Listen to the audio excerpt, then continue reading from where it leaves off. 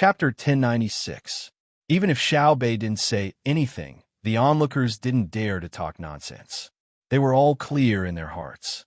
Although Shuyun's family of eagles were very well behaved in front of Xiao Bei and the others, to the point of being docile, eagles were still eagles after all, not to mention that they were eagles that had killed their way to fame. Therefore, although they were watching, no one spoke loudly. Occasionally, they would whisper a few words to the people around them, as if they were worried that Shuyun would misunderstand. Xiao Bei no longer cared about the others. While chatting with Shuyun, she observed the other 11 little eagles. Although they were all Hongwan and Shuyun's children, the 11 eagles were all different in color. Some are like Shuyun, snow white all over like a cloud. Some are like their mother, fiery red all over, so much so that not a single strand of other feathers could be found on their body. Some are like veins that dyed red and white on their feathers. Among them, there was one whose color was the most uniform, pink. Xiao Bei didn't know if it would still maintain its current color after changing its feathers, so she was very hesitant. Her favorite was the pink one. It wasn't as thick as the red one, nor was it as soft as the white one. The pink one was gorgeous, and when the sun shone on it, it would dazzle the eyes. Xiao Bei planned to get it herself, but she was afraid that others would like it as well. Therefore, while chatting with Shuyun, she didn't forget to tell her 8 brothers and sisters how good the red one was and how good the white one was. She even said that the veins mixed with the 2 colors were like marble patterns, noble and elegant. However, she didn't mention the pink one. Of course, she definitely wouldn't say anything bad about the pink eagle. What if it was as smart as its father and understood what she meant? It wouldn't cooperate with her in the future. Xiao Yuan and the others weren't fools. They were usually together every day. So how could they not understand their youngest sister's thoughts? It was just that none of them exposed her. Besides, they really didn't like pink. It was too ostentatious and didn't match their personalities. With Shuyun's help, time was delayed. When the sky turned dark, Zhang Xiaobao and Wang Wan finally saw their younger siblings. At the same time, he also saw the 13 eagles standing on the highest point of the ship. With the help of the light, Zhang Xiaobao saw the appearance of a group of little guys. Filled with joy, he found a thicker stick and waved at Shuyun. Shuyun also saw the comrade who had once fought side by side with her. She was also very happy. With a cry, she bent down and spread her wings, gliding towards the other party. It flapped its wings twice and landed on the wooden stick that Zhang Xiaobao had placed on his shoulder. It then intimately rubbed its head against Zhang Xiaobao's face. "Have you finished your work over there? Are you tired?" Zhang Xiaobao pointed in the direction of Tubo and asked Shuyun. He was talking about the matter of Tubo's aid. Tubo's aid had already ended. If it didn't end now, it would mean that it was snowing again. If that was the case, perhaps half of Tubo's people would freeze to death. When he was in Hangzhou, Zhang Xiaobao had already received news that the disaster relief had already been completed. Not many people had died. Some houses had been crushed, and the loss of tents was also huge. Coupled with the cattle, sheep, horses, and poultry that were raised there, if there was no help from the central government, it would probably take at least 5 years to recover. When they heard the news, Zhang Xiaobao and Wang Wan were very surprised. They had never heard that Tubo had suffered such a serious disaster. Perhaps there were no records, or perhaps everything had changed. But no matter what, Tubo now belonged to the Tang Empire, and the people of Tubo were also the people of the Tang Empire. It was impossible to leave them in the lurch. Thus, a lot of people and a lot of supplies were dispatched. This time, the animals could be considered to have done a great job. Many people and horses couldn't walk on the road, so the dogs pulled the plows and ran like shuttles. They delivered the rescue items and at the same time pulled the trapped people out. Shuyun contributed the most. He commanded a group of subordinates to be in charge of aerial reconnaissance. He told the people on the ground where they needed help and guided them from the sky. At the same time, when they encountered places that even the dogs couldn't go, the eagles would carry the necessary supplies and medicine and airdrop them. Furthermore, the local eagles of Tubo were also gathered, forming a large force. According to the news, many people of Tubo had to kneel down when they saw Shuyun. They thought that he was a divine eagle sent by the longevity god to save them. As a result, the overall rule of the Tang Empire became more stable. It turned out that the people of Tubo were afraid of the Tang Empire's military power. They knew that the Tang Empire already had powerful things like cannons, and they could kill a lot of people with one shot. Of course, they were more afraid of two names, Xiaobao and Cuckoo. One killed without batting an eyelid, while the other killed without spilling blood. The situation was that they were coerced by military force. Originally, the people of Tubo were from different tribes and didn't have a clear concept of a country. They also didn't have any thoughts of loyalty to a country. Secondly, ever since they were coerced by military force to submit, they received orders from the capital to send many things, especially various advanced cooking utensils, food and medicine that they had never eaten before, and different clothes. This made them feel that they had plenty of supplies. After submitting, their days were better than before, so they didn't have any other thoughts in their hearts. It was the temptation of supplies. As a result, they had a different understanding of the Tang Empire. When a large-scale disaster occurred, they once again felt the warmth from the capital. The most important thing was the appearance of Shui Yun, an eagle that could command all the other eagles. He was as smart as a human. In their view, this was a god that belonged to the longevity god. Even gods were under the control of the Tang Empire, let alone mortals like them. Therefore, after the coercion of military force and the temptation of supplies, there was also a spiritual guidance related to faith. They didn't believe in any other religion now. Ever since Shui Yun led the troops to save people one after another, the people of Tubo truly regarded themselves as part of the Tang Empire. Shui Yun had made such a great contribution in a situation that no one had expected. After analyzing the intelligence, Li Longji had already promised that when he returned, he would personally reward Shui Yun in front of her. Not only would he raise her official rank, he would also give her a fief. He would find a good place suitable for raising cattle, and all the produce would belong to Shui Yun, and it would be the kind that didn't collect taxes. If Shui Yun's children were as smart as Shui Yun, then after Shui Yun died of old age, the fief would continue to be taken over by her children.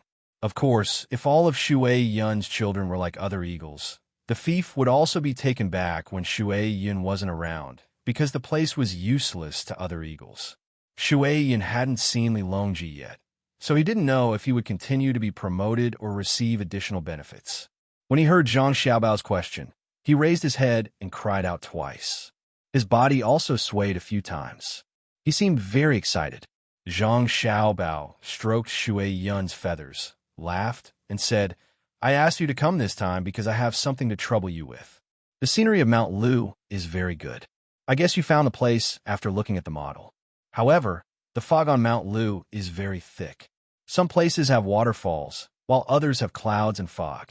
There are also wild tea trees on the mountain that taste good. Cloud fog tea is also famous in the Tang Empire. Therefore, it's very dangerous for hot air balloons to fly up there, and it has very little surveillance effect on the ground. Go and help find them." Zhang Xiaobao said a lot. Shui Yun was confused. He tilted his head and squinted at Zhang Xiaobao, meaning, "What are you talking about? It's a mess. I just want you to help find the enemy." Zhang Xiaobao omitted the other introductions of Mount Lu. Shui Yun understood this time. He cried out and was about to fly up to find the enemy, but Zhang Xiaobao stopped him. "It's late. Take a rest today. You've been flying for a long time. Have a good sleep. After dawn tomorrow, take your family there. Go to sleep and fly again when the sun comes up." Zhang Xiaobao said and gestured. Shui Yun understood again. He moved his body and cooperated with Zhang Xiaobao's upward force.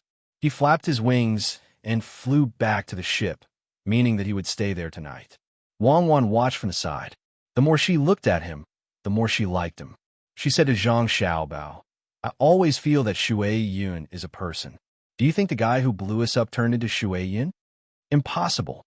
If he really turned into Shui Yun, he would have become a spirit long ago. Why would he cooperate with us? Do you think a person who can spread his wings and fly will listen to others?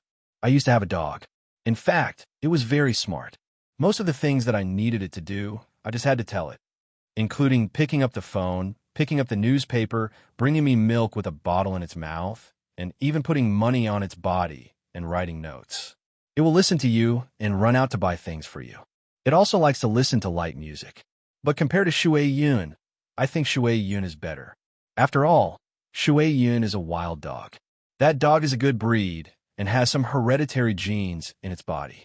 Zhang Xiaobao looked at the boat that was not far away and said to Wang Wan while waiting for his younger brother and sister to arrive, "Rich people can actually raise such a good dog. Let's go to the shore and see if the little guys have lost weight.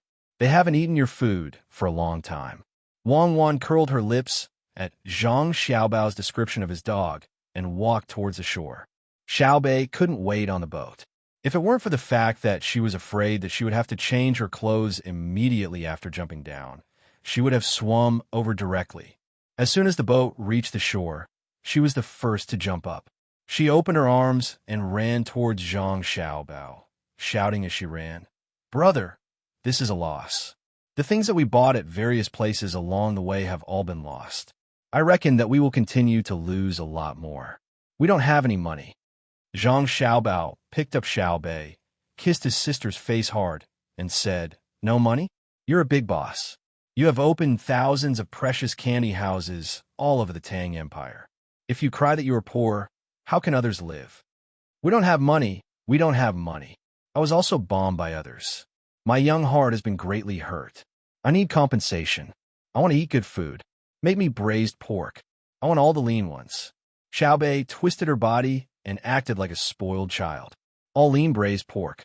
Your brother doesn't know how to make it. I only expect the fat to be fragrant. Why don't I make you some stir-fried pork and a pig's heart to nourish your soul?"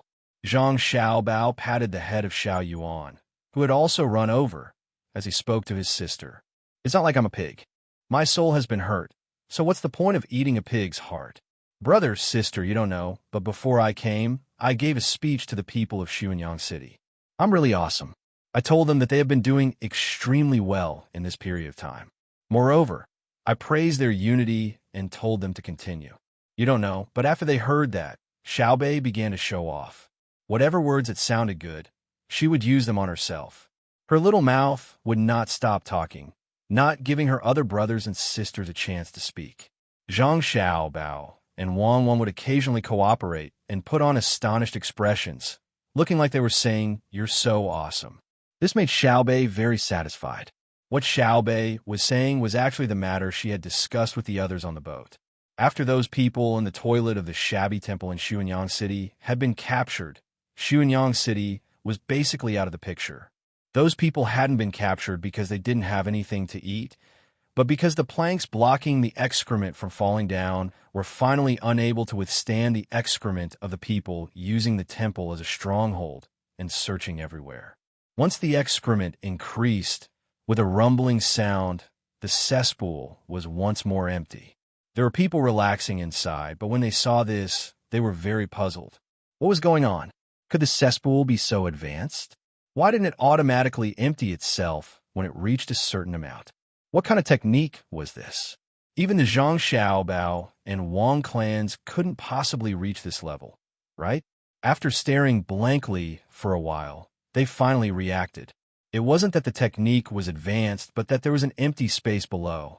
They could faintly hear a few cries for help, but soon after, there was no sound. Thus, they immediately had people jump in to investigate, pulling out those people who had already drowned. After some treatment, they didn't need to interrogate them to obtain even more useful information from their mouths. Following the information, they finally managed to capture the people hiding in Xuanyang and the surrounding areas. This had happened the day before yesterday, so it was quite a coincidence. However, they didn't manage to find out anything about Mount Lu, so they probably all had their own ideas. The operation was over, and Xuanyang had to return to its original life. Xiaobei and the others set up a platform on the pier and used a loudspeaker to give a speech to the common people of Xuanyang. First, they thanked the common people of Xuanyang for everything they had done for them, thanked them for their efforts, and then praised them for their great ability. They had even managed to capture those people, so of course they had the ability.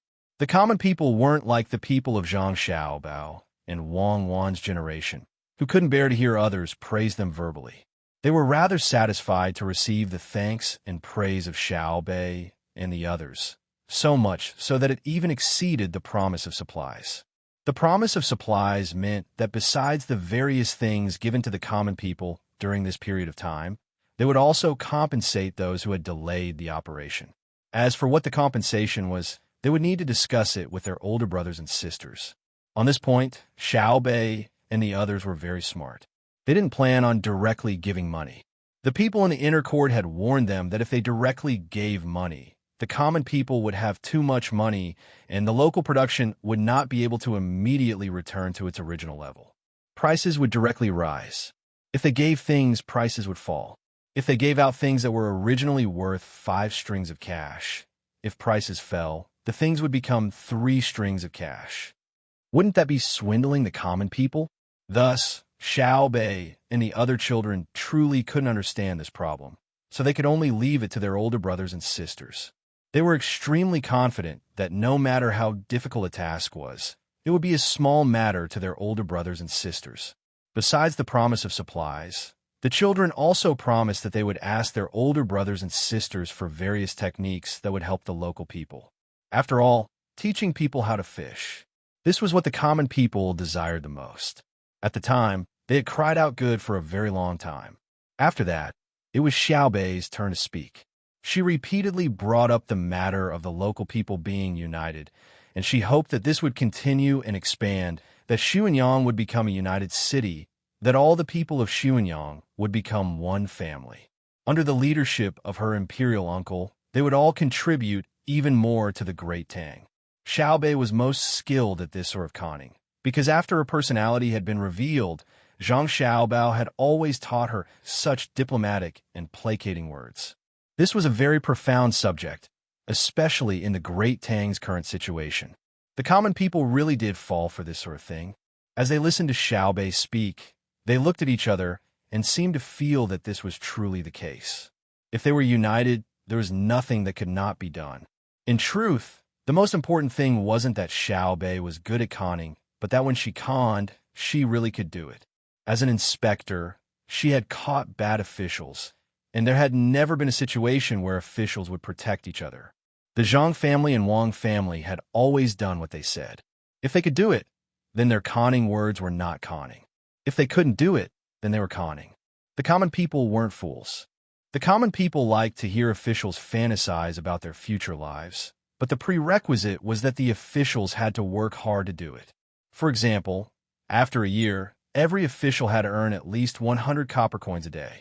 If the official worked hard, the common people would see it. After a year, if the official didn't earn 100 copper coins but 80 copper coins, the common people would acknowledge that the official was capable. The next time he conned them, the common people would like to hear it. But if the official didn't earn even 10 copper coins, or even less than before, and they didn't see what he did, after a few times, the common people would no longer believe him. When they heard the official's concoction again, they would feel disgusted. As Zhang Xiaobao listened, he wondered if in the future, when the imperial court came up with a plan, they could use the newspapers to let the common people know about it. If they gave the common people a guide to work hard, when the common people of Xuanyang united and worked hard for the same goal, the effect would be very clear. Then if the common people of the Great Tang also united, what would the result be? With this thought, Zhang Xiaobao put down his sister. After informing his younger siblings, he had someone set up the kitchen and personally cooked for them. He even called over Wang Wan. "You can't do it yourself? And you even want me to help?" Wang Wan followed in and asked Zhang Xiaobao. She still wanted to spend more time with her younger siblings. "You're still not satisfied with making something for your family?" "In the past, I wanted to make something for my family, but who would eat it?" Zhang Xiaobao handed a bowl to Wang Wan, his eyes glancing at the place where the starch was placed. Wang Wan knew that Zhang Xiaobao's dishes needed to be mixed with starch, so she walked over and fetched the starch. "They found a job for us. We need to calculate the amount of goods that flow through Xuanyang, the time it takes for production to fully recover, and the types of goods that are produced. Then we need to calculate the types and origin of the goods to be sent, including the route and speed of the goods. Only then can we know how much money to compensate the common people of Xianyang, and how many types and quantities are appropriate. After all, they've contributed to our younger siblings, so we can't just send them off with a bit of money. That would make them feel that we don't value them. Zhang Xiaobao cut the vegetables, completely ignoring what Wang Wan said. After cutting one, he placed it on the side and cut another. It's simple. There's no need for us to do it. We can just let the inner courtyard do the calculations. What I'm worried about right now is what kind of technology to provide to Xianyang. Xiaobei's words have already been spread, so as an older brother, I have to give them face. Besides, this is what I should do. We're different from other people. Other people travel according to their mood, but we have to observe the environment and the types of goods in every place we go. From there, we can summarize and see what kind of technology we can provide. The Ministry of Works and the Western Agriculture Temple aren't just for show. Every so often, new technology will appear. There are many different branches, and they have to be transformed into productive forces. Otherwise, according to the current printing speed, in less than 5 years, the value of the currency will drop by half. They're next to the Yangtze River, so of course they'll mainly rely on water. Let's build a few small hydropower plants for them so that they can use electricity.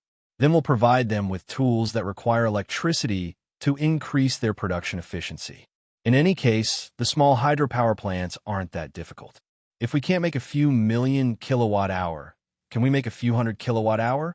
Wang Wan gave her idea. Zhang Xiaobao shook his head. That won't do. The technology isn't mature yet. The ones that are usually sold to the rich are very small. If they're placed in the Yangtze River, how can they store water? It's not a problem of the wattage, but a problem of how to control the flow. Wind is easier than water. Let's not talk about this anymore. We'll slowly think about it later. It's not like we have to provide them immediately. I just thought of a problem. In the future, when the Great Tang Imperial Court makes a development plan, shouldn't we let the common people know about it and give them a direction to work towards? Oh, is that what you mean?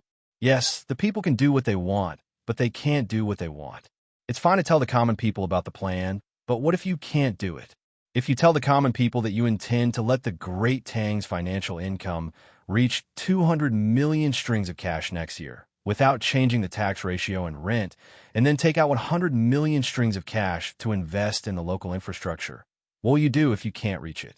You're not thinking of deceiving the common people, are you? Just say that you've reached it, and then when you use it for the infrastructure, you take out 10 million strings of cash and tell the common people that the various materials and labor used add up to 30 million strings of cash to make them happy? Wang Wan understood the meaning behind Zhang Xiaobao's words, but she was very worried. Not to mention now, even back then, no one had told the common people about this. It had always been ambiguous or vague. I'm not an idiot. We can first estimate that if we can reach 180 million strings of cash, we can tell the common people that we can reach 140 million strings of cash. At that time, even if we can't reach 180 million strings of cash, we can still reach 140 million strings of cash, right? As for the materials needed for the infrastructure, I don't believe that the officials of the Great Tang would dare to randomly find someone to decide. We'll have all the suppliers of the raw materials bid and see who is what's best. Of course, the cement will definitely be provided by our family. It's not because the cement can be sold for more money, but because the technology can't be handed over right now. If other countries learn it, we can use cement for many things. The most direct is to build fortifications. I don't want to waste energy in artillery shells when we need to use force. When I was following them, I saw that the people who jumped out of the boats had water glasses over their eyes. That was glass, the glass that rich people buy to make windows. It's not as good at resisting pressure as the glasses I wear, but this shows that they're not stupid. Today, they use glass to make water glasses. Tomorrow, they'll grind out glasses. After that, they'll make binoculars. Perhaps the troublemakers have already bought a lot of glass and shipped it back. After many experiments, they've made binoculars. Although the glass is relatively thin and of poor quality, there are bubbles in it. Zhang Xiaobao recalled what he saw when he was chasing the people and was very surprised. They weren't stupid, but they didn't have a systematic research direction. They just needed a little guidance. Wang Wan also knew about this. When she captured the people, she seized their water glasses. They were sealed with gum, and there was something similar to donkey hide gelatin. It seemed to be fish glue, which was more useful. This showed that they were already working hard to study the great Tang's technology while marveling at it. Hearing Zhang Xiaobao mention it again, Wang Wan said, "We definitely can't tell them that there are bubbles in the glass of the binoculars that need to be removed by stirring." Back then, a country paid a considerable price to obtain these two simple words. "Then you're agreeing to tell the people about the future plans of the imperial court?" By this time, Zhang Xiaobao had already cooked 2 dishes. His speed was extremely fast, mainly because the fire was strong enough and the dishes didn't require too much effort. They didn't have time to cook laborious dishes tonight, especially soup. They had to finish the preliminary steps tonight so that they could eat it tomorrow. "That's fine. We'll do as you say, but we have to split it up. The imperial court is a large area, and the local areas will be small. The most important thing is to watch over the officials. Otherwise, in order to reach a certain number of local officials, they might take extreme measures. The gains don't make up for the losses." Wang Wan knew about the past.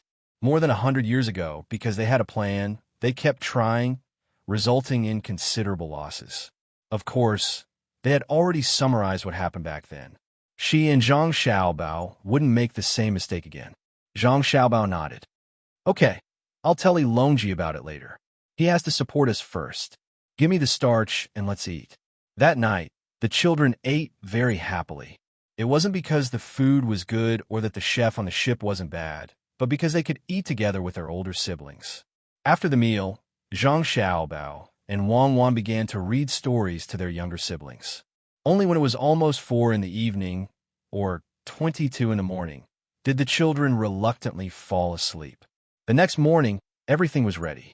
Zhang Xiaobao ate breakfast with his siblings, looked at the clear sky, and waved his hand. "Let's go. We'll torture them to death." Chapter 1097.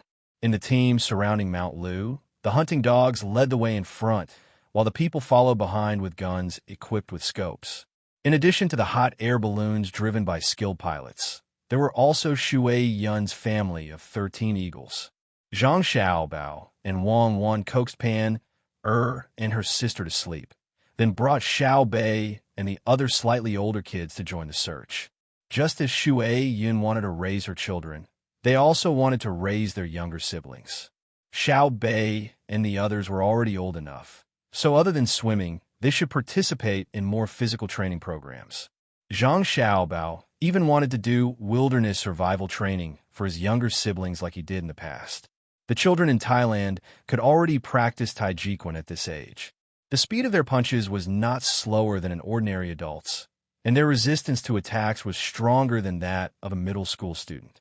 If they were older, in a small country that had never stopped fighting, they would be able to use guns to kill people.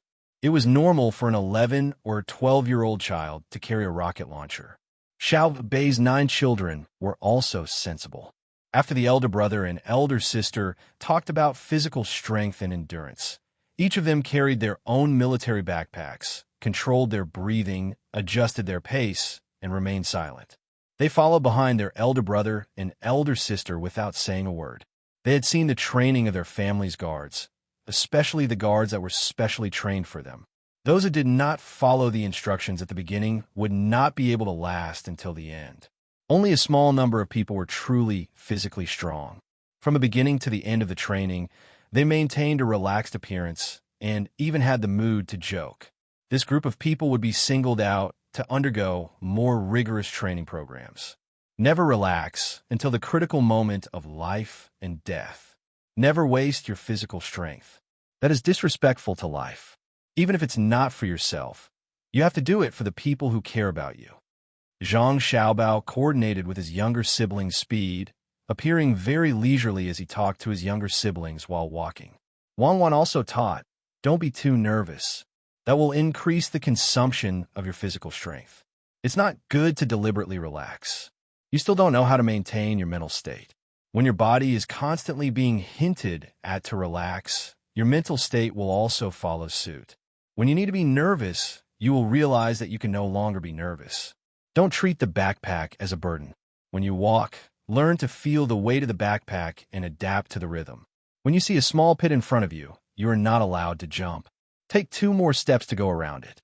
The action of jumping up will consume several times your physical strength. The 9 children listened, but did not ask. They had strongly requested to come along. Before they came, they had agreed that it was not time to rest. Other than the sound of their breathing, they were not allowed to say a single word. Otherwise, they would not play with them next time. Of course, they didn't carry guns, bullets, or grenades in their backpacks. Instead, they carried their clothes and all kinds of food. The other tools were carried by Zhang Xiaobao and Wang Wan. The 2 of them did not carry too many things. Each of them only carried a gun, 50 rounds of bullets, and the best single-edged sawtooth knife made by Tang Dynasty's technology. These were the only weapons they had. The rest were a tent that could be assembled, a few pots and pans, as well as spices and rice. The 2 of them did not intend to let their younger brother and sister live like orphans who were abandoned in the wild. It was not that they could not train to eat raw food, but it could not be done in Mount Lu. Who could guarantee that there were no parasites or powerful bacteria in the food they randomly found? The 2 of them usually cooked raw food for their younger siblings to eat, such as sashimi, raw beef, raw venison, oysters, grasshoppers, maggots that had been specially bred after several generations, as well as green worms that had not yet turned into cocoons. Zhang Xiaobao would ask the people in the medical school to help take a look. With the current technology, when there were no problems, they would feed their younger siblings with various supplementary seasonings. Wang Wan also cooperated with Zhang Xiaobao and set an example for their younger siblings. The 2 of them fed their younger siblings while telling them stories. After all, children were children. They could not be too cruel. When Wang Wan was undergoing training, no one told her any stories. She ate for the sake of strength. Needless to say, Zhang Xiaobao also had no one to tell him a story. He ate for the sake of living. Just like that, from dawn until noon, Xiao Bei and the others did not have time to rest at all. They walked for 4 hours. If it were an ordinary adult, they would have been tired by now. However, the 9 children still had strength. This was also why Zhang Xiaobao and Wang Wan worked hard to train themselves when they were young. Children's bodies recovered very quickly. Even if they slowed down for a while, a child's recovery speed was several times faster than an adult's. Rest here. Zhang Xiaobao was afraid that his younger siblings would get dehydrated. Seeing that there was no fog above them and the sun was shining directly from above, he said to his younger siblings. The 9 children stopped and looked at their brother and sister. No one sat down and no one complained. Instead, they were very excited. They followed their brother and sister to a place where a small river flowed. They found a big tree and put down their backpacks. When they stood there and looked around curiously, Xiaobei said to Zhang Xiaobao, "Brother, can you teach me how to catch snakes?" She saw that along the way, whenever her brother found snake, he would catch one at a time. Up until now, he had caught a total of 6 snakes. The longest one was 5 meters. It looked very scary. Many snakes were also sent flying by her brother's spear. This was the first time she saw her brother catch snakes personally. Although she had already determined that there was nothing that her brother and sister could not do, she still felt that it was strange. "Okay, when we go back, I'll find some snakes for you to catch." Zhang Xiaobao agreed very quickly. He took out the folding multi-purpose bucket and stretched it to the river to get water. What if it gets bitten? Wang Wan took the snake and began to clean it up. She could not stand Zhang Xiaobao's pampering. Zhang Xiaobao did not think much of it and put the bucket in the water. Wei Wei moved and filled half the bucket with water. He said, "We're not asking them to catch pythons. They're just ordinary grass snakes. Just pull out the teeth and catch them casually. There's no need to be afraid of poison or bitten. It's fishy and sticky. We're forcing them to learn this." Wang Wan was still dissatisfied. "What's wrong with learning this? It's not against reason and there's no danger. Have you seen children catch scorpions in Hebei province? In the countryside of Hebei province, children of 5 or 6 years old can catch scorpions and small geckos with their hands. They put the scorpions in a cloth bag and give it to the older children to sell in the pharmacy. The money they earn in a day is enough to buy a set of clothes from the street stall.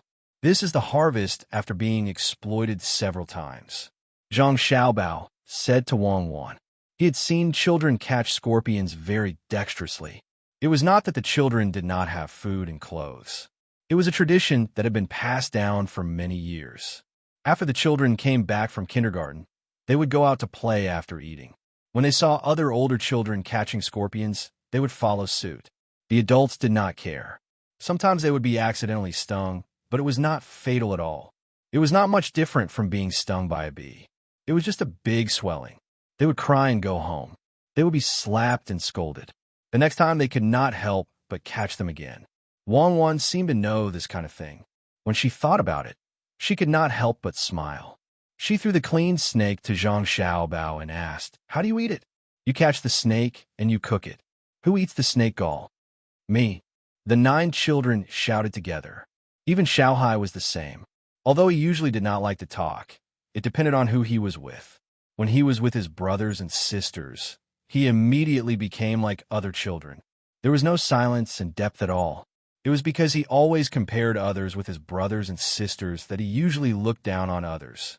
Zhang Xiaobao saw that there were only 6 snakes and 6 gallbladders. He didn't see any of them with 2 gallbladders. He quickly said, all of them. I'll make snake gallbladder wine for you. Each of you will have a small cup and divide it into 11 portions. Okay?" "Okay." The 9 children replied in a dragged voice. "Brother, is the snake meat roasted?" Xiaobei licked her lips and asked. She usually did not lack food, but now the environment in the wild was different. "I don't feel at ease if it is stewed or roasted. There are bacteria in it. When we go back, I will give you injections. I will shoot a rabbit for you. Watch carefully." As Zhang Xiaobao spoke, he put down the other things, picked up the gun, and moved quickly horizontally.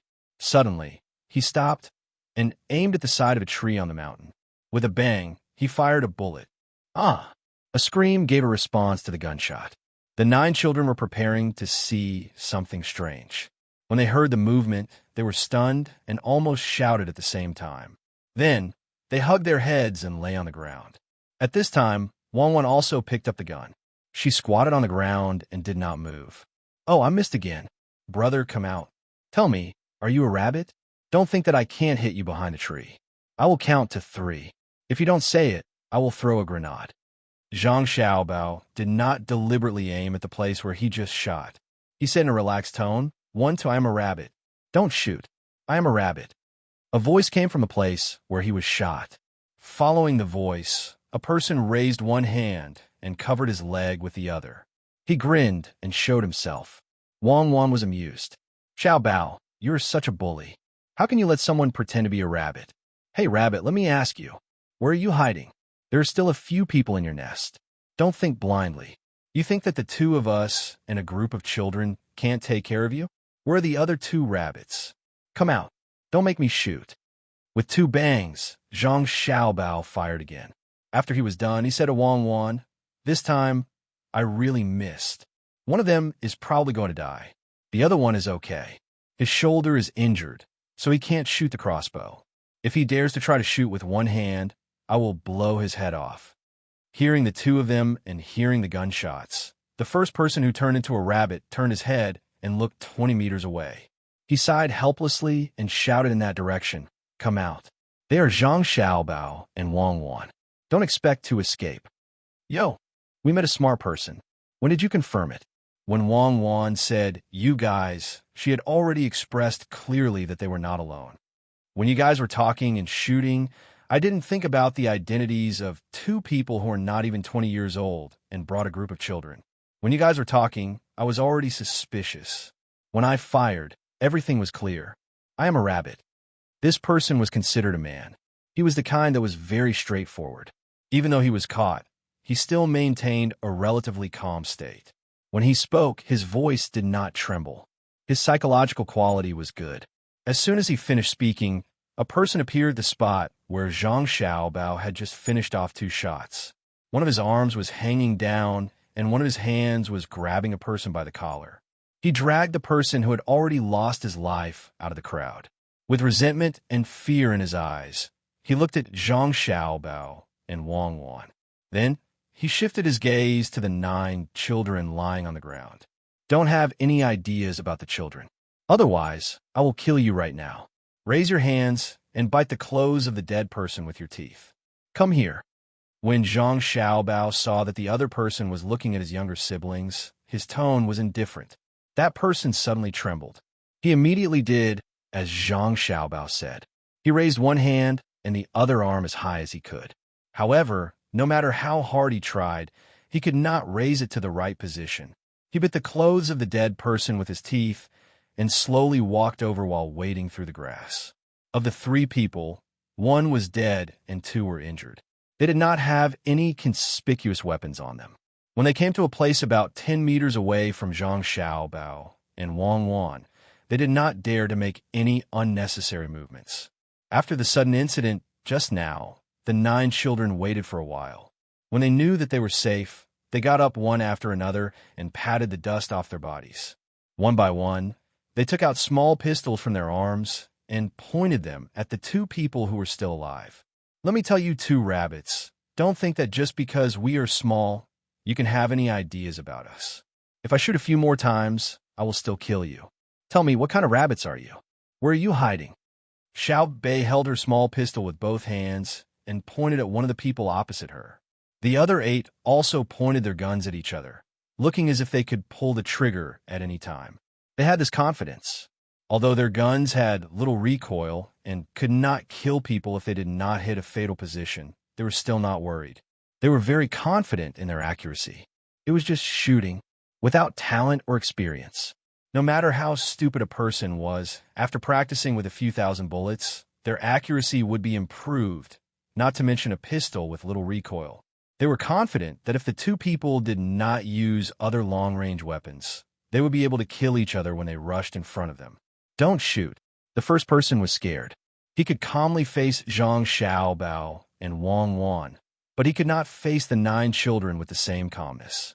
This was because Zhang Xiaobao and Wang Wan basically would not kill him immediately. However, the children were not necessarily so. What if they were happy and opened fire? I'm a gray rabbit. He is a white rabbit. The one who died is a mixed rabbit. Our nest is in the mountains. The man helplessly and sadly answered Xiao Bei's question. Chapter 1098. The man who called himself Gray Rabbit was tearing at his clothes as he spoke. His leg was still bleeding, and the other person who had been hit in the shoulder was also in the same situation. Due to the inconvenience of his hand, he needed to help bandage the wound with his clothes. As for the person who had been hit in the head, due to Zhang Xiaobao's poor marksmanship, there was no need to treat him. In fact, Zhang Xiaobao could not be blamed for killing the person.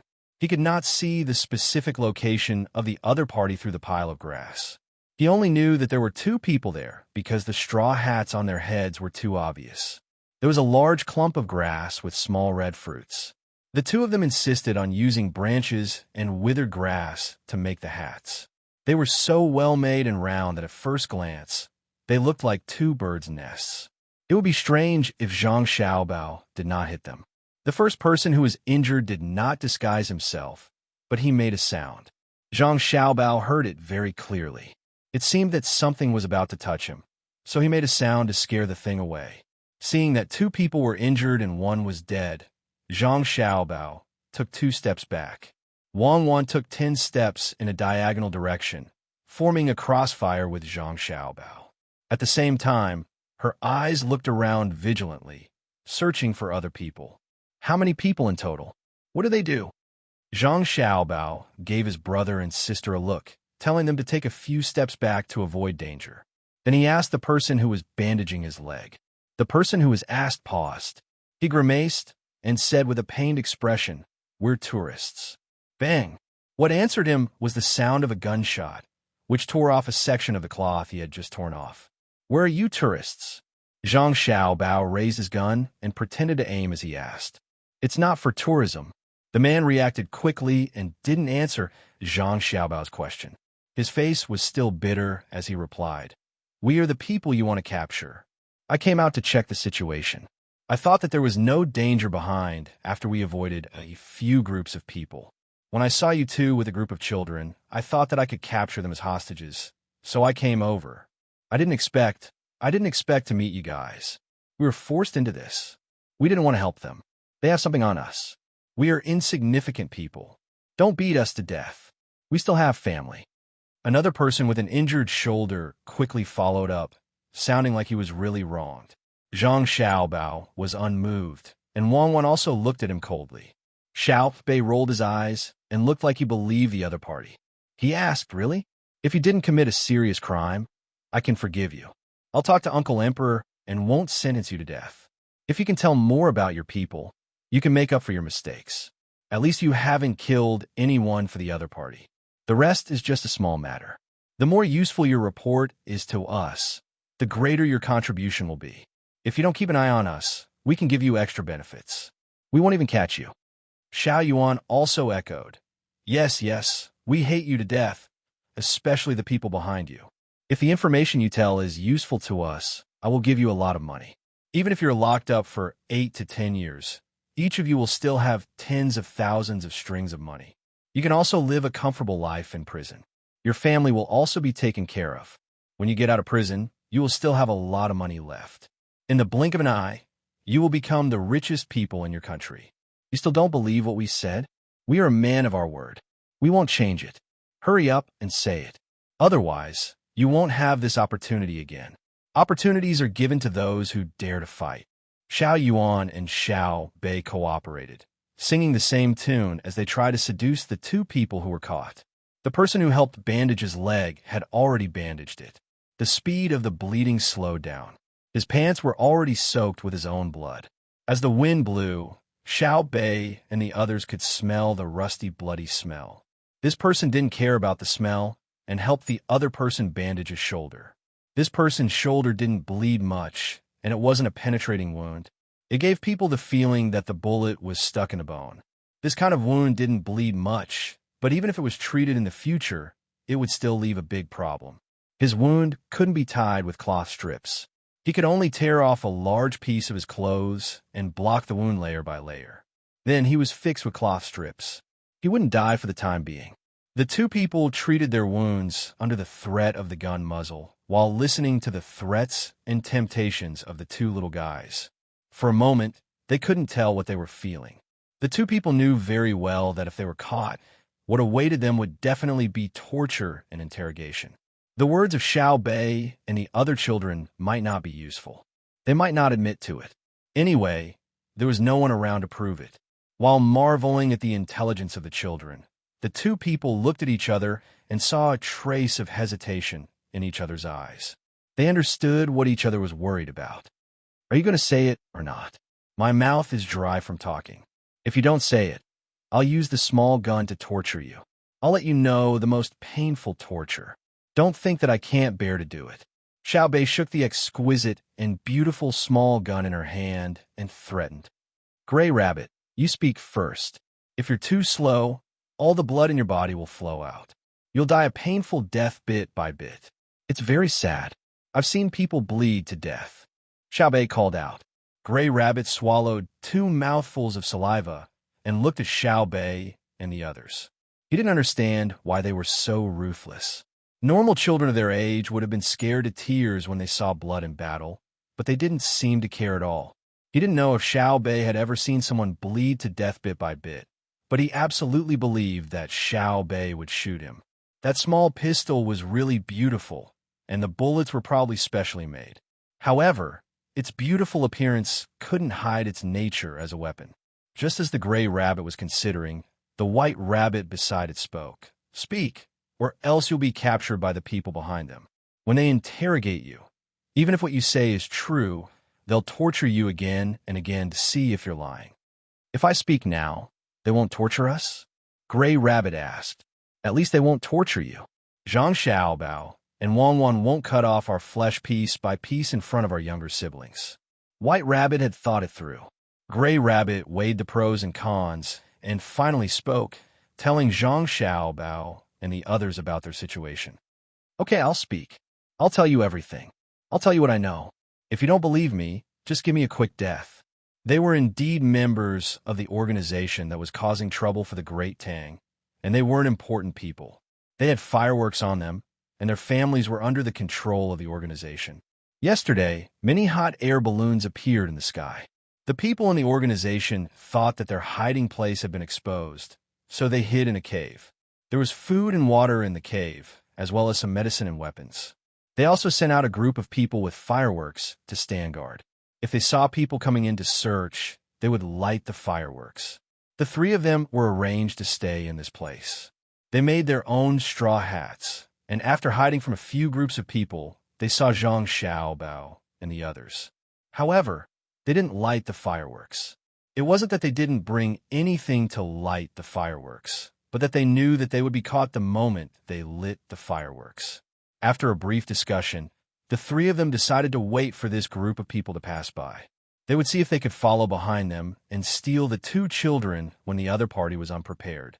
This would make the other party anxious, and they would return to the hiding place provided by their own organization to meet up with the others. As for why they didn't light the fireworks, they also thought of a solution. They would just say that they didn't know where the things to light the fireworks were. When they were hiding, Gray Rabbit discovered that there was a snake on a tree branch above his head. It was swallowing its tongue and slowly creeping toward him. He wanted to scare the snake away, so he made a sound. However, after making 2 sounds, he was stopped there by a gun, and the snake was scared away. After he was discovered, the other 2 people also didn't escape. If he didn't make a sound, perhaps no one would care about why there were 2 bird nests in a clump of small fruits. Gray Rabbit said, while White Rabbit added from time to time. After about 15 minutes, they had already told everything they knew. In the end, Gray Rabbit said dejectedly, "It's all because we were too stupid. We didn't recognize your identity. We thought that 2 people who haven't reached the age of 20 would not be a threat with a group of children. If we had known that it was you, Zhang Xiaobao, and Wang Wan, who were playing with your younger siblings, we wouldn't have dared to come here even if we had 100 guts. We would have run far away." When he spoke, he had a flattering expression on his face. He wanted to use his slightly aggrieved words to move Zhang Xiaobao and Wang Wan. Of course, no matter who it is, as long as they do something bad, they are most afraid of hearing my brother and sister's name. The people they're most afraid of seeing are the 2 of them. Anyone who is targeted by them can't escape, Xiaobei said as he raised his head. Yes. Impressive. We have already experienced it. And you, Xiaobei, are equally impressive, Gray Rabbit quickly echoed. Xiaobei twirled the small pistol on his finger twice, pursed his lips, and said with a smile, "It's useless even if you praise us. We won't let you go, and we won't give you the medicine on us. Let's wait for the people behind to catch up. Let's see if your lies are tough enough." Xiaobei's stubborn attitude in the blink of an eye made the 2 people who were caught stunned again. They had indeed planned to be treated first. They didn't believe that Zhang Xiaobao and Wang didn't have all kinds of medicine on them when they brought their younger siblings out. Bullets were very painful in the flesh, not to mention such a big lump of metal. Even if a needle was stuck in the flesh, it would still hurt if it wasn't taken out. It wasn't acupuncture either. As expected, Zhang Xiaobao didn't have any intention of helping them remove the bullets. He did have tools and medicine on him to prevent the people around him from getting hurt. But with the other party's situation, it wouldn't be a problem for them to hold on for 1 or 2 hours. After a while, the other people who were sent to search behind them would come over. Once they handed the people over, they would no longer have anything to do with him. "How did you guys avoid the hounds and eagles?" Zhang Xiaobao raised his head and looked at the sky. There were no thick clouds above the place where they were, and the sun shone down directly. "Eagles." Gray Rabbit also looked up at the sky and didn't see any eagles. He said, "We didn't see any eagles. As for the dogs, we thought of a way. That is to grind things that make you uncomfortable into powder. If the dogs smell it, their noses won't work. They won't be able to see where there's water. We even smeared the sap of grass and trees on our bodies. The dogs won't be able to smell it at all. We're not stupid animals. We leave enough scent to guide the dogs. We're humans. We're smart. You're smart, but you got caught by us." Xiaobei interrupted. Yes. We're not as smart as you. Shouldn't we go to where they're hiding? We can lead the way in front." Gray Rabbit didn't forget to flatter. The main reason was that he wanted to be treated. If he could lead the way in front, then he had to be treated. Otherwise, how could they walk? You want to lead us into an encirclement, right? Then you guys will die heroically, and we'll be unlucky as well, right? Xiaobei brought in the plot of the story she had heard. We wouldn't dare. They're stupid. They don't know how to ambush. We can successfully capture them. Gray Rabbit had already positioned himself as one of Zhang Xiaobao's gang. He kept talking about them and us. Xiaobei still didn't believe him. She snorted and said, "We're not going. We're here to play. It's already noon, and we're hungry. We haven't eaten yet. If we follow you on an empty stomach, you'll be abusing children. Bro, ignore them. Cook something to eat first. I want to eat snake meat." Yes, cook. Zhang Xiaobao also felt that other things weren't as important as filling the stomachs of his siblings. He took out a rope from his backpack and looked at the two rabbits. Gray Rabbit and White Rabbit cooperatively walked over one by one. They were tied together by Zhang Xiaobao. Zhang Xiaobao also looked at the two people's wounds and helped Gray Rabbit tie it up again. He tied it very tightly, so it probably wouldn't bleed to death in a short period of time. As for the people behind them, whether that leg could be saved or not, it had nothing to do with him. Since the other party had chosen to betray the Tang Empire, they shouldn't have the slightest bit of mercy for them. A woman's benevolence would get people killed. If that was really the case, Zhang Xiaobao would have died long ago. Wang Wang was in charge of guarding with a gun. Zhang Xiaobao began to cook for his siblings. Not only did he cook the meat of the snake he caught, he also dug up wild vegetables, blanched them in hot water, and dipped them in sauce. It was a combination of meat and vegetables, which was good for the body's absorption of nutrients. When the aroma of the food floated up, a group of people came from the road behind them. In fact, there wasn't much of a road, because Mount Lu was a tourist attraction and also a place for animal and plant research. The growth of the grass was not good with so many people walking on it. It looked like a road that had been walked by before. Of course, the people who herded the sheep were not allowed to drive the sheep into the mountain to eat, but there were people who came to cut the grass. Otherwise, when the sheep ate, not only would they gnaw on the bark, but they would also gnaw on the bark of the trees where they could eat, causing the trees to die. When they ate the grass, they would also dig up the roots of the grass, which was too damaging to the plants. There was a group of people behind them, roughly around 50 people. They were leading hunting dogs and carrying guns. When they walked over, they looked tired. It was probably because they had been searching all along the way, which was very tiring. They were looking for cigarettes. Other people were not allowed to start a fire on the mountain, but Zhang Xiaobao did not care. He had to give his siblings something hot to eat. As for whether they would be discovered by the enemy, he felt that it was unlikely. The fog of Mount Lu did not lack his cigarettes. Besides, they had not gone too deep into the mountain. Of course, the other people he was searching for did not know how to start a fire. Firstly, they did not have the time, and they were not here for sightseeing. Secondly, there were too many people, and the smoke was too thick. It would be easy for them to be discovered. Zhang Xiaobao also believed that the other party would not dare to eat hot food. They were hiding from people, so how could they dare to start a fire? Unless they were stupid. When the group of people who came later saw someone starting a fire to eat, they wanted to warn them. However, when they got closer, they saw that the person who started the fire was Zhang Xiaobao. They immediately stopped talking and were very surprised. At this time, Zhang Xiaobao and Wang Wan still had the mood to bring their siblings here for sightseeing. Were they not concerned about the capture of the people? When they turned their gazes and saw two people tied to a tree, everyone became speechless again. They did not need to ask to know who had been tied up.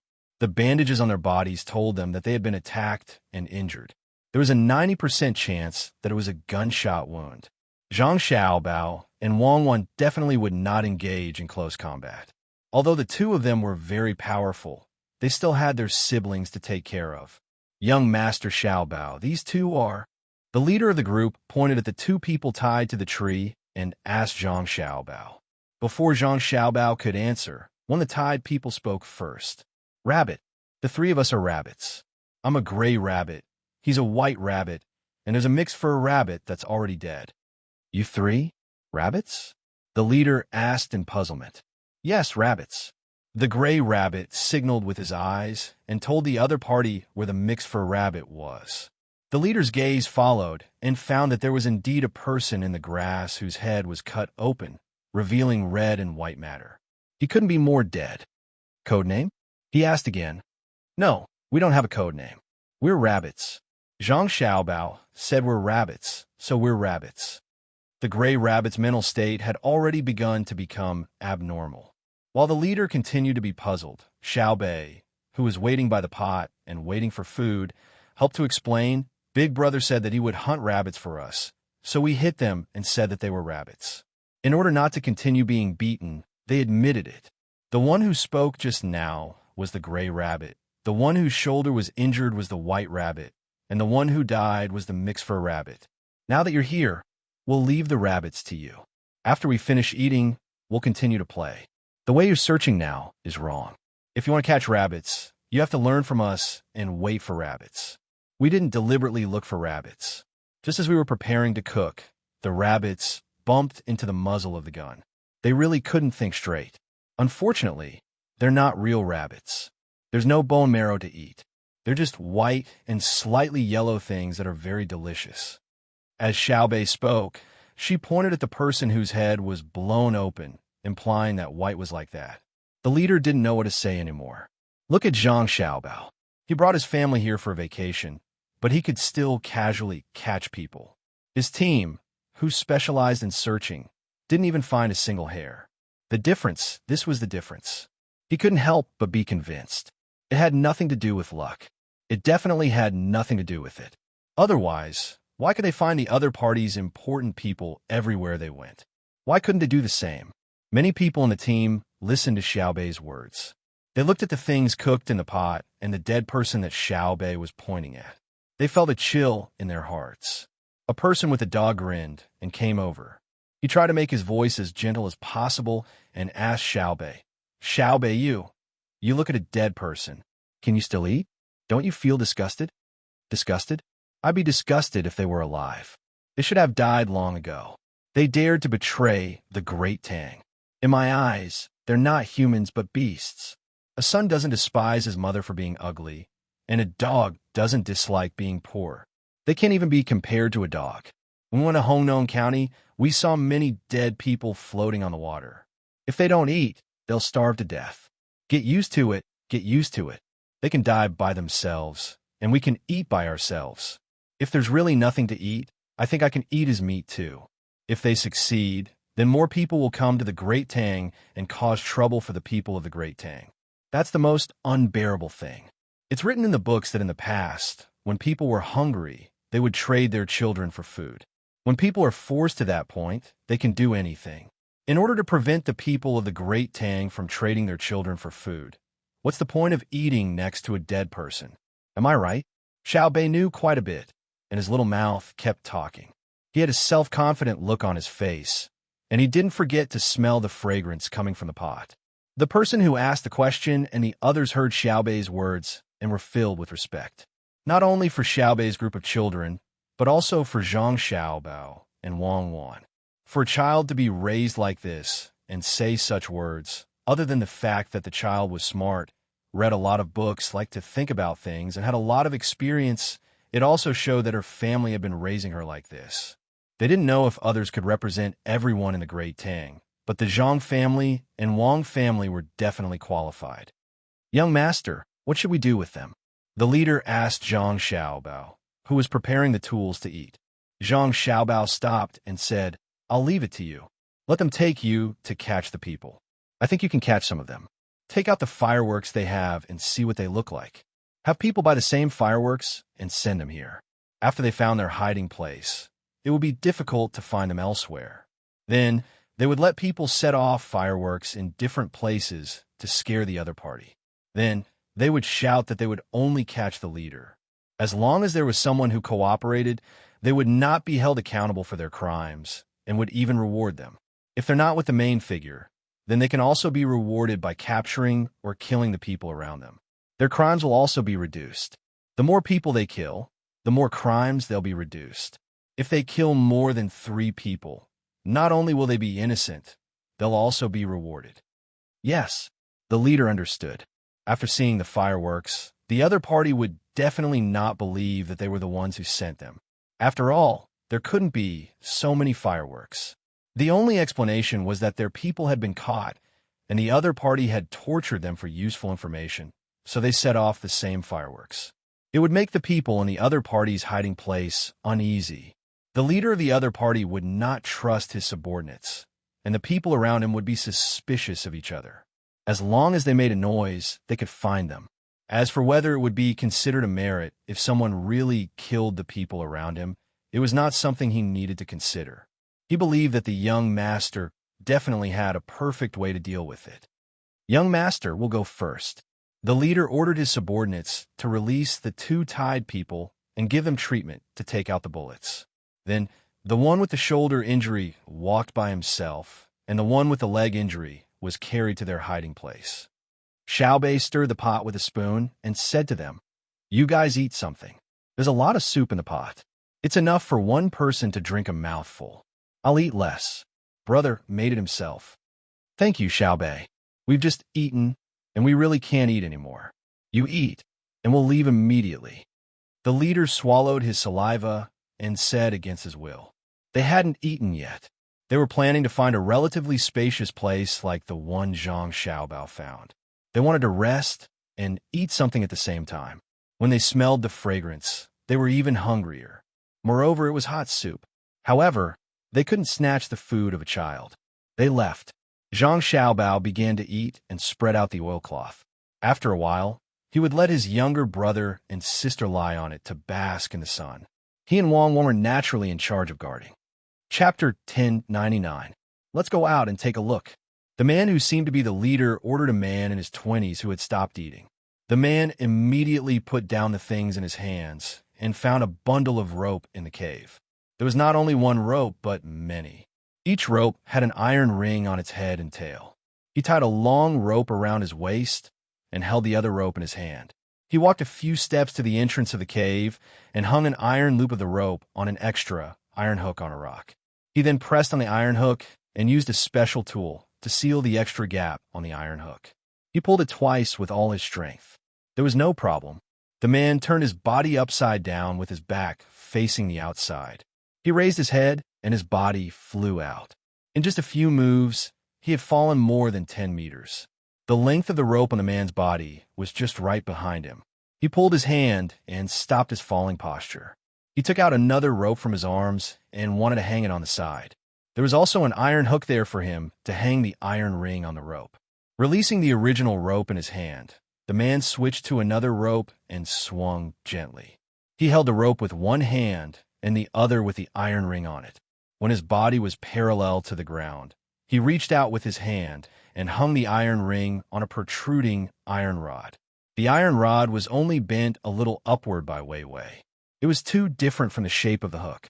It seemed that if he was not careful, the iron ring would fall off. After doing this several times, the man swung out of the waterfall by sticking to the rock wall behind the waterfall. When the last rope was used, there was a concave pit in front of him. The man dug in with one hand, and like a monkey, he nimbly dug one small hole after another diagonally down to the bottom. After dozens of times, when his feet landed on the ground, he let out a long breath and then gasped for breath a few times. Obviously, the movement just now had consumed a lot of his physical strength. If someone stood below and looked up, they would not be able to see the concave area on the road he used his hands and feet to get down. They would only think that the mountain wall should be like that. Moreover, most of the concave areas were chiseled out from below. Looking up from below, they would only see a flat rock wall. The man below looked up at the sky. The sound of the fireworks exploding was louder than in the cave because the sound of the waterfall crashing into the pool below was closer. Fireworks were still blooming in the sky, not only in the sky where they saw it from the cave entrance, but also in the sky above other places. The color of the fireworks was very monotonous. It was only red, and the pattern was also monotonous. They were all circles. If they came to see it at night, it would be many times better than now. The man who came out of the cave behind the waterfall looked at the fireworks in the sky with a trace of sadness in his eyes. He raised his head and opened his mouth to catch some water droplets that were blown by the wind.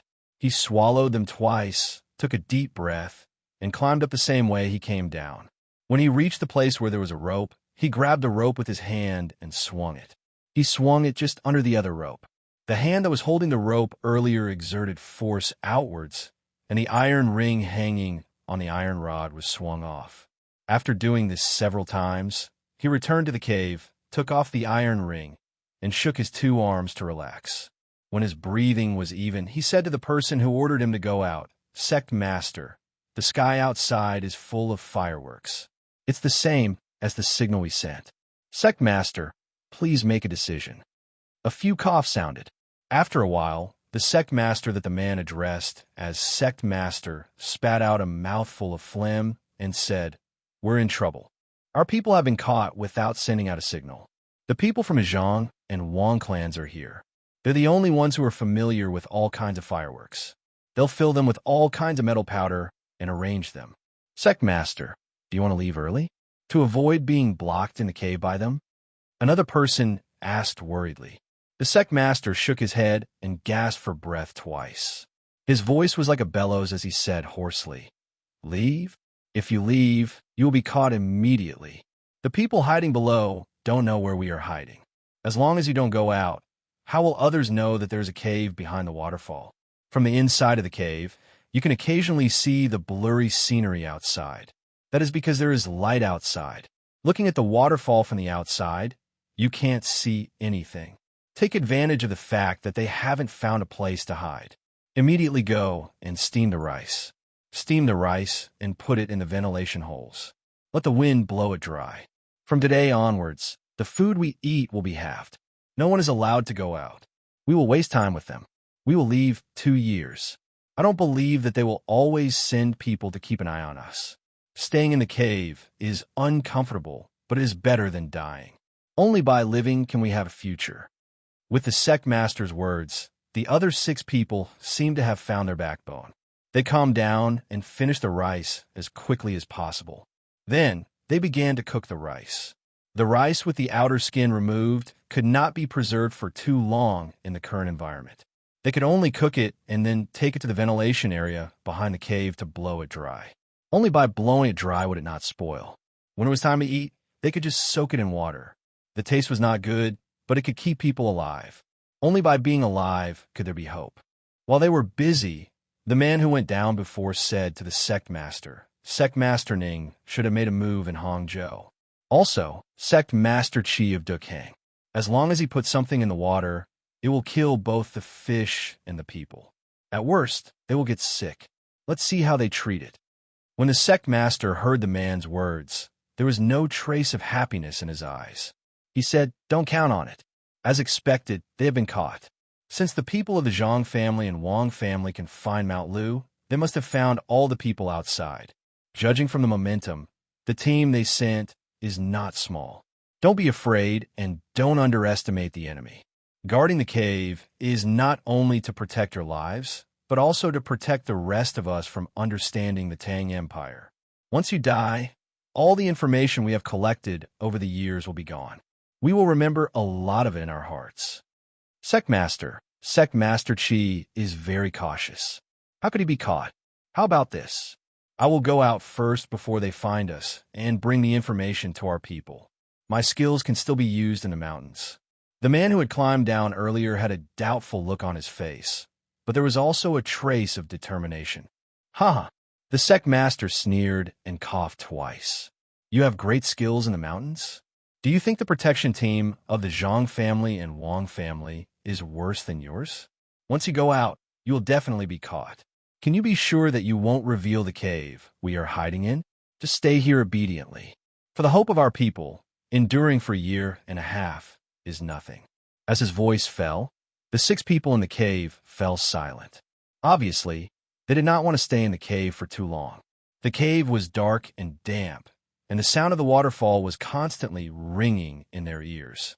They still did not believe that Sect Master Qi would be caught, but they did not dare to object. This was because the person in front of them had never been wrong. It's a pity that there are a few small holes in the cave that lead to unknown places. Moreover, the holes are too small for people to pass through. Otherwise, we can think of a way to the closest place to the outside and listen to the sounds. Why don't we have nothing to do and dig inside? Maybe we can find a new way out. If you want to dig, then dig. Don't make too much noise in case someone discovers the hole outside and is also puzzled. Be careful. There is no harm in being careful. The sect master did not continue to stop them. It was good to find something for others to do. Brother, are we going to fish for prawns in the middle of the night? Compared to the people in the cave who were nervous, Xiao Bei and the others were much more relaxed.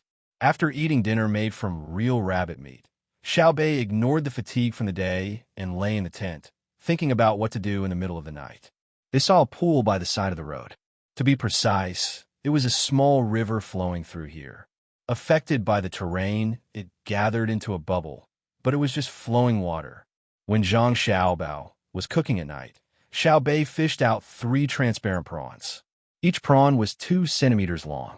According to Xiao Bei's understanding, the water was shallow, so the prawns were small.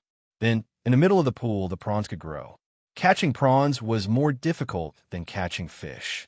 Xiao Bei estimated that with the swimming ability of the 9 of them, if they jumped into the pool to catch prawns for an entire night, it would be a very good result. Therefore, she dismissed the idea of using her hands to catch prawns. She wanted her brother to help her catch them, or use a net to catch them. However, the net that her brother carried with him was not used to catch prawns. It could be used to catch fish, but it could also be used to catch birds. However, if it was fish, there was no need for her brother to do it. Xiao Bei could catch enough fish to fill everyone's stomachs in a very short period of time. It was not challenging, so she did not want fish. Zhang Xiaobao was troubled. His sister said that she wanted to fish for prawns, so he should help her. However, how could there be any prawns in that small pool? When the hook was put down, it was thicker than a prawn. Unless the prawn was really blind and learned from a python, it would definitely not bite the hook. How about this? I'll go down and see if there are river snails. If there are, I'll let you guys drink some wine tonight. I'll make spicy fried river snails for you guys. Didn't you bring chili in your bag? Let your sister tell you a story. After listening to the story, I'll bring the river snails back. Zhang Xiaobao really did not have the ability to catch prawns and exchanged them for a dish for his sister.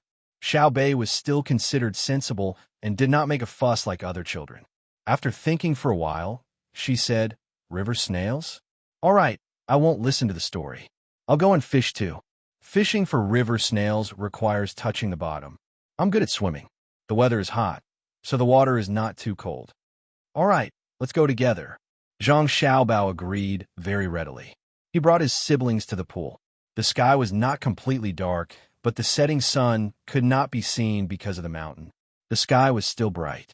Accompanied by the thin mist that had just risen, it was like a dream. The 9 children changed into swimsuits. They had deliberately brought them along. There was a lot of water in Mount Lu, especially where there was a waterfall. Xiao Bei wanted to fight with the waterfall. As for whether her brother would let her go after they saw the waterfall, it would depend on the size of the waterfall and the flow of the water. When they were about to go down, Xiao Bei did not let her brother follow. She said that there was no need to kill a chicken with a butcher's knife. The 9 of them were enough.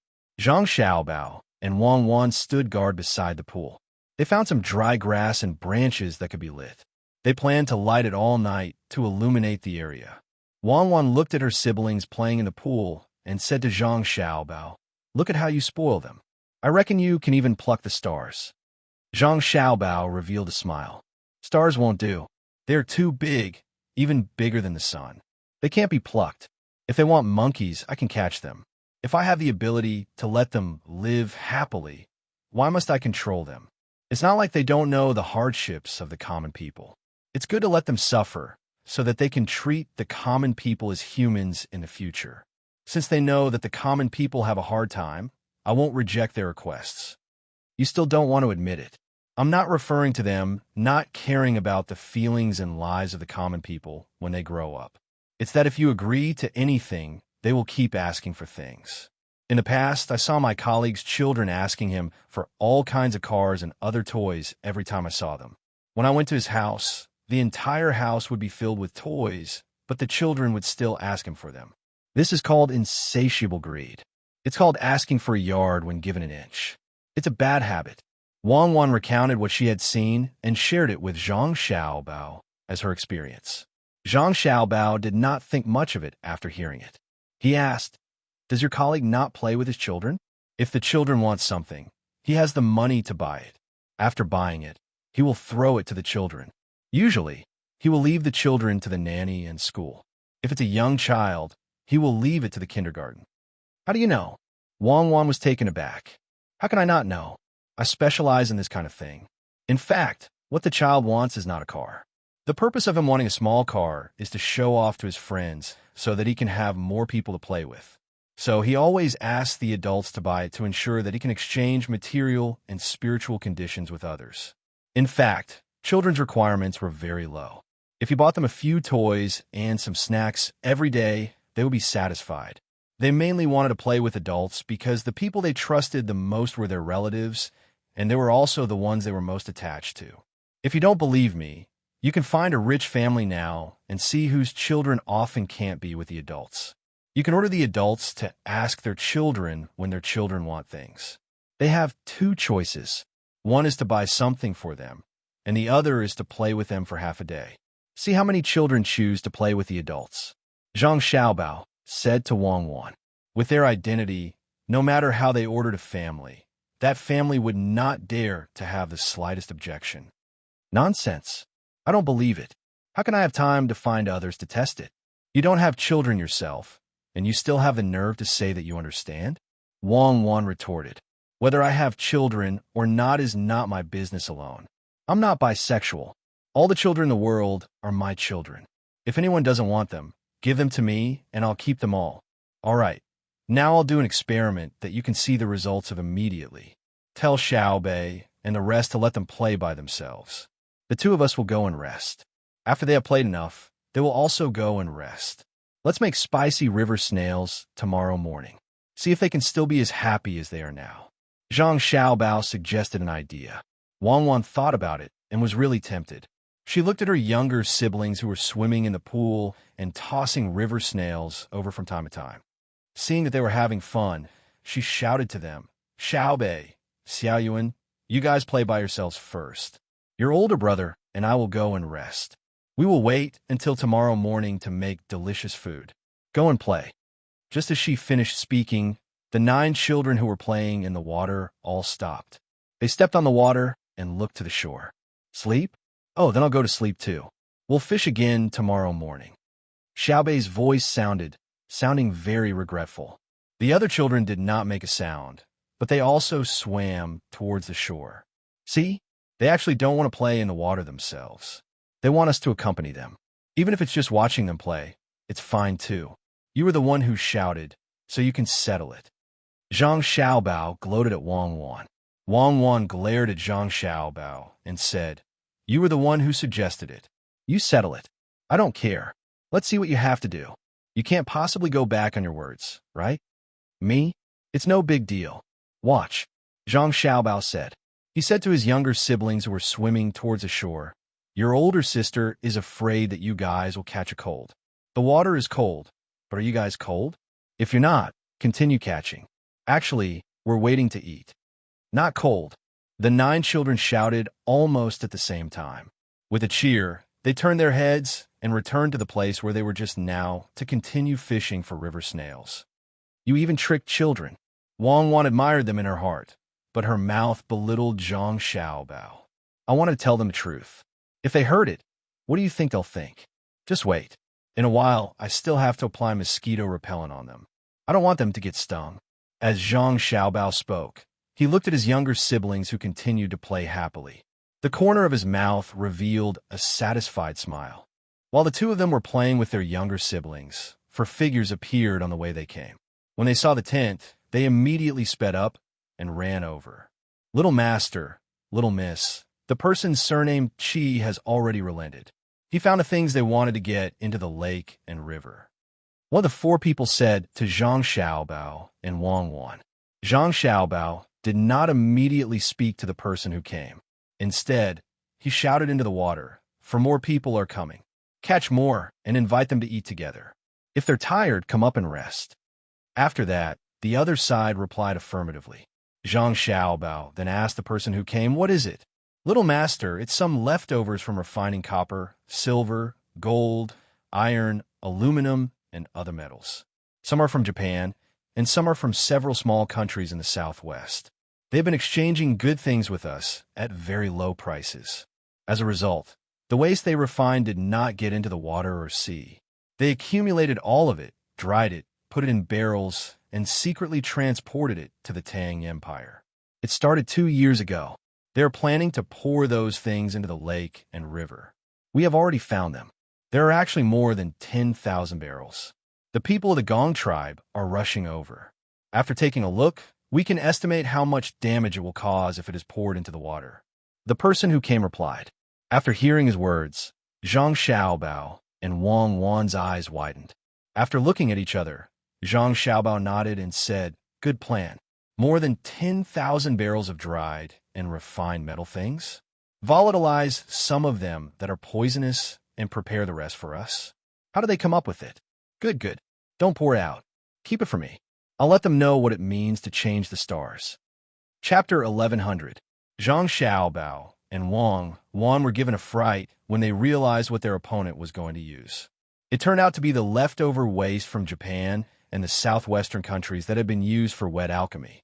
In smelting, besides cold forging, one would generally use decomposition and replacement to get out what was needed. The most common method was to heat it up, and this process would inevitably produce a lot of used water and gas. In truth, used things could not be called waste, but it was not cost-effective to extract and decompose useful things from them, so they would all be disposed of. The Great Tang was currently using a local metallurgy method, as well as a technical idea provided by Zhang Xiaobao and Wang Wan. During the replacement process, the heat would be used to replace what was being replaced, and the gas would be replaced. A lot of waste gas would be produced, most of which was poisonous. The two of them had no good idea about this, and this was not their time. As long as they were willing to invest money in the treatment of waste gas and wastewater, they could minimize the harm. Now was not the right time. It was still far from that level, but they could not stop refining.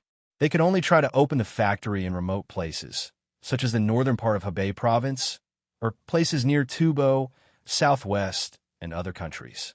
Hunan province would never agree, and neither would Jiangxi province, including the Yellow River and the Yangtze River.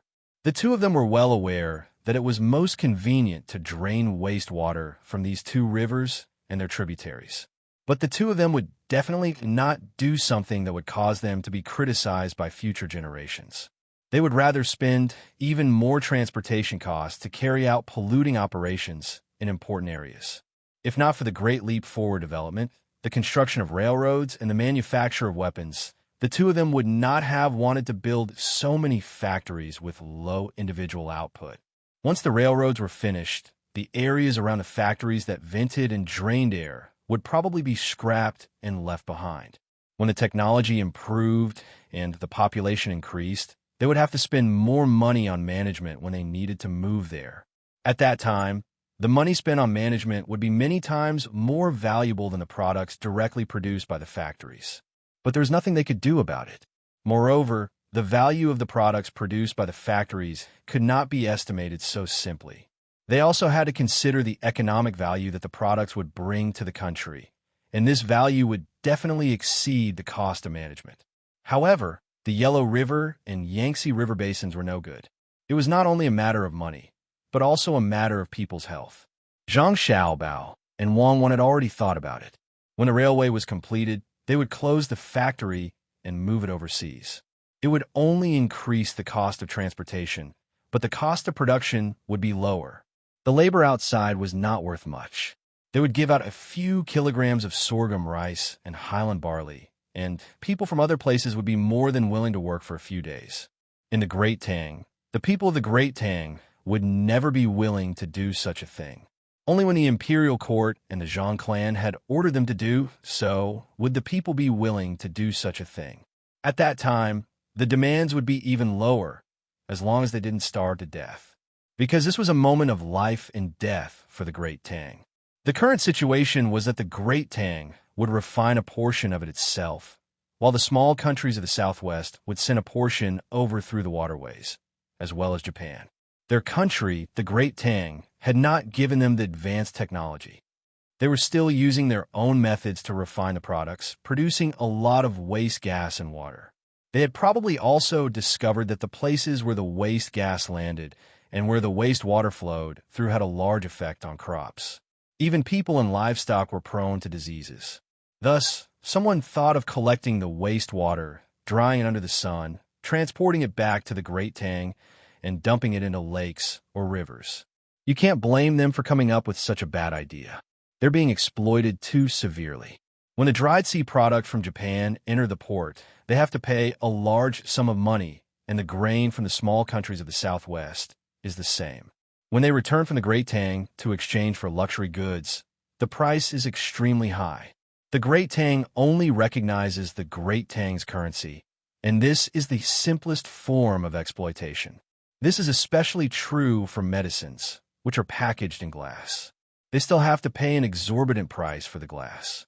It's not easy. After saying these harsh words, Zhang Xiaobao turned to Wang Wan and the 4 people who had come to deliver the news. But the 4 of them didn't believe him. In their eyes, young Master Xiao Bao was an existence akin to a devil. He would never cry when dealing with others, unless he transformed into a crocodile. As for Wang Wan acted like she had been enlightened by Buddha, the Jade Emperor, the Lord, or the Holy Sun, and agreed. That's right, I also feel it. Because their smelting skills are lacking, the finished products they make can only be considered half-finished products.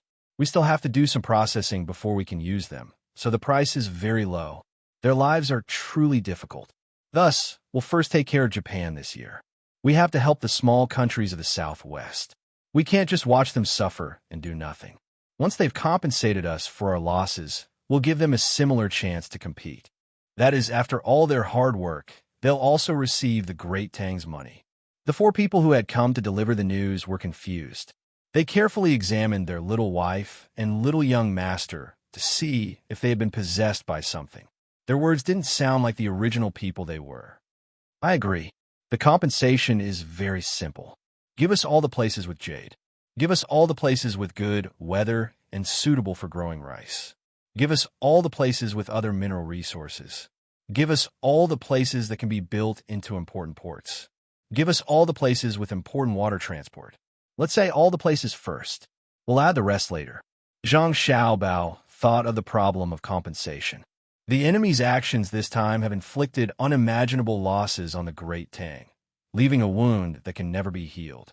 Our hearts have also been greatly wounded, coupled with the fact that our Great Tang has lost so many people because of their instigation. Even if our Great Tang loves peace, we cannot remain silent. Hearing the little young master's words, the 4 people who had come to deliver the news breathed a sigh of relief. The stars were still the same stars, the moon was still the same moon, and the little young master was still the little young master. Nothing had changed. Wang Wan revealed a bodhisattva smile. Xiao Bao, we both have the same idea. That's our plan. But after we accept the compensation, we will still help them. As I said before, we will help them occupy the mines and let them mine and refine them. We will give them money from the Great Tang. If they are paid the equivalent of 2 caddies of grain in a day, we will pay them twice the amount of money in Great Tang to buy 4 caddies of grain in a day. Bullying people is not our intention, but helping people is our dream. When the 4 of them heard this, they felt that Lady Cuckoo had been possessed. They were well aware that the amount of money given to the Great Tang was nothing to the Great Tang people. That was the kind of money given to the Great Tang when a child went over to help with a small matter, or the allowance given to the elderly who could no longer work by the government. Comparing the two, the Great Tang had the advantage. But every place had its own rules. The people of other places were not from the Great Tang, so why give them all benefits? One of them mustered up his courage and questioned, "Little girl, the money of the Great Tang is like this. For example, 1 copper coin can buy 3 caddies of rice locally. But the 3 caddies of rice can't be sold for 1 copper coin in the Great Tang. 5 caddies of rice are also priceless. If we give them the same amount of money, they will still make a profit. In private, the rich people of the Great Tang will charge us a high price and buy good things in the Great Tang. I think it's unnecessary. Are you questioning me?" Wang Wan turned her head and asked, "Uh, I, I am objecting." The person broke out in cold sweat, but he still gritted his teeth and admitted it. "Very good. Your courage is commendable. However, the method is wrong. You shouldn't have objected directly. You should have asked me and Xiao Bao why we did this. Don't do it again." Wang Wan didn't plan to do anything to this person. As long as the people of her family listened to her orders and didn't scold her, everything was fine. Sometimes, being able to object was also an advantage. If the people couldn't do it, then they would know. But this person in front of her was too arbitrary, so she gave him a reminder. "Yes, this little one knows his mistake. Little girl, what is your purpose in doing this?"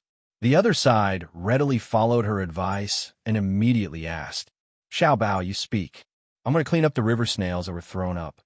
Wang Wan gave this task to Zhang Xiao Bao, while she went to find a basket to pick up the river snails that her younger brothers and sisters had thrown over. "In truth, I can also go and pick them up."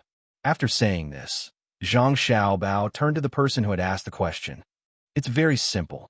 It's because we don't have the time to fight them. Our target is the northwest, Duoshi.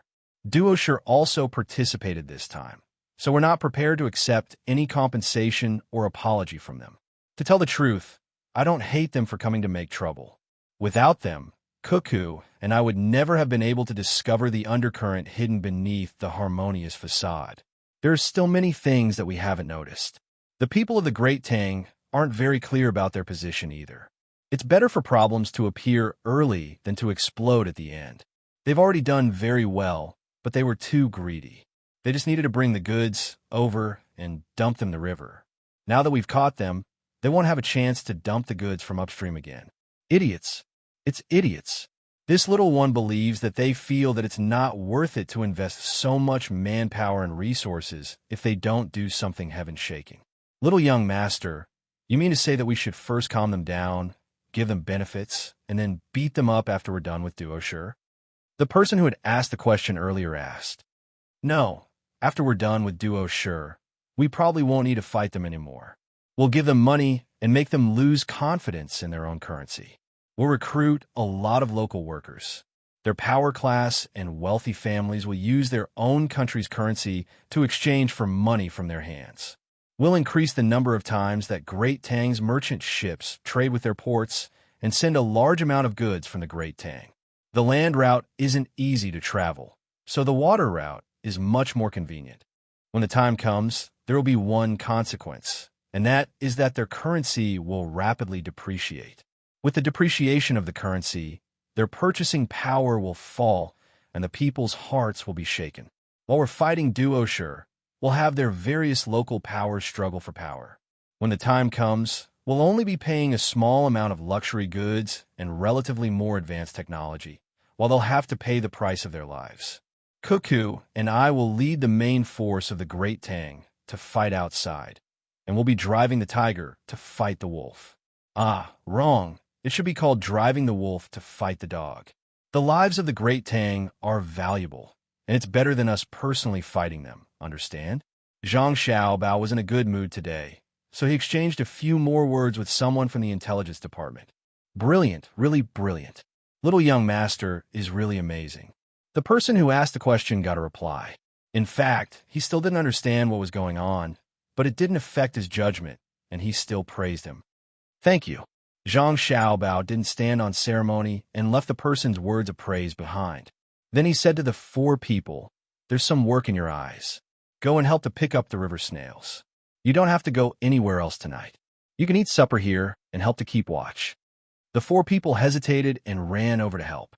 They didn't want to disturb the family coming out to play, but they couldn't bear to leave. In a situation where there was no mission, it was good to be close to the main family. Moreover, they could eat the food personally cooked by the little young master. No matter how it tasted, it was a blessing to eat it. The 9 children weren't afraid of being disturbed, and they didn't worry that the food they picked up wasn't enough to eat, so they did things for others for free. For them, their ability to eat the food they picked up was a kind of praise and recognition.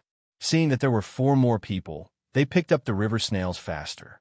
Their actions shocked the people on the shore who were responsible for picking up the river snails. One of them went down in his clothes to see how deep the water was. However, when he walked 5 steps from the shallow part of the shore into the water, he disappeared with a splash. After a few seconds, he popped his head out, grabbed a few river snails in one hand, and shouted to the other 3 colleagues on the shore, "It's deep at least 3.5 meters. Little young master and little young lady have worked hard." The 3 nodded together. They were good at swimming.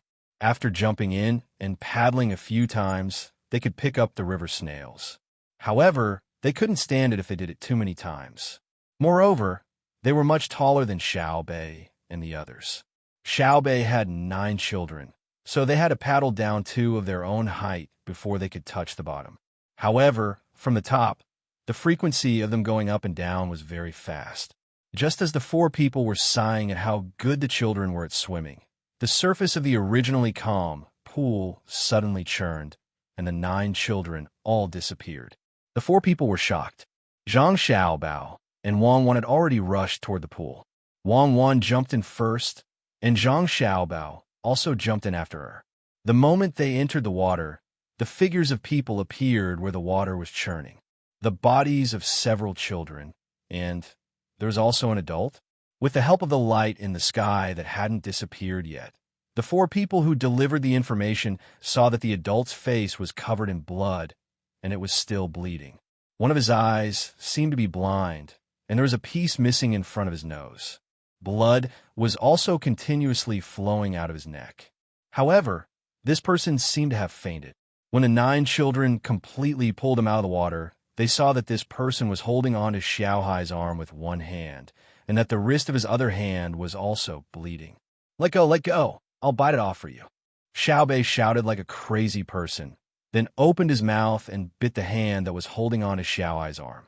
The 4 people on the shore saw the blood flowing out of the person's wrist and finally knew what was going on with the other hand. Other than Xiao Bei biting, Zhang Hu also opened his mouth and bit the person's thumb, pulling it out with all his might. He forcibly pulled the person's clenched hand away. The 4 of them suspected that the bone of the person's thumb was about to be exposed. The little fellas were gnawing on it like a pig's trotter. Zhang Xiaobao and Wang Wan also swam over one after the other. When they saw that the person's other hand was still clenched, they knew that this was the last reaction before drowning. Wang Wan was about to make a move, but Zhang Xiaobao swam faster than her and reached out his hand first. "Let me do it." As he spoke, he reached out and broke the other person's fingers one by one and suddenly used all his strength. After 3 consecutive sounds, the person who had already fainted woke up from the pain of his broken fingers. "Ah, cough, cough. You scream, I'll let you scream." Xiao Bei had already let go of his mouth, waving his little fist and smashing it at the other person's heavily injured eye. The other children also cooperated and landed their fists on various parts of the person's head.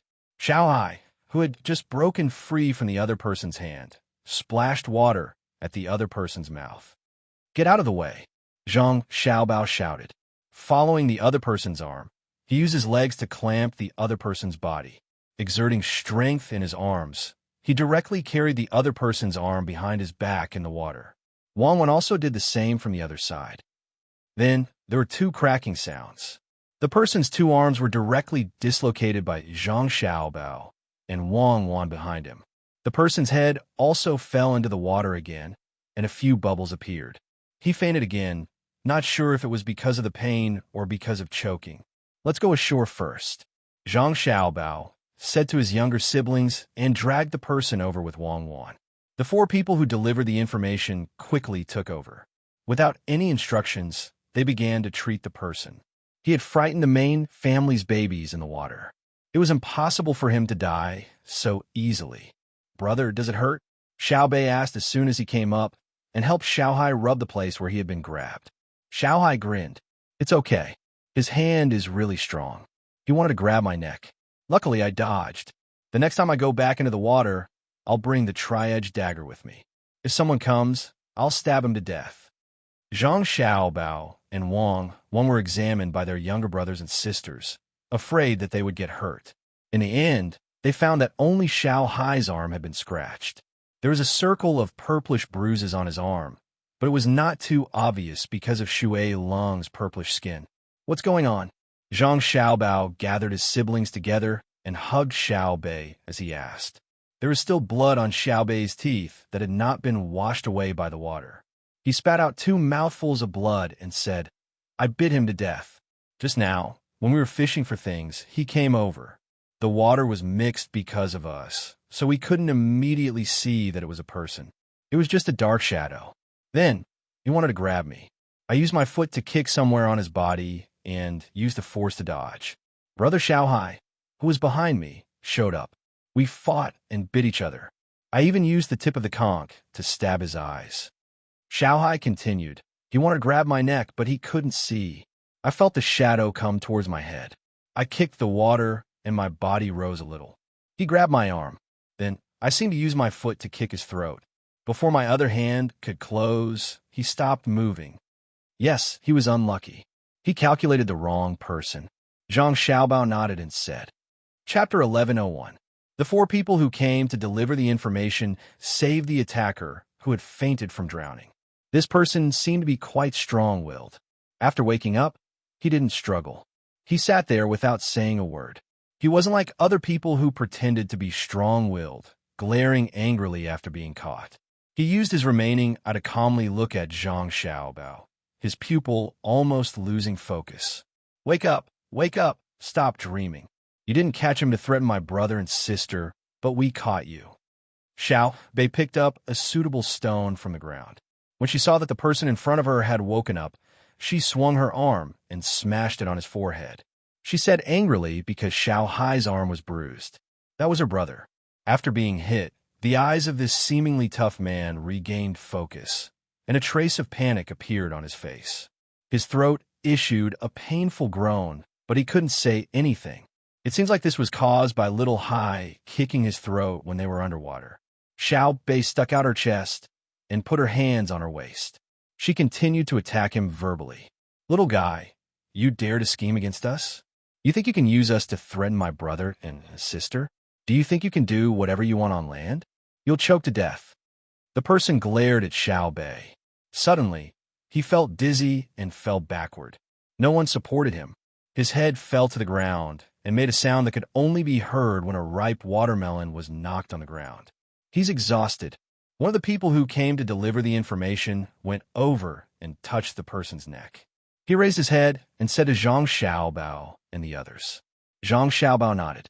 He snuck in from somewhere else. He thought that Xiao Bei and the others were too busy and didn't have much strength. He didn't know that he was also short of oxygen. Help him stop the bleeding on his wrists and apply medicine to his eyes. I have something to ask him in a while. After speaking, Zhang Xiaobao took out a bottle of white wine from Xiaohu's backpack. He originally planned to use it to make beggar's chicken for his brothers and sisters after catching pheasants in the mountains. Now, he could take out a part of it to treat Xiao Hai. The medicinal wine was too pungent. He was afraid that it would affect Xiao Hai's appetite. Children did not need too strong drugs. They were still in their puberty period and their metabolism was already fast enough. There was no need to continue using drugs to stimulate them. He poured a little wine into his palm and rubbed his hands together. Once it was warm, he rubbed it on Little Hai's arm. Little Hai was in so much pain that his teeth cracked, but he didn't make a sound. He just lowered his head and acted like he was angry. Seeing his younger brother's expression, Zhang Xiaobao smiled and said, "Do you think you're a bad swimmer and got caught? Actually, it's not your fault. He came too suddenly, and the water was mixed up by you guys fishing for river snails. If it were a normal person, he would have grabbed his neck. Other people would have to close their eyes to go down."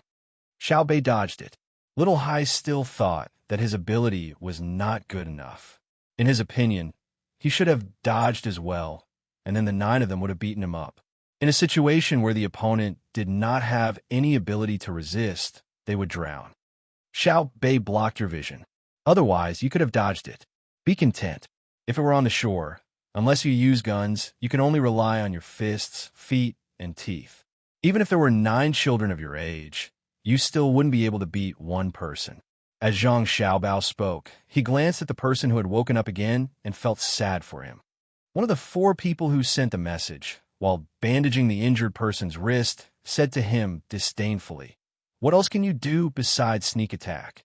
In the end, your sneak attack didn't succeed, and you were pressed into the water by a group of children. If I were you, I would have drowned and not woken up." Zhang Xiaobao rubbed his younger brother's arm a few more times and said to them, "Continue to fish for river snails. Don't stop just because others disturb you. I'll go down and fish with you. Let's see who dares to sneak attack and grab their neck." Zhang Xiaobao's clothes were already wet. He went back to the tent and changed into a pair of swimming trunks. With a covered box in his hand, he ran 2 steps and directly dove into the water. The 9 children cheered and jumped in like dumplings. What happened just now did not leave any psychological shadow on them, because they never felt that 9 people could not beat 1 person in the water. They were just angry because they were sneak attacked.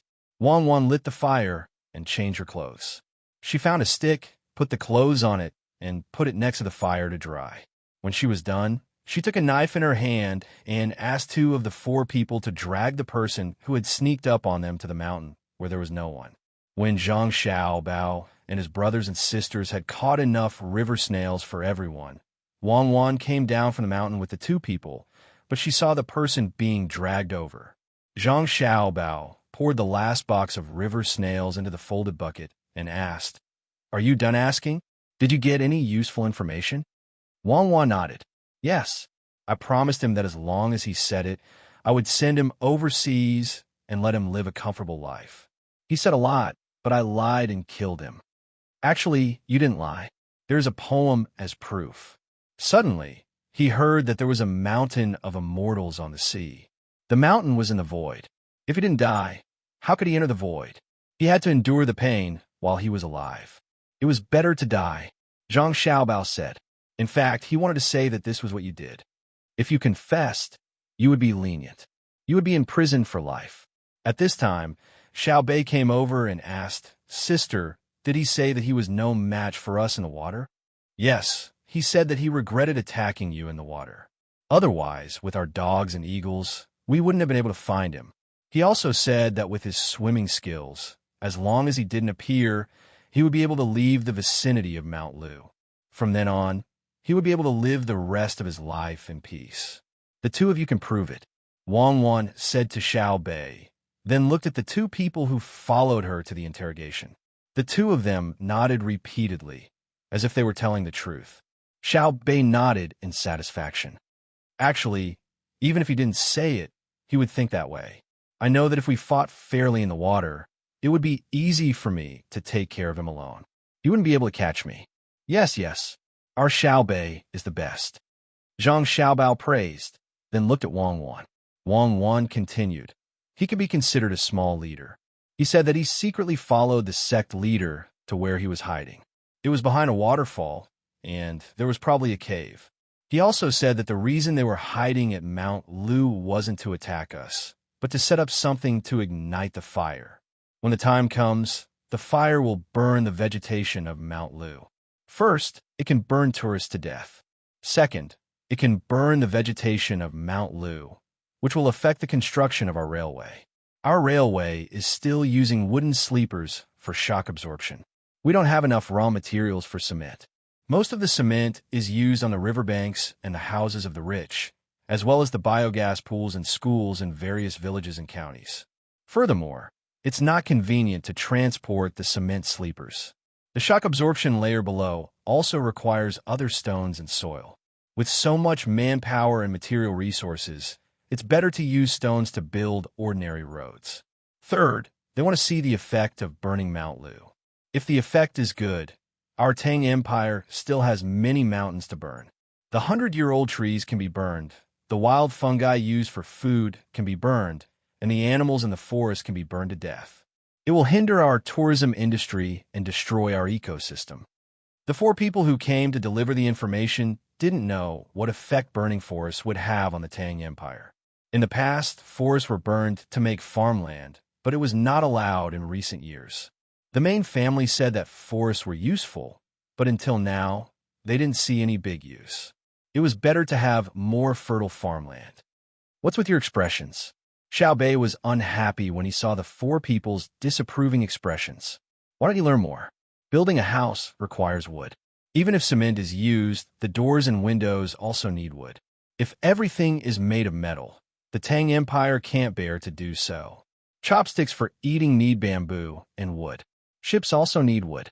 We can't just use metal to make ships. In winter, charcoal is also wood and bamboo. There's also the paper used by the children in school. It's so easy to light a fire, especially when the wind is strong and the sky is dry. Let me tell you, the northern part of Hebei province is where the Bohai Commander-in-Chief's mansion is located.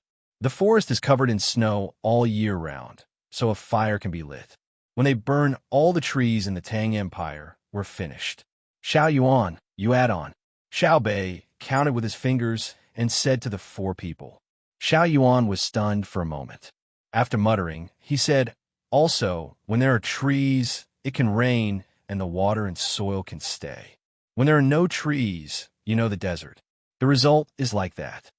Deserts have existed since ancient times. It's not something that can be changed by humans. One of the people who heard Xiao Yuan retorted, yes, it's very difficult to turn a desert into an oasis, but it's very easy to turn an oasis into a desert. When the time comes, the rivers will stop flowing and the lakes will dry up.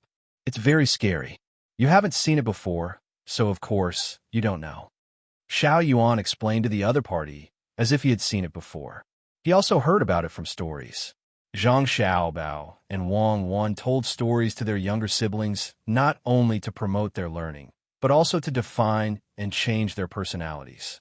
Naturally, there was a lot of popular science. Nowadays, people had no concept of environmental protection in their hearts.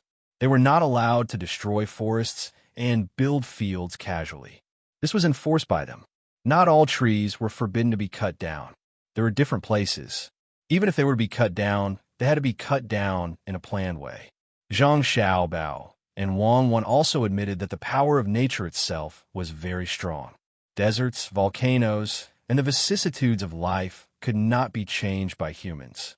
However, it was very difficult for humans to stop it. If they want to help destroy it, it was really too easy. Perhaps there was no way for humans to stop the movement of the Earth's crust and the change of the magnetic field. One day, the Earth would undergo another earth-shaking change. However, humans could try their best to live more comfortably before that time arrived. Even if they were destroyed tomorrow, they could at least live in an environment with blue skies and clear water today. It was better than humans killing themselves before the irresistible destruction happened. That was the saddest thing. When the four of you have time, you really need to learn more. Don't think that just because you're from the intelligence department, you only study your own specialties. There are nature lessons in school. If you don't learn, your children will be better than you in the future. The other party is indeed very smart. They can tell that we need a large amount of wood to support the relevant, important industries. At least they are smarter than other terrorists. Don't you think so, Cuckoo? Zhang Xiaobao said to the four of them, and then asked Wang Wan. Wang Wan nodded. She also admitted that the terrorists in the past were not as smart as the ones causing trouble for the Great Tang now. They only knew how to use suicide bombings. They were clearly stupid. Why did they have to directly target people, forests, and rivers when they wanted to wreak havoc? Just like the Japanese, Duoshur, and the people from the small southwestern countries, they were very smart. They wanted to throw pollutants into the water and burn down Mount Lu. After they succeeded, they summed up their experience and continued to burn other forests. It was really impossible to guard against them. In any case, it was just a life. Even if it was a suicide bombing, it did not matter. Why not run to a certain country to hide? When the trees were about to ripen in 2 days, pick a windy day, light a fire, and burn a large area. There was also their forest. Send out a few hundred people and burn them separately. How big of an impact would the relevant industries receive? How much would the number of unemployed people increase? As long as the society was a little chaotic, more people would be killed than a direct suicide bombing. Thinking of such an interesting thing, Wang Wan couldn't help but laugh out loud. She quickly coughed and said, "The four of you discuss among yourselves. Keep watch at night. We will tell the little guys stories first. Later, when they go to sleep, we will wake up in the middle of the night to prepare food for you guys." Yes. The four of them no longer argued about whether burning down the mountain was bad for the Great Tang. They agreed and began to look for a place to stay at night. The four of them could switch to 4 shifts. This way, they wouldn't be too tired. Each person would keep watch for more than 2 hours. It would be dawn soon, and it wouldn't affect the midnight snack. Zhang Xiaobao and Wang Wan took their younger siblings to sit by the fire and began to tell stories. In fact, it was just a review. The various questions in the stories required the little guys to answer with the knowledge they had learned. The 9 children already knew the purpose of their older brother and sister's storytelling. They could also make up their own stories and tell them to Panner and Panner so that the 2 younger children could learn. If it were someone else telling them stories, they would definitely scoff and ask them to put away this childish method. However, it was different since it was their older brother and sister. They also wanted to show off when their older brother and sister were telling stories so that their older brother and sister could see their improvement. They would consciously learn now. It wasn't that knowledge was really that good. No one liked to read and memorize things. They were all willing to play. However, they needed to show off their knowledge in front of other people's children. They could show how powerful they were. At the same time, they wanted to gain recognition and praise from their family. In their hearts, their older brother and sister were idols. They were very, very powerful and were forever invincible. Others praised them 10,000 times, but it was not as good as their older brother and sister nodding their heads. In the evening, Xiao Bei and the others caught a lot of river snails. They even had an interesting water battle. After listening to the stories, they were physically and mentally exhausted. They lay down and fell asleep. Zhang Xiaobao and Wang Wan discussed some preventive measures. They formulated a plan to increase the number of people patrolling the border. At the same time, they also planned to set up a professional training organization to train firefighters. They also planned to buy wood from other places. For example, Japan was an island country. They didn't need so many trees. They just needed to fish. They would chop down the wood, burn it into charcoal, and ship it to Tang to sell. This didn't involve too much technology, and there were no technical barriers in trade. The product would be good and could be sold for a high price. After the discussion, the 2 of them fell asleep together. In the middle of the night, they woke up again to make spicy river snails for everyone. In the end, after eating, no one was sleepy anymore. They climbed up a small mountain and waited for the sunrise. At dawn, they met up with a group of more than 50 people and 20 hunting dogs. They headed for the waterfall that the people who were caught yesterday had confessed. At noon, Xiao Bei and the other 9 children were sleepy. They slept for a full 2 hours before continuing their journey. In the afternoon, around 4:30, they finally arrived near the waterfall. Xiao Bei, look at this poem that I'll write for you. The title of the poem is Looking at the Lushan Waterfall. Say it. The sun shines on the incense burner, and the purple smoke rises. Look at the waterfall hanging in front of the river, flying straight down. Xiao Bei, don't listen to your brother. He's talking nonsense. This isn't the Lushan incense burner peak. When we get to the real place, I'll tell you. Your brother is copying others. Xiao Bao, do you think you're worthy of him? Wang Wan didn't wait for Zhang Xiaobao to recite the entire poem. She hurriedly interrupted and told her brothers and sisters not to believe him. Then she asked Zhang Xiaobao. Zhang Xiaobao choked and said, "How did I let him down? He's doing well in the Ministry of Revenue. Without me, he wouldn't even have the chance to enter the court. Even if he did, he would only be in the entertainment department, the kind that doesn't have any real power. Do you think anyone can be an official in the capital? There are many capable people. He's just one more. He's busy as an official and doesn't have time to write too many poems. How can those good poems be passed down in the future? What I'm doing now is a kind of sacrifice, a kind of worship of the virtuous. It has played a positive role in the inheritance of Chinese civilization. Let him write now. Yesterday is like the east flowing water, leaving me far away. Today is a mess. My heart is full of worries, cutting the water with a knife. You're talking about the lyrics. He's talking about those who have abandoned me. Yesterday cannot be kept. Do you understand?" Wang Wan corrected him. "Yes, I'm talking about the lyrics. But it's easy to understand. Don't you see that when people write romance, they just translate the book of songs and become popular? Many children only know that the mountains have no edges and the heaven and earth are united before they dare to break up with the king. But they don't know what Shangxi is. This is the power of the masses. What the people like is correct. You say he's riding cutting the water with a knife, makes the water flow even more. Is he in the mood now? In another 2 years, if he does well and is promoted to rank 5, he'll be able to participate in the big court meetings. He definitely won't be thinking of sitting on a crooked boat tomorrow and messing around with his hair, right? Zhang Xiaobao argued irrationally. Shangxie is a folk song. It comes from the people. How is it not popular? You're always reasonable. Xiaobei, I'm telling you, don't listen to your brother and deceive others. Wang Wan raised her head to look at the waterfall, trying to find the legendary cave. She said this to Xiaobei and the others.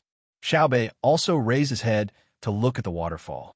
From time to time, a few drops of water would fall on his face from the wind. He said, "Lyrics? Let brothers sing it. When we catch the people behind the waterfall, I'll let them sing hide and seek." They actually hid in such a hidden place. If no one told us, how long would it take to find them? Chapter 1102. When they stopped under the waterfall and looked up, the 7 people in the cave behind the waterfall were still unaware of what was going on. In order to survive for as long as possible with the limited food, the 7 people had already started the food demand reduction plan. They used to eat 3 meals a day, but now they only ate 2 meals a day. There was no difference in the number of meals they ate before. They used to eat 2 meals a day, just like most of the people of the Great Tang. A small portion of the people of the Great Tang only ate 1 meal a day. Productivity could not keep up, and with all kinds of natural disasters, the people had no choice but to eat 2 meals a day and not see meat for a long time. Only those who lived close to the river could occasionally eat fish. As for mutton, that was the food of the rich. Pork was not exclusive to the rich, but they could not afford to raise it. Those who could cut some pig grass could only eat a little by the time the pig was ready to be slaughtered. Now, the people of the Great Tang basically ate 3 meals a day. It was not that the seeds of the Senongsi were good, but the Senongsi was still unable to take care of the entire Great Tang. It was still far from that ideal period. The main reason was that many places in the Great Tang now practice cropping according to local characteristics. At the same time, they had also learned a lot of advanced farming techniques from Zhang Xiaobao and Wang Wan. They did not completely rely on the weather to eat. Fertilizer made from feces and grass stalks was very useful in the fields. It was impossible to eat meat every day unless chickens were only ready to be slaughtered once a month and pigs grew up in 3 months. Zhang Xiaobao did have such techniques, but he did not take them out. First, the manufacturing process was very laborious and required various materials to be extracted. Second, this thing was not suitable for people to eat. He and Wang Wan were like that. Anyone with a bit of power and money would not eat things that were ready to be slaughtered quickly. The pork they ate was the kind that could only be slaughtered after at least 10 months. The 7 people in the cave saw that the lives of the people of the Great Tang were better. Compared to the lives of their own people, the difference was like heaven and earth, and they were still in the cellar. As a result, he also ate 3 meals a day. Every day, there would be 1 meal with meat. But now, that was no longer the case. In order to fight a protracted battle, they had to eat 2 meals a day. Furthermore, both meals were diluted. They used 2/5 of the food they used before, while they saved 3/5. Since they ate less, their activities naturally decreased as well. Therefore, the 7 of them fell asleep in the damp cave after lunch. Listening to the sound of the waterfall outside was like a lullaby to them after a long time. After getting used to it, it was like a lullaby. He would wait for another 2 hours before he could eat his second meal of the day. Then, he would continue to sleep to ensure that his body was in good condition. The people who came with Zhang Xiaobao did not understand the situation in the cave. They did not even see the cave, as it was completely blocked by the waterfall. Moreover, the sun was shining in the west, turning the water flowing down the waterfall into a mirror. It looked white with a hint of other colors. Occasionally, when they looked in the right direction, they could see a small rainbow. Now, rainbows were no longer strange. When the sun was shining brightly, they could hold a mouthful of water and spit it out in front of them. Naturally, artificial rainbows could be seen. Since they could not see inside from the outside, the people who followed naturally thought that the people inside were observing the situation outside. Therefore, they found things that could be written on, such as charcoal strips, and wrote the words for the people to surrender on a piece of cloth. A few people propped themselves up and faced the direction of the waterfall, waiting for the people inside to come out by themselves. After a while, Xiao Bei and the others were tired of standing there. They ran to the river formed by the waterfall to see if there were any fish, but there was still no reaction from the waterfall. "Little young master, is there really a cave behind? We can't see it," one of them said to Zhang Xiaobao, who was sitting there and playing gamoku with Wang Wan. Zhang Xiaobao had already observed it with his binoculars, so he was not in a hurry.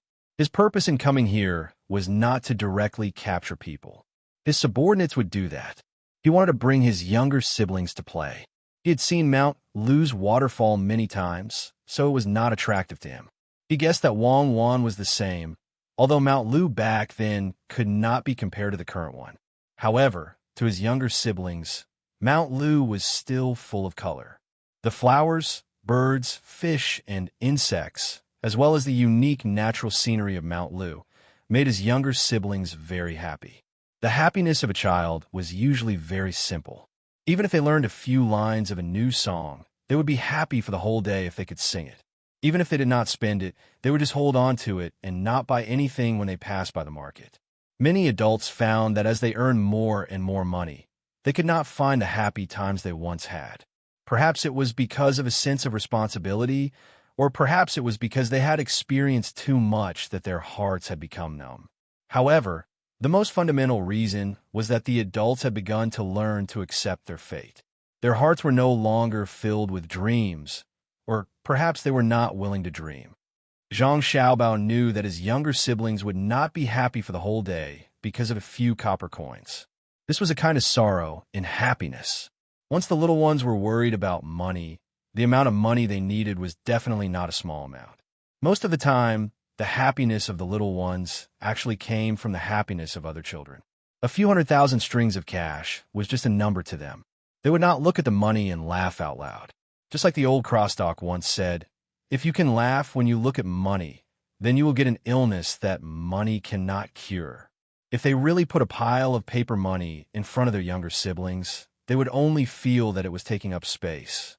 Their usual source of happiness was that they gave money to other children through various means. After seeing the happy faces of other children, they would feel that they had helped others. For children, this kind of happiness was very cruel. In fact, this was the reason why many children from rich families had twisted personalities. Zhang Xiaobao did not want his younger siblings to lack happiness, so he always thought of ways to personally bring them out to play. When other children caught and sold a bit of meat to a restaurant, they would feel the happiness of receiving money. However, the happiness of his younger siblings did not come from selling the meat, but from participating in the process. In order to make Mount Lu more lively when more people were busy with their work, so that his younger siblings could have more days to play, Zhang Xiaobao was very unwilling to cooperate with his men to capture the enemy immediately after he grasped the enemy's whereabouts. He admitted that he was very selfish now. The team he sent to Mount Lu was huge. There were people who flew in the sky, people who ran on the ground, and people who discovered that people could hide in the water yesterday. So he sent more people who could swim. The huge team was not only manpower, but also material support. The direct and indirect costs of a day's consumption were equivalent to a small county's monthly income. If used on the common people, it was enough to let thousands of people eat the same meal as the new year. However, he was willing to spend money. His goal was to let more people make Mount Lu lively without too much danger, so that his younger siblings could have as much fun as they wanted. Therefore, when he heard the inquiry of his subordinates, Zhang Xiaobao did not immediately tell others about the traces he had found by the waterfall. Instead, he first looked at his younger siblings who had run to the riverside to look around. The person who asked the question did not understand Zhang Xiaobao's meaning, so he assured Zhang Xiaobao, "Little young master, don't worry. We will definitely take care of Xiao Bei and the rest and not let them face any danger." Zhang Xiaobao looked at his subordinate and said, "If you want to know if there is a cave behind, you can use smoke. If there is someone inside, you will definitely be able to smoke it out." "Ah, smoke? Little young master, that is a waterfall. If you light a smoke and fly up, it will be washed away by the water. When the waterfall flows down, it will also cause the smoke to be less effective. It is better to use artillery. Bullets will probably not be able to enter." The subordinate looked at his young master in surprise and reminded him. He was very puzzled. How did the young master become so stupid? How could he not understand such a simple principle? As he spoke, he looked at his wife, Cuckoo, and hoped that she could help him come up with a better idea. Wang Wan seemed to be immersed in the game of Gamoku. She put down another white piece and said to Zhang Xiaobao, "It is your turn. Put down a few more pieces, and I will definitely win. Your skill level is about the same as Xiaohai's. Xiaohai is good at calculation and can now solve a binary quadratic equation. Arrogant people will always lose." Zhang Xiaobao picked up a black piece and put on the other side without thinking. He played 4 pieces in a row, which made Wang Wan have no choice but to block. It seemed that this move was useless. What? Is playing chess related to trickery? If that was the case, you would have already become an internationally known master of chess and Go. You didn't even know how to solve a binary quadratic equation before. Wang Wan was not convinced and blocked with her hand. "I still don't know how to calculate the relationship between the average GDP and CPI, but I definitely have the ability to influence the average national production growth of a place and the degree of currency depreciation under the radiation of the local commodity prices. Don't think of things as absolute." Zhang Xiaobao continued to find a place where he could play and said to Wang Wan with a smile. The person waiting for orders was anxious. "Young master, young lady, you two waterfall, right?" Wang Wan seemed to have heard someone else's voice. She frowned and said to the person with dissatisfaction, "You are Zhang Yuan, one of the first batch of Zhang family to enter the inner courtyard. You have parents, a single uncle, a wife, and 2 children. You are not stupid. Being one of the first batch of people to enter the inner courtyard, you should be smart. Why are you still asking? Inner courtyard? Whose inner courtyard is it? Didn't you hear what Xiao Bao said? Don't think of things as absolute. What is our purpose for coming here? Stay away, think carefully, and come back to talk after you think clearly." Wang Wan's words were already a reprimand. She now understood Zhang Xiaobao too well. At the same time, she and Zhang Xiaobao also had the same idea, which was to treat everything as a game. Only in front of their family would they become real. She had already thought that the method used to deal with Zhang Xiaobao was biased. She should not have directly labeled Zhang Xiaobao as an international swindler and then arrested him. Instead, she should have used the orphanage Zhang Xiaobao came from. As long as they used the name of the orphanage and acted in a diplomatic way, many small countries in Africa would not need to spend too much effort to rope them in, even if the orphanage only took 1% of the benefits in the entire process. In that case, in a situation where the country did not need to mobilize other people, Zhang Xiaobao would naturally take the initiative to attack and cooperate with the corresponding things. This was because that was Zhang Xiaobao's route, where his soul was entrusted. Even if he knew that he was being used, he had to do it. Now, what she and Zhang Xiaobao cared about was each other and their families. Otherwise, the two of them would be lonely. Now, who could challenge Zhang Xiaobao's position? Although the enemy this time came up with a plan to pollute the environment and burn down Mount Lu. But to her and Zhang Xiaobao, the enemy's way of doing things was not grand enough. What was truly grand was an open scheme, not a conspiracy. Compared to Li Longji, who could become an emperor, the people from a few countries working together were too low level. That was why she wanted to support Zhang Xiaobao. At the same time, she was dissatisfied with the first batch of people from the inner courtyard who were recruited from outside. The person who asked the question did not know what Wang Wan was thinking. When he heard the girl's words, cold sweat soaked his back. He left the place where people were playing chess and found a tree. He squatted there and carefully thought about what he had done wrong to make the young master and the young lady angry. Here's a fish for you to eat. Just grill it and put some salt on it. You don't need to put anything else. It tastes good. After being reprimanded by Wang Wan, The person who was squatting under the tree ran to think about things. Suddenly, Xiaobei appeared in front of him, holding a fish that weighed more than half a kilogram in her arms. "Miss Xiaobei, what are you?" the person asked in confusion. He looked at the fish and did not know what to do. Xiaobei stared at him. "Take it. It's for you. You are the inner courtyard, and I am the master. I have to think about the inner courtyard first when I catch the fish. The others have to wait until we catch more fish. Let me tell you, there are also fish under the waterfall. They're all stupid fish. I guess they fell from the waterfall and became confused after hitting the water. We can use the net in my brother's backpack. We can catch a few with one net. Hee hee. I didn't jump into the water. My clothes are still wet. I'll net a few more in a while. Then I have to change my clothes. Otherwise, my brother and sister will be angry. They brought us here to play, not to make us sick. We never knew that Mount Lu was so fun. It's not worse than the northern part of Hebei province. Over there, you can scoop up fish with a ladle. Here, the fish fell and became confused. Ha ha. Xiaobei threw the fish to the person as she spoke. She held her stomach and laughed. No one knew why she was so happy. Hearing Xiaobei's words, this person blankly hugged the fish and looked around. Sure enough, he saw that there were a few people from the inner courtyard who had the same status as him, and they all had a fish in their hands. Looking at Xiaobei's happy expression and recalling what Xiaobei had just said, this person finally understood why Miss Cuckoo and young Master Xiaobao were angry. As members of the inner court of the Zhang clan and Wang clan, they had to take care of the affairs of the great Tang, such as the livelihood of the people, intelligence, technology, disasters, and so on. This was very normal. Even the common people of the great Tang believed that the Zhang clan and Wang clan were definitely on the side of the great Tang. But the inner courtyard was still the inner courtyard. The people of the great Tang had to depend on the will of the master. The inner courtyard's first loyalty was not to the great Tang, but to the master, who was the most powerful existence in the main family. Naturally, it was Miss Cuckoo and young Master Xiaobao. Although there was nothing that could cause the main family's young master and young lady to have a dispute with the main family's master and madam.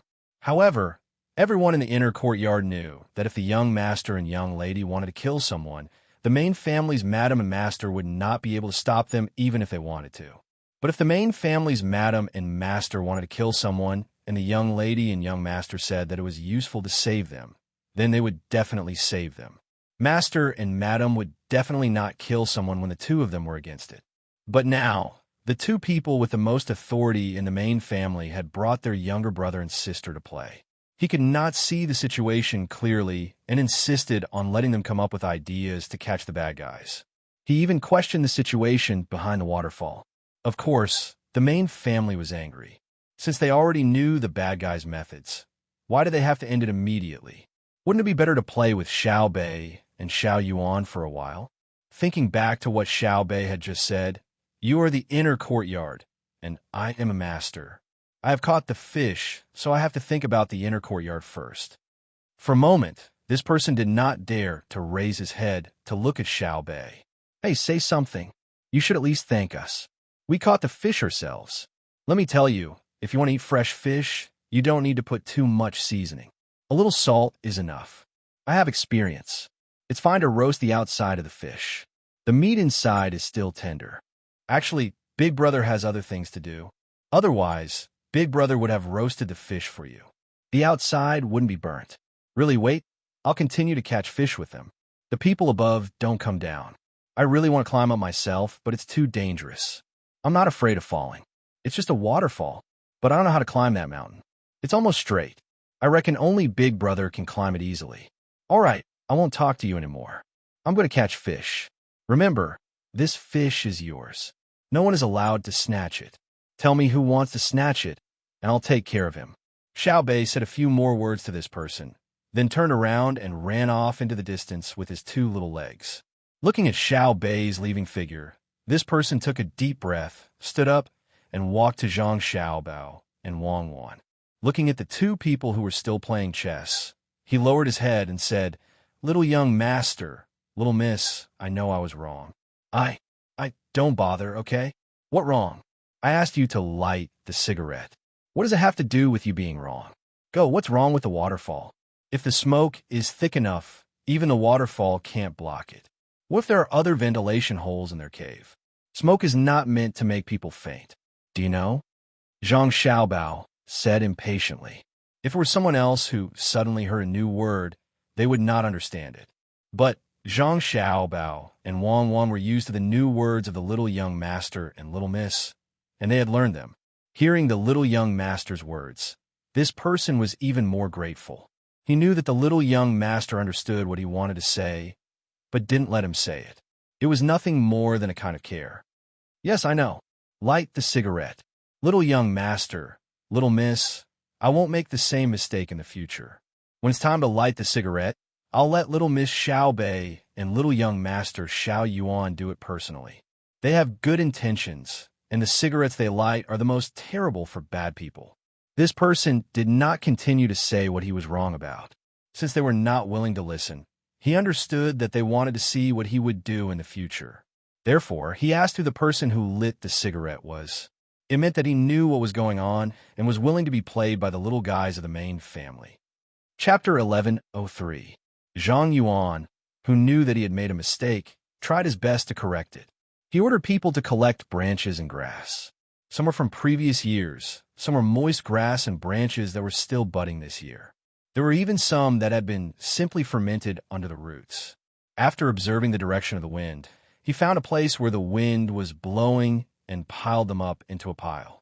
Then he dug out a path to ignite the fire and took the matches to call the 9 little ancestors who were still fishing by the water. You're starting to make a game? Okay, I'm coming. Xiao Bei patted the fish scales hanging on his body a few times and dried his hands on Xiao Yuan's back. He took the match and jumped to the end of the path to ignite the fire. He looked up at the waterfall and laughed. He struck the match and ignited the thing under his feet. Seeing the fire spread to the pile of grass, he turned to Xiao Yuan and asked, "How long do you think it will take for them to react?" "What reaction?" Xiao Yuan also lit the fire. "Just shout. It's suffocating me. Don't release the smoke. I'll come out by myself." Xiao Bei shouted loudly. "It depends on whether the smoke can get in and how much." Xiao Yuan couldn't figure out. He looked forward to the smoke rising and floating upwards. Xiao Hai was also counting. After he finished counting, he didn't participate in the discussion. He turned around and went to his brother and sister who were still playing chess. He watched them play a few moves and realized that he couldn't help anyone with his calculation ability. He then whispered to his sister, "Sister, can't we hit it with a bullet directly?" Wang Wan stopped playing. "It depends on the bullet's speed and penetration, as well as the thickness and flow rate of the waterfall hit by the bullet. It's like using a gun to hit water. It can't go in too deep and lose its strength. It can only rely on its own weight to fall down. Can you calculate it?" Xiao Hao was concerned about this problem. Wang Wan nodded. "In theory, yes, but it's not an accurate calculation. It's a calculation of a range. It's impossible to remove the obstruction and flow rate of the water. The only thing we can do is to minimize the impact as much as possible. For example, if you use a wooden board to block in front of you, and I swing a big iron rod to hit you, I won't consider the obstruction of your wooden board because the force of the iron rod far exceeds the resistance of your wooden board. Can I learn it?" Little Hai was particularly concerned about this matter. "No, because I can't teach you. I don't know how to do it. There's too much knowledge involved. Not only gravity, but also the obstacles in the environment during the bullet's flight, which are mesons, angles, and artificial intelligence. The calculation of the bullet's trajectory can be adjusted automatically. It's not that simple. You still have a long way to go before that day. In the future, it will depend on how hard you work. Your brother and I can only provide you with some theoretical knowledge, but we can't do anything practical." Wang Wan had used this type of weapon before. It was a bullet. With her technology at that time, the bullet was already equipped with intelligent guidance, but not all countries could master it. Little C was stunned for a moment. In his heart, he had always thought that there was nothing that his big brother and big sister couldn't do. But today, when he heard his big sister say that she couldn't calculate, he was depressed. Zhang Xiaobao touched his brother's head and said, "There is never an end to the things in the world.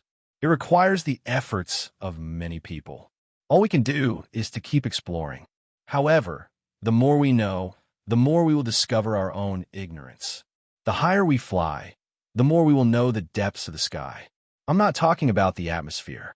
In fact, when we fly up, we are also flying down. What makes people afraid is not the starry sky, but the heart. After time and time again, people will find that they have actually taken the wrong path. That kind of mental pain is the most uncomfortable. But we still have to go on, even if it is wrong. Maybe when we just proved a mistake, we also proved that it was right at the same time. Learn, mathematics can be applied to any field. Little Hai didn't fully understand his brother's words. He only knew that his knowledge was still too shallow. There was a very long way to go in the future. Only by persevering could he go further. Brother, I know. I will take out more time to study in the future, Little Hai said. Wrong. In the future, you have to take out more time to play. Learning is endless. There is a limit to my life, and there is no limit to my knowledge. There is a limit to my knowledge. If you're interested in learning, then learn. But learning is not the goal. How can you make yourself happy? Now, there are people who are making me unhappy, so I can't let them be comfortable. When Zhang Xiaobao heard that his brother wanted to spend a lot of time studying mathematics, he hurriedly persuaded him. He didn't want his brother to become a fool who only knew how to calculate. It might be very important to mankind. The day he really became famous, he would write a thick stroke in the history of later generations. But this was not what he wanted. He only wanted his younger siblings to live happily every day. The burden of contributing to mankind was too heavy, and it was not suitable for his younger siblings to carry. Little Hai was confused again. The ones who wanted him to learn were his brother and sister, but the one who didn't want him to learn was his brother. Should he learn or not? Unable to understand, he left the chessboard and returned to the place where the fire was.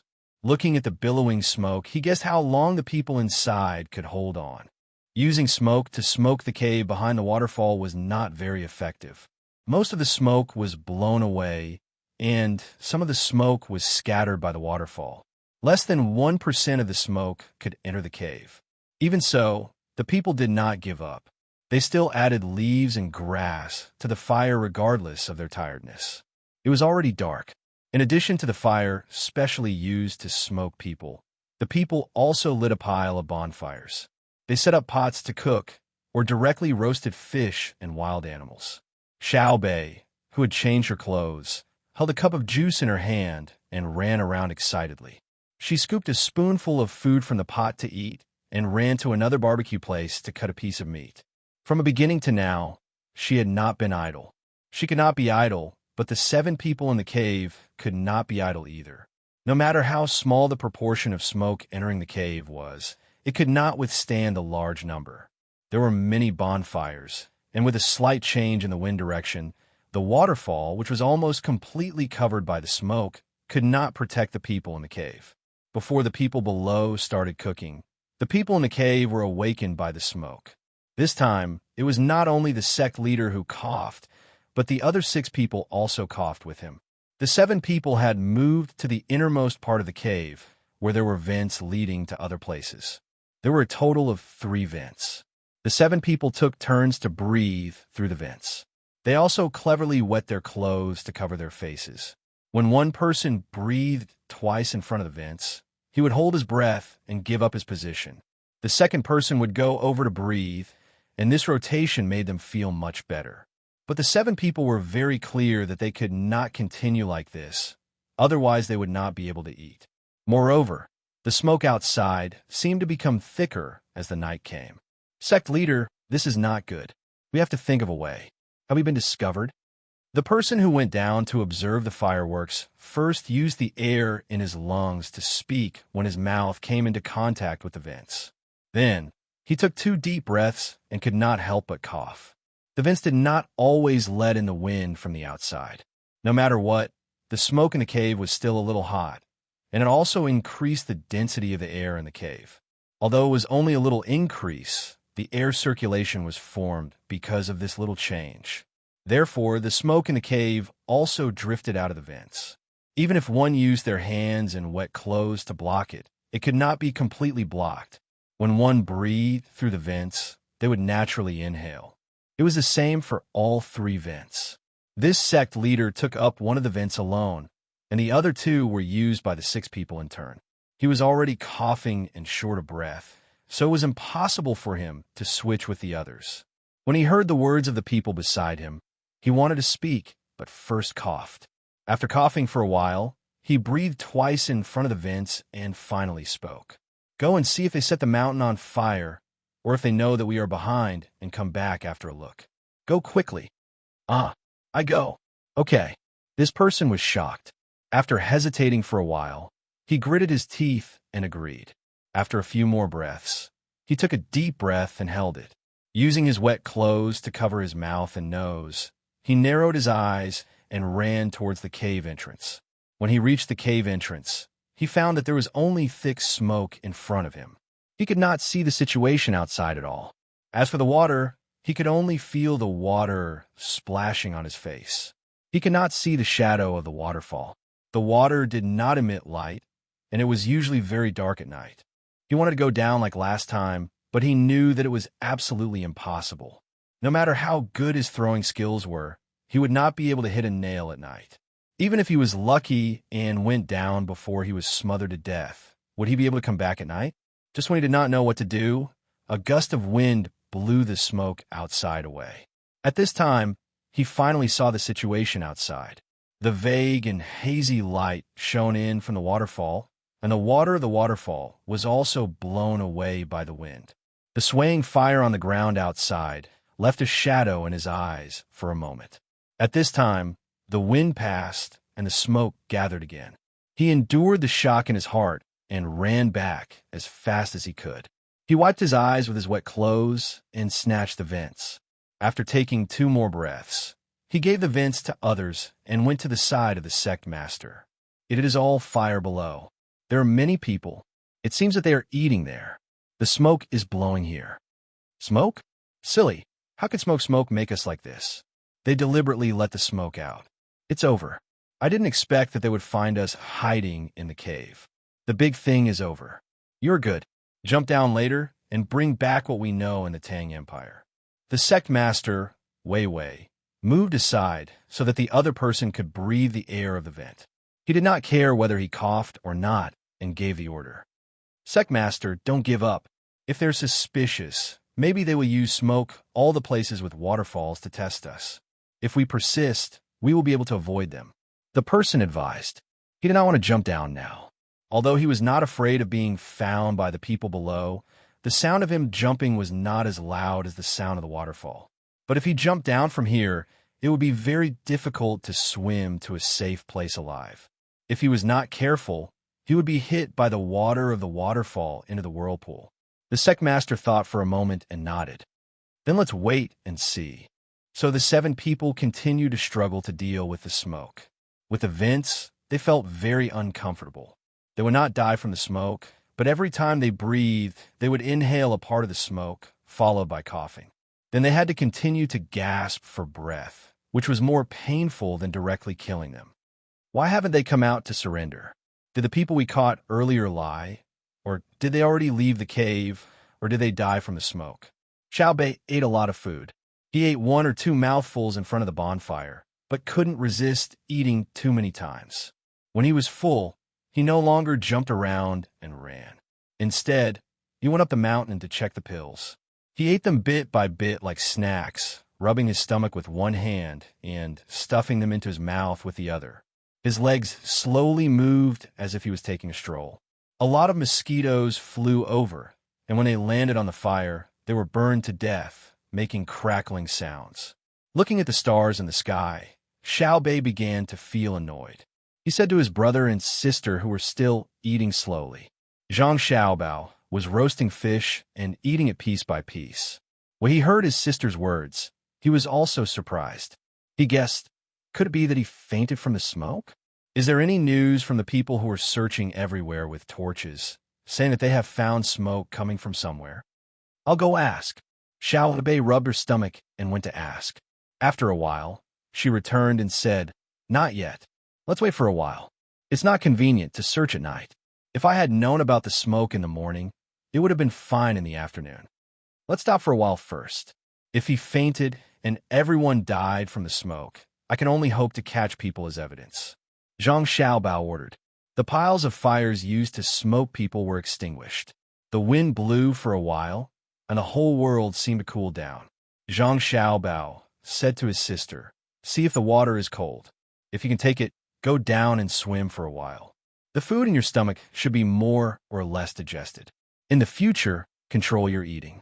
You always eat until you're full, but you're not fat. If other children ate like you, they would have become fat girls long ago. It's not cold, it's not cold. I'm going to swim with them." Xiao Bei thought it was time to sleep and was thinking of an excuse to delay it. There were many people, and it was lively. It was not easy to have a chance to play, so it would be a pity to sleep now. As she spoke, she pulled Xiao Yuan. Xiao Yuan said unwillingly, "I think it's cold. I'm not going." "It's not cold. Hurry up and change into your swimsuit. Otherwise, I'll push you down." Xiao Bei helped Xiao Yuan make the decision. The 9 children jumped down one after another. The people on the shore quickly followed and lit up the section of the river they were swimming in with torches. The smoke outside stopped, and the smoke in the cave gradually dissipated. The 7 people felt that it was not so difficult to breathe. They coughed again, as if they were trying to cough out all the smoke they had inhaled. "Secmaster, look. They were just testing and did not confirm that we were behind the waterfall. I almost suffocated to death. Cough, cough." The person who went to check the situation coughed a few more times and said to the Secmaster with a sigh of relief. After waiting for a while, the smoke in the cave could no longer be felt. The 7 people went to the entrance of the cave and looked out through the waterfall. Sure enough, as the man had said earlier, there were many people outside. The flames were swaying, and there should be a lot of torches and bonfires. Even through the waterfall, it was still bright, as if they were looking at the outside through an irregular piece of thick glass. "Eat and sleep." The Secmaster observed for a while, and occasionally saw the situation outside. He waved his hand and ordered. The 7 people did not cook porridge this time.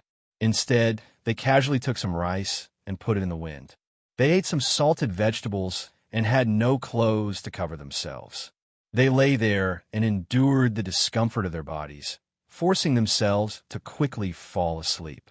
In the middle of the night, Xiao Bei and the other 9 children also went to sleep in the tent.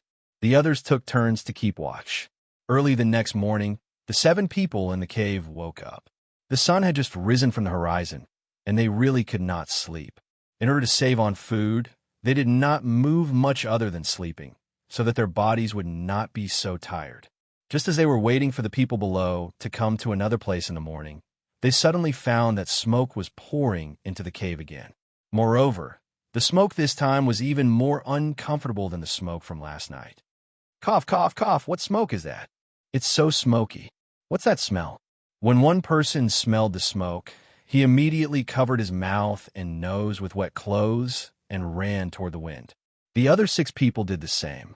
After smelling the smoke today, they felt that their nose, mouth, throat, and eyes were burning.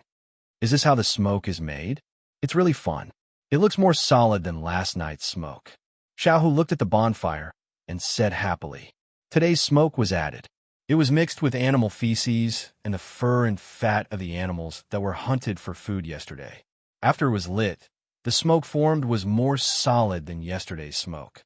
It was indeed similar to the smoke from the beacon tower.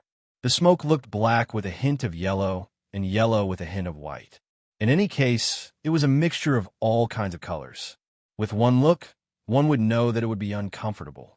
After smoking like this for half an hour, someone finally came to report that they found 2 smoking places. It was estimated that they were connected to the cave. "Stop first," Zhang Xiaobao ordered with a smile. The smoke was extinguished. Someone brought Zhang Xiaobao and the others up the mountain from another place. Sure enough, there were 2 places where smoke was wafting out. The smell was exactly the same as the things that were burning below. "Are there other smoking holes in other places?" Zhang Xiaobao stared at the 2 holes and asked. "Not yet. Little Gongzi, what do you think we should do next?" The person who was asked replied, "Fill them with water. Tell the people in the cave that they have been discovered. Force them to come out." Zhang Xiaobao said, "Brother, do we need to fill them with smoke?" Xiao Bei pointed at the 2 holes and asked, Let's see how they perform first. Zhang Xiaobao turned around and walked down. Just as he returned to the ground, someone came up to him and reported, "Little Gongzi, we found a place for people to climb up and down on the rock wall. Should we arrange for people to attack? We can definitely fight our way in." Zhang Xiaobao waved his hand. "We won't force our way in. What if someone climbs up and throws rocks down from the top? That will cause casualties. I don't want to implicate our people just to catch a few people. It's not easy for Xiao Bei and the others to come here for fun. They might not come back for a few years. Hurry up if you want to catch people in other parts of Mount Lu. When we catch all of them, we'll celebrate when we get back." "That's right. We haven't had enough fun yet. Don't attack. There are no hostages inside. My people are precious. Drag out slowly. Drag it out until they die. If there's no other way, we can use cannons to bombard them. It's just money. I have money." Xiao Bei supported her brother. She knew that it was not easy to run around in the wilderness. Once this was over, they would have to follow the boat. It would be impossible for them to come out and play alone. The 7 people in the cave noticed that there was less smoke. They thought that the other party had finished probing once again.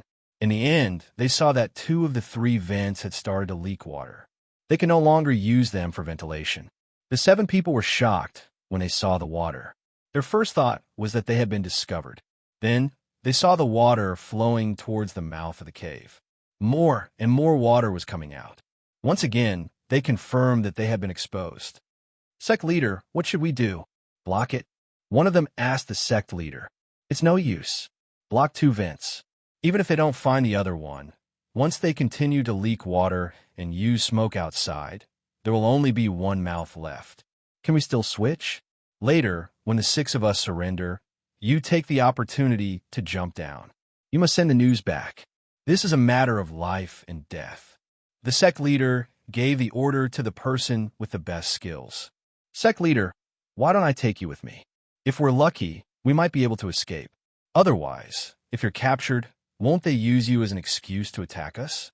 The person sorrowfully said. He was keenly aware of the great Tang's reaction once the matter was exposed.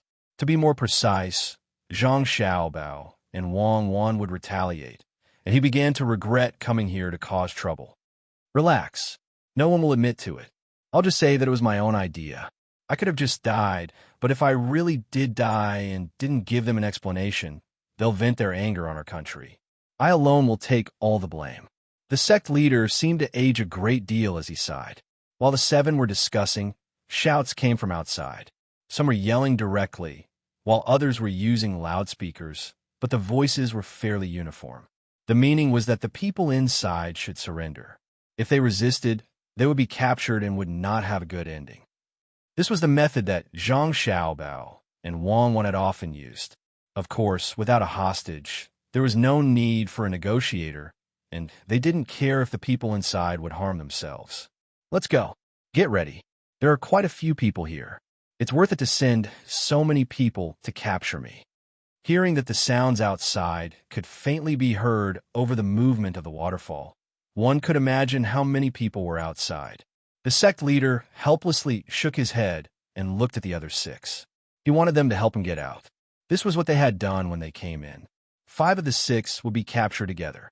The remaining 1 would have to take advantage of the moment when the sect leader's attention was diverted to jump down from the top.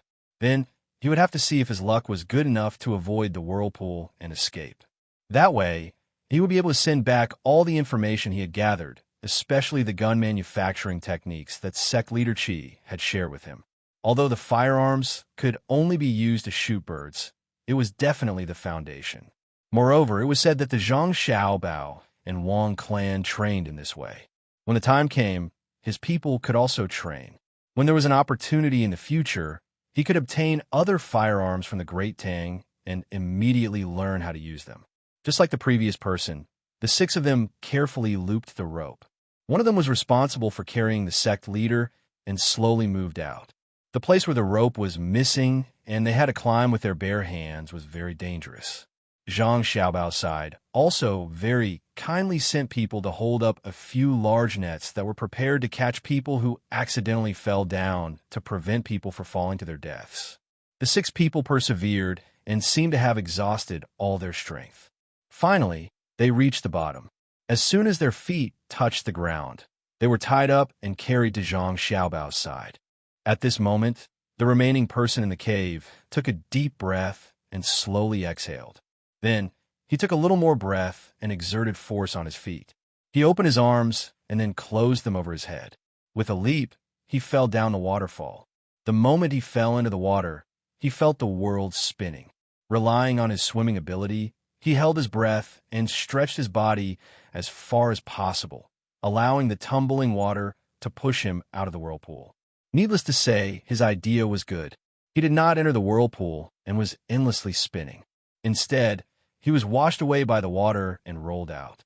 After waiting for more than 10 breaths, when he knew that he was alive, he still did not dare to poke his head out of the water.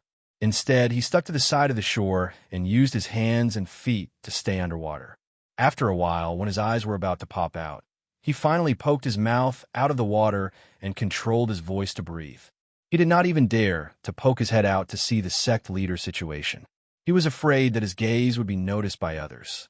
After a few breaths, he felt much better and continued to swim downstream. This happened a few times. Just when he was secretly happy and thought that he could successfully escape, he suddenly saw a few blurry figures in front of him. In less than 2 breaths, the figures became clear and entered his eyes. It was a few children. Seeing the children's figures, he was first shocked and knew that he had been discovered by the children. Then he was happy. The children who could play here were most likely the younger siblings of Zhang Xiaobao and Wang Wan. If he could catch one, he might be able to save the sect leader. With a trace of hope, he reached out to the figure in front of him. Just when he thought that he could catch the other person, he suddenly felt the sensation of touching something net-like. Then his head and body were also caught in the net. Net?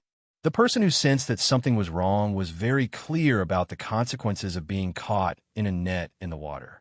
He hurriedly stretched out his 2 arms, wanting to open the net. He also began to kick with all his strength. At the same time, he did not forget to continue to reach out with his outstretched arms. Through the net, he could still catch the person with his 2 arms. Just when he thought that there was no problem, his stomach was pinched a few times, then his ears. Someone even put their hands under his sleeves and moved with all their strength. His 2 legs were also grabbed by someone. Then he saw the figure of the child that he thought he could easily catch suddenly roll backwards. Like a fish, the child drew an arc in front of his eyes and ran under his body. Then he only felt that the world was spinning. His body was completely wrapped in the fishing net, and his throat was burning uncomfortably. Water entered his nose and directly caused his head to hurt like it was being pricked by needles. After that, he did not know anything. We caught a big fish. It's very, very big. Haha, we're in the water. This time we were caught by surprise. You want to catch us? Are you stupid? Humph. After knocking the other person out, Xiao Bei and the other 9 people swam to the shore and shouted to the person who was standing not far away and watching what had happened underwater. This person did not belong to the Zhang family or the Wang family. He was a member of the local military. He was in charge of standing here and watching the situation in the water. At the same time, he was also keeping an eye on Xiao Bei and the other 9 children who were playing in the water. After Xiao Bei and the other 9 people found out that the other party was in the waterfall, they wondered if the other party could escape from the water. If it were them, they would definitely think so. Although their brother and sister had arranged for people to set up layers of nets in a relatively narrow area downstream, they felt that they should still go down and look for the other party in the water. If they could find the other party, wouldn't it be considered their contribution? Therefore, the 9 of them used nets to stop the fish in the water while keeping an eye on the front. They also wore water goggles. Last time, Xiaohai was caught by the other party, so they had learned to be smart. In the end, just as they were happily catching fish, they saw a big shadow coming from the water in front of them. When it got closer, they could see the other party's appearance very clearly through the water goggles. As a result, things became simple. The other party was indeed very skilled. At least, Xiao Bei and the others could not climb the wall next to the waterfall. Furthermore, the other party was also good at swimming. However, he did not have a water goggles, so he did not know how good his opponent was in the water. Once the net covered the other party, even Zhang Xiaobao would not be able to do anything, let alone him. In the water, one's strength could not be used. What was required was the coordination of one's body. Xiao Bei and the other 9 people had tricked the other party just like that. While they were fighting in the water, the person watching from the shore was stunned. He did not know what to do, so he shouted for the others. Then he saw the 9 children dragging a person out of the water. It was obvious that the other party had fainted and probably drank a lot of water. I'm talking to you. Why are you still watching? Help me. Once out of the water, the person becomes heavy. I can't pull him up. He looks like a fool. Xiao Bei stepped on the water to prevent the water from washing her away. At the same time, she shouted angrily at the person who was watching in a daze. She had done a meritorious deed. She could be considered a person who had done a meritorious deed, but the other party did not listen to her orders. It was too infuriating. The person reacted and pretended not to hear Xiao Bei's scolding. Not to mention that she was a little ancestor that he could not afford to offend. Even if it was an ordinary person, he would have a right to scold her. As he pulled the person up, he cooperated with her and asked, Xiao Bei, how did you catch him? I caught him with a net. He's stupid. When he saw us, he didn't run away. He even rushed towards us and reached out to grab me. He's big and tall, so he's more agile than me in the water. In the end, we caught him with a net. He still wanted to struggle. TSK, he's underestimating us, Xiao Bei said proudly. She climbed ashore and gestured with her hands and feet. When she said that she had dodged the person's movement, she even did a backflip on the ground. She meant that she had dodged the person with this posture. After dragging the person to Zhang Xiaobao, Xiao Bei did not speak, but she still looked like she was waiting to be praised. Little master, the person was caught. It was Xiao Bei and the others. When I found out, I was scared to death. If one of us was caught by the other party, I was scared to death. The local military personnel who dragged the person were still shocked by the 9 children's ability in the water. At the same time, they were very puzzled. Why did Xiao Bao let his younger brothers and sisters take the risk? What if something went wrong? Zhang Xiaobao seemed to know what the other party was going to say. Wei Wei smiled and said, Don't be afraid. If you want to hurt them in the water, even I might not be able to do it. The 9 people's fighting power in the water is much stronger than ordinary adults. Also, Zhang Xiaobao did not finish his words. After all, the other party was not his family. While he was talking, 4 people appeared at the place where Xiao Bei and the others were fighting. The 4 of them were also wearing water glasses. The color of the glasses was similar to the soil on the underwater shore. The same was true for the water suits they were wearing. There was also a tube connected to the 4 people's mouths. The tube was the same color as the soil. Each of them was holding an awl in their hands. After they came up, they took a detour and left. Obviously, they did not want Xiao Bei and the others to see them. These are the people Zhang Xiaobao arranged. A total of 16 people were arranged, and each group of 4 people rotated. He was afraid that his younger brothers and sisters would be hurt again. When they were in the lake, Zhang Xiaobao was so scared that he broke out in a cold sweat. Wang Wan was the same. That was why they personally went to torture them. Their purpose was to vent their anger. From that moment on, the 2 of them paid more attention to their younger brothers' and sisters' safety. They knew that the little ones liked to swim, so they ordered people to prepare in advance. Wherever they went in the water, there had to be people guarding nearby.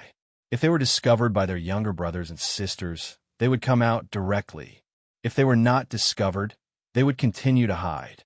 Just now, when Xiao Bei's group of 9 were fighting with that person underwater, one of the 4 people clearly saw that that person didn't manage to catch anyone. Otherwise, he would have rushed over and hit him with an awl. Hearing her brother's words, Xiao Bei came over and held her brother's hand. She said, Brother, you don't know how dangerous it was just now. Luckily, I dodged at the critical moment. At that time, I was thinking that since he rushed over like that, I should, Good. You're brave and resourceful. After hearing his sister's exaggerated words, Zhang Xiaobao praised her. Xiao Bei embarrassedly twisted her body twice and said, Actually, it's not bad. It's mainly because brother taught me well. You 2, stop flattering each other. See how they're doing. Ask them if there's anyone above them. Just in case someone hasn't come down yet. Wang Wan was amused by Xiao Bei's appearance. She looked at the person who had just been rescued and said this. I'm asking you, is there anyone above you? Xiao Bei circled around the person and asked. No, I'm not convinced. You have more people. You took advantage of my unpreparedness and won an unfair battle. The person who was caught by the neck was indignant. TCH, I'm not convinced. I'm much younger than you, and I'm not as strong as you. You dare to say that I ambushed you? Do you know who betrayed you? I was playing in the water and ambushing our people. In the end, he attacked us when we weren't paying attention. He was still knocked out by us. The winner takes all, and the loser takes all. Don't look for excuses. It's impossible for me to let you go. If I fought you fairly in the water, that's not confidence, that's recklessness. I only look at the results, not the process. That won't work on me. Xiao Bei did not fall for it. She even kicked the person a few times. She tilted her head and said, What can you do to me? The person wanted to say something, but he was dragged away by the others. They dragged him to a place far away from the children for interrogation.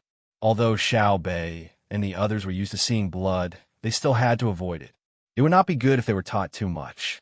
Zhang Xiaobao looked at his younger siblings who still wanted to play in the water and said, Don't go down. We've caught the person, and this trip to Lu Mountain is coming to an end. We have other things to do when we get back. I'll take you to see the other 2 waterfalls on Lu Mountain today and tomorrow. It's time for you to settle down. Oh, Xiao Bei stopped and walked back with her head lowered. It was obvious she had not played enough. At the side, Wang Wan said, The next step is to take the land route to Luzhou. Come with us. There's still plenty to play on the way. When we arrive, there's the sea. You can continue swimming. Xiao Bei immediately cheered up. It was fine as long as they did not have to stay in one place. 2 days later, Zhang Xiaobao and Wang Wan brought their younger siblings and set off for Xuanyang. At the same time, they had informed Hangzhou to let Li Longji take a boat over so that they could meet at the lake. After that, they would change to the land route and head to Luzhou. They would keep an eye on the railway. At the same time, they would let Li Longji have a good trip. Otherwise, Li Longji would never be allowed to look at the sea in the south, let alone go to the ends of the earth that Zhang Xiaobao and Wang Wan had named. They had another purpose in coming to Xuanyang. Their younger siblings had promised the people in Xuanyang that they would come up with ideas to increase the number of roads in the area. They wanted to see the actual situation there so that they could come up with a solution. In Hangzhou, Li Longji was still accompanying Jiang Wang clan to do publicity every day. After the first day, Jiang Wang clan was addicted to it. The next day, she would still go out and tell others about the benefits of having more worries. After a few days, the news was no longer sealed. The news spread quickly. Some of the wealthier families brought their pregnant women to Hangzhou. They were not lacking in the price of the gifts they could get. Instead, they wanted to see Xiao Bao and Cuckoo's mother. Everyone had lives in their bellies. If they were close, they could absorb the immortal energy of others. Perhaps they could give birth to very smart children. When Zhang Xiaobao sent the news from Mount Lu to Hangzhou, Jiang Wang clan was talking to a woman who had come from Suzhou. She personally told the woman what to pay attention to when she was pregnant and that she could not stay at home all the time. She needed to go to the clinic every once in a while to have a doctor take her pulse or use a stethoscope to listen to her movements. There were no other medical devices at the moment, such as ultrasound. They could only rely on the tools and methods available. If the child in the womb was disabled, there was nothing they could do. They had to give birth to the child. Of course, if the child was stillborn, they could tell that it was missing a heartbeat. Even so, the people of Tang were very satisfied.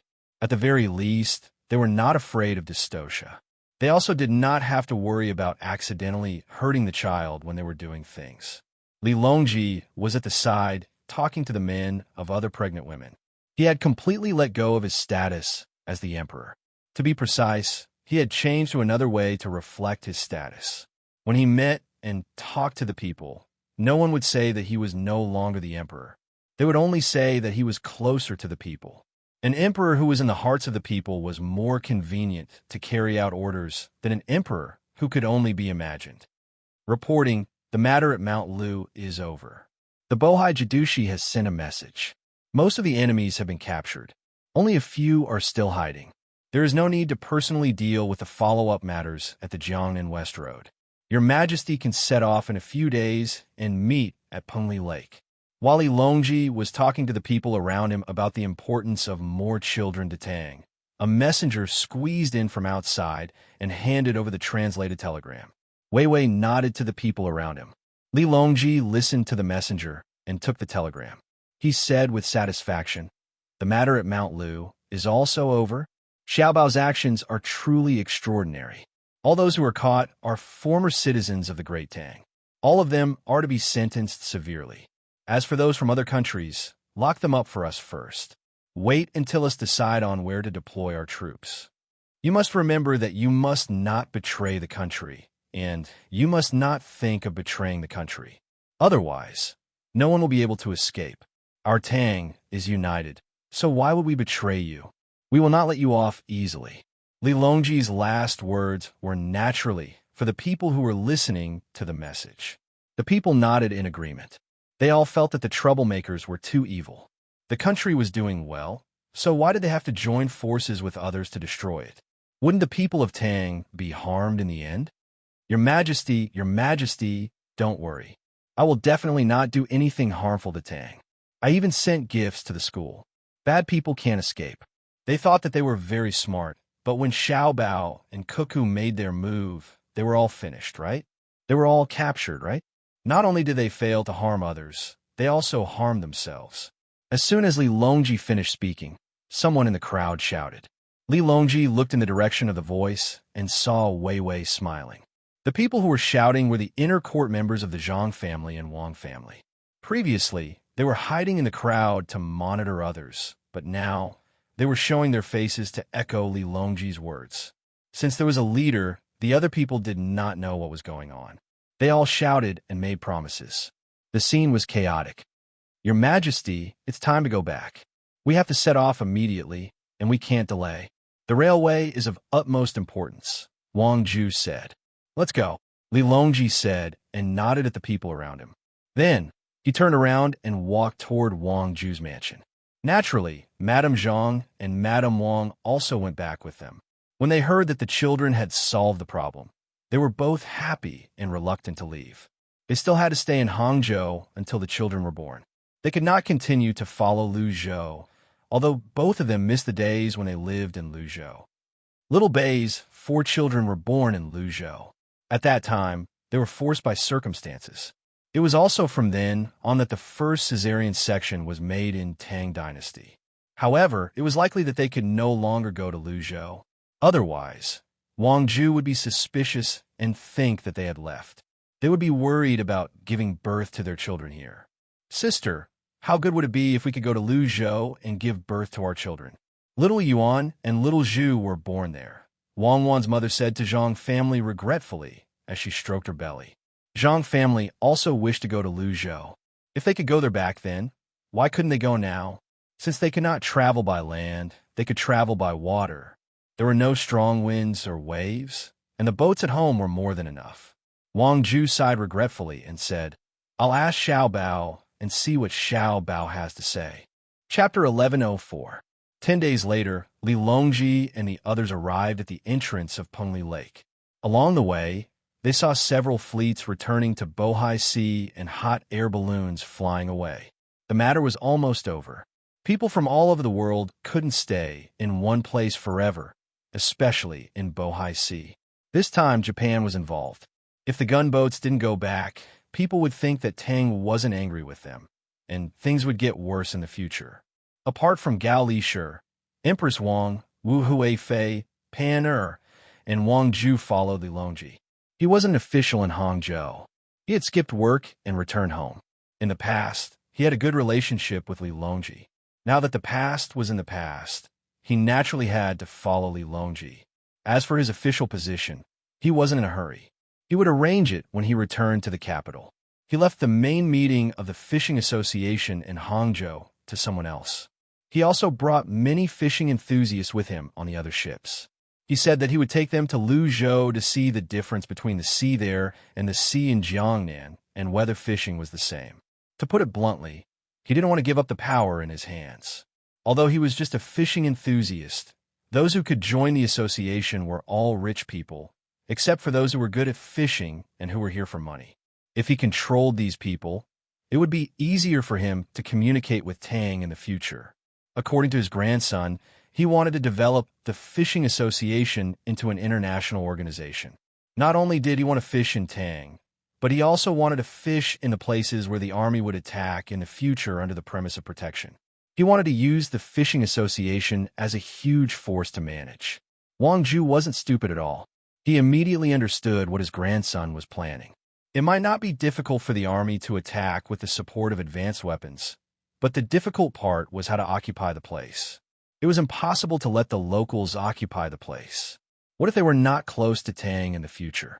The best way was to move the people in the places where the war was over to Tang and send the people there. If the Zhang family and the Wang family and the imperial court were to pay for it, it would be too expensive. If he followed the angling association there, he would be able to get more fish that the great Tang didn't have. He could bring them back and sell them for more money.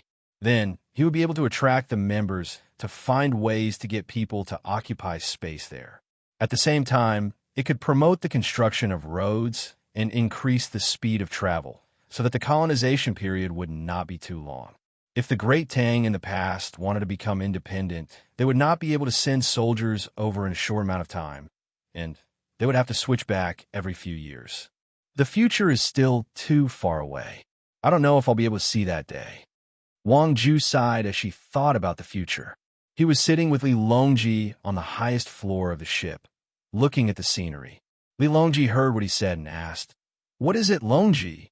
"Your Majesty, it is this subject who has thought about how, in the future, when the Great Tang occupies more land, it will be easier for soldiers to deploy. However, it will be difficult for the common people to move about in the land that they occupy, and it will be inconvenient for them to manage the land. The regional commanders will also be in danger of not obeying orders. This is truly difficult." Wang Ju shook his head and continued to sigh. Li Longji and Wei Wei were taken aback. Then they laughed and said, "You worry too much, Your Majesty. This is not a difficult matter. It's just a matter of building roads. Once the roads are built, you'll understand. The train is very fast. In the future, wherever the roads are built, the Great Tang can no longer send officials to punish them. That's not a punishment, it's a blessing." Gao Lisher smiled and said, "You're right, Your Majesty. Luzhou is the place where the officials are sent. Now, the imperial court has stopped sending people to Luzhou. Once they are sent, the officials who are sent to Luzhou will take the ship directly to Luzhou. Their families are very happy, and they're waiting for the railway to be built. The land route will do as well. Yes, Luzhou is good. Xiao Bao and the others are capable. A place that no one was willing to go to was turned into a place like this by them. There's also Hangzhou. There used to be many fishing villages and life wasn't easy. Ever since the water transportation was developed and there were more ships, Hangzhou has become a bustling place. However, I heard that the steel used to build the railway was gathered by the Great Tang, and many places were damaged. If we don't use the railway and build other roads, the imperial court won't be able to provide enough money. If we don't have other medical and educational facilities, it would be fine. However, I don't think the Great Tang's money is enough now." Wang Ju flattered Li Longji before he talked about the difficulties of the imperial court, especially the issue of giving birth to children and helping to raise them. He had never thought about it before, and he did not dare to think about it. However, now that the imperial court had some money, he was worried that it would not be enough. Li Longji laughed heartily. It seems that you haven't been in contact with Xiao Bao for long enough. You don't know Xiao Bao's abilities. I've been with him for a long time, and I've come to realize that there's no need to spend the imperial court's money on cultivation. We can just spend the people's money and issue national bonds. When the roads are built, we can buy things from other places and sell them in Great Tang. That way, we can return the interest from the national bonds. We can also let the merchants invest in the roads. When the roads are built, they will get a share of the benefits. When the goods are transported, they will get a share of the profits. In the future, when the imperial court is no longer in charge of the business, the roads will be charged. When the fees are collected, it will be over. Manpower is cheap as well. Give some food and some money from Great Tang, and people from other places will be more than willing to do the hard work. I don't think you'll understand if I tell you now. Let's talk on the road. When we return to the capital, come with me. I'll show you something good. It should be done by then. The officials of the imperial court will have a stake in it. After all, what kind of treasure is it? Wang Zhu truly did not know how amazing the Bureau of Works could be. He only knew that the three most important departments in Great Tang were controlled by Xiaobao and Cuckoo. The first was the Agricultural Temple. It was in charge of the research on new plant species in Great Tang, and it was also in charge of agriculture and breeding. The second was the Great Tang Bank. It was in charge of the wealth of Great Tang, especially the taxes. The money was directly transferred to the bank, and there was no need to transport the copper coins to the capital. The money spent on the road was already a large portion. If the bank were to suddenly collapse, many people in Great Tang would cry. It wouldn't be an exaggeration to say that it was the lifeline of the country. The third was the Bureau of Works. The best craftsmen of Great Tang were gathered there, and there were many technologies and theories waiting for the craftsmen to learn. More importantly, it provided the technologies used by the military. Whoever controlled the Bureau of Works would be in charge of the weapons and future upgrades. Even the transmission of information was made by the Bureau of Works. It was said that a large proportion of them had been damaged during production, but money had still been invested into them. The importance of information was self-evident. Otherwise, there would be no need for the beacon towers. These three had always been in the hands of Xiaobao and Cuckoo, and they wielded great power. To put it bluntly, the two of them could even have the Emperor of Great Tang change his surname. After a war, they were certain to be the final victors. The things the Emperor was speaking of were probably from the Bureau of Works, because it was said that an official of the imperial court had invested money to establish a new company in the Bureau of Works. Is it because the steam engine has become smaller? Can it travel on the road like a carriage? Wang Zhu pondered for a moment, and before anyone could answer, she asked, "Qing is truly extraordinary. Although it's not the truth, it's not far off. It's something that can replace a carriage on the road, but not a smaller steam engine. No matter how small a steam engine is, it still needs to burn things. We're going to get water and combustible materials. Xiao Bao and Cuckoo call it an internal combustion engine. It also needs water and combustible materials, but not much. When I came out, a finished product was already made, but it still needs some time before it can be used. The finished product is prone to spoilage due to the lack of skill. There are many technologies that Xiaobao and Cuckoo have mentioned that we don't have. There are some things that we can only use a file to create bit by bit. When Li Longji talked about technology, he was filled with worry. He was still worried that the other party had a country that was skilled in technology. Wang Zhu asked in bewilderment, "File? Can something good be made with a file?" "That's right," Gao Lishur said. "Don't underestimate this file. Nowadays, when apprentices want to graduate, it's not like before. They learn more systematically. When they graduate, they're given an iron rod and a file. Apprentices have to make things according to various requirements. The more complicated the things they make, the higher their graduation evaluation, the better they can do in the future, and the higher their salary. The simplest one is to make a small hammer with these two things. Not only does the shape have to be correct, but it also has to be smooth to the touch." Wang Zhu opened his mouth and said in surprise, "One iron rod and a file. At the very least, they have to make a hammer like that? This is the simplest one, but what about the difficult one? How is that possible? Why is it impossible? I have personally seen them do it. Every other day, they will bring it to me for a look until they are done. In the future, the most important department in Tang will be called Tang Heavy Industries. The people who work there must have a certain level of ability. It will not be like now, where they have to deal with the people first. Xiao Bao and Cuckoo's requirements are very high. Usually, when the workers are not using pressure tools, they can know the degree of sealing by blowing on it with their mouth. If there is a 0.2 millimeter error in the workpiece, they can tell by touching it with their hands or eyes, and so on. Regardless of whether there are more advanced tools to measure, the workers have to do it with their own experience and ability. This is the foundation of the Great Tang Heavy Industry.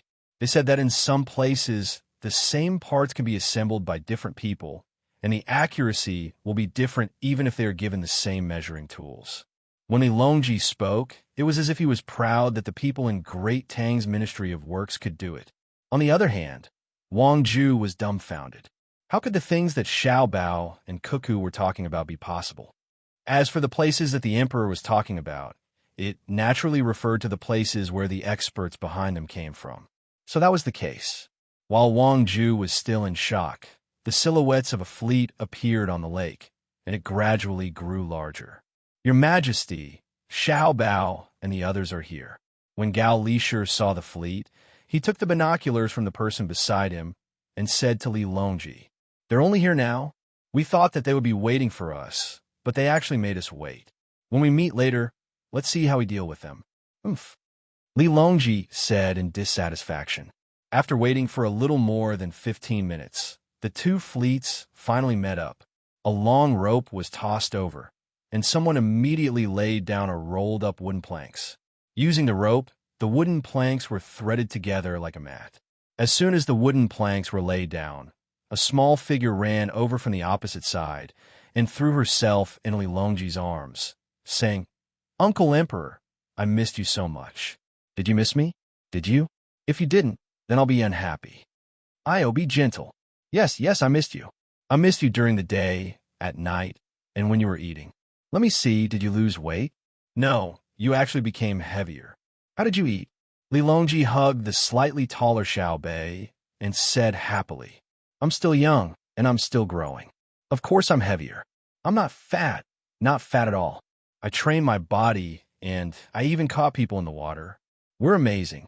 Brother Xiaohai was injured, and Uncle Emperor wants to take revenge for us.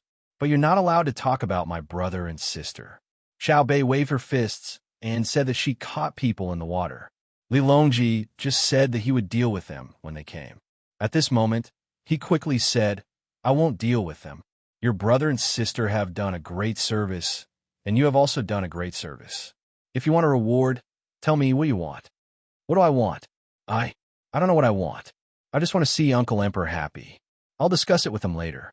We won't ask for it for free.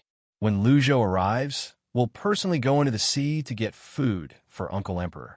We'll let Big Brother cook for us, okay?" Xiao Bei pretended to be thinking. After thinking for a while, she still could not think of what reward she wanted. Previously, she was only thinking about the reward. "What about me?" Wang Ju asked when he saw his granddaughter pouncing to the emperor's side as soon as she arrived. "Ah, grandfather, you're good too. Grandfather, let me tell you." Xiao Bei left Li Longji's side and jumped into Wang Ju's arms again. She did not want to offend anyone. While they were talking, the other children, including Zhang Xiaobao and Wang Wan, also came over. Pan'er and her brother, who were originally in the cabin, also ran over and shouted happily. The two of them could already remember people and knew that the person in front of them was their father. They looked around for their mother. "Zhang Xiaobao, Military Governor Zhang Xiaobao, how dare you make me wait for you? Tell me, what punishment do you deserve?" Li Longji glared at Zhang Xiaobao when he saw him. "Io, this subject asks for your Majesty's forgiveness. This subject deserves 10,000 deaths. This subject should first put aside the matter of the people of Xuanyang and come here to wait for your Majesty. This subject will go back and tell the people of Xuanyang that I won't do what I promised them until your Majesty calms down." "What do you think, your Majesty?" Zhang Xiaobao bowed and begged for forgiveness. "Don't use the people to scare me. Let me ask you, how do you want to end this matter?" Li Longji asked about the captured people. Chapter 1105. Your Majesty, it will be better to first discuss the matter of the common people of Xuanyang. In the last few days, this subject has racked his brains and finally thought of a plan that can compensate for the losses suffered by the common people of Xuanyang. This subject's brother and sister have taken great care of us, so the common people should be the most important. Hearing Li Longji ask about how to deal with the surrounding countries, Zhang Xiaobao frowned. He and Wang Wan still hadn't thought clearly about what strategy to use against him. The implications were too great, so it wasn't as simple as dealing with the common people. Wang Wan also nodded. She admitted that it was very simple for her and Zhang Xiaobao to deal with the matter of Xuanyang. In truth, it was the same in the past. If they had truly sent the scholars of the various research departments to a single county to do research, in a situation where there was no exchange of benefits, it was very easy to raise the local economy. The reason they didn't do that, besides the exchange of benefits between the various powers, was that capable people would not want to go to a place to do small things. It was beneath their status. It was not as important as being a think tank, scheming with other colleagues, or dealing with the country's large environmental construction. Selfishness, it was that simple. At this time, Shi and Zhang Xiaobao did not need to exchange benefits with others. Even the officials of the imperial court, who represented their families or powers, could not pose a threat to the two of them. If anyone dared to cause trouble, they would be killed. How simple was that? Thus, calming down and inspecting the local economic structure and human resources was quite easy for them to come up with a good idea. Li Longji looked at Wang Wan. Seeing Wang Wan's pensive expression, he also raised his eyebrows and said, "Xiao Bao, foreign affairs are the most important. Don't complain to us. Dealing with a small place like Xuanyang requires you to put so much thought into it. If so, we will take back the authority in your hands to prevent you from overworking yourself." This year, in the east and west of Jiangnan, all the officials who have not been caught will be demoted by 1 rank. Those who have just taken office will be warned, deducted subsidies. We will not listen to their explanations. They will say that they have just taken office and are not familiar with the situation. What were they thinking before taking office? How did they write the plan for taking office? This year, all the newly promoted officials will be demoted by 2 ranks and have their salaries deducted for 2 years. If they do not perform well next year, they will be removed from office. If they enter the lower ranks, they will be killed. Did they really think that they had nothing to do with the hidden dangers that occurred in the places they used to stay after they were promoted? According to what you and Cuckoo have said, if an official carries out a policy, it will show results in a short period of time. But not long after, it will cause problems for the people and money, and they will be held responsible. What you said to Cuckoo is very good. You need political achievements to be promoted, but you shouldn't do it for the sake of political achievements. The eyes of the people are as clear as snow, and I am not blind. In a few years, the first 2 batches of children from Chaoyang Action School will be able to become officials. In the future, when they become local officials, they will still carry out their policies despite knowing that they could harm the lives of the people. If they harm 1 person, I will kill them as well. The Tang Empire lacks other things, but it definitely doesn't lack officials. If it really doesn't work, I will use your family's inner court to replace them. Oh, is it because the gun is not accurate? Speak, Xuanyang, what do you want to do? Speak boldly. Even if it's wrong, we will not kill you and Cuckoo. If the plan is to double the people's income in 3 years, after 3 years, if the people's income is not doubled, the 2 of you will pay for yourselves. We will be magnanimous toward you, right? Then what if the plan is to double the income, but the result is to triple the income?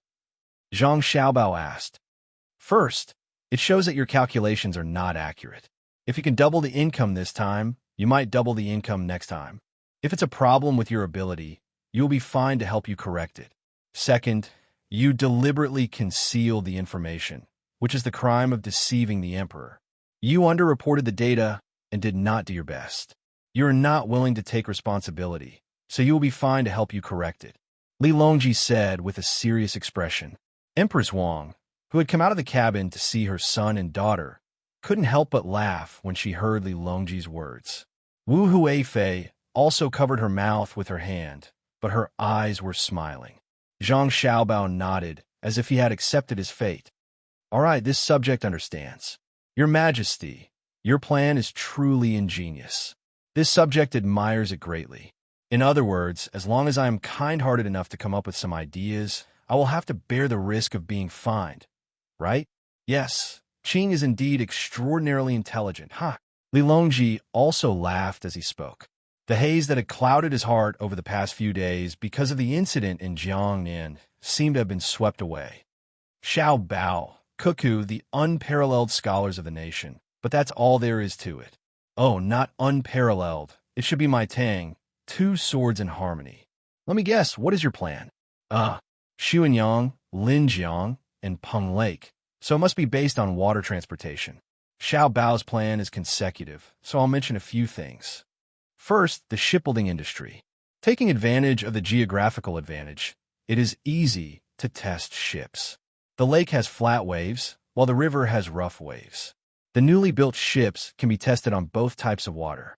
Second, the docks. Back then, when your family bought the Zhaoyuashui River north of Sanshui County, the first thing you used was various kinds of relatively advanced loading and unloading tools. Now that the Ministry of Works has advanced technology, using them at the Xuanyang docks, the results are particularly good. You can also work with the shipbuilding industry to design the number of ships that can be loaded at the docks. Third, tourism. The scenery of Mount Lu is beautiful, and you can arrange for tour guides to wait at the docks. The roads are smooth, and travel is convenient. Just the food and lodging alone is not a small amount of income. The above 3 points can be said to be interlinked. What do you think? Li Longji seemed to have forgotten the pain after his wounds healed. As long as he was facing Zhang Xiaobao, he would definitely think of a way to win through strategy. Although he had never succeeded, he still enjoyed it. Your Majesty's plan is good. Wang Ju immediately began to flatter. Xiao Bao, this subject admires you the most when it comes to strategy. However, your Majesty is always able to point out the key points. This subject is inferior. Xiao Bao, is this what you think? Zhang Xiaobao smacked his lips twice, but didn't say anything. Wang Wan covered her mouth with her hand and laughed. When Wang Ju saw this, he said, "Is it not? Your Majesty's plan is one that benefits the country." Enough, don't say any more. We've been looked down upon again. Consort Huifei, what do you say? Li Longji knew that he had failed again, so he gloomily asked Consort Wu Huifei. That was because Consort Wu Huifei had also begun to study this. Your Majesty, this subject's consort actually has the same idea as Your Majesty. However, this subject consort can add on one point. If the two sides of the Yangtze River cooperate with each other, they can glide high up in the sky and transport goods back and forth. The quantity is small each time, but can be transported continuously. This is more convenient and safer than ships. Since this is the case, perhaps there is no need for Xiao Bao to think about what this subject's consort can think of. Right now, there's already a shipyard in the middle of the lake, and the tourist route is also continuing to be improved. There is no need to talk about the docks. Xiao Bao's compensation is to provide timely assistance, not to add flowers to embroidery. It is the local official's job to come up with a plan on top of what has already happened. It is not Xiao Bao's wish. Consort Wu Huifei followed Li Longji's suggestion and brought up another point. At the side, Empress Wang and Gao Lishur had smiles on their faces, as if they already knew. Wang Ju, on the other hand, was slightly embarrassed. He had only wanted to curry favor, but he had probably failed. However, he still had doubts in his heart. He admitted that his grandson and granddaughter-in-law were formidable, but no matter how formidable they were, there had to be a limit. His grandson's idea of setting up the fishing association was not bad, but it was making something out of nothing. The two of them were also skilled at investigating people, but they were also meticulous and skilled. Right now, they were talking about the livelihood of the people of Xuanyang. Xuanyang did not have long legs to run elsewhere. It had been there since ancient times. Other than the convenience of water transportation and the ability to build ships, what else could they have thought of? Fishing? Someone had already done this before. Since it was just adding flowers to embroidery, they naturally would not tell others to continue fishing unless there was a better method. Oh, there was also the matter of pearl farming in freshwater. There were many freshwater lakes in the Great Tang that were suitable for pearl farming. Now that there was the technology, this was also not a good idea.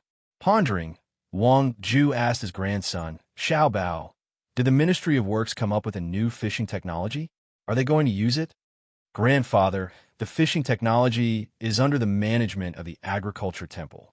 They do have the technology, but it can't be used in the rivers of the Great Tang. It can be used with electricity, explosives, drugs, and many advanced fishing nets. If it's used, it won't take long. Within 5 years, there will be no fish left in the Great Tang. It's better to leave something for future generations. Not to mention rivers and lakes. Even the surrounding seas will be emptied if it's used. We have to catch fish, prawns, and crabs as fast as they are born.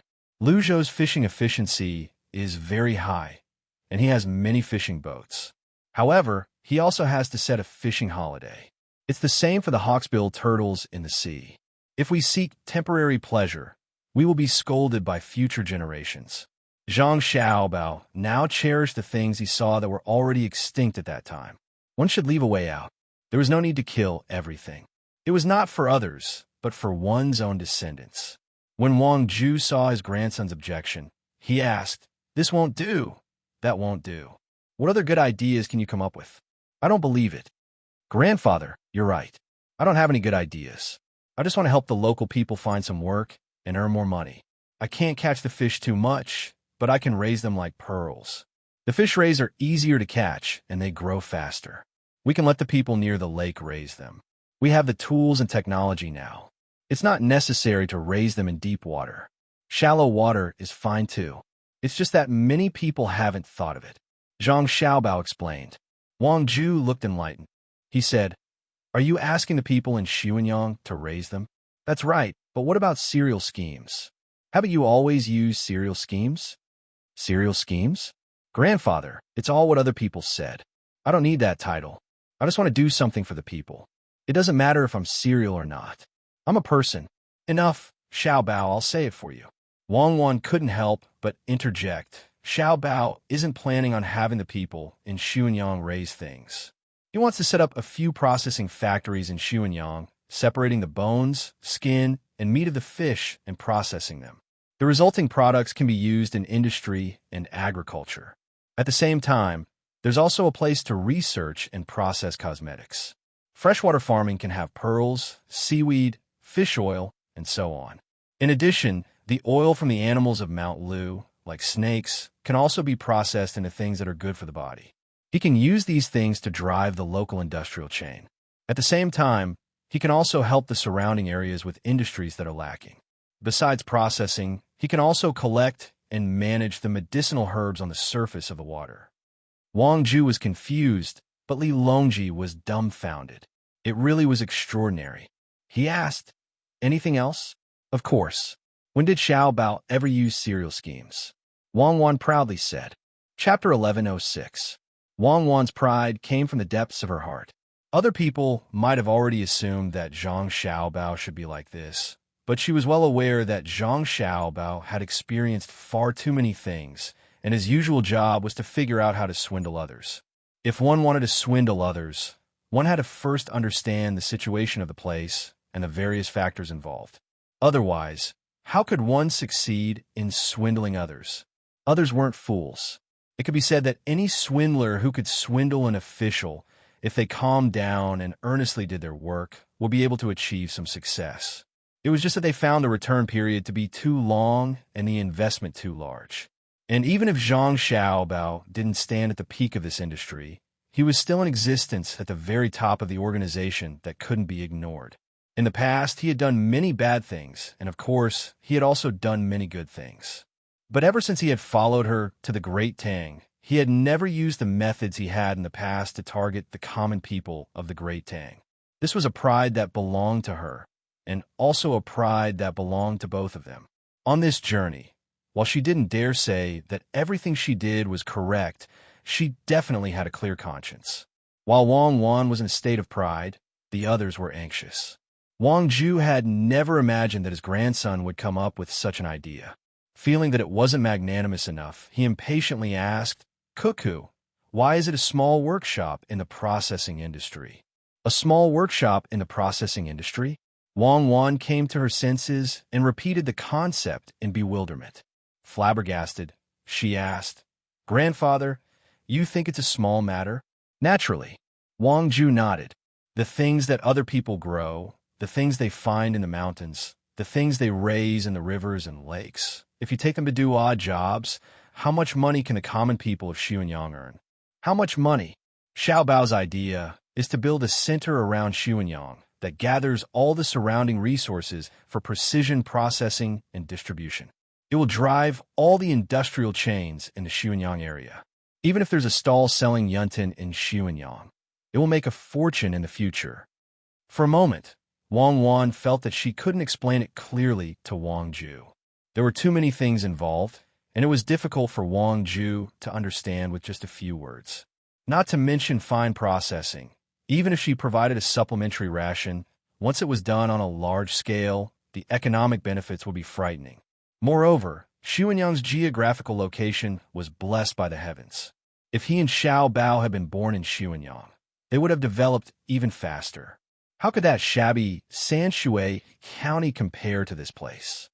But Wang Ju still couldn't understand how a simple processing industry could help the people of Xuanyang earn so much money. Ju, I'll give you a book later. It's a political economy book written by Cuckoo and Xiao Bao. Take some time to read it.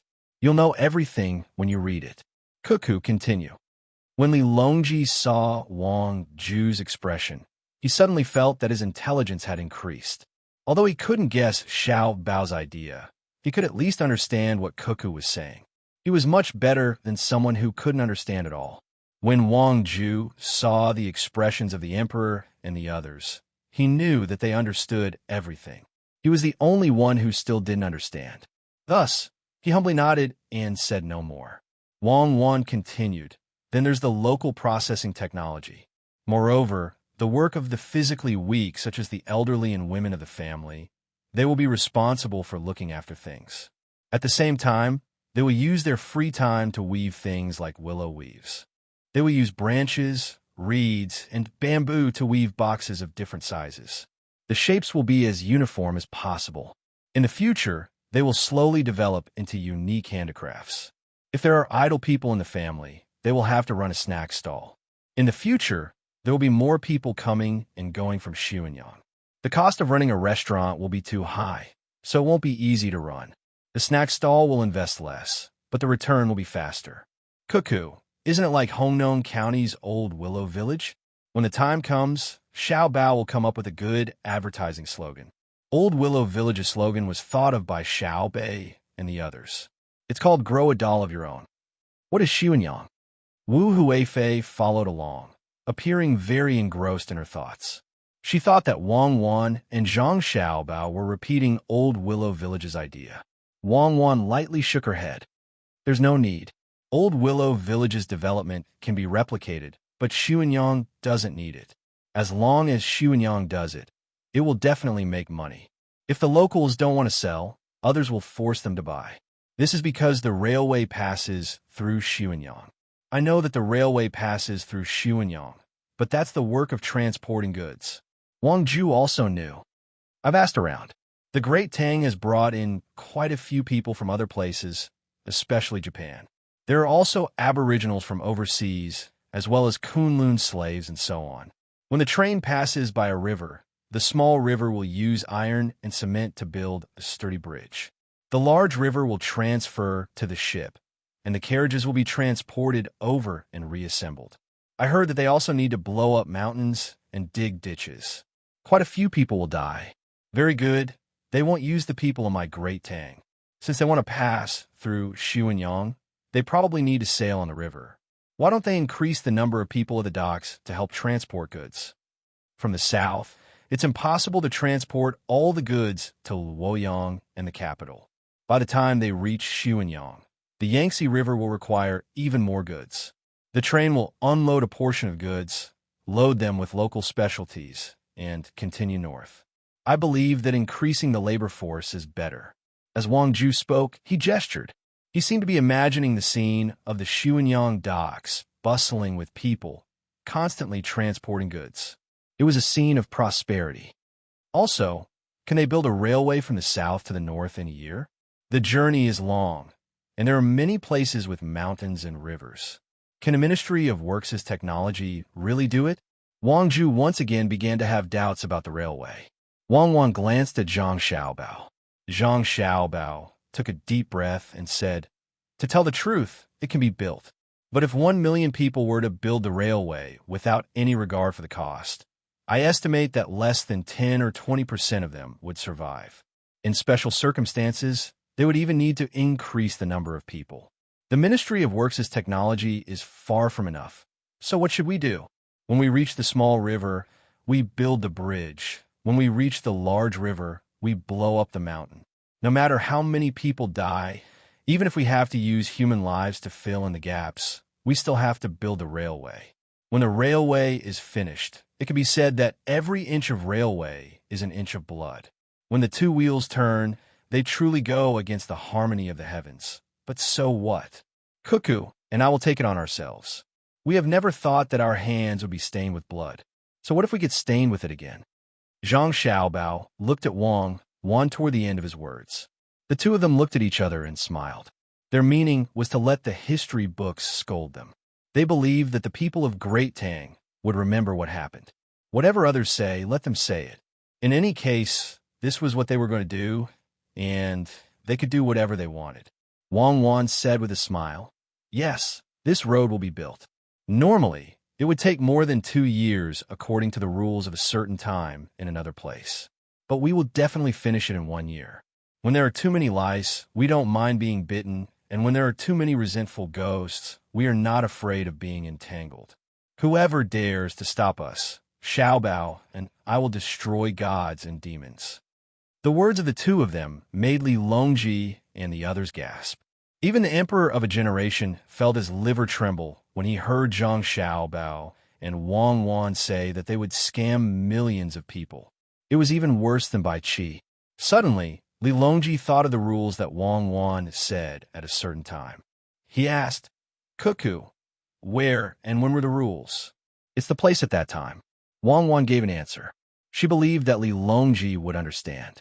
The railway that she and Zhang Xiaobao wanted to build was similar to the route in the past.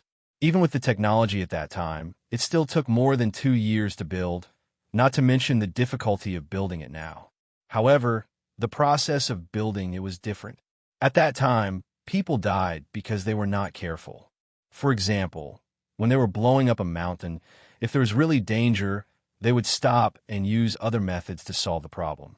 The two of them did not need to do that. If there was a dud during the explosion, they would continue to blow it up and were not allowed to stop. Even if the dud suddenly went off just as they were passing by, they would throw the debris aside. The people behind them would still have to step in and hit the holes of the cannon. When opening up the road, there were too many rocks. Even if they had to carry them, they would have to clear the place. After all, the people who died were not from Great Tang. So what was there to be afraid of? As for other people dying, what could they do? They could even throw an atomic bomb. After they threw it, wouldn't the place where they were thrown be like a grandson hugging a thigh? This was how countries worked. If you were strong, you could slap the other party, and the other party would have to smile and ask you if your hand hurt. If you were a coward, even if you didn't slap the other party would still slap you. You could never hope to treat the weak well when you were strong. Once you were weak and the other party became strong, they would still treat you well. Li Longji didn't know that he had been tricked all this time. He thought that the two of them were talking about that country. That country had built such a long railway, and even with more advanced technology than Great Tang, it still took more than 2 years. His Great Tang had to be faster. It was no wonder Xiaobao and Cuckoo were willing to use human lives to build a railway. Right? Even if their technology was inferior to others, they still had to have their own ability to do things.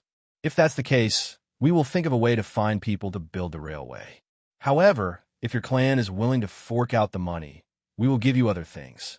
Who will be willing to use them? Li Longji hardened his confidence, but he was also worried that he didn't have enough money. He couldn't possibly return the money after the other party took out the money, so he could only offer other benefits. "Your Majesty, we have enough money. We didn't spend any money on the ores used to smelt the steel. We used the name of the imperial court to mine the ores, and we also didn't need to spend any money on the coal and other materials. The only thing we need is the transportation fee. There's also the labor fee. Even if the labor fee isn't used on the smelting, they can still do other things and earn money."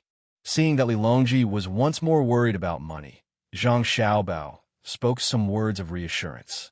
They didn't need much money in the first place. How much money did Jingzhou spend? There were many materials that didn't need money. The only thing that worried him was the speed of the construction. The other party had many railways in Jingzhou, and they weren't starting from scratch. Right now, Great Tang only had a single railway from Luoyang to the capital. In a different place, besides not caring about the lives and deaths of people, the local authorities wouldn't have any disputes, and the people would cooperate if they had to move aside. Without the difficulty of moving people, all they had to do was tell the people that they had to move aside, and the people would be very willing to move. They would even volunteer to help. Thinking of the advantages and disadvantages of the present and the past, Zhang Xiaobao said to Wang Wan, "If we're building the railway, the people of Great Tang can help with some of the less dangerous work, such as transporting the stones or carrying wood from other places. We can choose the stones for construction purposes, or we can use them to make cement. This can be used to offset the wages of the people. As for the people from other places, they don't need to be paid.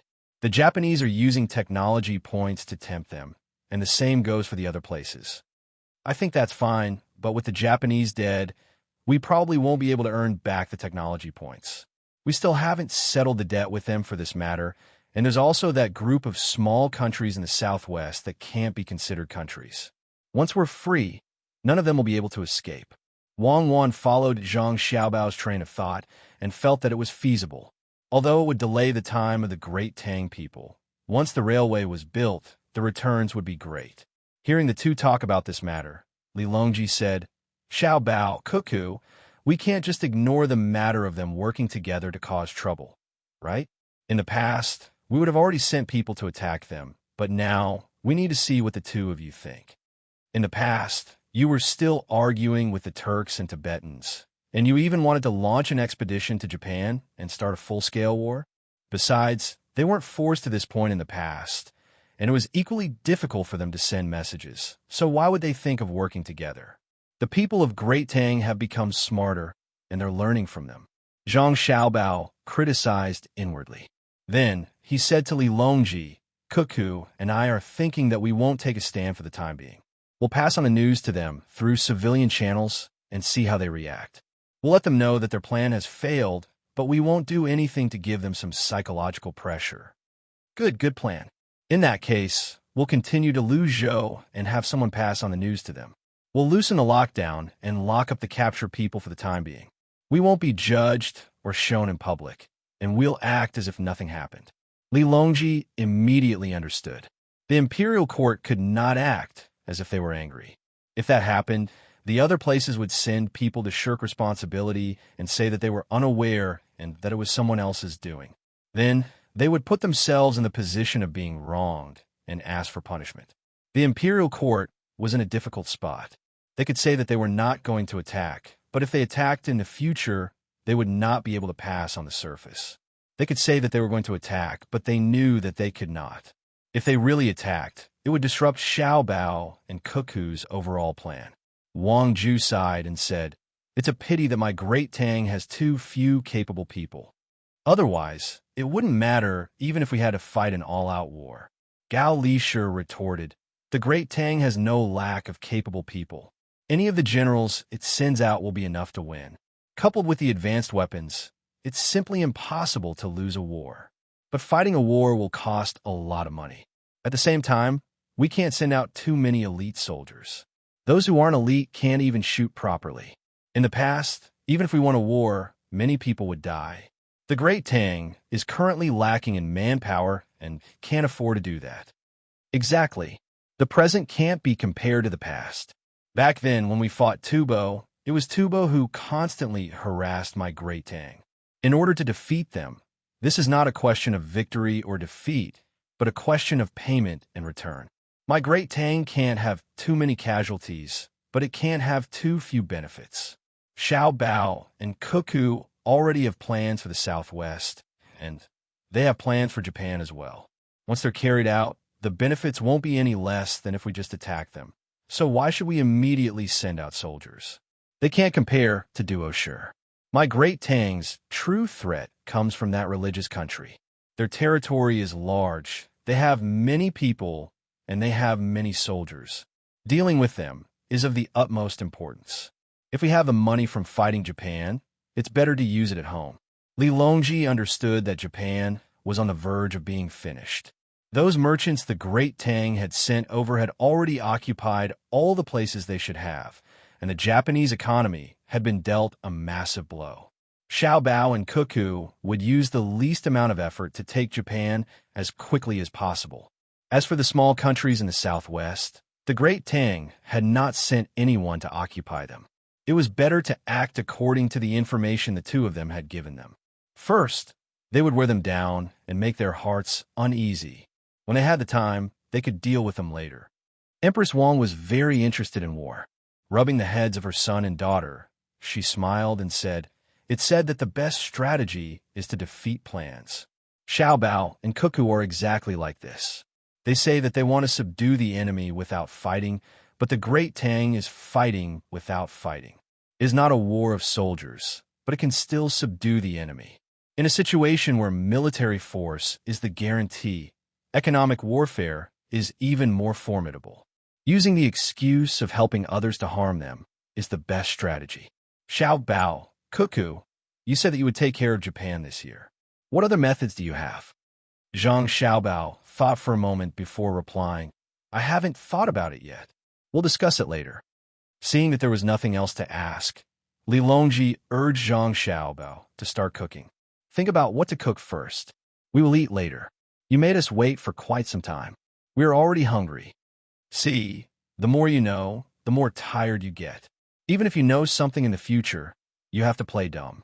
Do you understand? Zhang Xiaobao said to his brothers and sisters, and then he went to the galley to cook. 2 days later, in the morning, everyone arrived at the southernmost shore of Lake Peng. This place was a mountain. Since they had changed to traveling by land, they naturally had to travel through the mountains. In the past, the officials who were sent to Lingnan had to travel this way. The mountain road was difficult to travel. Many people were tortured to death before they could reach their destination. Some people were chased by an imperial edict before they could reach their destination. Li Longji also had to go this time. However, he was different from the people who were sent to Lingnan. He didn't have to worry about miasma or wild beasts, and he didn't need to be in a hurry to travel. His Jinwu guards had a scale of 3,000 people. Wang Ju's family also sent 500 guards, as well as eunuchs and palace maids. In total, there were more than 5,000 people. In addition to their troops, Zhang Xiaobao and Wang Ju had even more troops. The 9 Children's Protection Team had 1,000 people. Zhang Xiaobao and Wang Wan directly brought along 5,000 guards. In addition to the helpers who were transporting things, the total number of troops was close to 30,000. It could be said to be a mighty force. If it was in the past, it would be a waste of money and manpower. However, now it was all paid for by Zhang Xiaobao and Wang Wan. When they reached a certain place on the road, the common people wouldn't curse in their hearts. Not to mention that Xiao Bao and Cuckoo were here. Even if the two of them weren't that famous, the common people would still be very happy. They didn't need to fork out money. Wherever the troops passed, there would naturally be people in front of them who would build a simple road. For Li Longji, it was a simple road. For the common people, it was a wide road that led to the sky. It would be convenient for them to go out in the future. Moreover, the troops didn't spare the common people. On the contrary, the common people would harass the troops. When they knew who was coming, the common people took the initiative to take out the food they thought was good. There were game from the mountains and chickens and ducks that they raised at home. In just 3 days, Zhang Xiaobao and Wang Wan received more than 4,000 chicken eggs, more than 1,000 duck eggs, and nearly 700 goose eggs. Some were salty, while others were bland. It was as though they were celebrating the Dragon Boat Festival. Little Bay and the other 11 children also received a lot of ham, bacon, and pheasants. There was even a tiger that was smaller than the Manchurian tiger. It was a South China tiger. It was alive. Nobody knew how the locals caught it. They couldn't refuse it even if they wanted to. The common people stood there with their things and watched the others build the road. Then the troops came over and looked at them eagerly. They did not make a sound. Some of the things they wanted to give were placed at their feet, while others were held in their hands. Zhang Xiaobao and Wang Wan did not refuse anyone. They accepted the gifts that the common people gave them. If the troops were not moving fast, they would even talk to the common people. Little Bay sang a song and dance for the common people. Since they accepted the tiger, they naturally had to treat the common people better. Today was the 6th day on the shore. They were still far away from Luzhou. When it was almost noon, a group of local people appeared on the simple road that had just been built. They stood by the side of the road, holding the household registration documents in their hands and waiting. The household registration was something that people thought of on the 2nd day. In case there was an assassination attempt, in addition to a body search, they also needed to show their identification. Naturally, the people who were building the road in front of them were sent to check. They had to make sure that it was safe. This time, the local people did not bring too many things. They only brought a large cage made of wood. There were 2 black bears in it, and they were still alive. It seemed that the news of the tigers being sent to them had spread. The people here felt that it was not good to send eggs or other things. It would be embarrassing, so they brought something more powerful. When they got closer, they saw someone holding up a banner with the words Xin Xiao Bao and Cuckoo Bears written on it. The handwriting was not very nice. With just a glance, one could tell that the handwriting was far from good. When Li Longji saw the words, his expression darkened again. It had been 6 days. Ever since they came to shore, the common people had never given him anything. They were all given to Xiao Bao, Cuckoo, Little Bei, and the others. He was the emperor. He did not believe that the common people would not give him anything when they knew that he was here. It was not that he was greedy. At the very least, he would be happy to receive a gift. Xiao Bao, this isn't good. You're always accepting gifts from the common people. What do you expect the common people to do?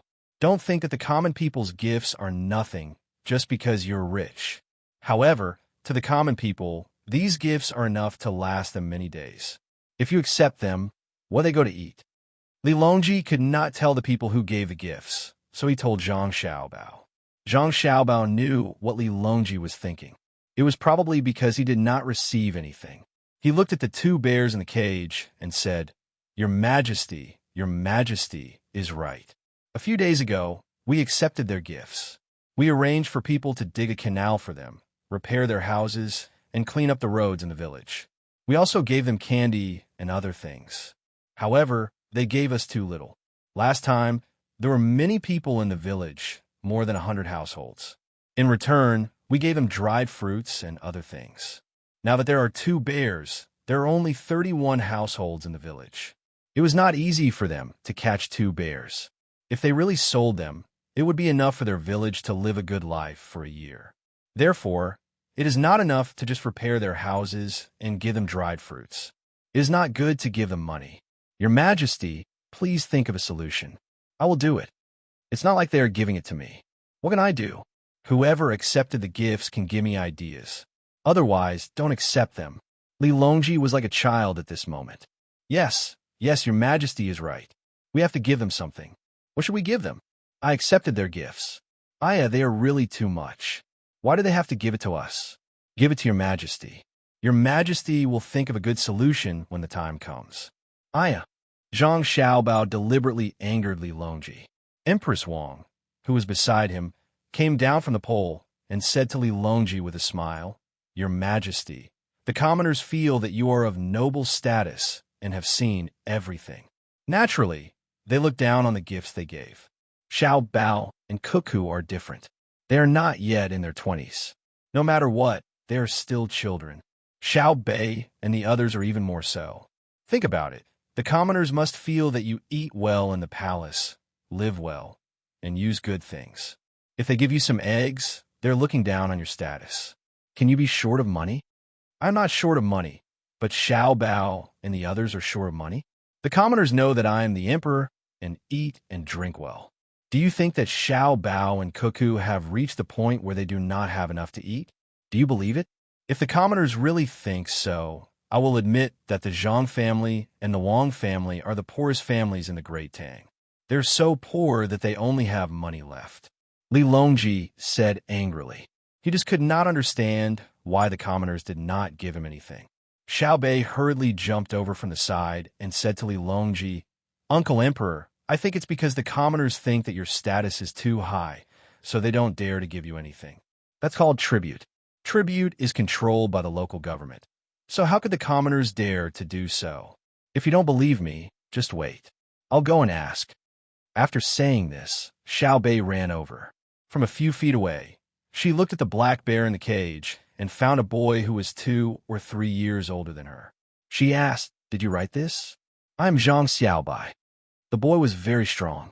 With one look, one could tell that he did not lack nutrition. His face was rosy, and he was wearing clothes made from the fur of an unknown animal. Just a moment ago, she was standing there like an adult with a bow hanging from her shoulder. When she saw Xiao Bei and heard Xiao Bei's voice, she immediately became bashful. Her face turned even redder. She lowered her head and softly hummed in reply. The adult beside him was anxious. "Xiao Bei is talking to you. Can't you say a few words?" This prodigal child could be considered the king of children in the surrounding villages. He was very capable and efficient, but now he did not know how to speak. Xiao Bei seemed to have seen this kind of thing many times and did not care. She continued to talk to the boy. "Your handwriting is very good. Uncle Emperor even praised you just now. He said that it would be better if you wrote a few words for him. Do you want to write? Say something, right? I will have someone bring you the 4 treasures of the study. If you don't write, I will go back. Right?" The boy's face was flushed red. He finally squeezed out a word from the gaps of his teeth. "Wait, I will go back and get it." Xiao Bei turned around and ran away. She found someone and asked for something. She had someone bring a board over and grinded some ink for the boy to write. Li Longji also came over and looked at the words on the scroll. He nodded his head against his will to express his appreciation. In his heart, he was thinking that if his own child could write like this, he would have to beat them to death to vent his anger. Even Pan, learning to write her own name with a pencil was better than this. AI, it's good that he can write. It's not like he didn't know how to write in the past. I can't compare all children to the children taught by Xiao Bao and Cuckoo. Li Longji thought to himself. The boy became even more nervous. His hand trembled as he held the brush. He looked at the paper and asked Xiao Bei, "Write, what should I write?" "Write whatever you want. In any case, this is for Uncle Emperor. Write whatever you think of His Majesty. Don't worry, Uncle Emperor is very kind." Xiao Bei consoled. To her, there was nothing to be afraid of. The only thing she was worried about was the disappointed expression on her brother and sister's face. However, she had never seen her brother and sister disappointed in her before. Even if she did something wrong, her brother and sister would still be very happy. The boy took a deep breath and closed his eyes to calm himself down. Only then did he manage to control his trembling hand and write on the paper, "The real emperor, live a long life and never die." There was 100 in front of the 10,000 character, but the boy had drawn a slash to indicate that the character he wrote wrongly didn't count. After he finished writing, the boy raised his head and looked at Li Longji worriedly before he even put down the brush. Li Longji was stunned. He had thought about many things, but he didn't expect the boy to write these few words. He thought that the boy would write something like "The country will last forever." If it was Xiao Yuan who wrote it, he would probably write a magnificent essay. However, these few simple words left him speechless. This is the real emperor. It's not fake, right, Uncle Emperor? Xiao Bei said to Li Longji as she blew on the paper, trying to dry the ink. That's not what I meant. What I meant was I was thinking of a good emperor. I don't know about other emperors. I haven't seen the previous emperors, but the current one is good. The boy hurriedly explained. Good words. Reward. Li Longji personally picked up the paper and blew on it. After it was dry, he carefully rolled it up and stuffed it into his clothes. To him, eggs and tigers couldn't compare to a few words written by a child. The child didn't have time to prepare and wrote whatever came to his mind. To be able to obtain the approval of a child was the best gift. Someone immediately brought over a large pile of things and placed them in front of the boy. Li Longji also began to chat with the boy, asking about his family, his studies, and so on. Zhang Xiaobao watched from afar. He turned to Wang Wan and whispered, Do you see that? This is true glory. It's more than 2 times better than the emperor of your time. Would the commoners care whether the emperor of your time died or not? You can find a random child and ask them what they want to say to the emperor. They definitely won't say that they hope that the emperor will never die. Aren't you with me? It's different. It's an imperial system now, and we weren't one back then. Otherwise, there would be people who care about us as well. Wang Wan glared at Zhang Xiaobao. Don't lie to yourself. If the emperor of our time died, would there be anyone to send him off on the streets? Furthermore, it was an era where one's ashes didn't even dare to write their real names. Could it be that old Zhou was the emperor of an imperial country? Of course, it's not his fault. Everyone lives for their own ideals. Some people's ideals are just to reach the top, while others want to do something for the commoners. I feel that I'm more noble in comparison. Zhang Xiaobao curled his lips. At this moment, he truly felt that Li Longji was worthy of respect.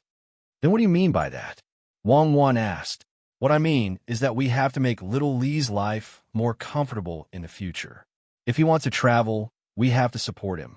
Let alone playing in the Great Tang. Even if he wants to go to South America, we have to find a way to satisfy him. We have to constantly use various methods to sing his praises.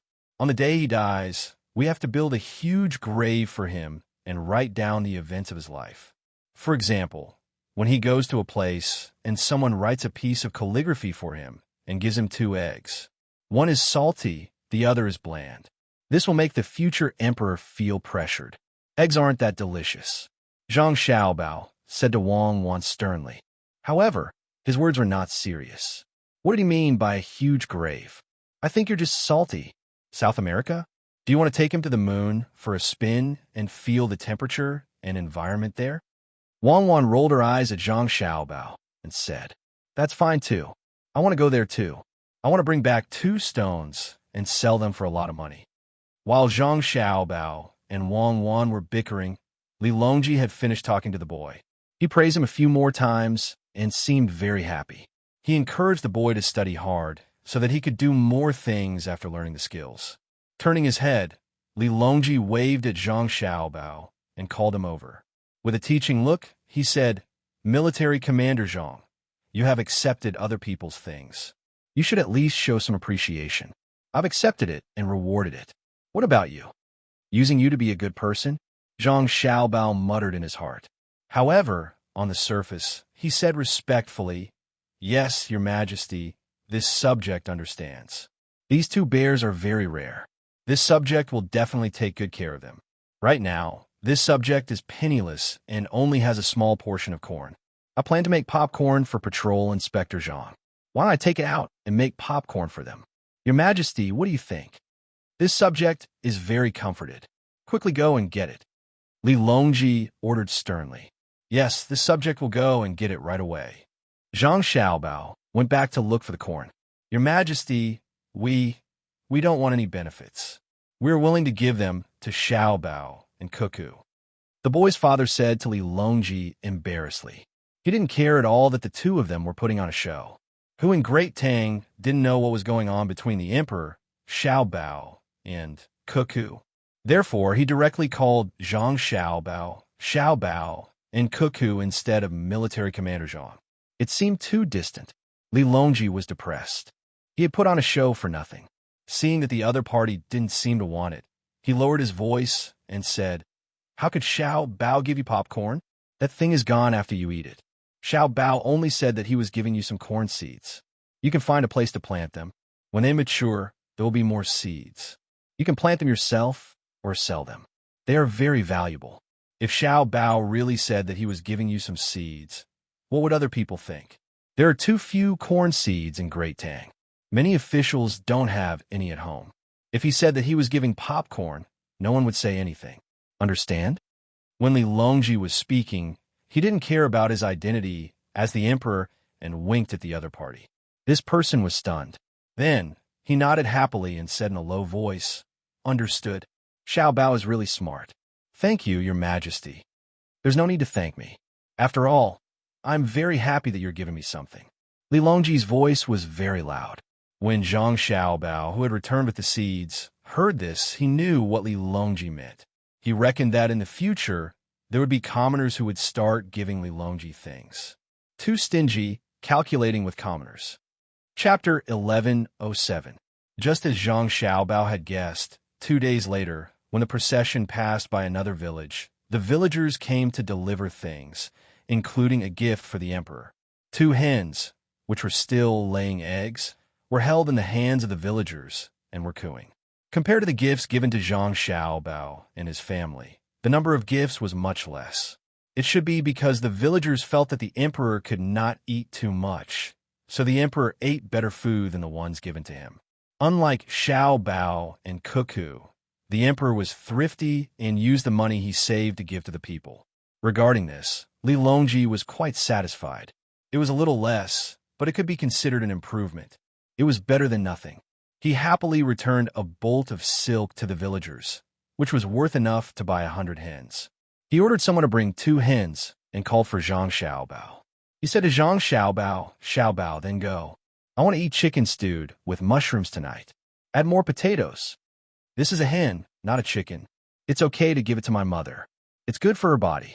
Zhang Xiaobao corrected him. "It's a small hen. Haven't you seen a bigger hen?" Li Longji stared at him. "I have. Okay, I'll cook. Don't blame me if you eat too much. The potatoes are not good potatoes. They have already sprouted. I originally planned to give them to people who need them.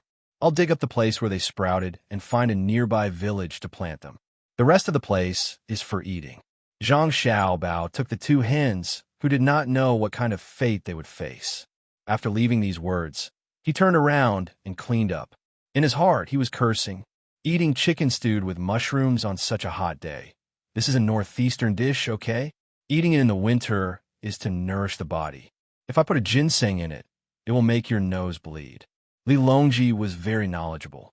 He called out to Zhang Xiaobao's departing figure, "Don't put anything else in it for me. I believe in your skills. I believe that the taste of the potatoes will not be bad. Torment me? Go ahead and torment me." Zhang Xiaobao continued to curse in his heart. Sprouted potatoes were not easy to cook. There was not enough flour, and the hens needed to be stewed for a long time. He could not put the potatoes together with the hens. Otherwise, the potatoes would be gone. Zhang Xiaobao could only increase the process. First, he steamed the potatoes. When the hens were almost cooked, he put the potatoes in. Hens were oily, and when cleaning them, they had to remove the oily parts. Normally, when eating in the Northeast, they would eat oily meat, just like how Russians like to eat butter to resist the cold. During dinner, Li Longji invited Empress Wang, Wu Huifei, and the 11 children to taste the fruits of his victory. When Xiao Bei saw the stew, she looked at the cool clothes she was wearing. Her eyes widened, and she turned her head to look for her brother. What she meant was, "Brother, what are you trying to do? Eat his sister to death?" Pan, and her brother smelled the strong aroma. It was so strong that they felt disgusted. They also tried their best to hide back. Their eyes were filled with fear. Fortunately, Zhang Xiaobao was well prepared. Other than a large pot of stewed chicken, the rest were cold plates. There were also wild vegetables that he asked people to dig up. He blanched them and dipped them in bean sauce to balance the chicken. When Li Longji saw the vegetables, he also found it difficult to swallow. After hesitating for a moment, he still picked up a piece of meat and said, "Eat, it's good food. Eat all of it." After eating a mouthful, he did not want to eat a second mouthful. It was already hot and stuffy, so eating big mouthfuls of meat was a test for people. After taking another bite of the potatoes, Li Longji saw that the other people did not touch the meat in their plates. He muttered to himself, "Usually, the people here can't eat pine mushrooms, right?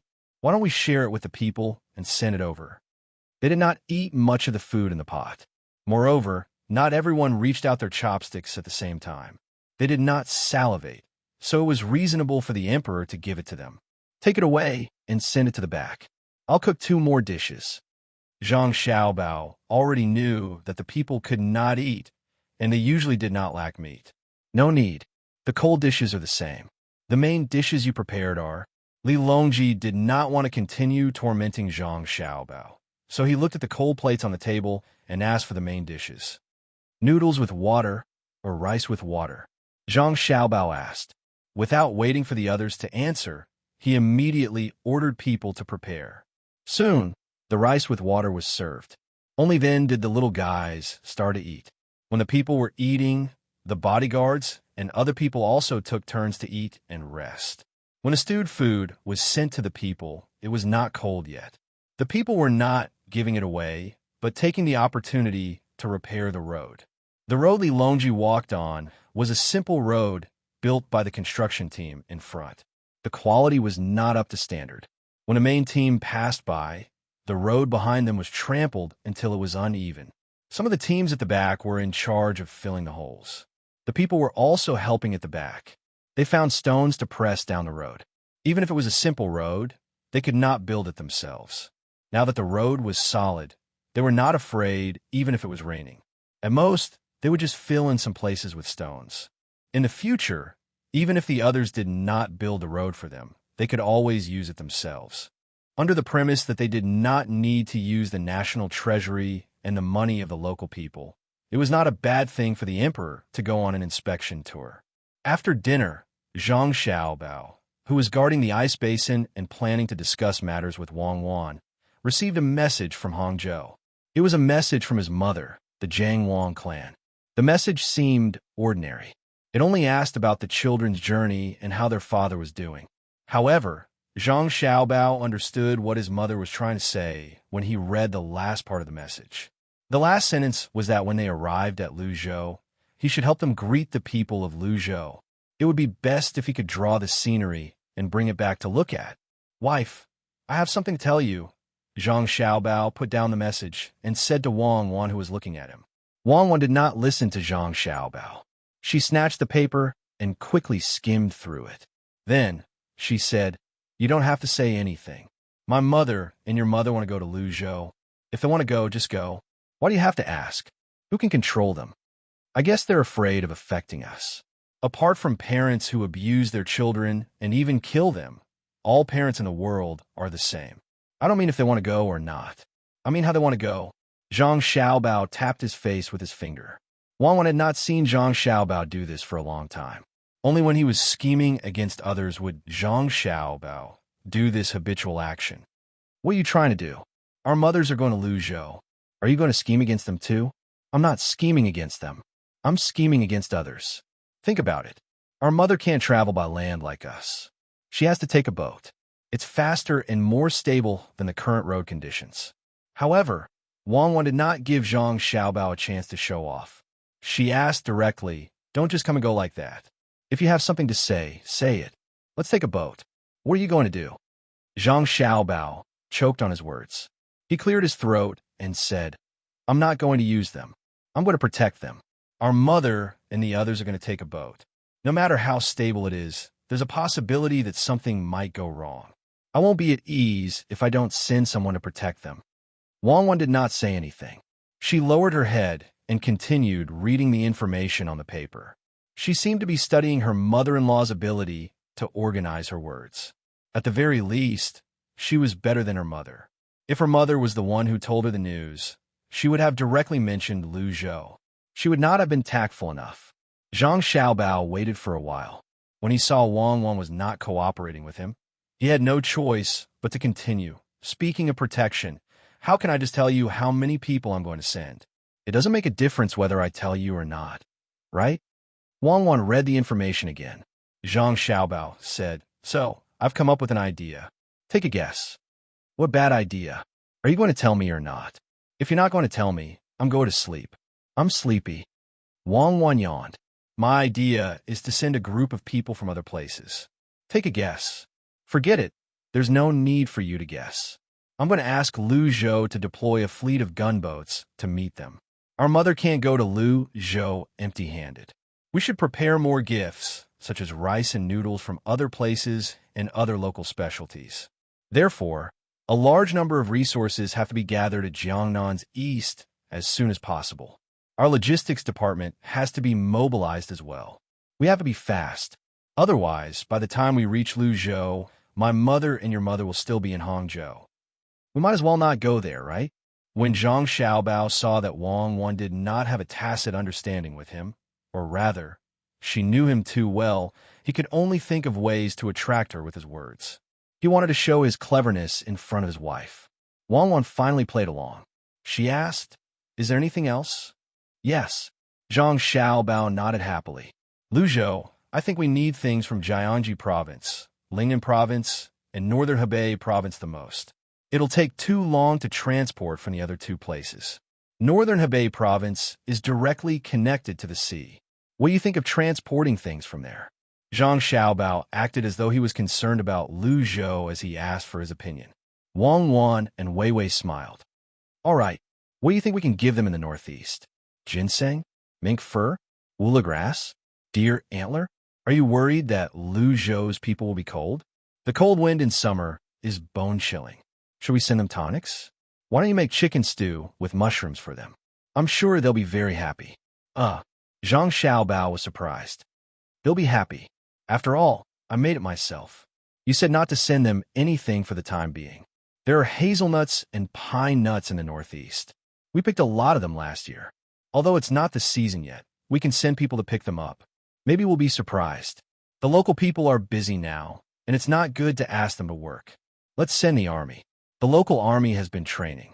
What do you think of transferring troops from Yu Province in the southern part of Hebei Province? What do you think? Gather some large transport ships in Hunan Province and prepare some goods. When the time comes, we can ship them together. Maybe we can earn back the money we spent. Also, tell the Japanese that we won't borrow the steam engine-armed ships we rented to them for the time being. They can help protect the transport team at sea. What do you think? Wang Wan finally heard something wrong in Zhang Xiaobao's words. She asked in surprise, "Do you really plan to do that? Do you want to transfer tens of thousands of soldiers from Tubo's army to Hunan Province, which is Shandong Province, and say that it's a cross-regional joint training exercise? Don't do that. I really plan to help Mother travel and give Lu Zhou some benefits. Don't get me wrong," Zhang Xiaobao said seriously. "I don't believe you. I didn't get you wrong, but you want to make others misunderstand. You want to kill two birds with one stone, don't you? No wonder you did that little trick just now. It turns out that you want to take advantage of our mother's trip. If my mother knows about it, she'll definitely hate you. What kind of son-in-law are you talking about?" Wang Wan rolled her eyes at Zhang Xiaobao. "Where can you find a son-in-law like me? Don't be in a hurry to criticize me. Help me perfect it. Come on, when you go to bed later, I'll tell you the story of the wolf and the lamb." Zhang Xiaobao said without blushing. Chapter 1108. The next morning, after breakfast, Zhang Xiaobao and Wang Wan came to discuss this matter with Li Longji. Wang Wan was not in charge of using Yozhou's soldiers. In theory, she was only in charge of her own servants and the soldiers of Bohai Sea's Commander-in-Chief's office. She and Zhang Xiaobao were still regional commanders. As for the soldiers of other places, although they would not dare to disobey her if she wanted to mobilize them, there was something wrong with the procedure. You want me to mobilize Yozhou's soldiers to gather hazelnuts and pine nuts? Then you want me to send them to Lu Zhou as gifts? Let me confirm. Is that what you mean? Li Longji was confused when he heard Zhang Xiaobao's words. He looked at Zhang Xiaobao in surprise, trying to see if he was sick. Zhang Xiaobao smiled honestly and nodded. "Yes, that's right. Did Your Majesty agree?" Li Longji assessed Zhang Xiaobao once more before continuing. "Xiaobao, I won't say anything about your use of the army, but if it's really useful, feel free to use the soldiers of Great Tang. Even if it's my Chamberlain of Imperial Insignia, feel free to mobilize them at critical moments. However, don't you think your reason is a little too far-fetched? You're the regional commander there, but you don't use your own soldiers and insist on mobilizing Yozhou soldiers? You even want to gather pine nuts? Do you think you're joking with Xiaobei? No, my soldiers are still training. Some are training in mountain warfare, some are training in naval warfare, and some are training in building fortifications. I can't spare any manpower, so I asked my brothers to help. I don't need too many, just 20,000 people will be enough. Just think of it as providing training for my brothers. They don't need to bring too many things. They just need to prepare their rations and weapons. It can be said that they're traveling light. When the time comes, I'll reimburse them for their rations." Zhang Xiaobao said as he gestured as if he was carrying a military backpack on his back. He meant that it would take less than 1 month for them to arrive at his place from Yuzhou Province without weapons and only food. Li Longji didn't immediately tell Zhang Xiaobao whether he agreed or not. Instead, he looked at Wang Wan, who was sitting beside Zhang Xiaobao. He saw Wang Wan sitting there like a soldier. But why did he look like he was trying not to laugh? Li Longji gently rubbed his temples to make sure that he wasn't hallucinating. Only then did he look at Wang Ju, who had also finished her meal and came over to chat. Ju, do you know about pine nuts and hazelnuts? I know. The Bohai Commander-in-Chief's mansion in the north of Hebei province has good pine nuts. After last autumn, before the new year, Xiao Bao's family sent me a lot of pine nuts. I remember that there was a carriage with 2 horses. My family members and maids were tired of eating them. My tongue hurt after eating too much. Wang Ju recalled for a while and revealed a satisfied expression when talking about last year. Although they weren't as close as now, the Zhang family didn't lack etiquette. Moreover, not everyone could eat pine nuts in the north of Hebei province. Before her grandson went there, she only got a little bit each year as a tribute. It was not that the yield was low, but that the imperial court used to have poor control over that area. It was full of tribes and tribes. Besides, the road was difficult and there were many wild animals. Therefore, she couldn't get more pine nuts. Now, there were not many mountain goods and pine nuts coming out of that area each year, which were almost sky-high in price. Thinking about it, a satisfied smile appeared on Wang Ju's face. Li Longji gently shook his head again as he looked at Wang Ju and asked, Do you know why pine nuts and hazelnuts have been less in spring? Less. Oh, they're only harvested in autumn. Don't you know, Your Majesty? Wang Ju seemed to have thought of something, but she did not say it out loud. I'm smarter than you. They're only harvested in autumn. What's the point of sending soldiers there now? 20,000 soldiers to cut down pine trees, transport them to Luzhou, and plant them at the seaside. When autumn comes, we'll show the children of Luzhou how pine nuts grow. Li Longji glared at Zhang Xiaobao as he spoke to Wang Ju. Wang Ju hastily chimed in, You're right, Your Majesty. It's not the right time to cut down trees. Even if we cut them down and plant them at the seaside, I don't think they'll fit in with the local customs. Think about it, Your Majesty. There are coconuts, the coffee that Cuckoo used to plant, and kapok there. If we plant a bunch of pine trees at the seaside, people will be puzzled and confused. Moreover, it's hot there, and there's a lot of oil on the pine trees. The oil will keep flowing down, right? Have you become stupid as well? Li Longji said as he looked at Wang Ju. Then he was amused. Perhaps he was angered. You're saying the same thing when I'm talking about pine trees? Can the pine trees survive there? What I'm asking is, if the season isn't right, why are they harvesting pine nuts? They're even mobilizing soldiers from Yuzhou. Are they rebelling? Tell me, are you and Cuckoo rebelling? Li Longji asked Zhang Xiaobao again. Zhang Xiaobao shook his head solemnly. No, we're not rebelling. Your Majesty, you don't know this. Although the season isn't right now, there are pine nuts on the ground that weren't eaten by the squirrels last year. If we go there and pick them up, we can still eat them. Oh, Li Longji stared at Zhang Xiaobao and pretended to be enlightened. He chuckled and said, Good. It's good that you're not rebelling. Go ahead, I agree. You'll be in charge of the money for the provisions. Let them pick up more pine nuts. I'll also taste the pine nuts that fall on the ground. Thank you, Your Majesty. This subject estimates that the taste is not much different from the ones that didn't fall from the trees. Even if they're contaminated with the Earth's air, we might be able to pick 1,000-year-old ginseng and send it to Your Majesty. Zhang Xiaobao replied with a smile. Okay, we will wait. 20,000 people. We'll just treat it as training. Let's set out. We have to travel a bit more today. Based on the census distribution of the Great Tang, it will be 2 days before we see any signs of human habitation. The earlier we see people, the earlier we can ask about the local situation. Li Longji narrowed his eyes and spoke as if he really supported the idea of picking up pine nuts. Wang Ju was confused. Why were the emperor and his subjects speaking like this? One found a very lame excuse, while the other supported the idea despite knowing that it was wrong. Were they both sick? Either they were sick or they were sick. If they were sick enough to need an injection, they would need an intravenous drip. Otherwise, they might see some celestial being crashing down from the sky. Anything was possible. With Li Longji's order to go, the entire group began to slowly move, and then they began to pick up speed. Li Longji sat on the pole, a leisurely expression on his face. It was as if he was no longer worried about the complaints of the Yuzhou soldiers. Other than Zhang Xiaobao and Wang Wan, the others were also carried away. Without the common people, they wouldn't get down and walk. After walking for an hour, Empress Wang heard someone mention this matter. She called Zhang Xiaobao and Wang Wan over and asked them to walk beside her. She turned around and asked, Xiaobao, what are you and Cuckoo playing at? You're actually mobilizing soldiers for no reason. Although this isn't the era of feudal vassals, you can't let the Yuzhou soldiers think that you're playing with fire beacons. Morale is important, so you should at least tell them what you're planning. Before Zhang Xiaobao could reply, Li Longji said, there's no need to ask. If they want to play with the feudal vassals, then let them. Let alone mobilizing 20,000 soldiers. Even if they ordered the entire Great Tang's beacon towers to be lit, we would still agree. What's the big deal about picking up pine nuts?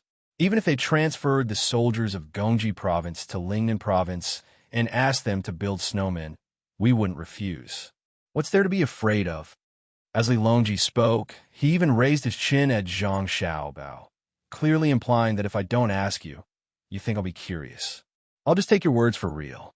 Zhang Xiaobao raised his thumb to show that you're awesome, and Li Longji raised his chin even higher. Seeing the appearance of the two, Empress Wang shook her head helplessly. Then, she turned to Wang Wan and said, Cuckoo, tell your mother what's going on. She was Wang Wan's adoptive mother, but she had never mentioned the word. Wang Wan smiled and replied, it's nothing much. We're just letting them wander around. There are a few places in the mountains where there are many wild beasts, and it wasn't easy for a small group of people to gather there.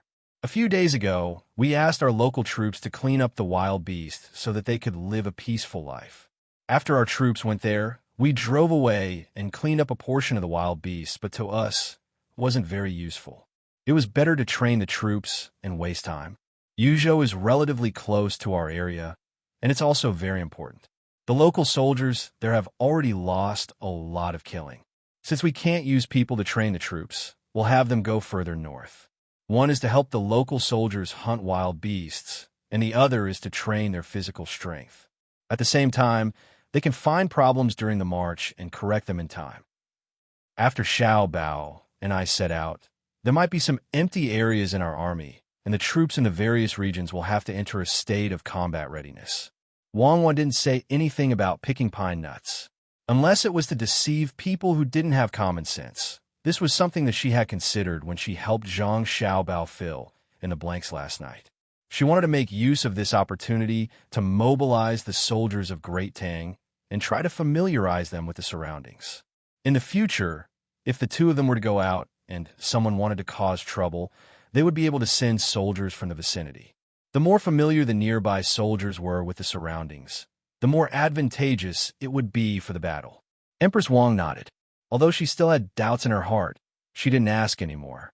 Instead, she signaled for Wang Wan to sit on the pole she was sitting on. Wang Wan looked at the person who lifted the pole and shook her head. Then, she walked nearby and talked about other things. Zhang Xiaobao still had things to do, and he didn't want to listen to his wife and Empress Wang talk about clothes. Thus, he walked to Li Longji's side and followed them. He also had a pole to sit on, but he had never sat on one before. It was tiring to be carried by others, but he didn't need to. His walking speed wasn't fast either, so he took it as a form of training. Walking beside Li Longji, Zhang Xiaobao didn't idle around. Occasionally, he would see some plants by the side of the road, and he would run over to dig them up or pluck them. Then, he would return to Li Longji's side and introduce the characteristics and uses of those plants to him. He even caught a hedgehog and explained the differences between the hedgehogs here and those in the capital to Li Longji. Then he got someone to give it to his younger brothers and sisters who were sleeping on the poles after eating. He spoke for a full 2 hours, and there wasn't a single repetition. It was as though Zhang Xiaobao could continue talking for several days and nights. Li Longji was worried about the purpose of Zhang Xiaobao and Wang Wan's mobilization of troops, but he endured it and listened to Zhang Xiaobao's incessant explanation. He also put on a curious expression and cooperated. He really didn't know much about the things that they passed by. He only knew a little about the things that could be used as tributes. Are you thirsty? Do you need me to send people to Tubo to get you some snow water from the snowy mountains? You can use it to make tea. I can transfer 50,000 people over to help you deliver the tea. What do you think? Li Longji listened to Zhang Xiaobao's incessant explanation and pointed to the northwest as he joked.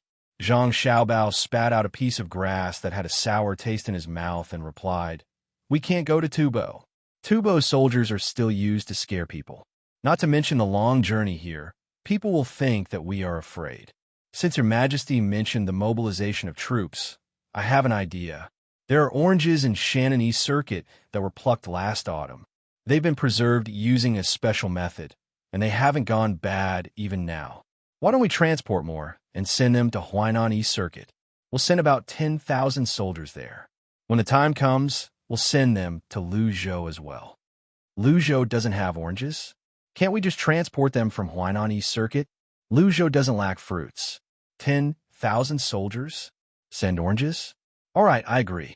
Li Longji asked a few more times, but he did not say anything else. He nodded and agreed. He was letting Zhang Xiaobao do whatever he wanted. After all, Zhang Xiaobao would not rebel. Zhang Xiaobao was still finding excuses for himself.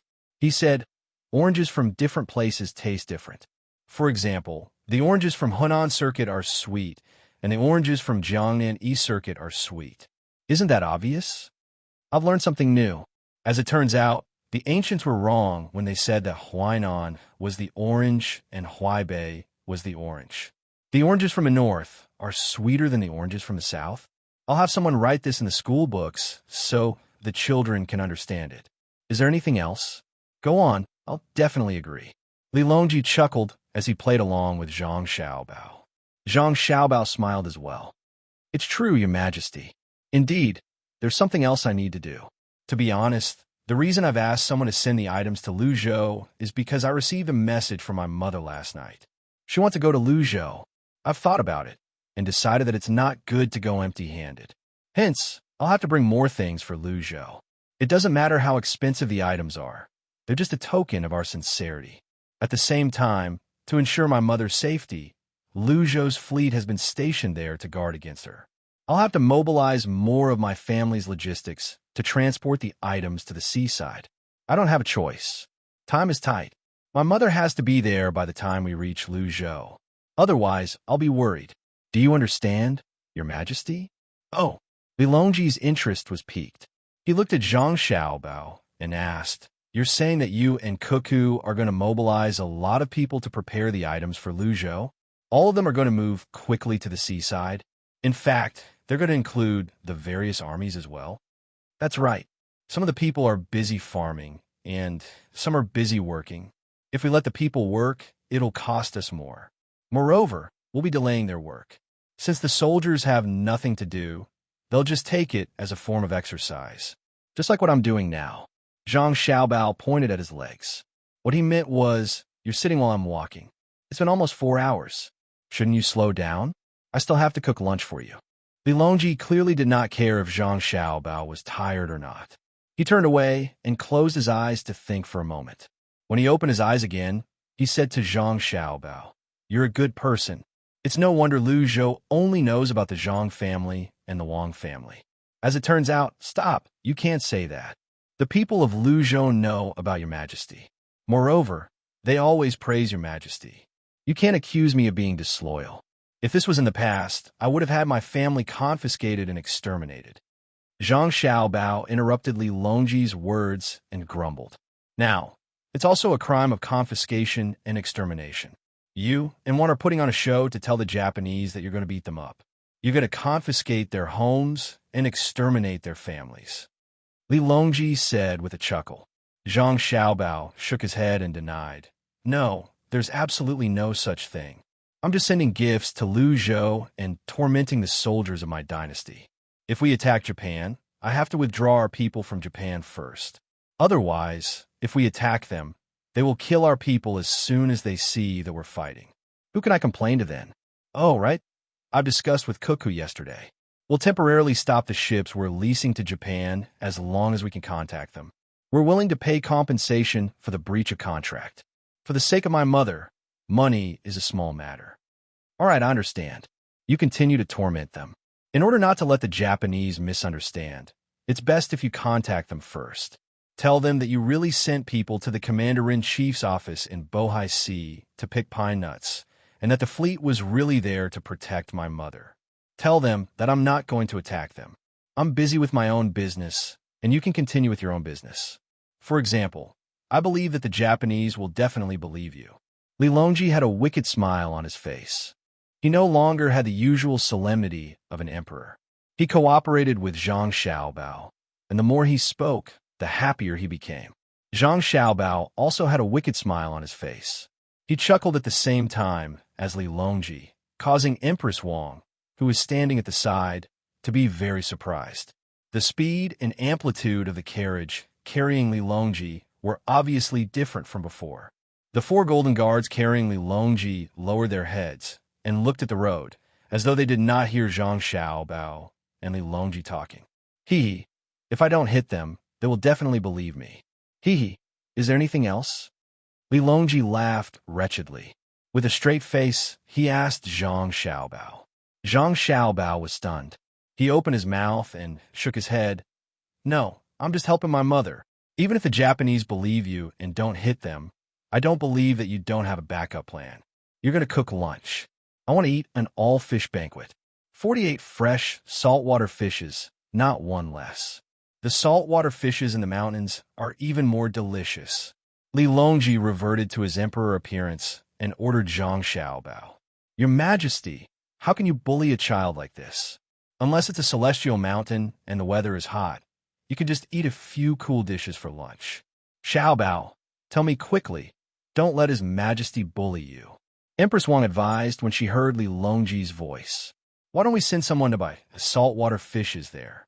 Apart from saltwater fishes, the local specialties are quite good as well. We'll ship them back and leave them in Lu Zhou's hands. When we return to the capital, we'll ship them to the capital and sell them there. We spent a lot of money on this trip. If we can make up for it, it's better than nothing. Moreover, the lives of the people there aren't easy. Send a report and ask Lu Zhou to send someone to discuss the construction of a smelting factory there. We'll help them if we can. Zhang Xiaobao pointed in the southwest direction as he spoke to Empress Wang. In truth, he was speaking to Li Longji. Li Longji nodded in satisfaction and said, I'm relieved to hear Xiaobao's words. Our neighbor is in trouble, and we can't not help it. I agree. I want to eat saltwater fishes for lunch. Is there anything else? Yes, there's nothing else, Zhang Xiaobao replied. Nothing else? If there's nothing else, I want to eat the specialties of the Southwest for lunch. There are 48 dishes. I want to eat them. Li Longji suppressed his laughter and said to Zhang Xiaobao, Your Majesty, you have to be reasonable. You can't do this. Zhang Xiaobao was happy to tease Li Longji as well. Reasonable? Have you ever seen an emperor being reasonable? As the saying goes, if the emperor wants his subject to die, the subject has no choice but to die. How can there be such a saying? Li Longji said.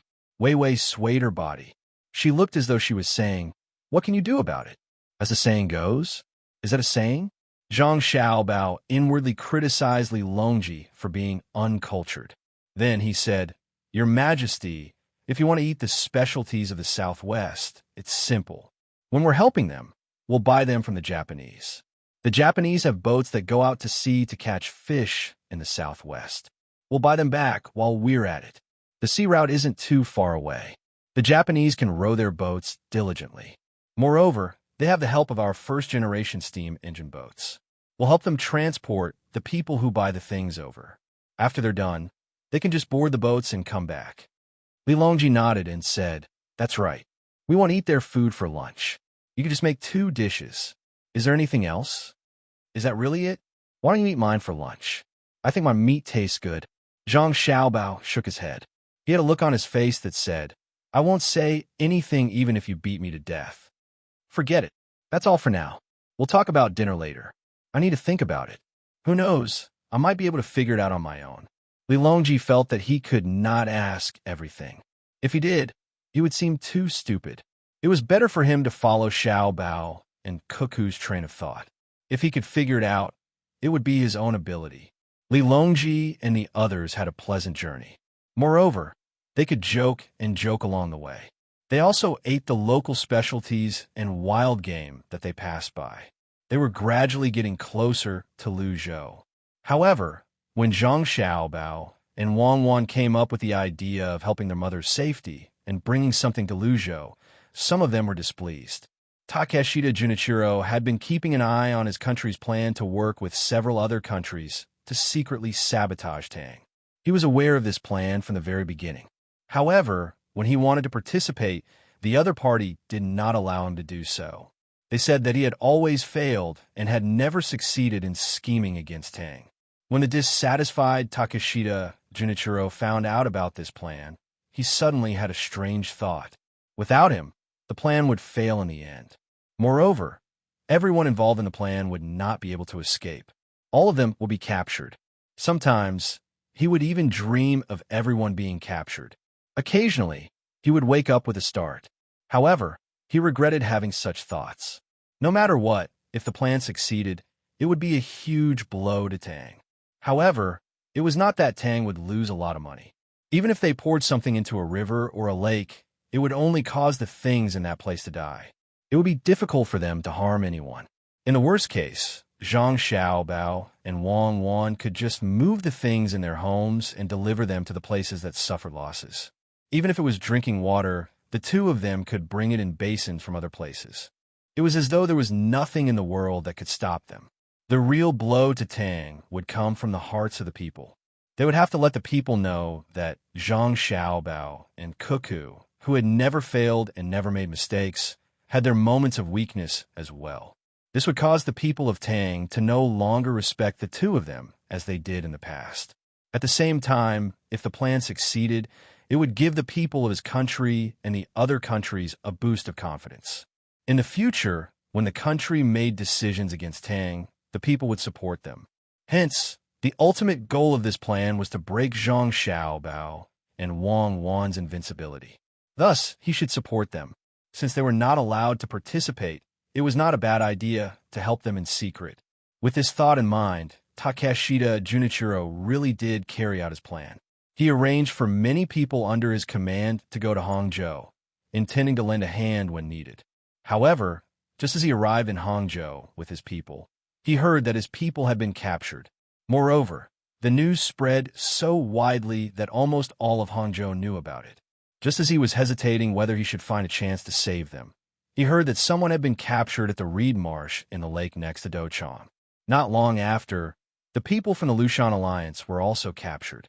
All of their arrangements had just taken a small step, and before they could achieve more, they were all cut short. When Takeshita Junichiro received the news, he finally stopped thinking about saving people. He knew that if he went to save them, he would definitely be captured as well. Perhaps Zhang Xiaobao and Wang Wan were waiting for someone to save them. Takeshita Junichiro also felt that he had lost in the past, not because he was not capable enough, but because Zhang Xiaobao and Wang Wan were too powerful. From the news he heard, he understood more or less. The main thing was that this news was deliberately spread by Zhang Xiaobao. His purpose was to let the intelligence personnel of other countries know about it, so that their confidence would be damaged. Takeshita Junichiro was obviously shocked. He really could not understand how Zhang Xiaobao could find a loophole in such a good security system. Moreover, he could follow them and listen to the storyteller talk about it. However, when he heard it, it felt like a dream. Zhang Xiaobao was almost a god. However, the truth was that if Zhang Xiaobao was not capable enough, he definitely would not have been able to capture them. Takeshita Junichiro sighed. At the same time, he felt that if he could find a chance to kill Zhang Xiaobao and Wang Wan, even if he had to sacrifice 1,000 or 10,000 people and use up several years of Japan's income, he would definitely do it. Otherwise, if the two of them were left in Great Tang, who knew what they could do. However, it was too difficult to kill the two of them. When they personally took action, they would disguise themselves so that no one could recognize them. When they stopped disguising themselves, they were followed by thousands of guards. Moreover, there were people secretly in charge of protecting them. Taking their lives under these layers of protection was harder than ascending to the heavens. If he had known that the two of them would be so capable today, he would have sent people to Sanshui County when they were still children and directly slaughtered the two of them in Zhuangzi. Although at that time, according to the current investigation, their families also had many defensive measures, they did not have many people. Moreover, they did not have the current weapons at that time. Killing the two of them when they were young was 100 times, no, 1,000 times, 10,000 times easier than killing them now. If only there was a medicine in the world. Takeshita Junichiro changed his name and dressed like a person from Great Tang. Moreover, he had been in Great Tang for several years, so no one could tell what his habits were. While he was feeling sad, he also avoided the people who were still patrolling in Hangzhou. Of course, he was not stupid enough to hide in the restaurant between the clouds and the water. It was not that he did not have money. He had enough money to eat and live there. Not long after the New Year, someone in China sent him a lot of goods and asked him to sell them. The money from selling them was also his responsibility. He was afraid. He always felt that if he acted like ordinary people, the most dangerous place was the safest place. If he ran to between the clouds and the water and stayed there, he would definitely be caught. Hangzhou was not a place where people from other countries who had not committed crimes in the Great Tang would not be caught. If someone from another country was caught in Hangzhou, even if they did not die, they would at least lose a layer of skin. After enduring several days of fear, Takeshita Junichiro made his decision. He boarded a passenger ship and sailed against the current, intending to go to Xuanyang and see the situation. He thought that if he went there later, he would not be suspected of anything. But when he arrived at Xuanyang, Takeshita Junichiro realized that what he had heard about Xuanyang being in chaos had nothing to do with what he was seeing now. Xuanyang was in chaos, but it was not a riot. It was the kind of chaos that came when people were busy. Many people were coming and going, and all of them had smiles on their faces. Nothing bad had happened. The feeling it gave was that it was thriving. Takeshita Junichiro muttered, "Could this be another skill of Zhang Xiaobao and Wang Wan? If this were his own country, and a place like Xuanyang was in a similar situation, it would take at least 1 or 2 years for it to recover. Moreover, it hadn't even been half a month yet." Seeing this person bustling about, he seemed to give off an even more ambitious feeling than Xuanyang had in the past.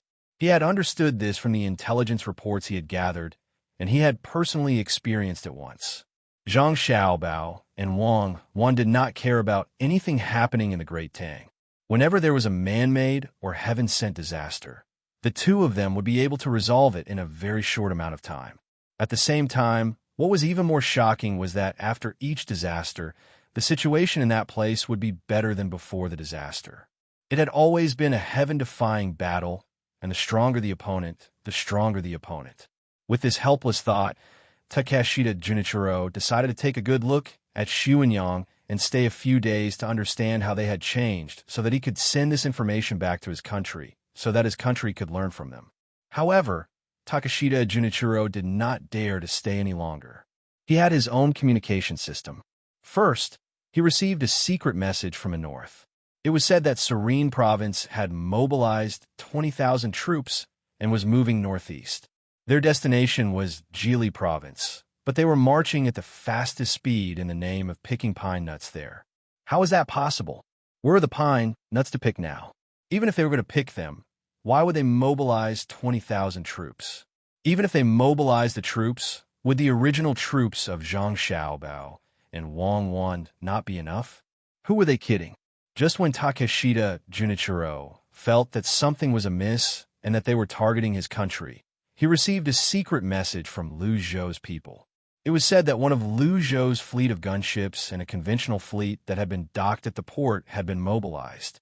According to the information they gathered, the two fleets' destination was Hangzhou. To be more precise, they were on the coastal road to Hangzhou. The madam of the Zhang family and the Wang family wanted to take a ship from Hangzhou to Liu Zhou. Hence, the two fleets were tasked to protect her. Nobody believed that the two damned women who gave birth to Zhang Xiaobao and Wang Wan would have fewer guard around them. If that were the case, they would have been killed by the people who worked together. Was there a need to mobilize two fleets? If they were here to protect her, why were the gunships deployed? Who did not know that Lu Zhou's navy was the most elite force in Great Tang? Perhaps they were here to attack their own country. While Takeshita Junichiro was feeling fearful, he received news from other places. It was said that tangerines were being sent to Huainan by the army from the east of Shannon. Then, they would be transported to the coast and loaded onto ships. They would follow the madam of the Zhang family to Lu Zhou so that Lu Zhou's people could taste them. Most of the logistics teams of the Zhang family and the Wang family began to gather. Those who were close to Hangzhou were moving toward Hangzhou, while those who were close to Huainan were moving toward Lu Zhou. Hot air balloons filled the skies as well. It was said that they were rushing to deliver the goods from the inland as quickly as possible. The armies of the various regions also followed suit, constantly switching out their positions. With so much information gathered, Takeshita Junichiro was frightened out of his wits. Huainan Circuit and Lu Zhou did not have tangerines? How many things did Lu Zhou lack?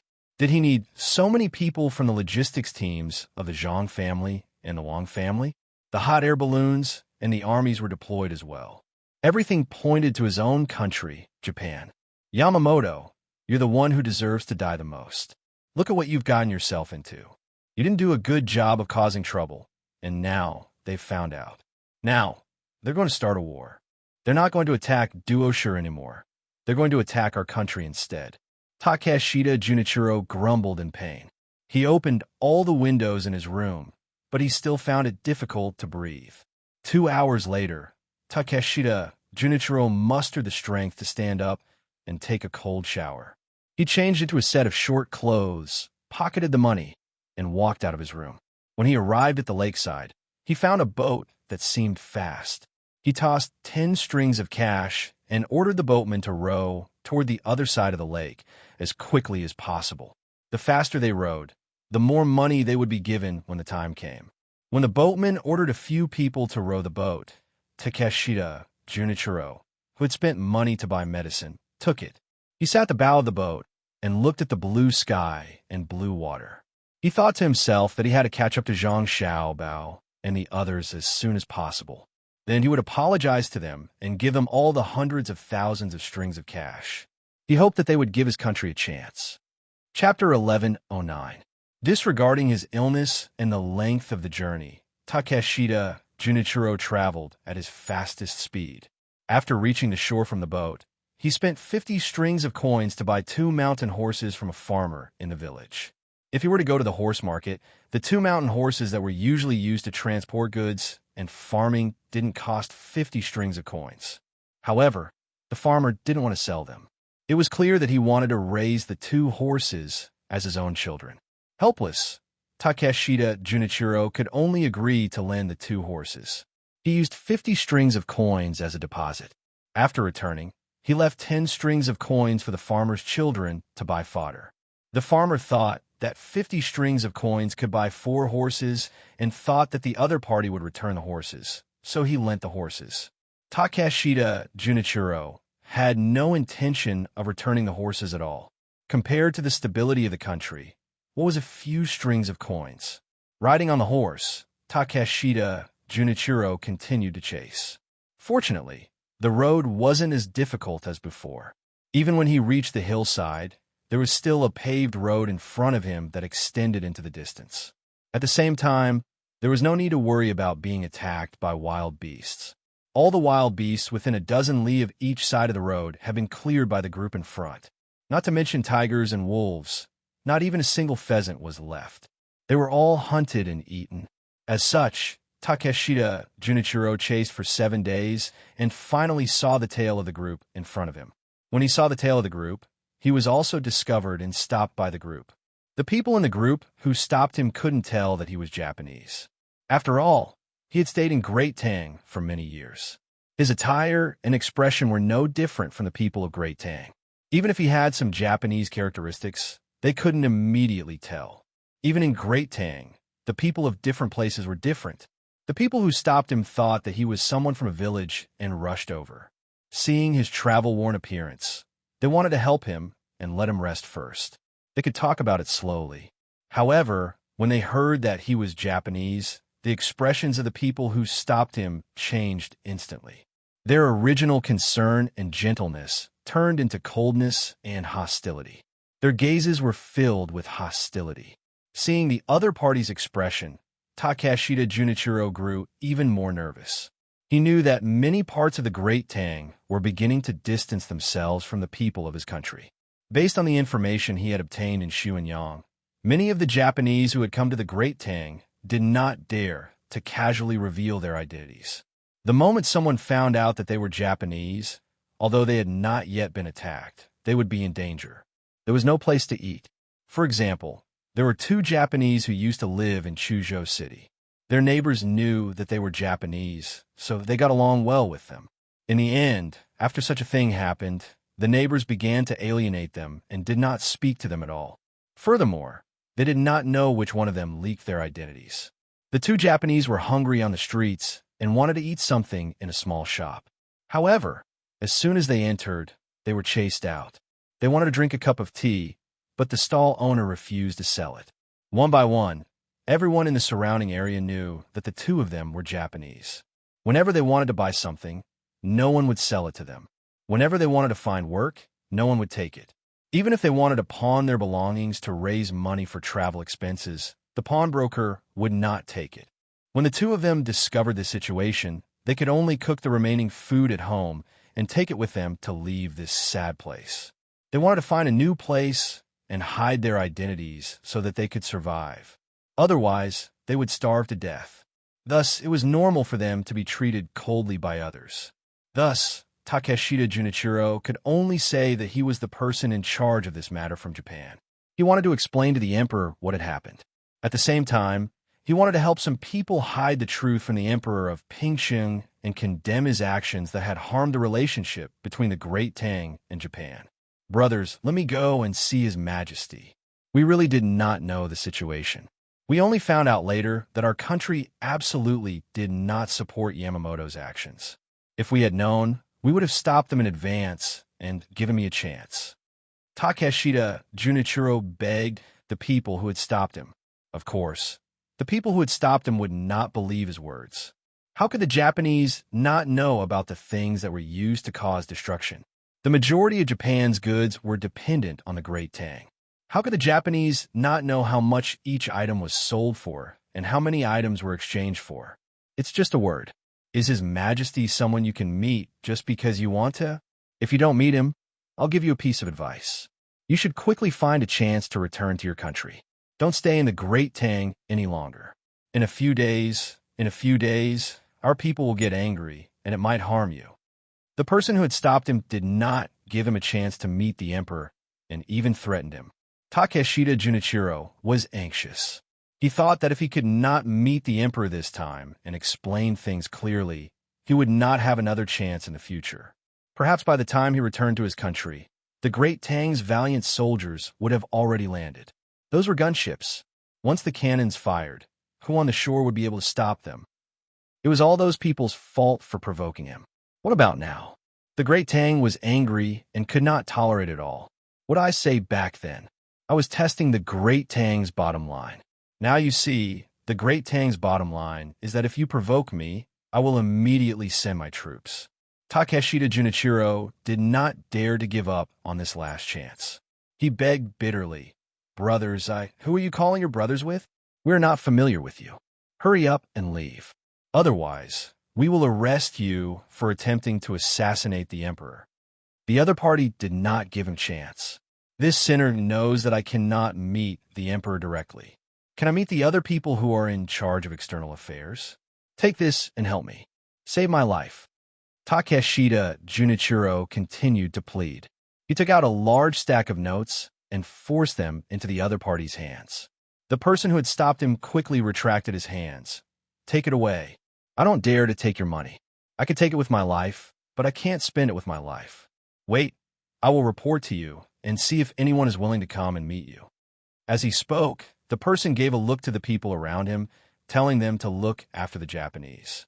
He then turned and left a report. They were the ones who stayed behind to clean up. They were still far away from the group in front. It would take them at least 2 days to catch up. When the telegram reached Li Longji, Li Longji was eating the cold shredded chicken that Zhang Xiaobao had made. They had been eating vegetarian dishes for the past few days. The weather was hot, and the mountain roads were humid. Therefore, none of them could eat meat. Even Xiaobei and the other children did not want to eat eggs in the morning. They only drank some soy milk and ate 2 steamed buns with salted vegetables. Their appetite was obviously decreasing. If they were hungry, they would stuff their stomachs with fruits. They could not eat anything else. Only Wang Wan and Zhang Xiaobao did not mind. The 2 of them still ate what they wanted. They seemed to be very adaptable to the environment. At noon yesterday, Zhang Xiaobao noticed that his younger siblings, as well as Li Longji and the others, looked very tired. He knew that their bodies were lacking in nutrition. At noon today, he made a few meat dishes. There was cold shredded chicken, sauced beef, and the most important, mutton soup. He mixed it with sweet garlic and forced his younger siblings to eat it, especially the mutton soup, which was boiled with mutton bones. There was no mutton oil in it, and the dry ingredients were all cut from mutton offal. He added a lot of vinegar and pepper. He told his younger siblings that after drinking it, they would sweat and feel cool. Xiaobei and the others gritted their teeth and tried it. In the end, after drinking a mouthful of the hot soup, they found that it was indeed more comfortable than eating stir-fried meat directly. It was not greasy. They added some chili powder into it. It was sour, numb, and spicy. It was similar to spicy. It was really good. Li Longji also drank it well. The staple food was pasta. Zhang Xiaobao made small pancakes with corn flour. They were very small pancakes, about 2 centimeters in diameter. It was convenient to eat 1 pancake at a time. Moreover, it gave people the feeling that they could eat a lot. If it was changed to steamed buns or pancakes, people would not be able to eat them when they saw them. He also asked Zhang Xiaobao to refill the soup.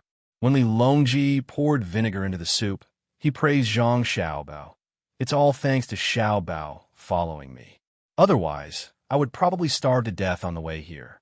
That's why a regional commander who can't make food that people like under any conditions is definitely not a good top scorer. Isn't that right, Xiaobei?" After Li Longji finished praising, he asked Xiaobei, who was also lowering her head and drinking the soup. Xiaobei did not like to eat the mutton in her bowl. She felt that when she drank the soup, it was too spicy and sour. She ate a small pancake. The cornflower pancake tasted pretty good. There was honey in it, and there was a hint of honey's unique sweetness in the rich corn flavor. She also liked the rough and delicate texture of meat. This was made by Zhang Xiaobao using a fine grinder. Otherwise, normal cornflour would not be so fine. It took a lot of effort to grind it with a small grinder used to grind sesame oil. He was not at ease with others doing it. Yes, it's delicious. Let's eat this tomorrow for lunch. Okay, brother." Xiaobei's face was scrunched up by the vinegar, but she still drank the soup. She raised her head and asked her brother, who was gnawing on the meat on the bone, "You'll be sick of it tomorrow. I'll make spicy soup for you tomorrow. You don't have to worry about eating too much. Eat a few skewers if you can. I'll make some chicken soup for you tomorrow morning. It'll taste better when it's cooked." Zhang Xiaobao said to his sister. He did not mind. Even if the meat on the bone looked oily, he could still swallow it. He decided to use the method of fighting poison with poison to improve everyone's diet. The weather was hot, so they would eat spicy food. After sweating, they would feel better. As for the other people in the team, they were still eating what they usually ate. They could not enjoy this treatment at all. They did not bring much food. If it was really uncomfortable, they would ask the chef following the team to make rice or sorghum rice that had been soaked in water and noodles that had also been soaked in water twice to make jajang noodles. It was impossible to take care of them too much. While everyone was eating and chatting, a telegram was sent. The person who sent the telegram said to Zhang Xiaobao, "Young master, a Japanese man is chasing after us. He says he's called Takeshita Junichiro. He wants to see Her Majesty, but can't. He wants to see the official in charge of foreign affairs. He says he has something important to discuss." Takeshita Junichiro? A very familiar name. Let's not care about him first. Let's eat. After eating, it depends on my mood. If I'm in a good mood, I'll meet him. If I'm in a bad mood, let him continue to follow behind us. I'm not in a hurry. When Zhang Xiaobao heard Takeshita Junichiro's name. He remembered who the other party was. He had dealt with him twice and had gotten some money from him. He did not expect that the other party could represent a part of Japan's interests and was not called back to be beheaded. Looking at the situation, there was no one available in Japan. Therefore, even if someone made a mistake, they still insisted that the person who made the mistake continue to stay in Tang. When Xiaobei heard the news, he drank 2 mouthfuls of soup and requested, I'll go see him. I'm in charge of foreign affairs. I'll see how much money he brought over to compensate for the loss. I'm done eating. I'll go now. What about the next 2 days of travel? You're flying now? Shuiyin could drag you over. Aren't you afraid of falling? Wang once said to Xiaobei. Xiaobei picked up the spoon again, regretfully. Oh, 2 days of travel. It's so far. Let him come. I still want to eat spicy hot pot for lunch tomorrow. I'm not going. When he comes, I'll see him, okay? Okay, Xiaobei will go. Li Longji agreed first. A day and a half later, Takashita Junichiro finally arrived. When he heard that he could see the official, he rushed with all his might. If it wasn't for the fact that the people in the group were blocking the way, he reckoned that he would have arrived in less than a day. When he arrived, Xiaobei was eating steamed egg soup. 3 eggs were steamed into a bowl. The steamed egg soup was drizzled with gravy and seasoned with oyster sauce. It tasted fresh and salty. When he heard that someone came to report Takeshita Junichiro's arrival, Xiaobei thought for a moment and asked someone to call him over. You know who I am, right? Xiaobei asked directly when he saw Takeshita Junichiro. Takeshita Junichiro was stunned for a moment. When he came, he didn't know which official he was going to meet. He was thinking about who could travel with Li Longji and Tang and what hobbies they had. At this moment, he saw a girl sitting at the folding table in front of him. When he heard the other party's question, he immediately nodded and said, You're the patrol inspector of Tang. I know. You're very smart. Don't you feel very honored to be able to be met by me personally? Xiaobei scooped a piece of steamed egg soup with a spoon, blew on it twice, and put it into his mouth. He asked in a muffled voice. Takeshita Junichiro had already smelled the fragrance. He secretly swallowed his saliva twice and nodded. Yes, it's an honor. I've never had such an honor like today. My purpose for coming is, there's no hurry. I'm eating. You didn't find a good time to come. I have a habit of not talking about business when I'm eating. You haven't eaten breakfast, right? Have you? Xiaobei used his chopsticks to pick up a steamed bun. It was a very, very small steamed bun. It was just enough to eat 1 steamed bun in 1 bite. Zhang Xiaobao knew that it would be unappetizing if it was big, so he had to spend some effort to make small steamed buns. Although the steamed bun was smaller than a normal steamed bun, there were many folds on the steamed bun. Furthermore, the steamed bun could be made with thin skin and large stuffing. The steamed bun was also well stuffed. It had a glossy luster and was crystal clear. When placed on the plate, it looked like a piece of art. Ordinary people couldn't bear to eat such a steamed bun. Takeshita Junichiro saw the steamed bun and smelled the fragrance. He swallowed his saliva twice and said, Yes, I've eaten. I ate on the way here. He was actually lying. He had only eaten something at noon yesterday. Until now, he hadn't eaten anything. He hadn't even rested during the journey. He wanted to have a good sleep, but he knew that the Tang Empire's army wouldn't wait for him to wake up before advancing. Xiaobei seemed to be very regretful.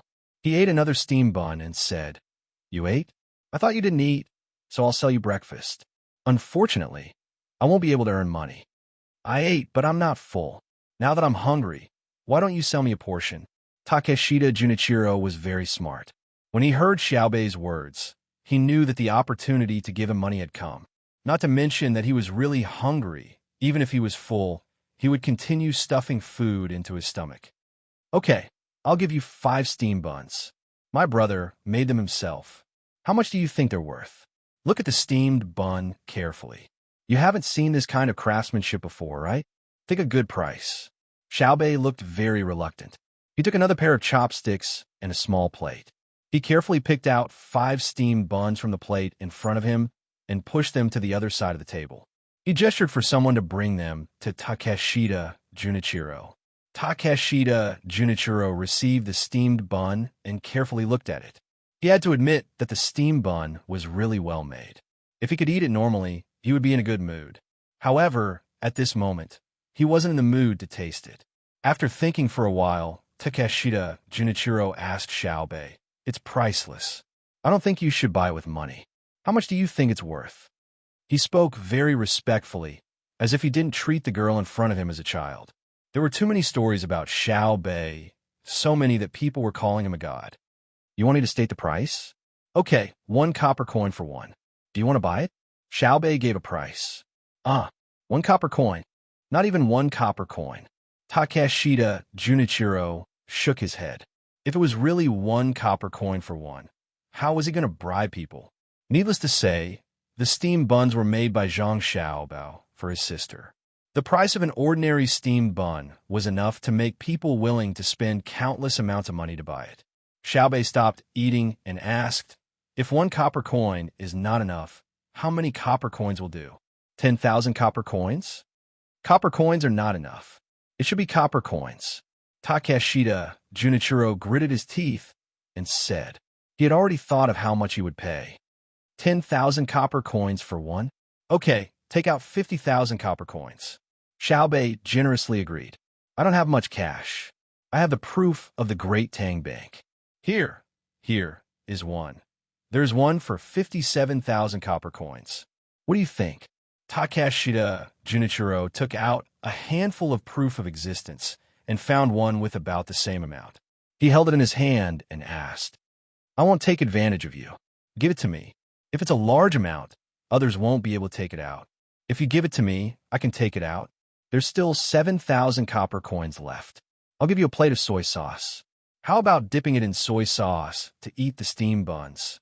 Which one do you prefer?" Xiaobei waved her hand, and someone immediately brought over soy sauce and vinegar. There was none on her table, but the brine in the steamed egg soup was just right. There was also some brine in the steamed buns. Vinegar, soy sauce is better. When Takeshita Junichiro heard that 7,000 copper coins for a plate of soy sauce, he felt that this was the most expensive soy sauce in the world. Furthermore, it was not like the steamed buns. The steamed buns were made by Zhang Xiaobao, but the soy sauce was definitely not made by Zhang Xiaobao himself. He usually liked to eat with vinegar, but now he had no choice but to choose soy sauce.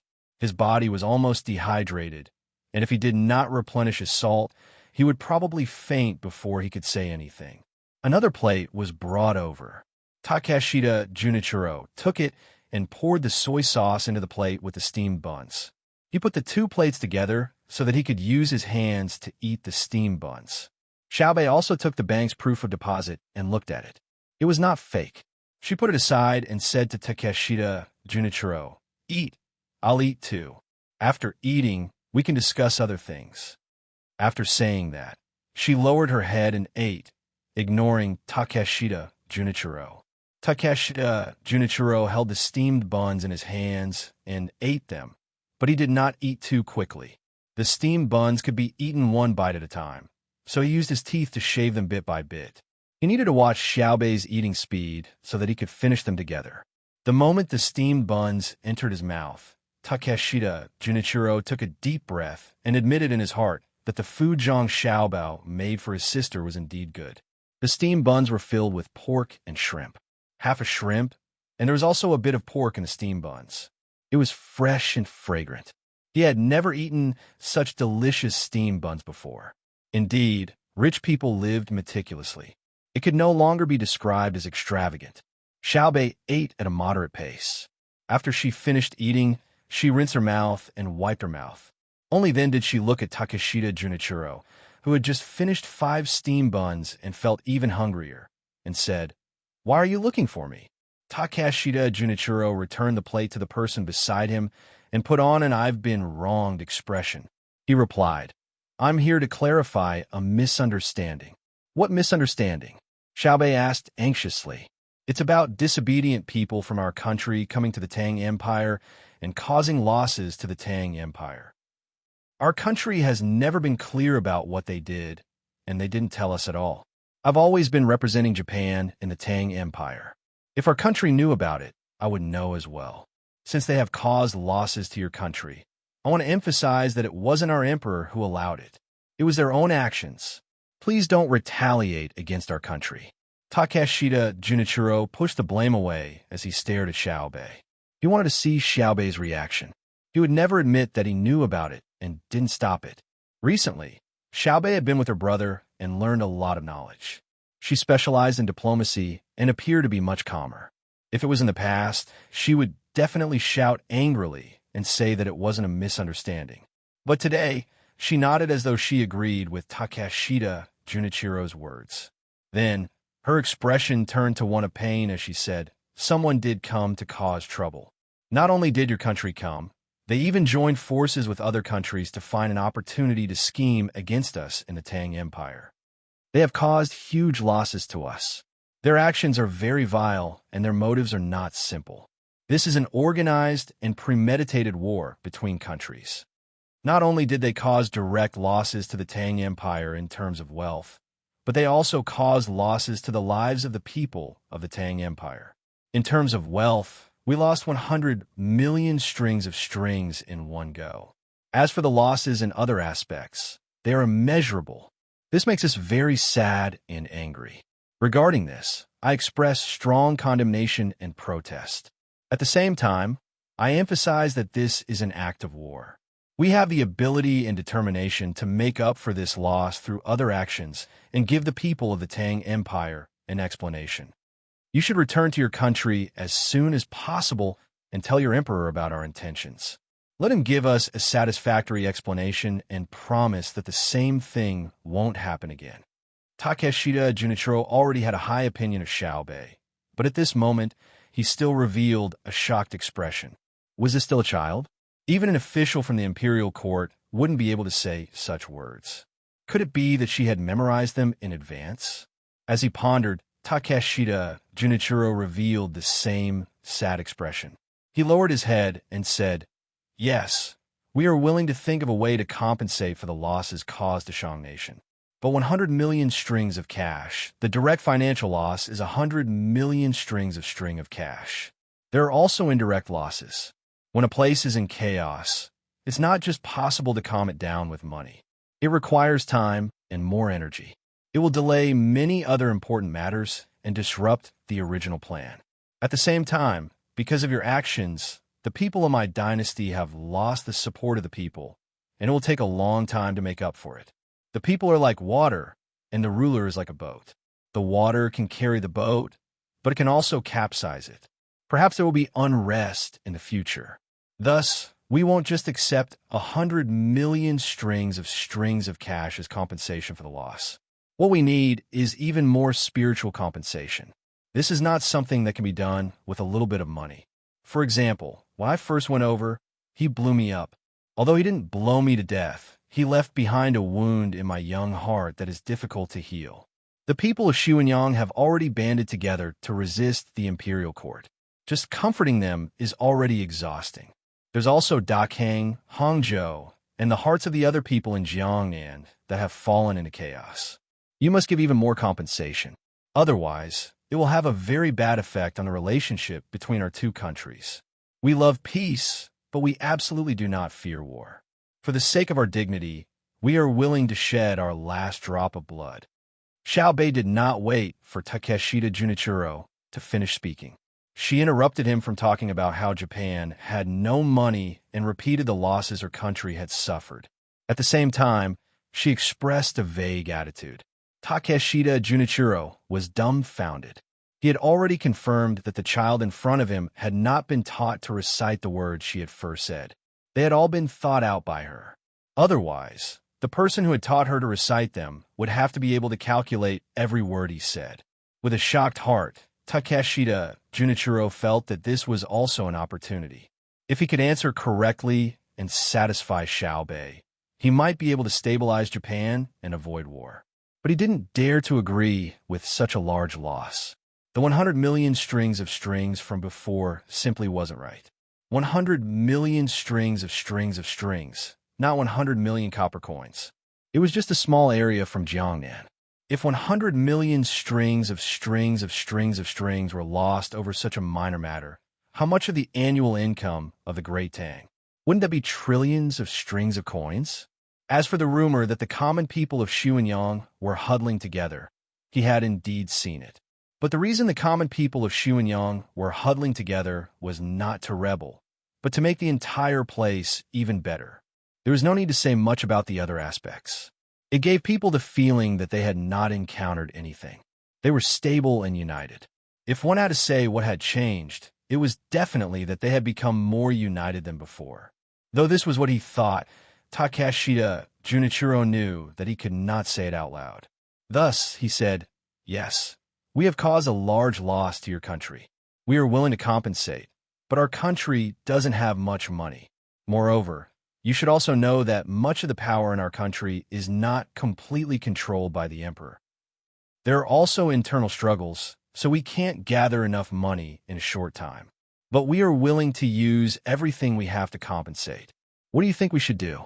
The important thing is that your country does not continue to wage war against us. Willing to compensate? All right, I'll have to go back and ask Uncle Emperor.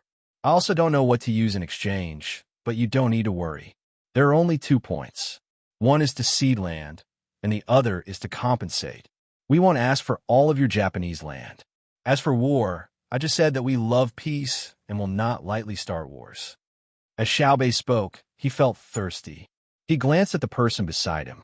That person did not need Xiaobei's instructions and immediately knew what Xiaobei needed.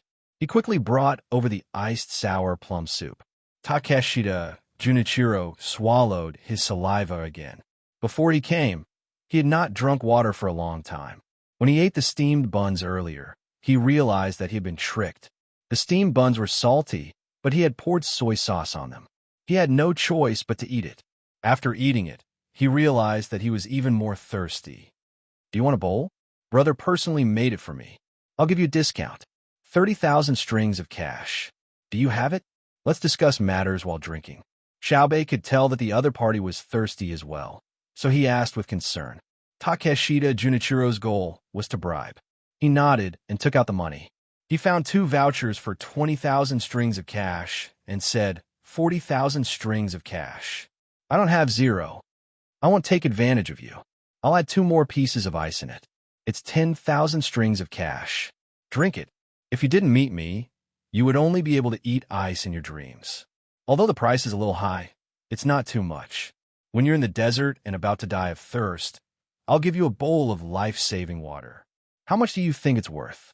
If you lose your life, your money will be taken away by others, right?" Xiaobei took a sip of the sour plum soup and explained that it was not expensive. "It's not expensive, but life is the most important thing. We've talked about compensation earlier, and we're willing to do so. We hope that your country will withdraw your troops and not attack us." Takeshita Junichiro spoke of his purpose in coming here. "We didn't attack you, and we didn't send any troops." "What makes you say that?" Xiaobei blinked and asked in confusion. "How can that be? Luzhou has mobilized 2 fleets. Jili Province's fleet is moving toward the outer seas. Yu Province's soldiers are heading toward Bohai's commander-in-chief's mansion. Shandong Province's soldiers are advancing toward Huainan Province as well. In addition, your logistics company is transporting goods to Hangzhou. There are even hot air balloons in the sky. With such a lineup, if you're not attacking us, are you really protecting your mother and going to Bohai's commander-in-chief's mansion to pick pine nuts?" Takeshita Junichiro no longer cared about anything else. He immediately told Xiaobei everything he knew. Xiaobei blinked. "Is there such a thing? Oh, you're right. It's as you've guessed. We have no intention of attacking you.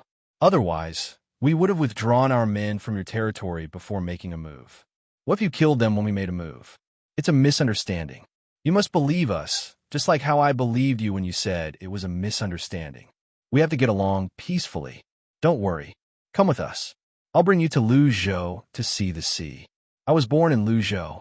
Back then, I didn't know how to appreciate the scenery, so I don't have any recollection of it. In my dreams, I often heard the sound of waves and the chirping of birds in the sky. Let's go. I think the money you brought along should be enough for the trip." Takeshita Junichiro broke out in cold sweat. It had cooled his body.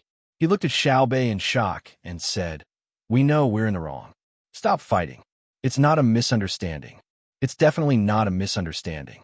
Do you believe that you've mobilized so many men just because it's a misunderstanding? Why not? Even I believe you. You should believe me as well. Put yourself in my shoes. Are you saying that it's a misunderstanding as well? This isn't Yamamoto's decision. Did you arrange for them to start a war? Xiaobei retorted. For a moment, Takeshita Junichiro was speechless. Xiaobei had tricked him again. Why did he not kill this shrewd child in front of him with an explosion? You're speechless. As expected, you did it on purpose. This won't do. I'll talk to my big brother and ask him and my big sister to mobilize the troops. You're too evil. You knew about it, yet you played dumb with me. You wanted to trick a child like me. Oomph. Xiaobei stood up and was about to leave as he spoke. Takeshita Junichiro hastily stopped him. No, we're not lying to you. We really didn't know. I only found out after that. Even if we were 100 times braver, we wouldn't dare to cause trouble for you. It's a war, Xiaobei emphasized. Yes, it's a war. We wouldn't dare. Let's talk about it. Everything can be discussed. Takeshita Junichiro agreed with Xiaobei. Inwardly, he hated those who supported Yamamoto. Didn't you say that Tang wants to fight Duishi and can't spare the troops to fight Japan? What should we do now? Look at their reaction. They've just captured Yamamoto, and they're already mobilized. You really didn't do it on purpose? Then, fine, I'll give you a chance. Go back immediately and tell your emperor that we won't start a war lightly. However, we'll be cautious when dispatching troops.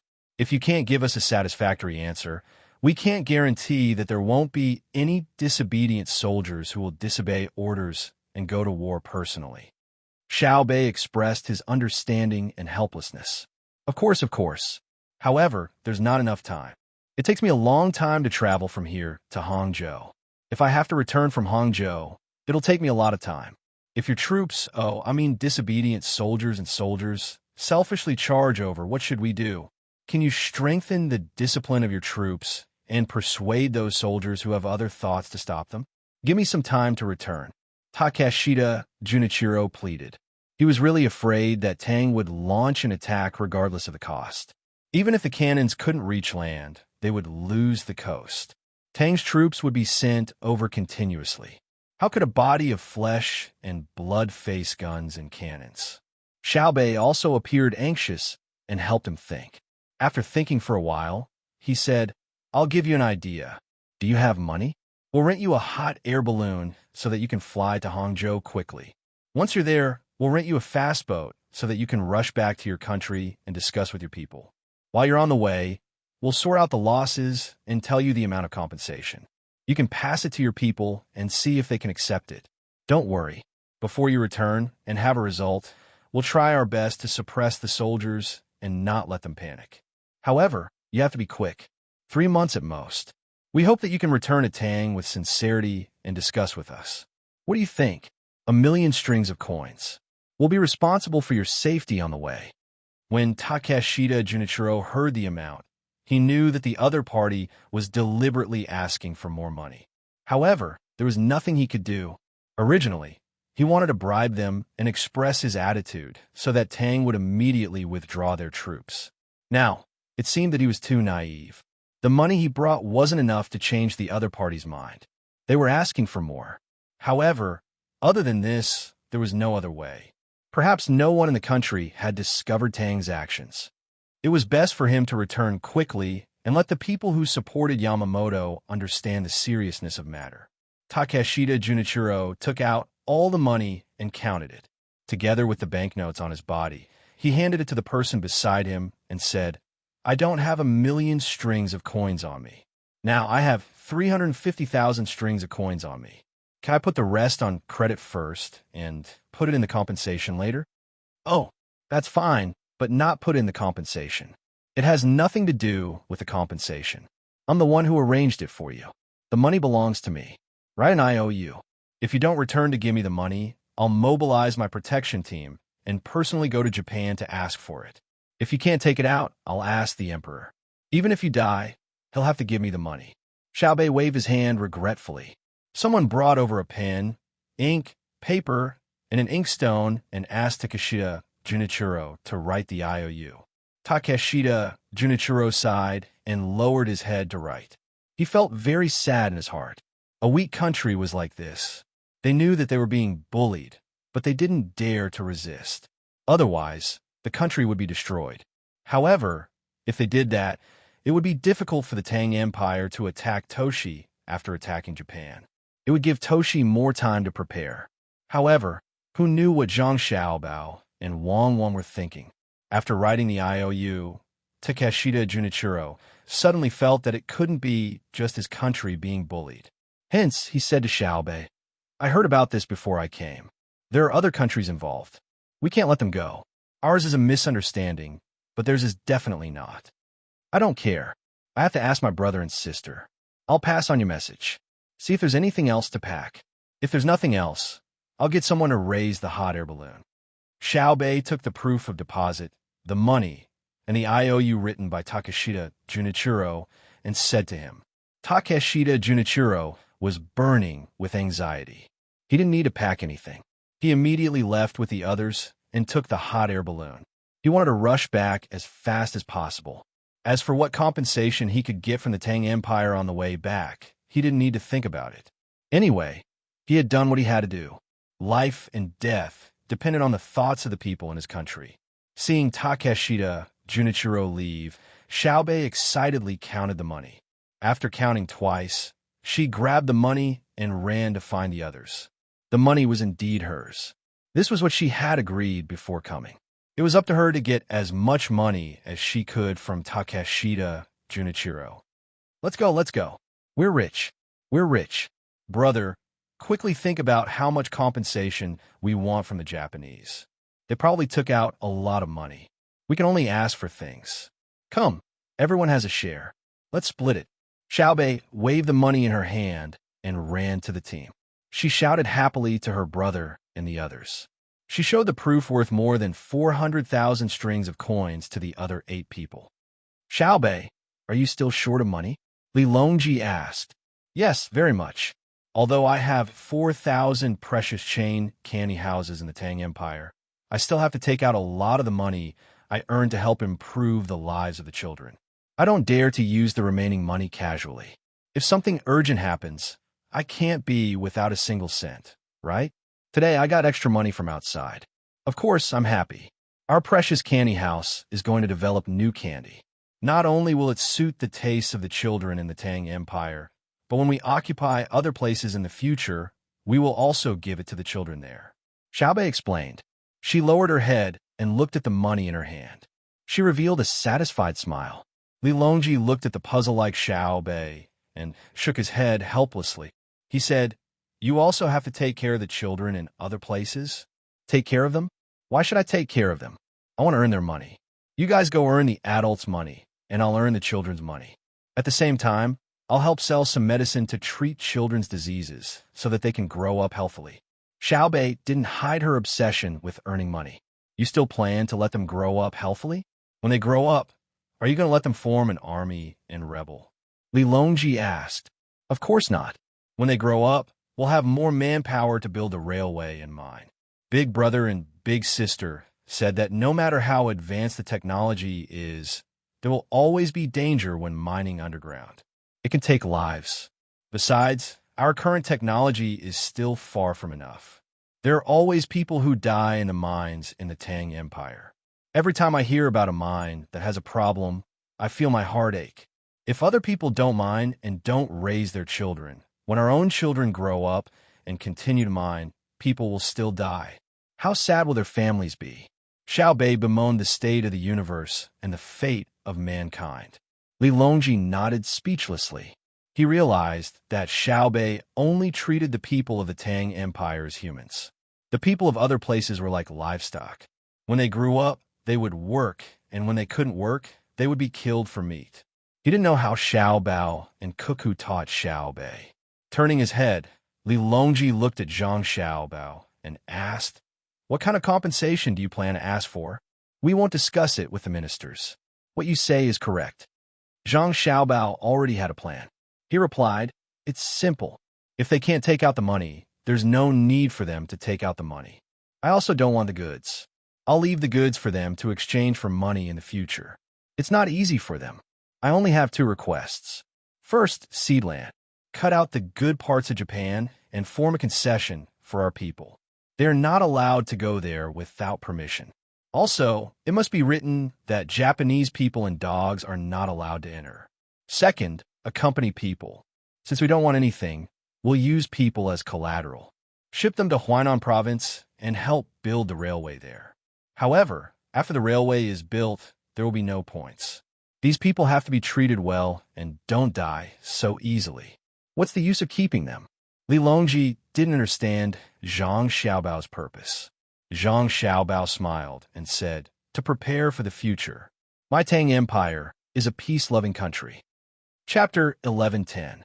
Hearing Zhang Xiaobao's words, except for Wang Wan, the others all looked at Zhang Xiaobao in puzzlement. Gao Lishur thought for a while, but he still couldn't figure it out. So he asked, "Xiaobao, can the Tang Empire be peaceful? Keep the Japanese and treat them well, and don't occupy Japan? Didn't you say that you and Cuckoo would solve the problem of Japan within this year?" Empress Wang and the others also nodded, waiting for Zhang Xiaobao's explanation. Zhang Xiaobao glanced at Wang Wan, and Wang Wan said, "It is precisely because we want to occupy Japan that we have to keep the Japanese. As for the Japanese laborers who come later as compensation, we have to treat them as the people of the Tang Empire. Although it is impossible to build a railway without death, we have to take care of them in terms of life. We need to feed and clothe them the same as when the Great Tang built the railroad from Luoyang to the capital.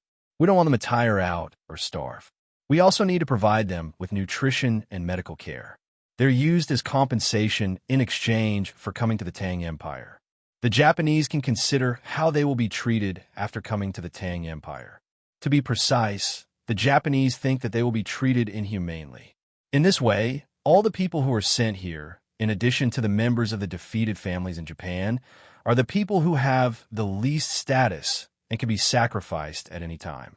When these people know about it, they will be very sad when they know, won't they?" Wang Ju continued, "They themselves know that they are people who have been abandoned. Perhaps it won't be long before they lose their lives. So the people they hate the most are not us, but Japan.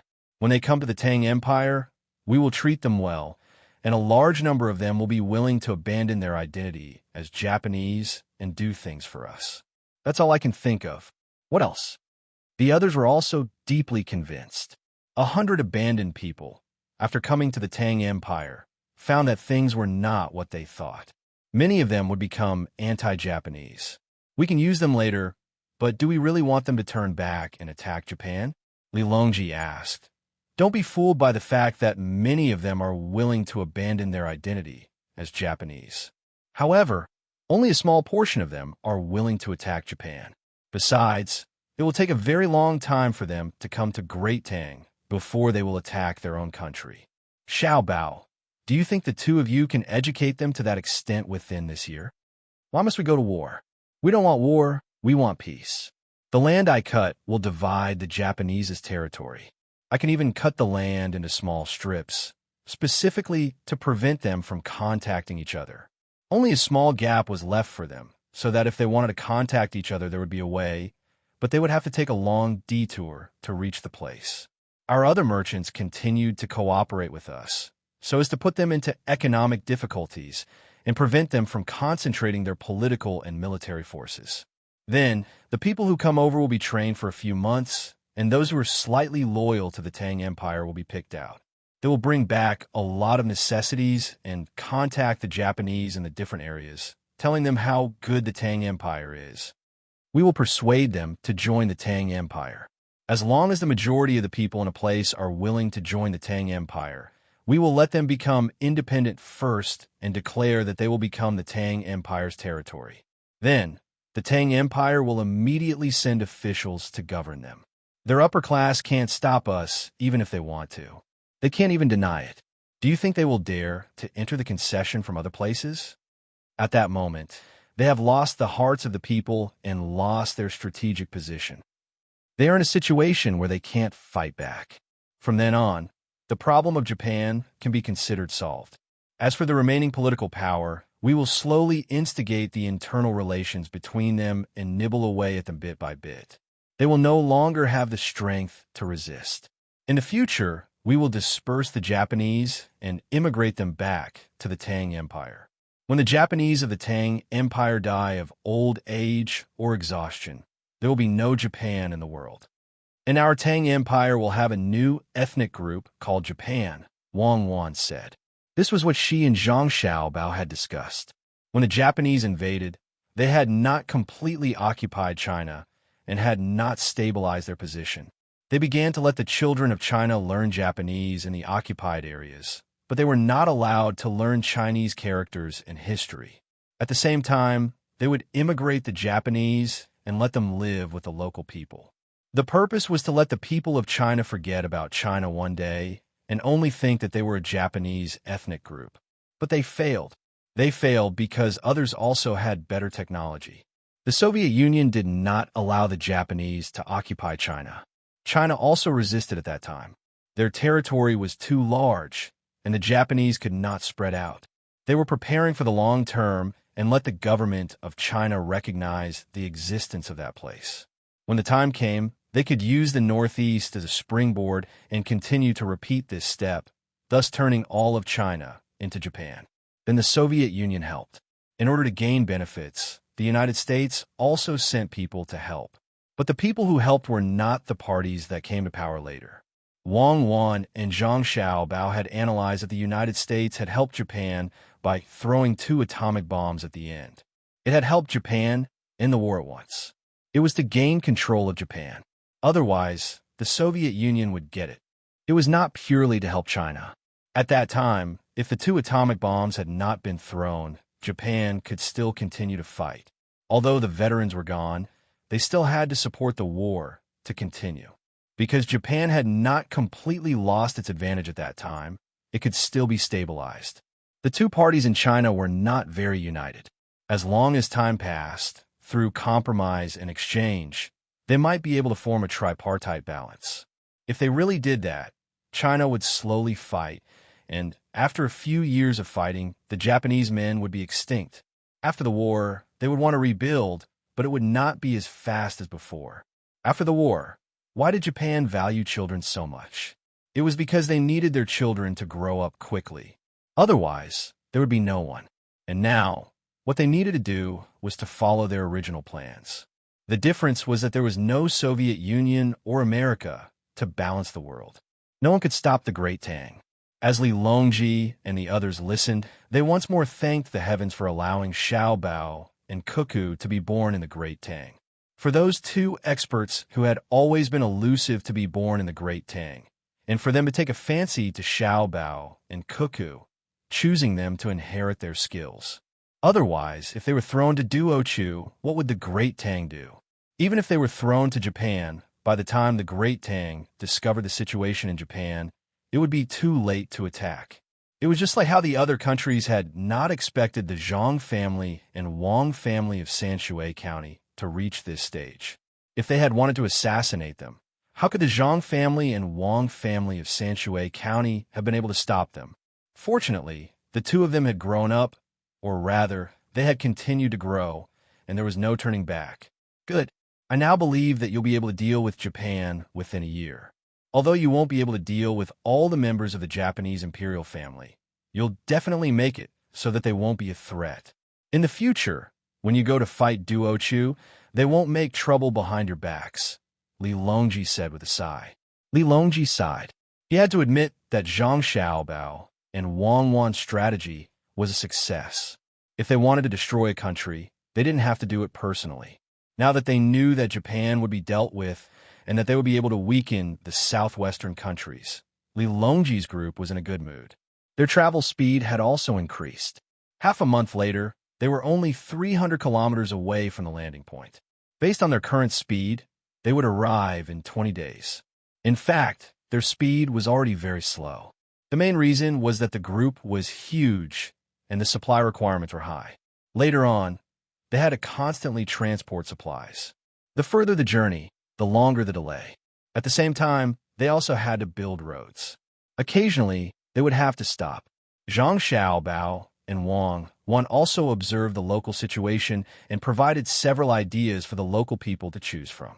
Some were related to farming, some were related to raising animals, and some were related to handicrafts. In any case, they were trying their best to increase the income of the local people. Fruits and other local specialties could also be transported to the outside world to be sold through the roads that were built. When they provided things to the people outside, they could also buy the things they needed from the outside world. Sometimes, Li Longji would also help to come up with ideas. Then he would sigh and wonder why the local people were so stupid that they did not think about it themselves. Zhang Xiaobao and Wang Wan did not explain to Li Longji. Even in their time, the people in remote places also stuck to their original way of life, let alone now. Li Longji seemed to be smart now, because he had been with the two of them for a long time. Otherwise, he would not have been able to come up with ideas in the past. There is still no news from Takeshita Junichiro in Japan. Perhaps he had not reached his destination yet and was still drifting at sea. However, the Jiang Wang clan duo had left Hangzhou long ago. They brought along Hangzhou's specialties and the group as they traveled along the coast toward Luzhou. Their speed was relatively faster than those who traveled on land. If they did not have to take a detour at sea, they could have reached their destination a few days earlier. The other places where they were preparing things also sent ships out. There was no need to follow the Jiang Wang clan ship. Before the group left Luzhou, they just needed to send everything to them. Apart from the Jiang Wang clan's gifts, there were also gifts for Little Bei and the others. They did not keep the money they earned from Takeshita Junichiro. Without going to the bank, they withdrew the money from other places through their family's connections. They ordered their family members to buy the goods and ship them to Luzhou. Most of the goods were from the upper reaches of the Yangtze River. If they bought the specialties from the upper reaches of the Yangtze River and loaded them onto the ships, they would be able to travel faster. If they traveled from the capital, it would take too long. In the middle of the 7th month, at night, the moon in the sky was rounder than usual. This was the Hungry Ghost Festival, also known as the Ghost Festival. The name sounded scary, but at this moment, it was the busiest time. It was second only to New Year's Eve and the 15th day of the first lunar month. The people of Tang were busy. Some were offering sacrifices, and some were out for sightseeing. It was not that they were afraid of ghosts. Instead, they treated it as a day to gather and have fun. Luzhou was especially lively tonight. Almost everyone had gathered near the docks. The neatly built roads were brightly lit as well. Torches and candles made of fish oil illuminated the entire Luzhou. There were also countless snacks placed outside. However, nobody was hawking. Instead, there were people in charge of preparing them. Once the food was taken away, someone would immediately make up for it. It was like a buffet. However, the scale of this buffet was larger than any other buffet. On both sides of the road, there were people in charge of preparing food, tea, candies, dried fruits, and so on. The amount of money spent in just one night was not a small amount. If they were to calculate the cost, they would have spent 100,000 strings of cash. Apart from these things, there were also countless Kongming lanterns, firecrackers, and colorful flags that were waiting to be set off. The entertainment cost of 100,000 strings of cash was equivalent to the annual income of 10 medium-sized counties in other places. However, even though so much money was spent, no one felt the pinch. Well, to be more precise, only a small portion of people felt the pinch. The person who felt the pinch was the newly appointed provincial governor of Luzhou, Su Mingyang. He had only obtained this position through his connections. At the beginning of spring, he brought his family and rushed to Luzhou with him. After the handover, he wanted to show off his ambition. He had heard about Luzhou. The previous officials were replaced every year, but no one was able to interfere with Luzhou's development. Before he came, the person he had asked told him not to have any other ideas. If he stayed in Luzhou for a year without any problems, he would be given a large sum of money when he left. At the same time, he would be asked to learn more during his free time. Luzhou was an important place for imports and exports. There were many things that could not be learned elsewhere. He could broaden his horizons and learn. When he returned, he could be given a better position and even have a chance to enter the court. Su Mingyang agreed readily, but he was not convinced. He always thought that if he came to Luzhou with his own ability, he would be able to discover the shortcomings of Lu Zhou's development and make up for it. However, when he arrived at the place, he had not discovered the flaws in his development. He first found that there were many things that he did not know. He could only learn patiently so that he could think about what to change after he learned. In the end, the more he learned, the more he realized that he knew little. It was as though everything he had learned before was part of the Enlightenment education. When it was almost the day before the Hungry Ghost Festival, he wanted to organize an event to win the hearts of the people. However, before he could organize it, Lu Zhou's people had already organized it. Moreover, they did not tell him at all, let alone ask for his opinion and suggestions. He asked a few people, but he did not get any useful information. He could only wait for the day when others were busy. He would participate in the event as the provincial governor. He thought that as an official, the others would not continue to ignore him, right? When he went out at night, under the bright light of the fire, he saw the words on the banners and flags that were held up by the people outside. At first, he was happy. This was because the words on the banners read, "Welcome, Provincial Governor. Greetings, Provincial Governor. We miss you, Provincial Governor." It seemed that the people wanted to give him a surprise. Su Mingyang thought to himself. When he saw the endless line of people walking toward the government office, he stood out with a happy expression on his face. He placed his hands behind his back and waited for the people to greet him. However, the people did not seem to see him. They continued to hold up the banners and walk to the other side. A few people who thought he was a hindrance glared at him. He pulled someone aside and said angrily, "Tell me, where are you going to celebrate for me? Hurry up and tell me. Otherwise, I won't participate." The person who was pulled aside looked at him in surprise. When he regained his senses, he pursed his lips and said, "Stay in your mansion obediently. Who cares about you? You're the provincial governor. We're going to welcome the provincial governor's wife. They're coming tonight." "The provincial governor's wife? My wife is in my mansion. Why don't I know where she went?" Su Mingyang continued to hold on to the person and refused to let go. "What kind of provincial governor are you? In Lu Zhou, there's only one provincial governor, and that's Provincial Governor Zhang Zhong. The provincial governor's wife is coming by boat. We're going to welcome her. Let me tell you, don't cause trouble. Otherwise, I'll teach you a lesson. Be obedient. Let go of my hand." As the person spoke, he struggled to break free from Su Mingyang's hand. A happy expression returned to his face as he walked toward the docks with the others. "Why am I not the provincial governor? Why am I not the provincial governor? I'll go as well. I want to ask Zhang Zhong's wife in person if I'm the provincial governor of Lu Zhou." Su Mingyang said angrily. As expected, he followed the group to the docks. Chapter 11:11. As for Su Mingyang following them, many people in the group heading to the pier saw him, but they didn't do anything. They did not say that Su Mingyang was not allowed to go over, nor did they welcome him. They were all wondering if they could get close to the madam of the Zhang family and say a few words when they saw her. There is still quite a distance between the state capital and the pier. It was not yet midnight, only a quarter to the afternoon. There were still 40 minutes to go. Based on their current speed, they would reach the pier by the time it was morning, and they would need to walk for 3 hours. It would be much faster if they took a carriage. However, there were also many people heading to the pier. People from various counties in the state were gathering at the pier. Even if they did not have to work tomorrow, they still wanted to welcome them. Some old people who could not walk asked their children to push their carriages to the pier. They were a minority. Most of the old people were staying in the nursing home in the state capital. They were given special treatment and rode on carriages at the back of the group. The more Su Mingyang walked, the more jealous he became.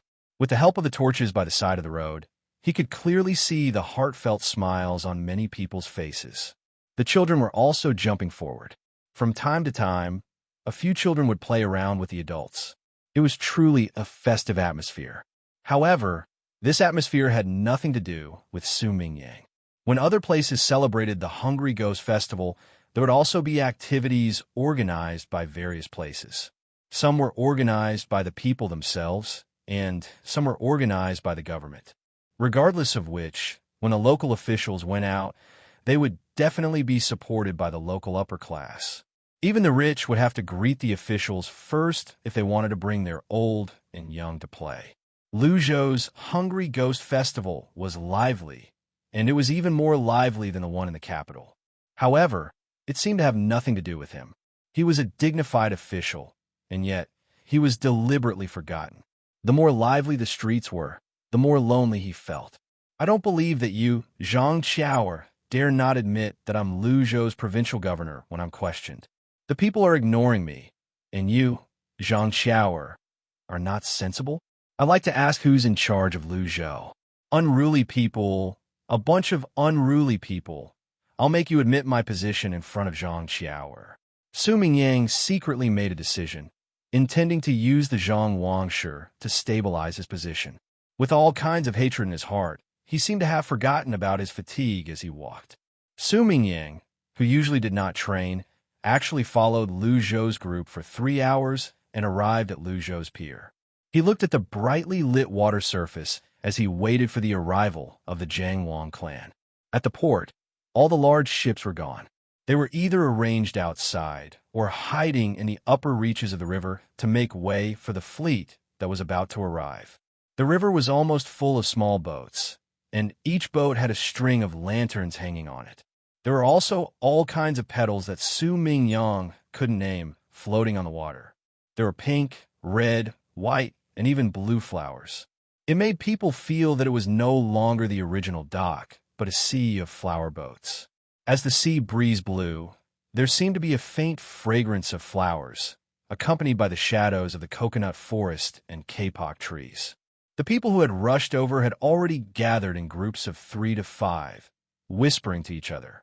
There were also people in charge of delivering all kinds of food to the people who were resting on the ground. There were local dried fruits, all kinds of dried fish, shrimps, kelp slices, and seaweed. Every once in a while, there would be a place with fewer people around. There were people in charge of boiling water for the people who came over to drink. There were also people who specialized in making rice noodles, fruit pancakes, and sugar blowers. Su Mingyang felt hungry when he smelled the fruit pancakes. He was too busy being angry earlier that he forgot to eat dinner. He was mainly waiting for others to celebrate the Hungry Ghost Festival with him before eating. He felt around in his sleeve pocket. Fortunately, he brought some money. The fruit pancakes cost 2 copper coins each. There were eggs and fruits in them. Since it was by the sea, they even added sea hares and other things. It was very unique. Su Mingyang took out 2 copper coins and walked up to a cart selling fruit pancakes. He lowered his head and handed the pancakes over. He said, "Give me one. Put more chopped green onions, put more sweet sauce, and make it more salty." The person guarding the stall swiftly gave one to Su Mingyang. When he turned around and handed it over, he did not take the money and said, "I don't want money. I'm working for free today. Everyone else's food is free as well. How can I take money from you? It doesn't make much difference. Eat. You'll have the strength to wait for Madame Zhang when you're full." Su Mingyang was jealous again. Fuck, Madame Zhang isn't here yet, but someone is already working for free. What fruit pancakes? They don't taste good at all. After taking a bite, Su Mingyang cursed resentfully in his heart. He put the 2 coins away and saved money. In truth, Su Mingyang did not spend any money when he ate outside. He had set a rule that he was responsible for giving a sum of money to Provincial Governor Lu Zhou and his family members. Whenever they came out, no matter what they bought or ate, they would not be charged. The seller would reimburse them when the time came. He was afraid that they would recognize him, so he took out the money. In the end, he still enjoyed the same treatment without revealing his identity. However, this was not the treatment he wanted. Although there was a small bridge over a flowing stream, an artesian well, a pond, and birds chirping in the trees, and he did not have to worry about food and clothing, he always felt like someone was giving him alms. The most infuriating thing was that when he lived in the mansion, he felt that there was something wrong with it. He wanted to change it, but no one was allowed to do so. He had to keep it the way it was. It was indeed good. He did not know who designed it, but it was almost as if there was a scenery with every step. The problem was that the original scenery was built when Zhang Zhong lived in the mansion. If the local policy did not allow him to change it, could he not change his own house as well? Last month, he secretly changed the aisle. He changed the original straight path into a curved path. The section that just entered the mansion was about 30 meters long. There was a back door. In the end, it was seen by the people who came to deliver the daily necessities. When they returned, they told others. Then, on the afternoon of the second day, a group of people gathered outside the mansion with tools in their hands. They said that they were helping him fix the path. They said that the original path was good and that it was easy to step in the mud when walking. There was mud in other parts of the path. That was because he had just finished fixing the path and did not have time to plant flowers or lay stones around it. As a result, he watched helplessly as the path that his family had worked so hard to fix was changed back by the people. Zhang Zhong had been gone for so many years. Why was the courtyard not allowed to be touched? The more Su Mingyang thought about it, the angrier he became. He bit down on the pancake, as if he had bitten all the hateful people to death. When he finished eating, he felt that he had put too much sauce and was thirsty. He turned around and asked for water to drink. At the same time, he looked for the toilets at the dock, afraid that he would not be able to squeeze in. Just like that, he waited for about half an hour. From afar, a small boat with a lantern was rowing like an arrow. The people on the boat shouted at the top of their lungs, "They're here. Madame Zhang and Madame Wang are here. They're in formation outside and will enter the harbor soon. Quick, those who are sitting, get up." After the shout, Su Mingyang found that the people sitting beside him had all stood up and stood in an orderly manner. No one squeezed forward like an army. Others did not squeeze, but he squeezed. He wanted to wait for Jiang Wang clan to get off the boat and ask her properly. Under the unhappy stares of others, Su Mingyang squeezed to the front. To be precise, he was in the second row. He did not dare to squeeze in the first row as it was too obvious. This was because there was a group of children of about the same height standing in the first row.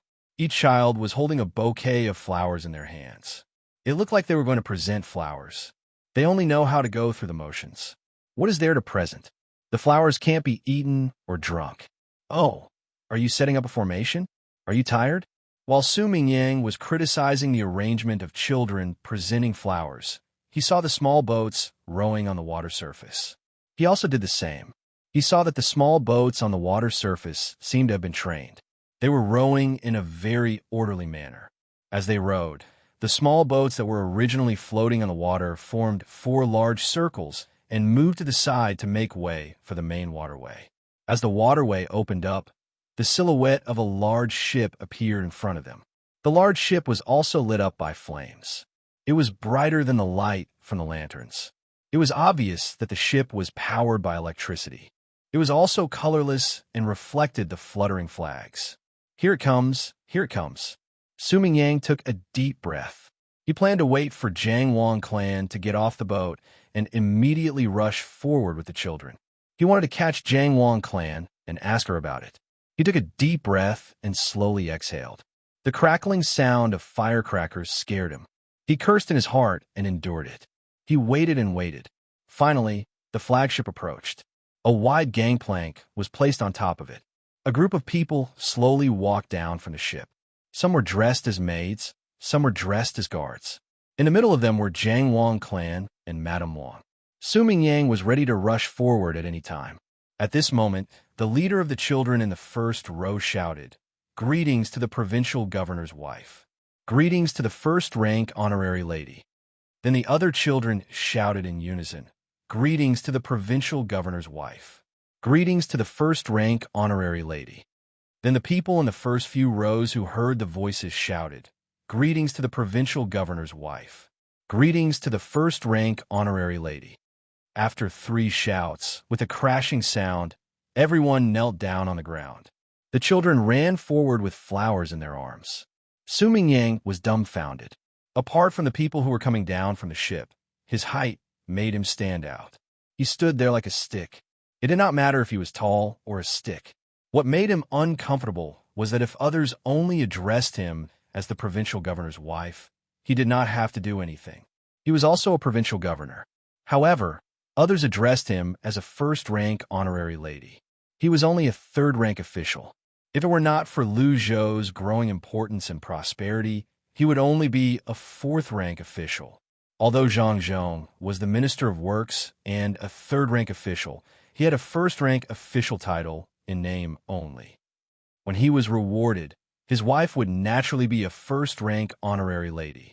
The entire Zhang and Wang family were officials, including the youngest children. Should he greet a first-rank official or not? If he went over to greet her, he did not have to kowtow. However, his status would be lowered. When he wanted to question her, he would not have the confidence to do so. He would have unknowingly raised Zhang Qiao's status. If he did not greet her, and it was another first-rank honorary lady, they would think that he was impolite. Even if the case was brought to Hanyuan Palace, he could just say that he was too happy and neglected it. The problem was that she might not need to go to Hanyuan Palace.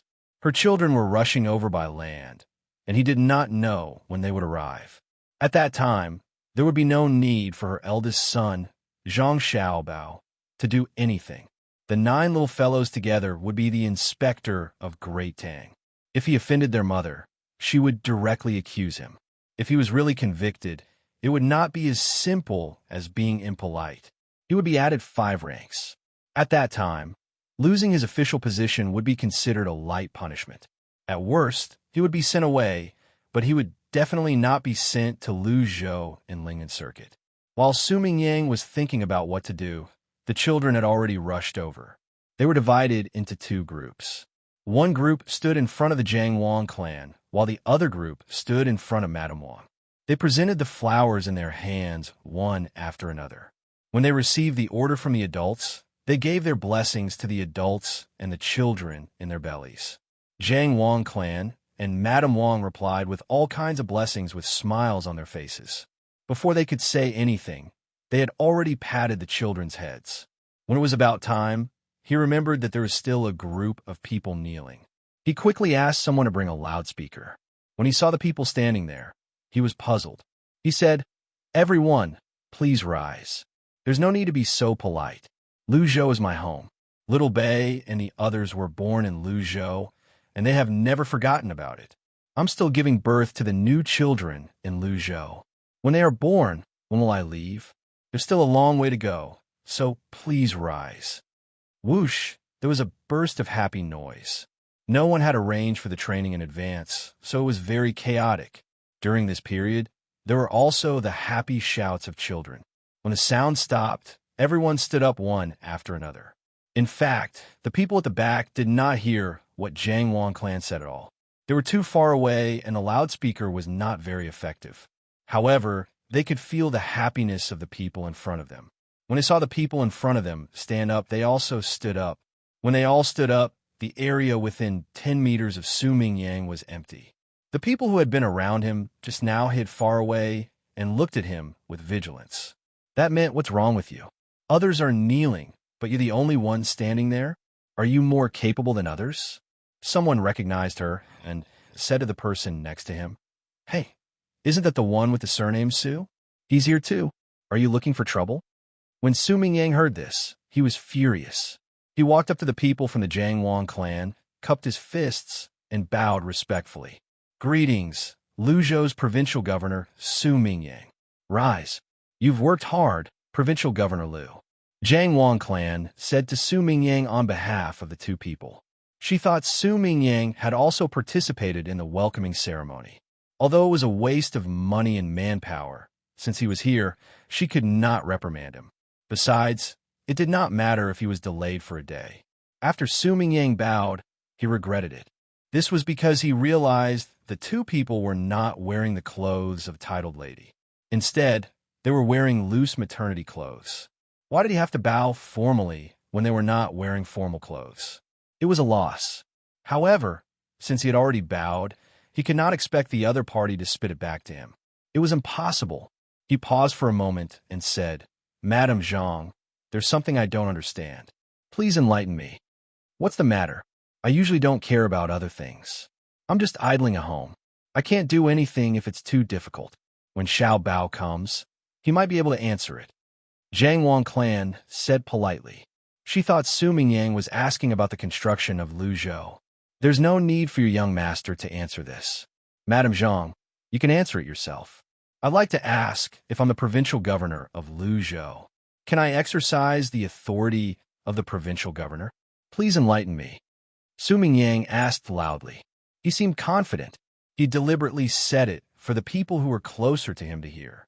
When Zhang Wangshi heard this, she immediately understood that the other party felt that it was very leisurely to stay in Luzhou. She could not stand it anymore and came to question her. She wanted to use her mouth to get the right to speak. She was also not convinced by her family. The little bit of goodwill she had toward Su Mingyang disappeared immediately. Luzhou was an important place to Xiaobao and Cuckoo. How important could he be to an official for a year? She said calmly, Lord Su, don't you know if you're the provincial governor of Luzhou? Are you here for vacation? His Majesty will be here soon. I'll tell His Majesty what you said. His Majesty will tell you what your position is and whether you can exercise the authority. Men, send Lord Su out. After she finished speaking, Jiang Wang clan ignored Su Mingyang and walked down the pier. Naturally, someone came over to ask Su Mingyang to stay away from her. He did not want to do anything that might endanger Madame Zhang. Su Mingyang was stunned again. He did not expect the Jiang Wang clan to be so difficult to deal with. Moreover, her counterattack was so sharp. It was over. If she really told His Majesty, his position as provincial governor would be gone. There was an example of the provincial governor of Luzhou being dealt with in the past. What should he do? With anxiety in his heart, Su Mingyang suddenly thought of an idea. He didn't care how effective it would be. He shouted, Madame Zhang, this official was drunk. Just now, I may have spoken nonsense. Please forgive me. This time, he did not dare to call himself this official. He changed it to this official, which meant that he was apologizing and looking for an excuse. The Jiang Wang clan did not bother to respond to him. She knew that it was useless to say anything. What Su Mingyang said earlier had been heard by the people of Luzhou. It would not take long for the news to spread. When her children arrived, the emperor would definitely come out to visit them incognito. If he asked any of the people, how could the people not complain? It's too late. He spoke so loudly just now. What was he thinking? It's useless to say that he was drunk now. Sai, why bother? With that thought in mind, the Jiang Wang clan looked around. She was looking for a carriage. Her belly was big. It was impossible for her to walk to her own restaurant. The restaurant here was the signature restaurant of Sea Cloud Inn. She and Madame Wang needed a stable carriage, the kind with shock absorbers under the carriage. After looking around, she did not see any carriage. She was puzzled. Could it be that the local family members were less capable because they were far away from the main family? While she was thinking, the crowd in front of her suddenly moved aside. 16 people stood out from the crowd. There were wooden rafts under their feet. An old man stepped forward and said respectfully to the Jiang Wang clan, Madams, are you tired from the journey? Do you need a rest? We've prepared transportation. This way, please. As he spoke, the 16 people divided into 4 directions and lifted the wooden rafts. There were 16 people on the wooden rafts to carry. Another person laid a thick cotton mattress on top of the wooden rafts. When she looked at the 16 people again, she noticed that they had a common feature. Their legs were almost the same length, and their shoulders were almost the same height. Are you asking us to go up? The Jiang Wang clan asked. The old man nodded and replied respectfully, Yes, madams. Back then, when Luzhou was flooded, it was your family who arranged for the wooden rafts to be connected together to resist the tide. Now that the embankment is secure and the tide is no longer coming, we will send you off with the tide. We won't forget your kindness. There's no need for that. A carriage is enough. The Jiang Wang clan knew that it was not her family who did not arrange it. It was the people who did not allow it. They wanted people to carry them. Madams, please. The old man repeated stubbornly. Thank you. The Jiang Wang clan did not stand on ceremony. She followed Madame Wang to the wooden rafts that were lowered. Someone else brought them a cushion. The cushion was cushioned with thick fish skin. It was comfortable and elastic when one leaned on it. Rise. 1, 2, 1, 2, let's go. The old man shouted. The 16 people walked towards the Ocean Cloud Inn at the same pace. The people in front made way for them. The people on both sides of the road lit up big red lanterns at the same time. Some people in front of the wooden rafts began to move forward with the rafts. They swept the soil and sprinkled water. Then some people laid out the same big red carpet that extended into the distance. Countless people also moved in that direction. However, no one spoke. The sound of their footsteps was very soft. It was like the tide of the sea. There was a hidden turbulence, and it made one's heart beat faster. The only person who was lonely was Provincial Governor Su Mingyang. He watched the crowd quietly escorting the Jiang Wang clan away. Then, he looked at the red carpet behind the crowd. He could not even feel jealous. Should I be an official in another place? It's better to be in a place that is about to suffer a disaster. I can learn from the Zhang clan and Wang clan and live with the local people during that period of time. I can think of a way to make them rich. When I go there again in the future, there will be people who can carry me like they did today. Su Mingyang thought about it and came up with this idea. He felt that he could no longer manage the affairs in Luzhou. In the past, he had no power. Today, he had offended people. Even if the emperor did not pursue the matter, and the Zhang clan and Wang clan did not pursue the matter, the people of Luzhou would not treat him the same as before. Even if the emperor came, he would not be able to enjoy such treatment. He wondered if he could tell His Majesty about what had happened tonight when he met His Majesty. If His Majesty got angry, perhaps His Majesty would give him more power in Luzhou. With this thought in mind, Su Mingyang's mood improved again. He was not afraid that the Jiang Wang clan would badmouth the emperor and put him in a sad position. The more the Jiang Wang clan badmouthed him, the more the emperor would think. Su Mingyang, who was happy, planned to go back to the mansion first and think about what to say. However, after taking 2 steps, he suddenly found that it would take at least 3 hours to go back.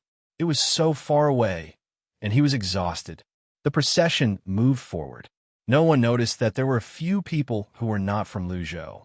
There were adults and children in the procession. After the 2 madams were sent to their destination, the crowd dispersed. When they were ready to go back to their own homes to celebrate, a few extra people appeared in the crowd and looked at each other. For a moment, they did not know what to do. Logically speaking, we should also enter Ocean Cloud Restaurant and rest in the courtyard behind it. Right, Your Majesty? Zhang Xiaobao asked Li Longji, who had insisted on stopping the group so that he could personally conduct a private investigation in disguise. They were not too late. When they arrived, the Jiangwang clan had not arrived yet. When the others were kneeling, Li Longji and the other adults sat down. Zhang Xiaobao, Wang Wan, Xiao Bei, and the other 9 children were kneeling. As for Pan and Pan they were with their mother and did not come. They were too young and could not afford to go through so much trouble. Now that the Jiang Wang clan duo had gone to rest, Li Longji and the others were homeless. Li Longji could not go in quietly to rest. He had to be welcomed by the people as well. It was not that he wanted to go through so much trouble, but this was a matter of etiquette. If he did not let the people welcome him, it would affect the Jiang Wang clan duo. The 2 madams were welcomed by the people, but the emperor was left alone. How could he let the 2 of them stay? Xiao Bao, it's all your fault. Why did you have to come at this time? Look, you can't find a place to sleep tonight, right? Li Longji pushed the blame to Zhang Xiaobao. Xiao Bei could not accept it and said, Uncle Emperor, you have to be reasonable. You told us to come here because my mother comes at night. That's why we came here at night. Why didn't your brother let your mother come during the day? Li Longji found another reason. What's the difference between day and night? There are many people here, and there are lanterns to watch at night. It's more fun than during the day, Xiao Bei said as she pointed at the lanterns around them. We have a place to stay during the day. Where are we going to find a place at night? An inn? Apart from your sea cloud room, I reckon the other places have been booked by people who are tired of walking. That's the difference, Li Longji argued with Xiao Bei. Xiao Bei considered it for a moment before she nodded. Then, she shook her head and said, We'll be exposed during the day. The people who came with my mother will recognize us. Uncle Emperor, look, some of them aren't going back. They're planning to hold a bonfire party there. Unfortunately, they only set off firecrackers for a while. If they keep playing, it'll be like the New Year. If they keep playing, they'll scare our mother. Stupid, little Yuan chimed in.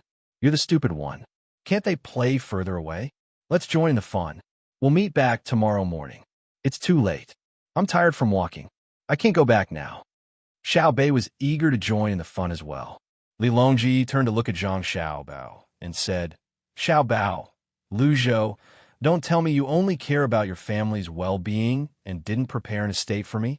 Do you really think Lu Zhou belongs to your family and want to be independent? Back then, you promised me that you'd build an estate for me in various places in Great Tang. I'll use it when I'm traveling and when I'm not traveling. I'm sure you've already built an estate in other places. If Lu Zhou doesn't have one, doesn't that mean Lu Zhou isn't under Great Tang's jurisdiction? Is that why it doesn't conflict with your promise to me? Don't accuse me. How can there not be an estate when there's one?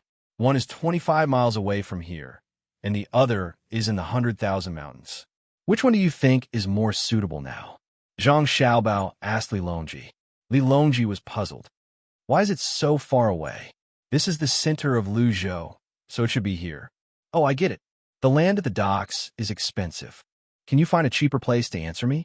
When did the docks become the center? Your estate isn't too far away from the provincial capital. The provincial capital is the center, all right? Zhang Xiaobao gestured a few times to prove that he was not wrong. Realization dawned on Li Longji. That's right. The provincial capital is the center. In that case, I'll just wait by the bonfire for a night. Li Longji did not want to leave anymore. Even if he had the money, he could not afford a ride.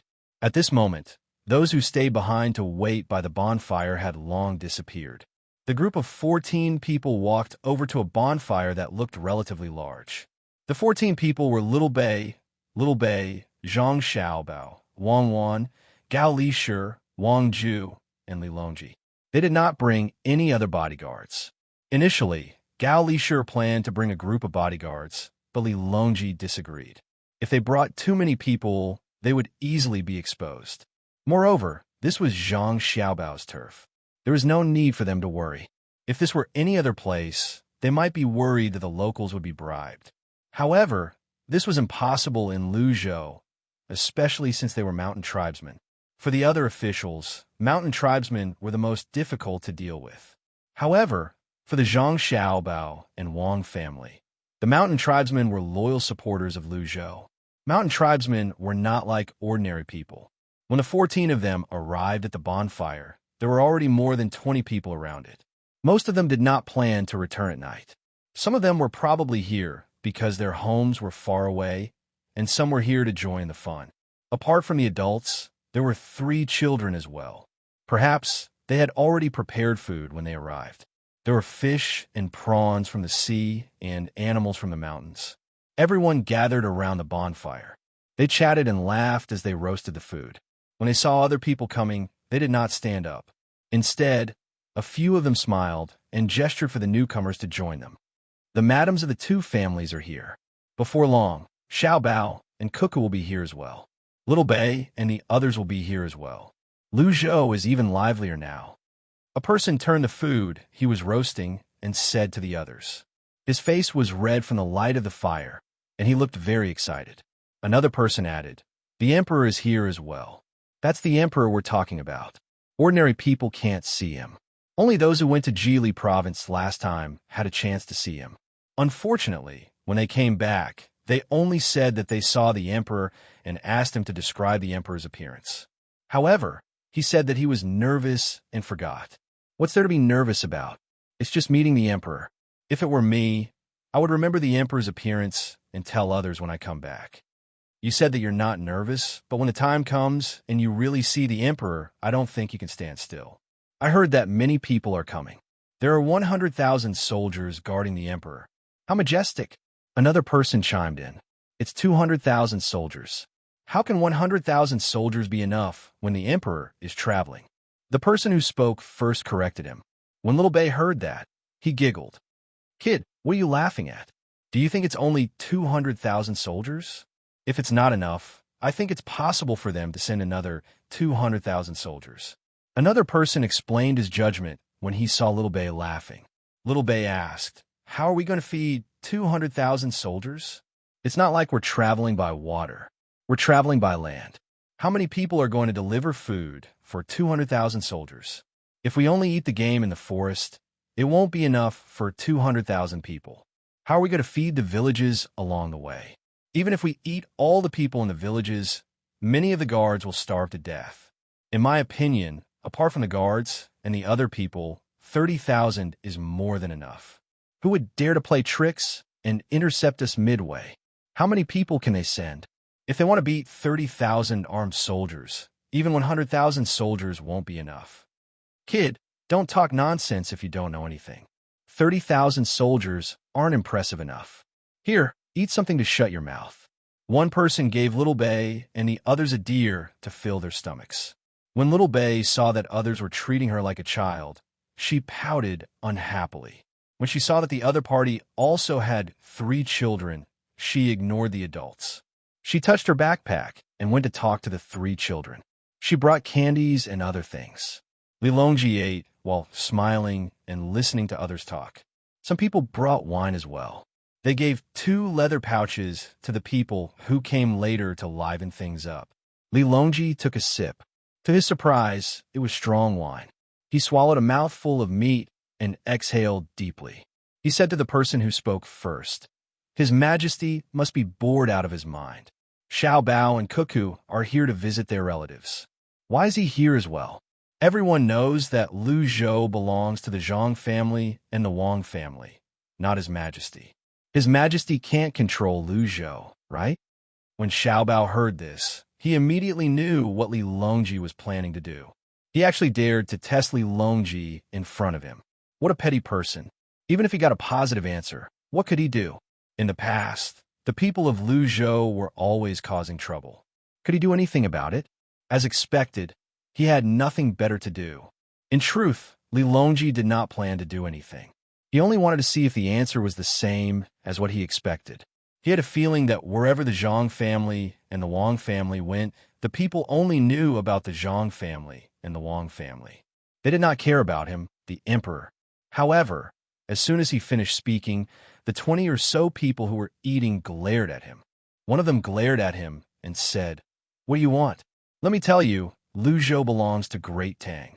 Are you a troublemaker from elsewhere? Are you trying to get us to help Xiao Bao and Cuckoo Rebel? Tell me, where did you come from? That's right. Why haven't I seen you before? Although Lu Zhou isn't young, there's a group of children and a few adults here. I should know 1 or 2 of them, right?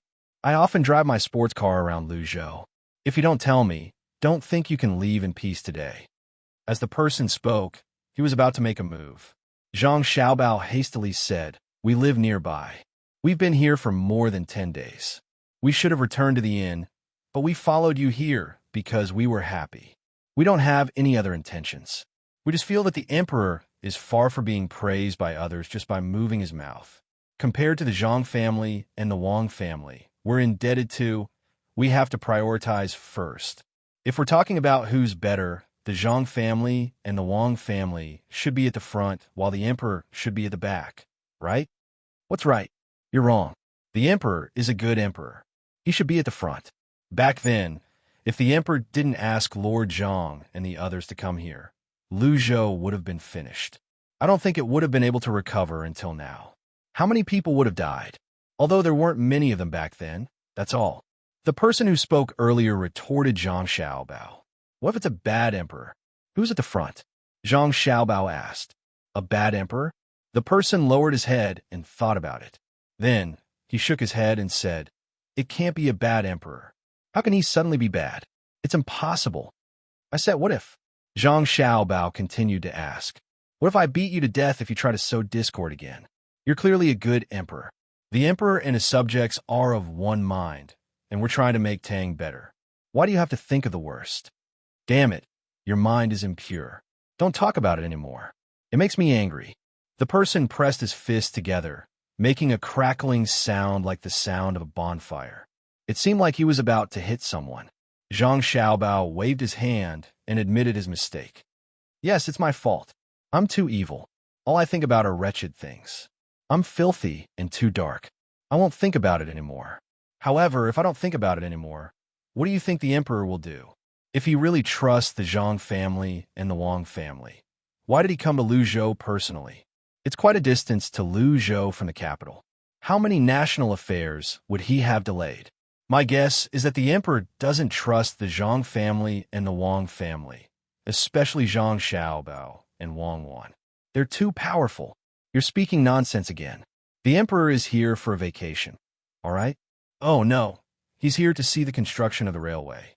If he's really worried, he wouldn't be here with Xiao, Bao, and Cuckoo. I say, what's wrong with you? Didn't you say you wouldn't talk about it?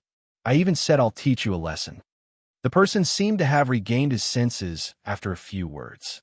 He glared at Zhang Xiaobao as though this was his final warning. Zhang Xiaobao hastily waved his hand again. I apologize. I shouldn't have said that. It was a slip of the tongue. Is it true that those who say such things are bad people? Do they deserve a beating? He was the one who said it first. He said that the emperor can't control Lu Zhou and that his intentions are impure. As Zhang Xiaobao spoke, he pointed at Li Longji. As expected, the person who had spoken earlier shifted his gaze to Li Longji again. Li Longji glared at Zhang Xiaobao. He thought to himself, as expected, you're full of evil tricks. However, he quickly explained himself, I was just joking. If you're talking about Zhang Xiaobao and Wang, you're talking about Xiaobao and Cuckoo, not Zhang and Wang? Are you trying to stir up trouble? The way they address each other is sometimes right and sometimes wrong, yet they still want to sow discord. Do you want Xiaobao and Huan to fight with the emperor? Are you happy that you've messed up Tang? Tell me, where are you for before you came here? I'm telling you. I could tell at a glance whether you're telling the truth or not. The consequences of lying to me are severe. I'll give you a good beating first. Then, I'll hand you over to the Zhang family and Wang family's branches here. The person who had spoken earlier clenched his fists so tightly that his knuckles cracked. It was clear that he was prepared to draw his sword at any moment. To tell you the truth, we're from the capital. We're here to buy some things and sell them when we get back. We'll make more money by selling them. Tell me, what benefits do you think the emperor can bring to Lu Zhou? Li Longji tried his best to sound like he was from the capital to prove his identity. Benefits? Why are you always thinking about such nonsense? What benefits does Lu Zhou need? Since the emperor is here, we should be the ones giving him benefits. Only people from places with no abilities would expect benefits from others. If the emperor is here, it'll be a great benefit for me if he can ride in my carriage. In the future, when I meet other people, I can tell them that the emperor has ridden in my carriage. Even if it's someone from the Zhang family and Wang family, it'll be fine. If we're talking about benefits, the emperor might be able to give us benefits. In the past, when the emperor went to other places, he would usually reduce the rent. I just hope the emperor can come and write a few words. There's no need to reduce or exempt the rent. We, the people of Lu Zhou, have hands and feet, and we've earned a lot of money. We can pay more taxes to the court. Only when the court has money can they build guns and cannons to fight the bad guys. The person said with yearning. When he was happy, he would even chuckle twice. Li Longji was happy as well. He did not expect the people of Lu Zhou to be so supportive of him. At the same time, they were prideful and did not need help from others. If there was a similar place to compare, it could only be Sanshui County. The people of Sanshui County were the same. They did not need any help from a court. Moreover, they tried their best to pay more rent. When they arrived at the capital, they were unlike the people from other places who were shocked and amazed by everything. The people of Sanshui County acted as though they owned the capital. The people who lived in the capital did not dare to look down on the people of Sanshui County. After all, the people of Sanshui County were too famous. Let's drink. Li Longji raised the leather pouch in his hand and gestured to the person. They drank a mouthful of wine at the same time. Then he wiped his mouth with his hand and said, Guns and cannons to fight the bad guys? Does our Lu Zhou need to fight the bad guys as well? Lu Zhou shouldn't be a bad guy. I'm not a bad guy as well. I was just testing you earlier. You're testing us? We don't need to be tested by others. We'll test ourselves with our own conscience. We know who's good and who's bad. If you're talking about bad guys, there are. Last month, the gunships were deployed to fight them. First, the gunship stationed at the lighthouse opened fire. In the end, there were too many of them. They surrounded the lighthouse and didn't dare to get close. Later on, the gunships were deployed and sunk all of them. The person waved his fist as though he was the one who sunk the ships and not the gunships. Is that so? Why didn't I know about it? When Li Longji heard this, he turned to look at Zhang Xiaobao, who was munching on a deer leg. Zhang Xiaobao nodded vigorously. After swallowing the meat in his mouth, He drank another mouthful of wine to smooth out his thoughts. Then he said, "Yes, it's a group of tribes and small countries in the southwest. To be honest, we can't blame them. Our ships are good. They're specially built to work together to fish. Since the lighthouse was built, our ships had to go there as well. There's no rule about who's in charge of the sea. Most of the time, it's fine as long as we don't get too close to the shore. Moreover, our fishing tools are slightly more advanced. For example, we use Ganzi lanterns to light up the night. They can only use oil lamps. The difference between the two of us is huge. Most importantly, we don't allow them to go up to the lighthouse. It's not easy for them to go out to the sea. When they reach the lighthouse, they'll have to go back when they're almost done with their food. Our people pack up their things when they go and put them in the nearest lighthouse. When they run out of food on the ships, they go to the lighthouse to ask for food, including fresh water. After comparing with each other, they feel that our things are better and wanted to buy them. They even discussed with the lighthouse, saying that they'll also store their things, especially fresh water. However, that's obviously impossible. If they really get used to it, we won't even know when they'll take over the lighthouse. So, they banded together to bully our fishing ships. When the fishing ships saw that they had a lot of people, they went to the lighthouse. The lighthouse sent people with guns to protect the fishing ships. There was often bloodshed. Later on, they were forced into a corner, so they sent a larger group to the lighthouse to cause trouble. The gunships were dispatched and fired. They didn't remember how many times they did it. In any case, there was constant friction, and they kept getting the short end of the stick. Otherwise, why would they go and cause trouble for us? There's no reason to talk about a weak country. After Zhang Xiaobao finished speaking, he looked like he couldn't care less. He lowered his head and continued to eat the deer leg. Chapter 11:12. Li Longji nodded. He understood. Indeed, a weak country had no diplomatic relations. Fortunately, Tang was not weak. It would only grow stronger in the future. When Li Longji saw how knowledgeable Zhang Xiaobao was, he knew he must have received information before this. He asked, "Why didn't you tell me earlier?" "It's not a big deal. Why should I tell you? You're so busy. I'll tell you when there's something more important. For example, did Lu Zhou send troops to defeat them?" Zhang Xiaobao said with a smile. "That's right. It's a small matter. I know about it. If you didn't ask me, I wouldn't have told you," Little Bei whispered to the children. She did not forget to pay attention to the situation here. When she heard her brother mention the bullying, she spoke up. Nowadays, they were the first to pass on information. They were not expected to come up with any good ideas.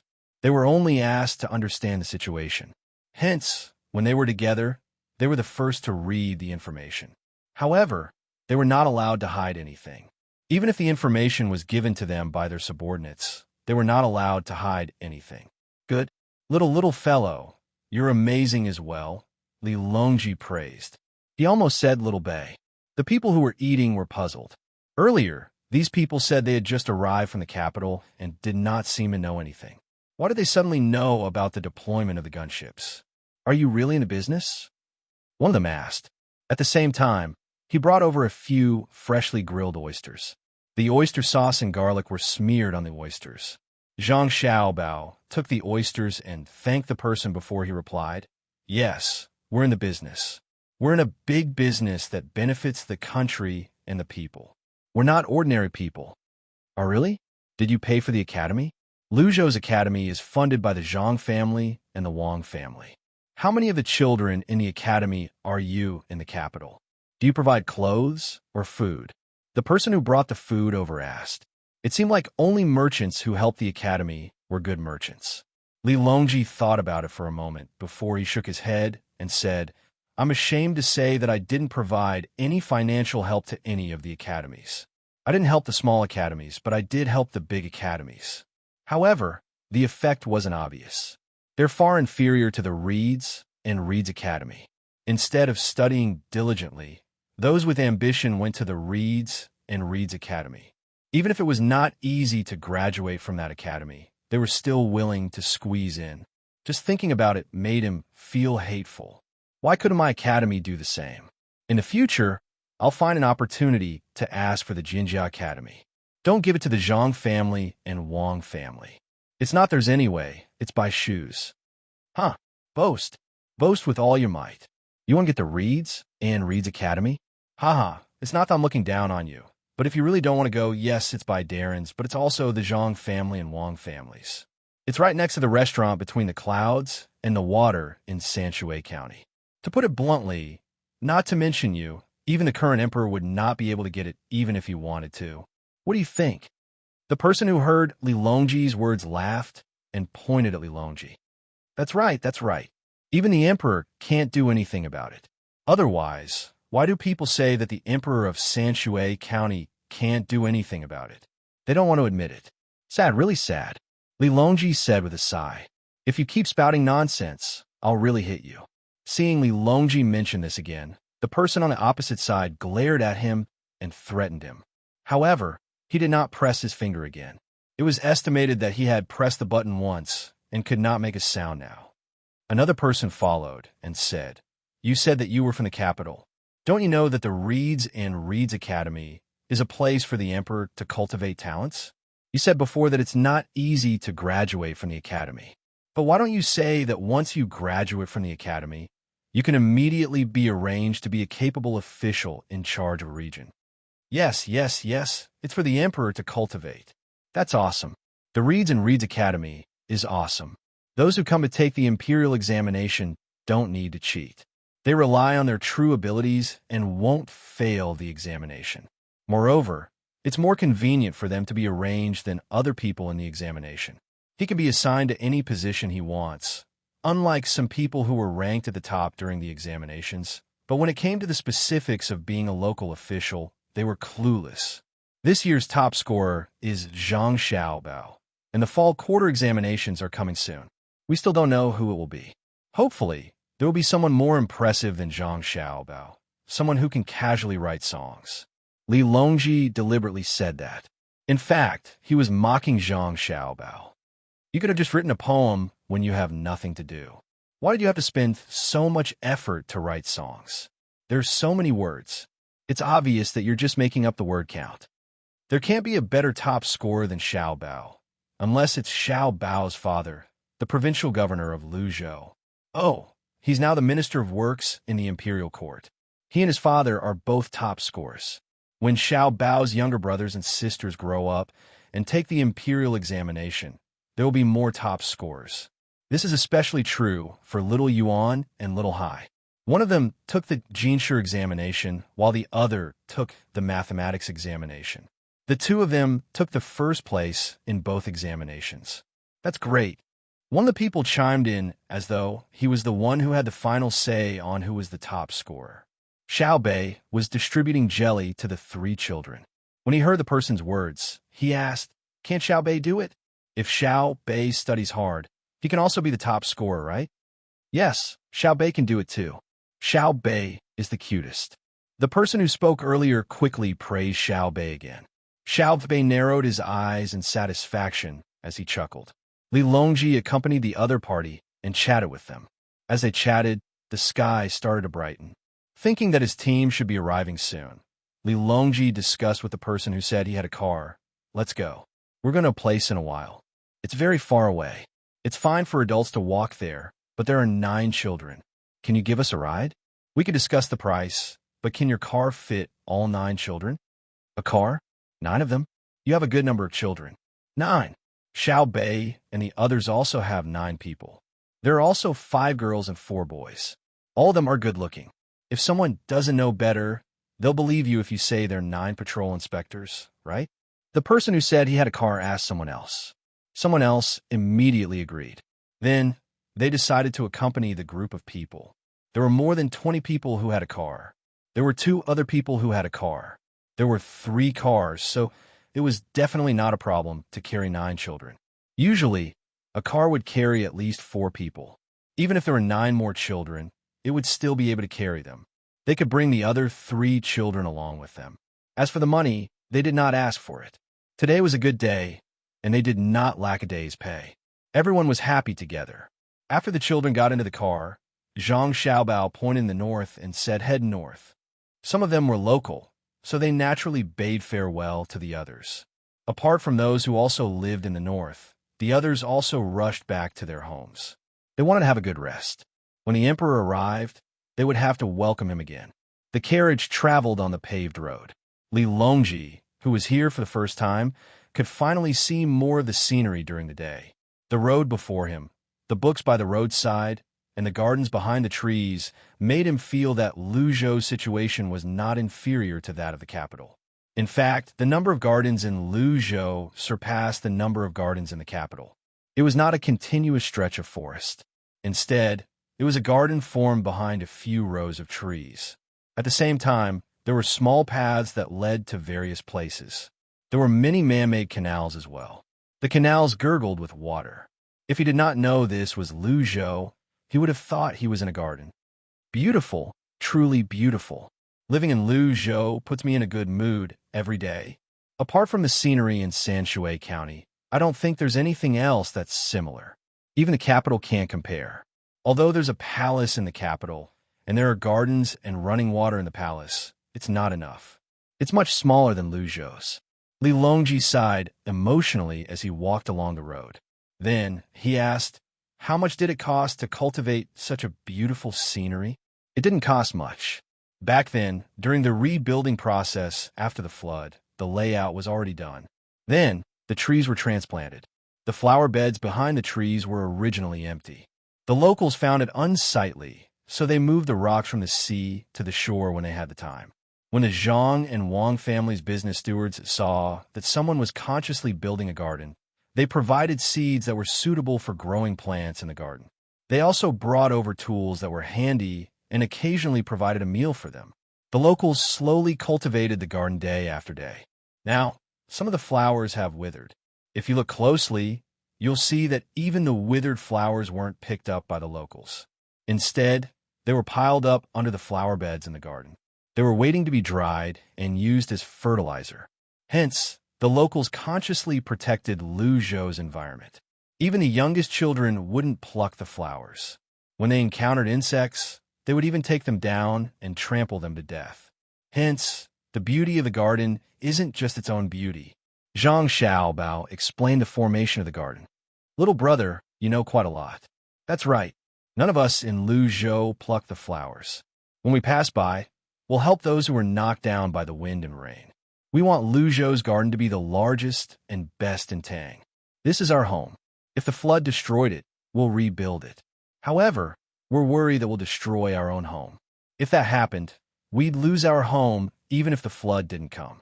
Every one of us is meticulously taking care of every inch of land and every plant. We tell ourselves that it wasn't easy for us to have such a good life. We're also waiting for Governor Zhang to come and take a look. Unfortunately, Governor Zhang is still in the capital this year and isn't coming. However, it's good that the two madams, Xiaobao, and the others are coming. I'm sure they'll be very happy when they see this. There's also the crocodile garden in the distance. We've built a bridge and guardrails above the swamp where the crocodiles live. The crocodiles can't go up and can only stay below. If you want to see the crocodiles, you can just stand on the bridge and watch. It's free. You don't have to spend any money. All the places are free, including the children's amusement park. It's the one with the huge maze. However, it costs money to feed the crocodiles. We'll use the money to repair the amusement park and the place where the crocodiles live. The coachman waved the whip in the air leisurely as he explained other things to Li Longji and the others. Li Longji thought of the amusement park in Jili province and asked, the amusement park doesn't cost money? What about the food? No. Those who go to the amusement park are either local children or those who have the money to bring their children on a trip. Most of them are businessmen who do business and bring their children out to broaden their horizons. When they look at the goods, they'll hand their children over to the amusement park. The taxes they pay for the goods they buy will naturally help Luzhou. Since the local children won't accept money, their children won't accept money either. Unless they want to eat something that the amusement park doesn't prepare for them, they'll have to spend money to buy it. Our amusement park has a rule. If you want to buy something from the outside, you can't just buy food for your child. You have to buy food for as many children as there are in the amusement park. Otherwise, you're not allowed to send food into the amusement park.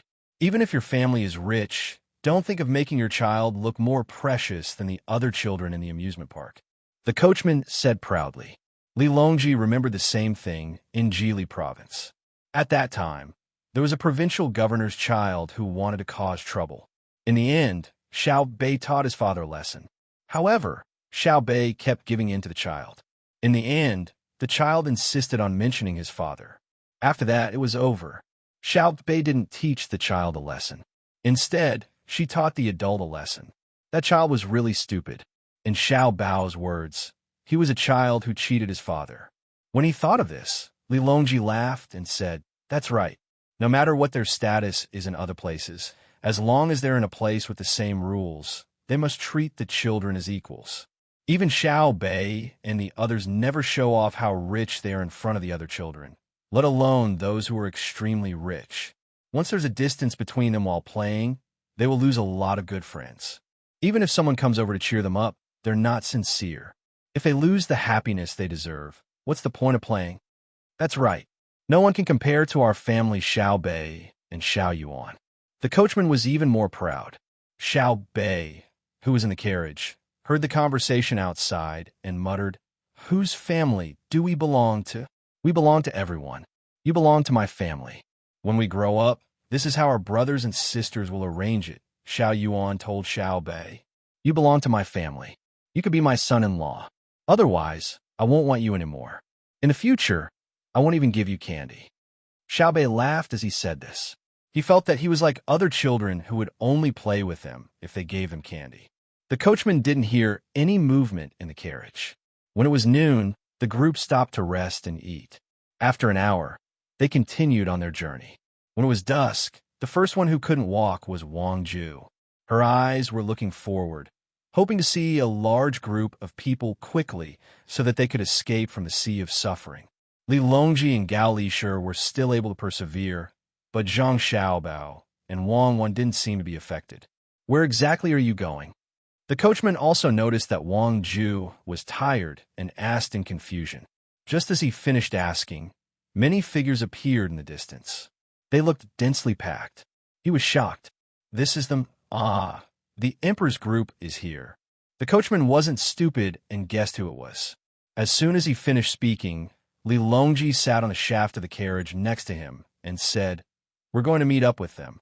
We're in charge of being the vanguard. I've already fulfilled your wish." "My wish? What wish?" The coachman didn't understand why these people insisted on sitting on his carriage when they were about to meet up with the emperor, since they were supposed to be the vanguard. Xiao Bei poked her head out of the small window behind the coachman and said, "When we were eating at night, didn't you say that you wanted to use your carriage to meet the emperor? Now your wish has been fulfilled. Uncle Emperor is sitting on your carriage. Although it's only for a while, your other wish has also been fulfilled, because I'm sitting on your carriage and following you all the way." Chapter 11:13. The coachman was not stupid. As soon as he heard Little Bei's words, he immediately reacted. He looked at the person sitting on the shaft and thought about the 9 children on the other side. He was extremely excited. He no longer knew how to swing the whip in his hand. He hastily jumped off the carriage and opened his mouth. He did not know what to say. The other 2 coachmen did not hear Little Bei's words. When they saw the person in front of them jumping off the carriage, they looked at him curiously, wondering why he had jumped off the carriage. After a few breaths, the coachman with Li Longji on the shaft knew what he had to do. He kneeled on the ground and kowtowed to Li Longji. "Your Majesty, it's really you. Long live your Majesty. I told you. Who would have such a bearing? Apart from the children of the Zhang family and the Wang family, no one else would have such a bearing." The coachman stopped and kowtowed. The horse pulling the carriage did not recognize the emperor and continued to move forward. Zhang Xiaobao hastily stopped the carriage. He said to the coachman who was kneeling about 10 meters behind him, "Get up and drive the carriage." "Yes, drive the carriage. His Majesty is in my carriage, and the children of the Zhang family and the Wang family are in my carriage as well. In the future, this carriage can no longer carry other people. I'll keep it. I'll buy a new carriage. Yes, I'll buy a new carriage and use a new carriage to carry people. I told you. Who would have such a bearing? I told you." The coachman hastily got up and drove the carriage again. However, he did not continue to sit on the carriage. He looked as though he did not dare to sit with the emperor as he followed the carriage. He kept mumbling incoherently as he followed the carriage. The other two coachmen finally understood what was going on. They jumped off the carriage and followed the carriage excitedly. Just like the previous coachman, they kept mumbling as though it was contagious. Li Longji shook his head helplessly. He did not believe the coachman when he said he had such a bearing. If he really had such a bearing, why did he not recognize him earlier? If he was recognized, it meant that his disguise was too fake. He had not reached the level where he could infiltrate the common folk. Then he looked at the other two coachmen and their carriages. He knew that the 3 carriages would be retired from today onward. Even the horses pulling the carriages would have to follow suit. He wanted to persuade them that it did not matter who sat in the carriage, since it was not a waste of money. However, he remembered that this was Lu Zhou's territory. Lu Zhou's men were relatively wealthy. They did not mind spending a few horses and 3 carriages. Hence, he did not say anything. She wanted to say a few words to the enchanted coachman, but found that the coachman had clearly entered some kind of a mortal state. She guessed that no matter what she said, the coachman would not be able to adjust his mind. She could only helplessly shake her head and sit on the shaft of the carriage to join the group. There were more than 30,000 people in the army, and only the vanguard had arrived. The rest would probably have to wait for another day before they could leave the mountain. Once they arrived at a place with more spacious roads, their speed would naturally be faster. The coachman escorted Li Longji all the way to the front of the group before stopping. He didn't dare to look directly at Li Longji. He glanced sideways at Li Longji from time to time before quickly lowering his head. Li Longji knew that it wasn't that the other party didn't respect him, but that they were cowards. It seemed that those who hadn't interacted much with him were all like this when they saw him, and there was one who was even more serious. The only ones who were particularly calm when they saw him were Xiao Bao and Cuckoo. They had never been nervous when they first saw him, and there was also Little Bei and the others.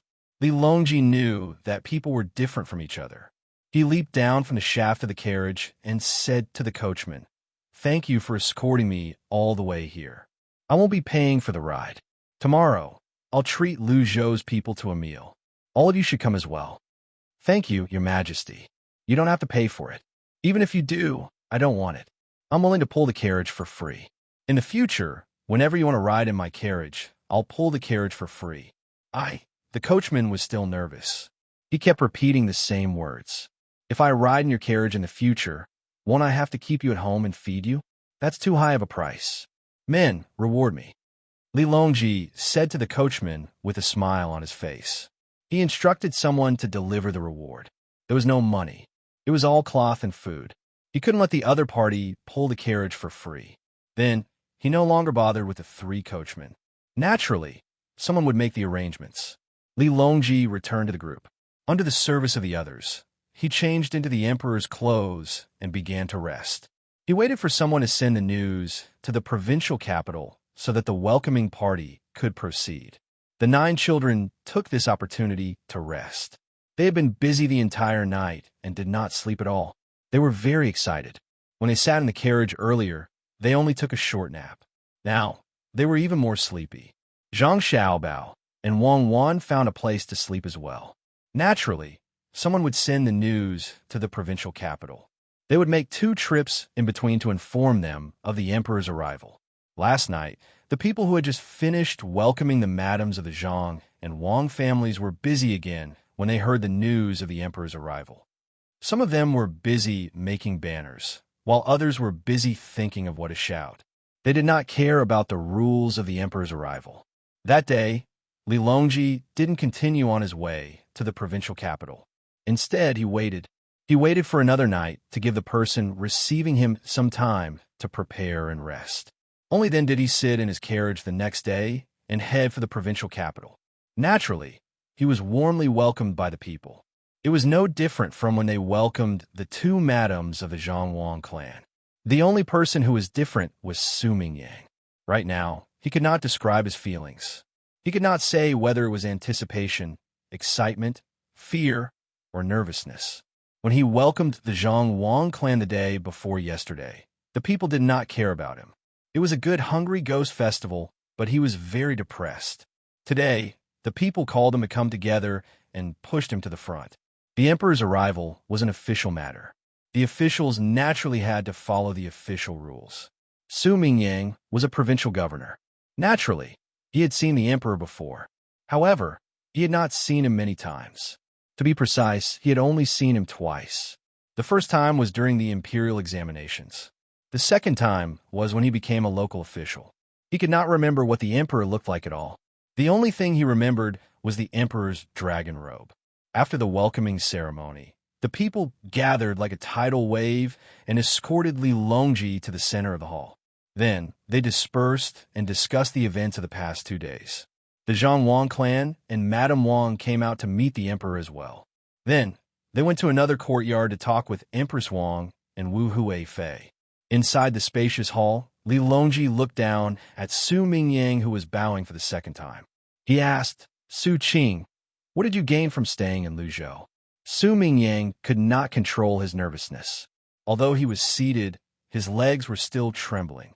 When he heard the emperor's question, he hastily rose to his feet and replied, "Good. Everything is good." "What's good?" Li Longji frowned and asked again. "Everywhere is good. The mountains are good, the water is good, and the people are good. Also, Luzhou has a lot of money. However, I don't have the means to check the accounts. I don't know how much money Luzhou has earned and if he has paid the taxes according to the regulations. I also don't know if the locals have enough time to work every year." Su Mingyang finally remembered that he was going to complain. He put himself in a very wrong position so that he could avoid the danger of being rude to the Zhang Wang clan. When he was talking to the emperor, his eyes were looking at the ground, but he always glanced at Xiao Bei and the other 9 people who had also changed into official robes. He was afraid that Xiao Bei and the other 9 children would hear some rumors and not give him any chance to explain, so they would arrest him. Little Bei and the others had long known about this. They were very angry, but they did not think it was meaningful to bully a foreign official. Therefore, they did not think of doing anything to Su Mingyang. They treated him like a fart and let him go. After all, he was going to leave after a year of service. At most, they would deduct a small part of the money that was supposed to be given to him before he left as a punishment. They had planned to let Su Mingyang go, but they did not expect that Su Mingyang would dare to speak ill of them in front of them. What did he mean by not knowing the taxes and work? Luzhou was not an ordinary province. It was flourishing now. Moreover, there were rules governing the various fees collected. There were taxes collected and refunded. The accounts were concise, but the contents were complicated. Ordinary people would not be able to understand them. Luzhou was the largest port for imports and exports. Luzhou was the largest port for imports and exports. Not only did he have to manage the local taxes and agriculture, but he also had to manage the customs, the research of ordnance, and the cost of the military. There were also some things that could not be said to others. Did he have to tell a provincial governor who was going to stay for a year and leave? Li Longji also understood what had happened 2 nights ago. He felt that Su Mingyang wasn't a threat to the Zhang clan and Wang clan, so he didn't want to bother with him. Once Su Mingyang was done with his time, he could just move on to another place and get promoted. Now that he heard that Su Mingyang was looking for something to do, he decided that after Su Mingyang finished his year of service and left, he would not give him an important position, let alone a position in the capital. He would arrange for him to be a provincial governor in another place without changing his rank. With this thought in mind, Li Longji made a sound through his nose, indicating that he understood. He waved his hand and signaled Su Mingyang to leave. At the side, Gao Lisha reminded him, "Provincial Governor Su, His Majesty has asked you to attend to the matters in the mansion. You can leave now." Su Mingyang was afraid. He did not know what he said wrong. He gritted his teeth and pretended that he did not understand the emperor's intention to leave. He followed Gao Lisha's words and said, "Speaking of the matters in the provincial capital, I have something to say. I don't know if I should say it. Even if you don't know whether you should say it or not, what else do you want to say? Leave now." Li Longji did not need to think too much to know what Su Mingyang wanted to do. Su Mingyang wanted to continue complaining about the things he said by the bonfire 2 nights ago to sow discord. If Su Mingyang really said it out loud, he would have to teach him a lesson. At that time, he would have to send someone else to be the provincial governor. He did not want to see too many changes in Lu Zhou's position. After all, he was only here for a vacation. He was not here to deal with people. Yes, Your Majesty. Su Mingyang had no choice but to leave for now. He planned to look for an opportunity to speak to the emperor. He could not just leave Lu Zhou be. After Su Mingyang left, Lil Bei leaped out and looked at the door as she said, "Humph. He's really bold. How dare he complain in front of us?" Lil Yuan said angrily, "We won't give him a single copper coin after he's done serving as the provincial governor for a year. Does he think he's so great?" Li Longji laughed out loud as well. He said to Lil Bei, "He's a rank 3 official, after all. I can understand. If you were an official in a place and the people don't listen to you and treat you like a decoration, you'd be unhappy as well. You'd still have to give them the money they deserve." Xiao Bei rolled his eyes and said, "Me? If it were me, if the people didn't listen to me, I wouldn't be an official for them. I've been a local official before, a county magistrate. It's just that there are fewer people in the county. I don't understand why they have to change provincial governors every year. Why do they have to go back and forth? Their ships take months to travel to and from one place to another. Are their families so poor that they don't even have enough to eat? Why do they have to come to Lu Zhou to get some money? If I were in charge, Lu Zhou shouldn't have a provincial governor. When the time comes, my family can just pay the money to the court every year. It doesn't matter if there's an official or not, right, big brother?"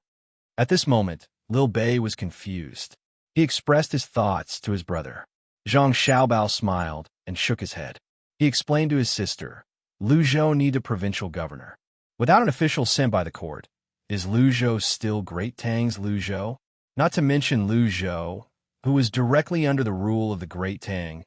Even the regional commanders in other places were given their positions because the imperial court could not manage them. The people there were not as loyal to the Great Tang as the people of the Great Tang. There are also other vassal states. Back then, didn't they need to be appointed by Great Tang's court as well? Even if the people who appointed them were chosen, they still had to be managed by Great Tang in name. Otherwise, it wouldn't make sense for them to be completely under Great Tang's control in the future. Do you understand now? Oh, so it's to occupy space.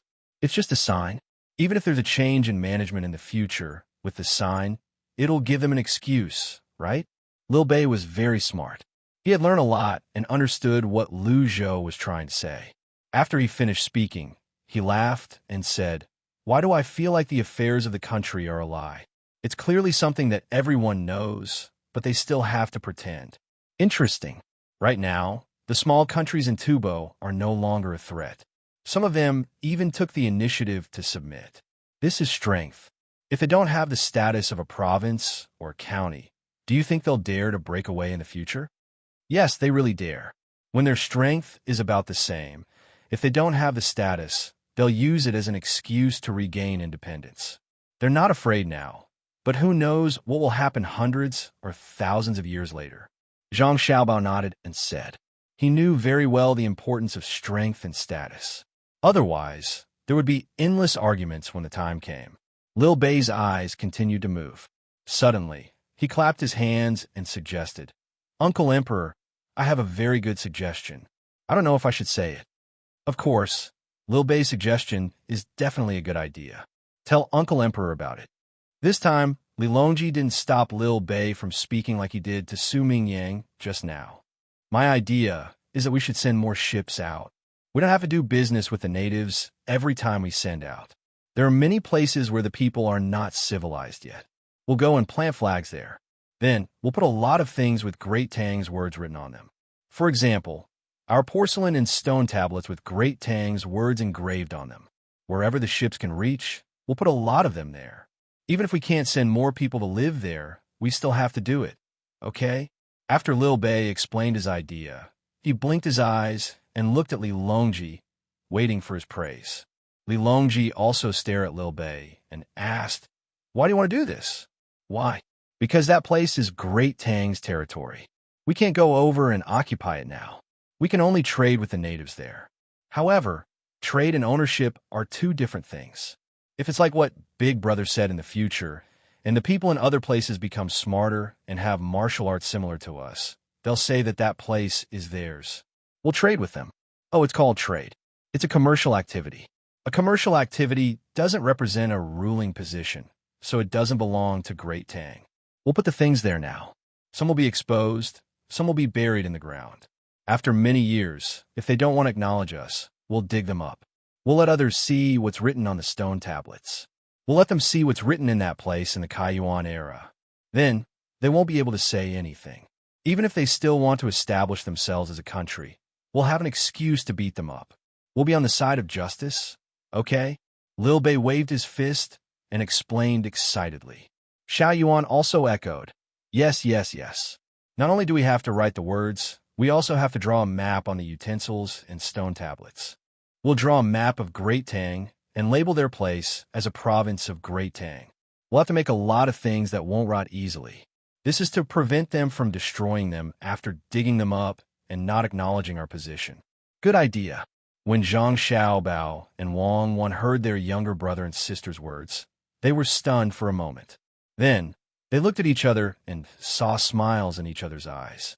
Good idea. It was indeed a good idea. Of course, if the other party really had the strength, it wouldn't matter even if they had the things to prove it. But the good thing was that they could have more cultural relics in the future. They could exchange them for a lot of money. How many empires did the other party have back then? Those were true rulers, but in the end, they were still divided into small countries. But when one's strength was lacking, the Great Tang had the right to occupy it. This was morally justifiable, and even if the locals wanted to resist, they would feel a tinge of melancholy. It was easier to integrate than to have no name at all. Li Longji was also stunned. He didn't expect the children to come up with such a shameless idea. So, he nodded and said, that's right. In the future, we'll do this. Not only will we be going over to steal their resources, we'll also be establishing their status. We won't just be doing trade, we'll be ruling. That's right. We've decided. We'll give a decree to the merchants going out to sea. If the local people don't agree. As Li Longji spoke, he glanced at Zhang Xiaobao and Wang Wan, hoping that the two of them would complete the plan. Any other official would have been dumbfounded by this sudden idea, but Li Longji felt that Xiaobao and Cuckoo wouldn't have thought of anything. No matter how sudden it was, the two of them would immediately react.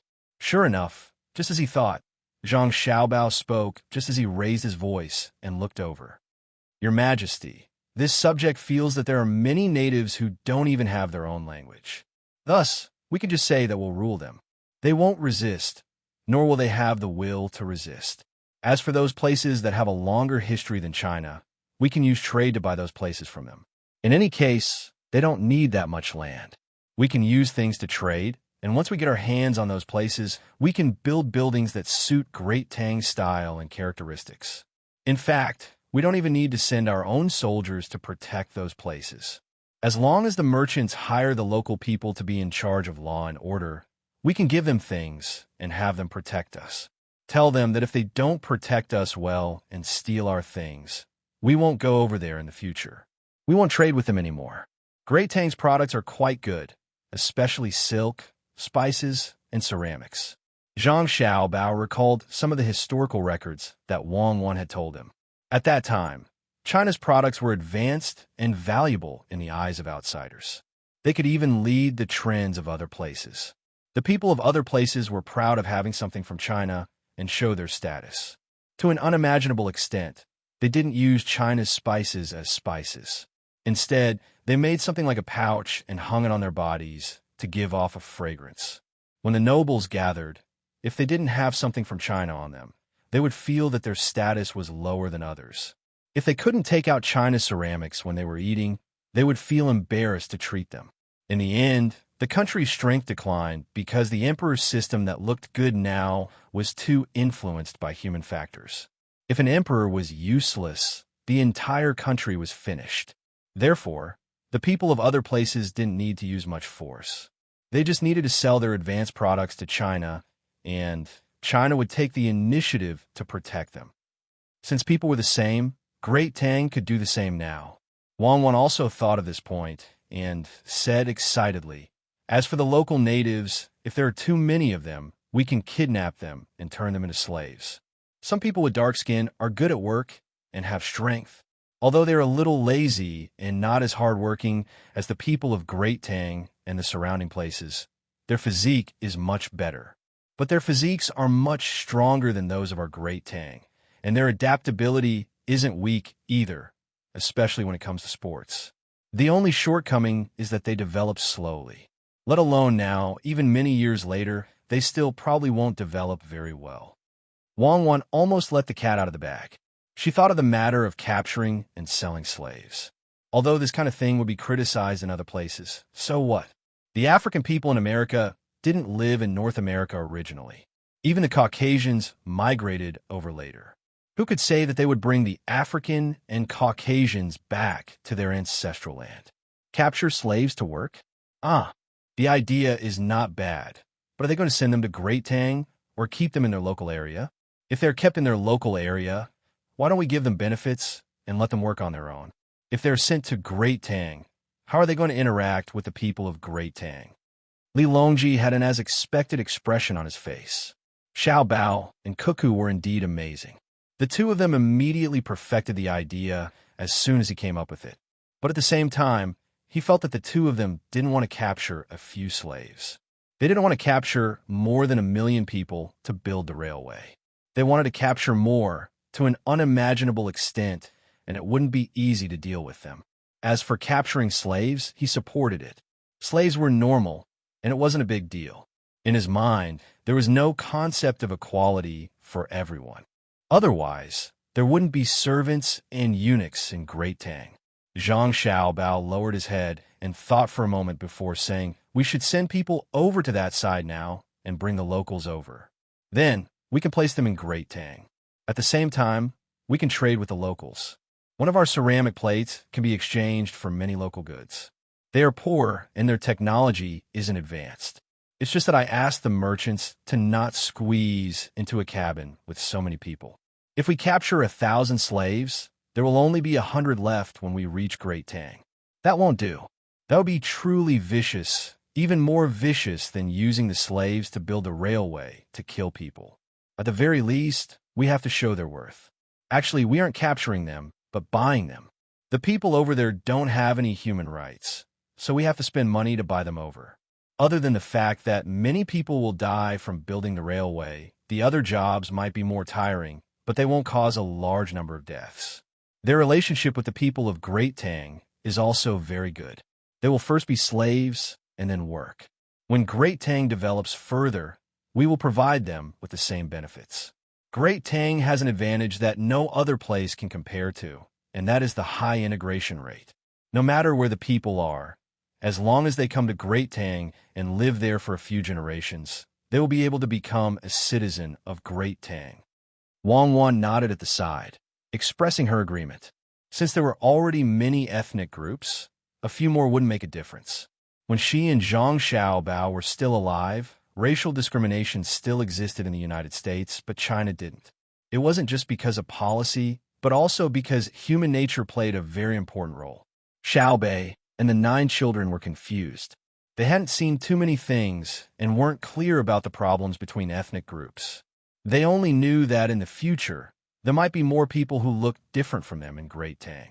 Hearing that they were going to capture people, and that it would hurt them, Xiao Bei put on a sad expression and said, "Don't capture them. We'll give them good food to eat and let them come over, okay?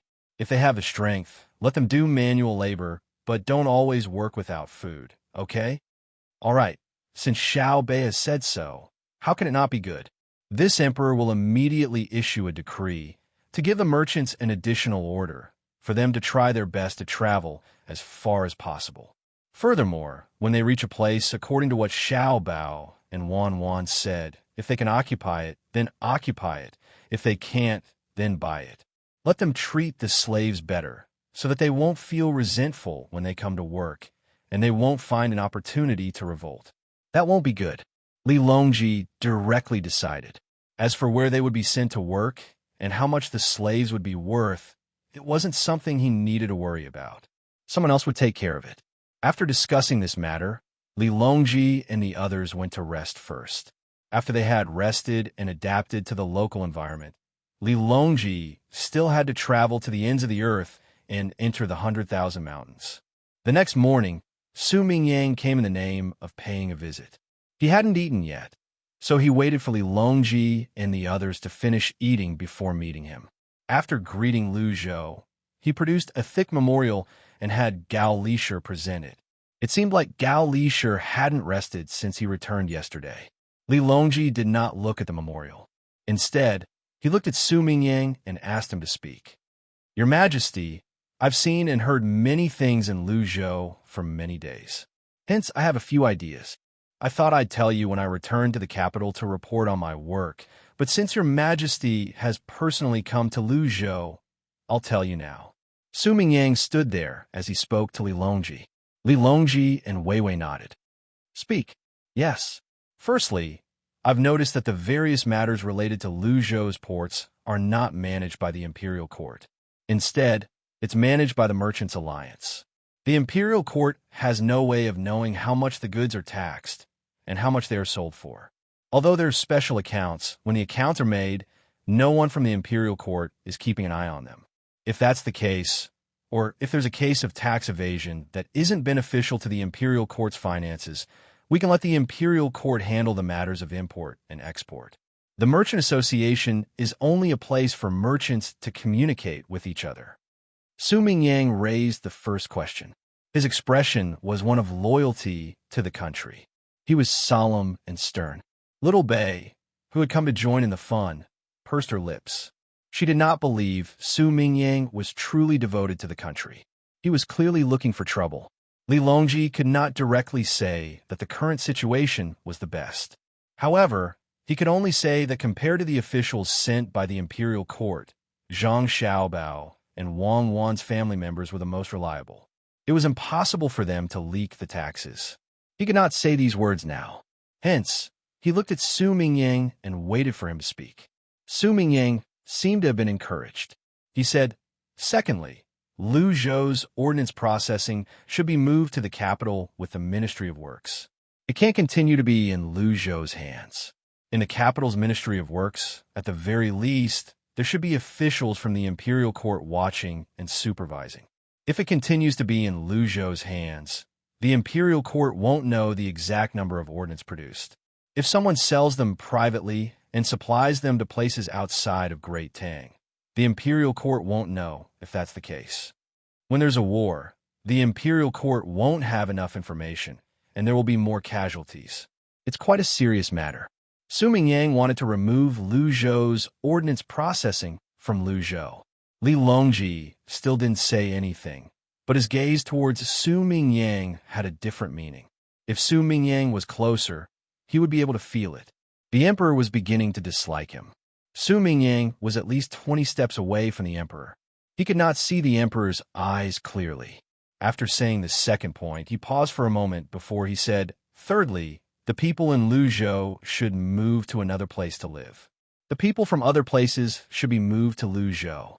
The people in Lu Zhou are already very wealthy. Moreover, they seem to be less loyal to you, Your Majesty. Your Majesty, you only arrived yesterday, so you're not aware of what happened. The way the people welcome you is the same as how they welcome the madams of the Zhang family and the Wang family. In order to protect the reputation of the Zhang family and the Wang family, I think it's best for them to migrate." After saying the third point, Su Mingyang heaved a sigh of relief. It seemed like there was no fourth point. However, he did not dare to look at Zhang Xiaobao and Wang Wan. He did not even dare to look at Xiao Bei and the others from the corner of his eyes.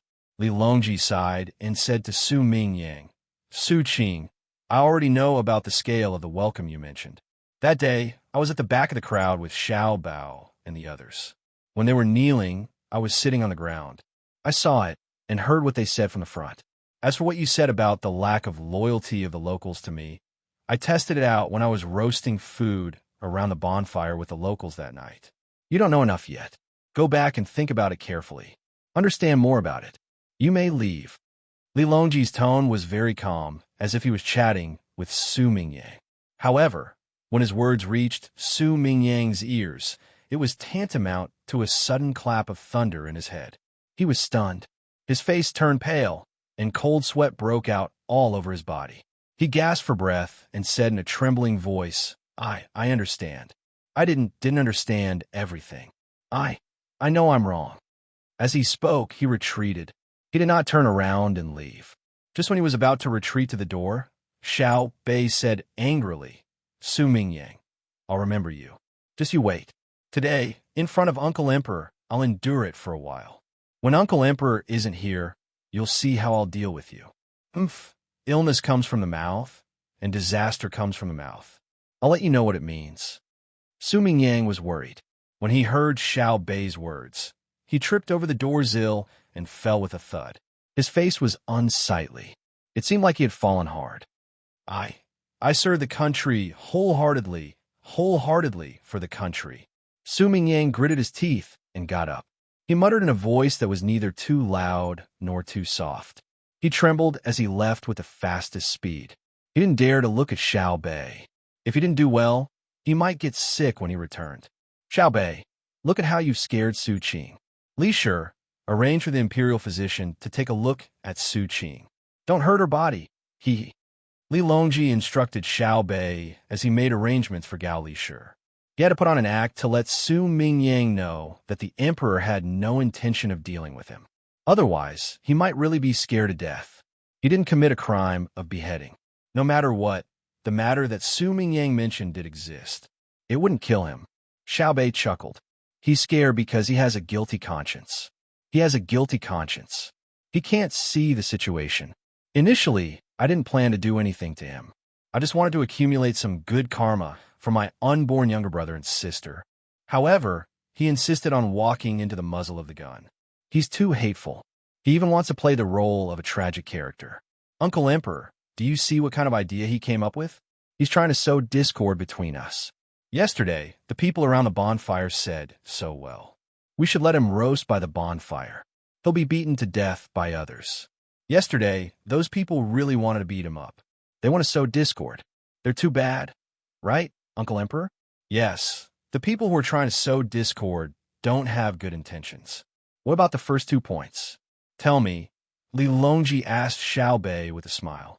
The first 2 points? What was the first 2 points? Oh, I remember. It's the place where the weapons are made. We have to move them to the Ministry of Works. How can we put them in one place? If something happens, they'll all be blown up. Also, there's only the Yellow River next to the capital. Luzhou, on the other hand, has the sea. If we want to test new weapons on the sea, we can test them in the sea. How can we test them on the Yellow River? Where should we fire? What should we do if we hit someone? He didn't think it through when he spoke. He even wrote such a thick piece of paper. Stupid, really stupid. The first point is the import and export tariffs and prices. Leave it to my family. I'm rich, and my subordinates are loyal. They won't dare to take advantage of me. Otherwise, they'll supervise each other. If one of them reports him, he'll be finished. However, who will the imperial court send? Who can resist the temptation of a businessman's bribe? Putting everything else aside, how many people can resist the temptation of transporting a fleet of oars from the new island and bribing the officials sent by the imperial court with the earnings from the oars? It won't be a problem if we leave it to my family. What's a ship of oars worth? Our candy store chain earns much more than them. They can't afford to bribe us. It's only natural that we have to follow the rules. Su Mingyang disgusts me to death. If you ask me, we should get a few more officials with the same position and let them play with each other. Right, brother? Xiao Bei directly rejected the first 2 points that Su Mingyang had mentioned. He even found fault with them. Then, he raised his head and waited for the praise. Zhang Xiaobao immediately said, See, my younger brother and sister are smart, much smarter than Su Mingyang. He's only clever in petty matters, but he's still stupid. However, Xiao Bei, we can't send too many officials here. Yesterday, we said that the imperial court would send officials to Luzhou. Apart from giving Luzhou the seal of Great Tang, it's more important for the other forces in the capital. What forces? What do Luzhou's officials have to do with them? Xiao Bei did not understand this time. They're the important ministers in the imperial court, the princes, and the other aristocratic families. Wang Wan said to Xiao Bei, We're different from them. We don't need to fight for any power. We have everything we need, and we just need to do our best for Great Tang. They, on the other hand, need to compete for power with each other. At the same time, they also need to see how your uncle emperor favors them. Luzhou is different from other places. It's a province that is far away from the capital and has developed very well. Moreover, the officials who come here can get a sum of money when they leave the office. Therefore, Su Mingyang is not an independent existence. His appointment is not controlled by us. It's the result of competition and compromise between the officials of the imperial court. It's very important to the various forces in the imperial court to change the officials once a year. They don't care whether Su Mingyang gives them the money or how much he gives them. What they care about is your uncle emperor's impression of them in a year. They use the position of provincial governor of Luzhou to test your uncle emperor's thoughts. Therefore, there can only be one provincial governor of Luzhou, and they can't send many officials of the same rank. Oh, so that's how it is. I thought it was a random person who was sent here. How can the officials in the capital have so much free time? What's there to compete for? They should just do their own thing. How can Uncle Emperor's intelligence system not know? If they insist on competing, why don't they compete with us? Since there's something they can't win, what's the point of competing for that little bit of power? It's meaningless. I won't compete. Xiao Bei understood again. Why don't you compete?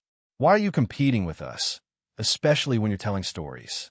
Don't you want to answer all the questions in the stories correctly and improve your character's level? If you don't compete, are you still willing to study hard? Xiao Yuan retorted. You know that my level is high, but you still dare to oppose me. Be careful that I'll teach you a lesson in the stories. Humph. Xiao Bei said to Xiao Yuan with a hand on his waist. Competition is the driving force of social development. If everyone stops competing, their lives will only get worse. Allow others to compete. Only with competition can there be development. Zhang Xiaobao concluded. Li Longji chimed in. That's right. Only by competing can one become smarter. Everyone wants to live a better life. The officials need power. Even the order of entry is different. The common people need to live a better life than others. Naturally, they have to work hard. If the Tang Empire wants to suppress others, it has to raise its national strength to a higher level. This is human nature, and it will never change. Your Majesty, you've rested well yesterday. Should we go to the seaside today? Zhang Xiaobao began to arrange for Li Longji to go sightseeing. Today they would go to the seaside, visit the children's park, and explore the maze. Then they would stay there at night and visit the lighthouse closest to Luzhou to visit the lighthouse keeper. They would also go fishing on the island. As for the trip to the 100,000 Mountains, it would be postponed. After all, it was very far away. When Li Longji heard that he could go sightseeing today, he waved his hand happily and said, Let's go. Everyone advance. Xiao Bei and the other children were happy as well. They were not happy because they could go out to play. They had been playing because they could play with other children. Usually, they did not have many opportunities like this. They always played in groups of 11. They yearned to be able to interact with more children. This time, there was no need to bring more than 30,000 people with them. A few hundred guards were enough. Outsiders were not allowed to come close. Those who were slightly closer were the locals. After bringing their things, they called for Jiang Wang clan and took a carriage to the seaside pier. After they left, Su Mingyang, who was in the yamen, fell ill. He was seriously ill. His fall was not too serious, and there were no problems with his bones. It was just that he stretched his tendons, pulled his muscles, and bruises. It was a small matter. He just had to rub it with medicinal wine, and he would be fine in no time. Su Mingyang's worry came from Xiao Bei's threat. Xiao Bei had threatened him, but that was not important. What was important was that the Emperor, Zhang Xiaobao, and Wang Wan did not stop Xiao Bei, let alone say anything to comfort Su Mingyang. Su Mingyang knew very well what this meant. It meant that the matter was serious. The Emperor did not intend to protect him. Zhang Xiaobao and Wang Wan were also dissatisfied with him. What should he do? Although the imperial doctor had come, he did not bring the Emperor's greetings. Moreover, under normal circumstances, the Emperor would give a banquet to the local officials when he went on patrol. He did not receive this treatment. Su Mingyang felt weak all over. He was sick. Half of it was because he was not feeling well, and the other half was a show for Xiao Bei and the others. He meant, "Look, I'm sick. Show some mercy. My head hurts." Did the emperor and the others do anything? Su Mingyang snorted and turned to ask the servants in his house. Chapter 11:14. Li Longji's trip was not kept a secret, and there was no need to keep it a secret. Therefore, almost everyone who wanted to know where the emperor was going knew where he was going. When Su Mingyang asked, his family told him that the emperor had gone to the docks. He probably planned to have some fun there. Of course, this could only be said in private. Although many people knew that the emperor was here to have fun and to see the extent of the railway construction here, many people knew that the emperor was here to have fun. However, on the surface, they had to say that the emperor was concerned about the people and personally wanted to understand the situation. It was not wrong to say that. Whether it was for fun or for fun, he had to interact with the local people. Once a citizen had a grievance, he could directly tell the emperor, and the local officials could not stop him. Moreover, after the citizen told the emperor would not give the local officials any face and would interrogate them on the spot. If the official really made a mistake, the crime would be serious. Su Mingyang was also worried. He wondered if there were any problems in the process of being the provincial governor after he came to Luzhou. If there were, he reckoned that the people would definitely mention it to the emperor. His Majesty is really too much. There is no record of an emperor like the current His Majesty.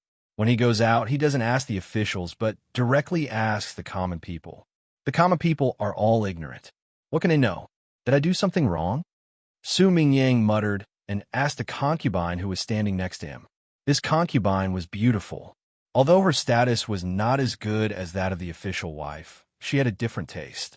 The official wife was in charge of the family and had to take care of the big and small matters in the family. Not only was she generous, but she also had to be dignified. She did not have to be very coquettish.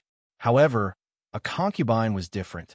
A concubine must be beautiful, have a seductive gaze, have a good figure, know how to act coquettishly, and be proficient in the art of the boudoir.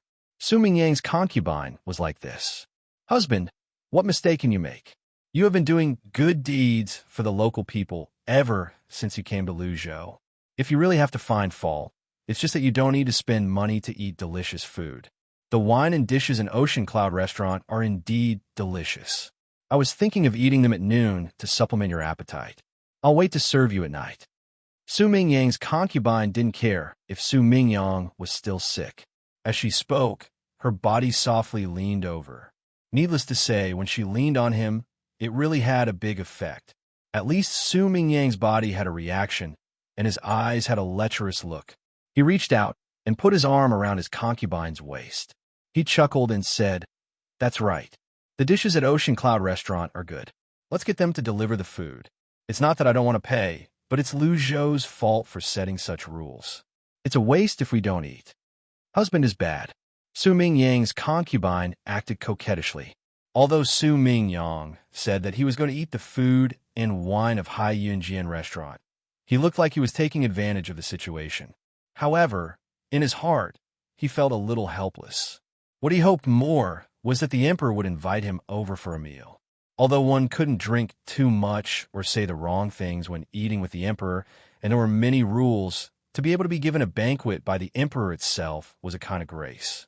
Even if one ate ordinary dishes and drank ordinary wine, the taste would be different. Besides, how could the dishes and wine of the emperor be bad? It was a pity that His Majesty went out to play and didn't ask him, the most senior official in this place, to accompany him. He didn't even leave a word of sympathy. The most hateful thing was that the people of the Zhang family and the Wang family could accompany His Majesty at any time. Even that child dared to criticize him in front of His Majesty. What should he do? He had really offended the emperor today. Would he be arrested? Fortunately, after he became the provincial governor, he didn't have any problems. Alas, even if he wanted to, he couldn't do anything. The entire government and local operations of Luzhou didn't need to go through his hands at all. If he wanted to do something, the officials of the counties over there would do it while sending a document to ask for approval or not.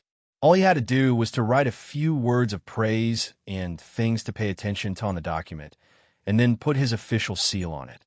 If he wrote the same thing as the others, they would listen to him. If they didn't, they wouldn't care at all.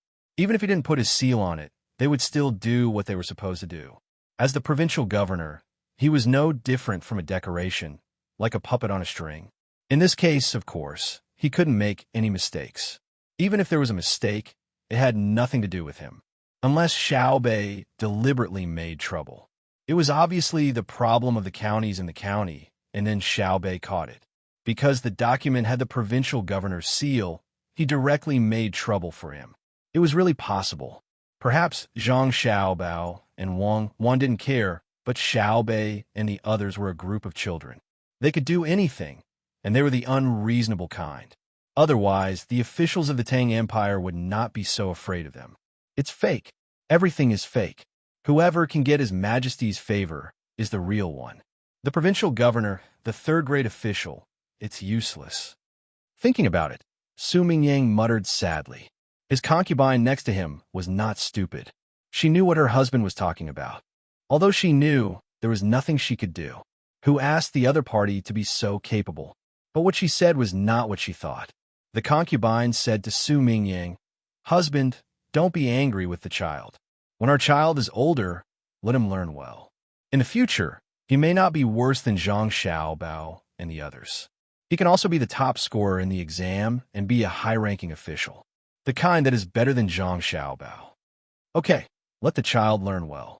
Su Mingyang said, but he definitely didn't think that his child could be better than Zhang Xiaobao and Wang, or even compared to Xiao Bei and the other younger children. He heard that the education methods of the Zhang Xiaobao and Wang were different.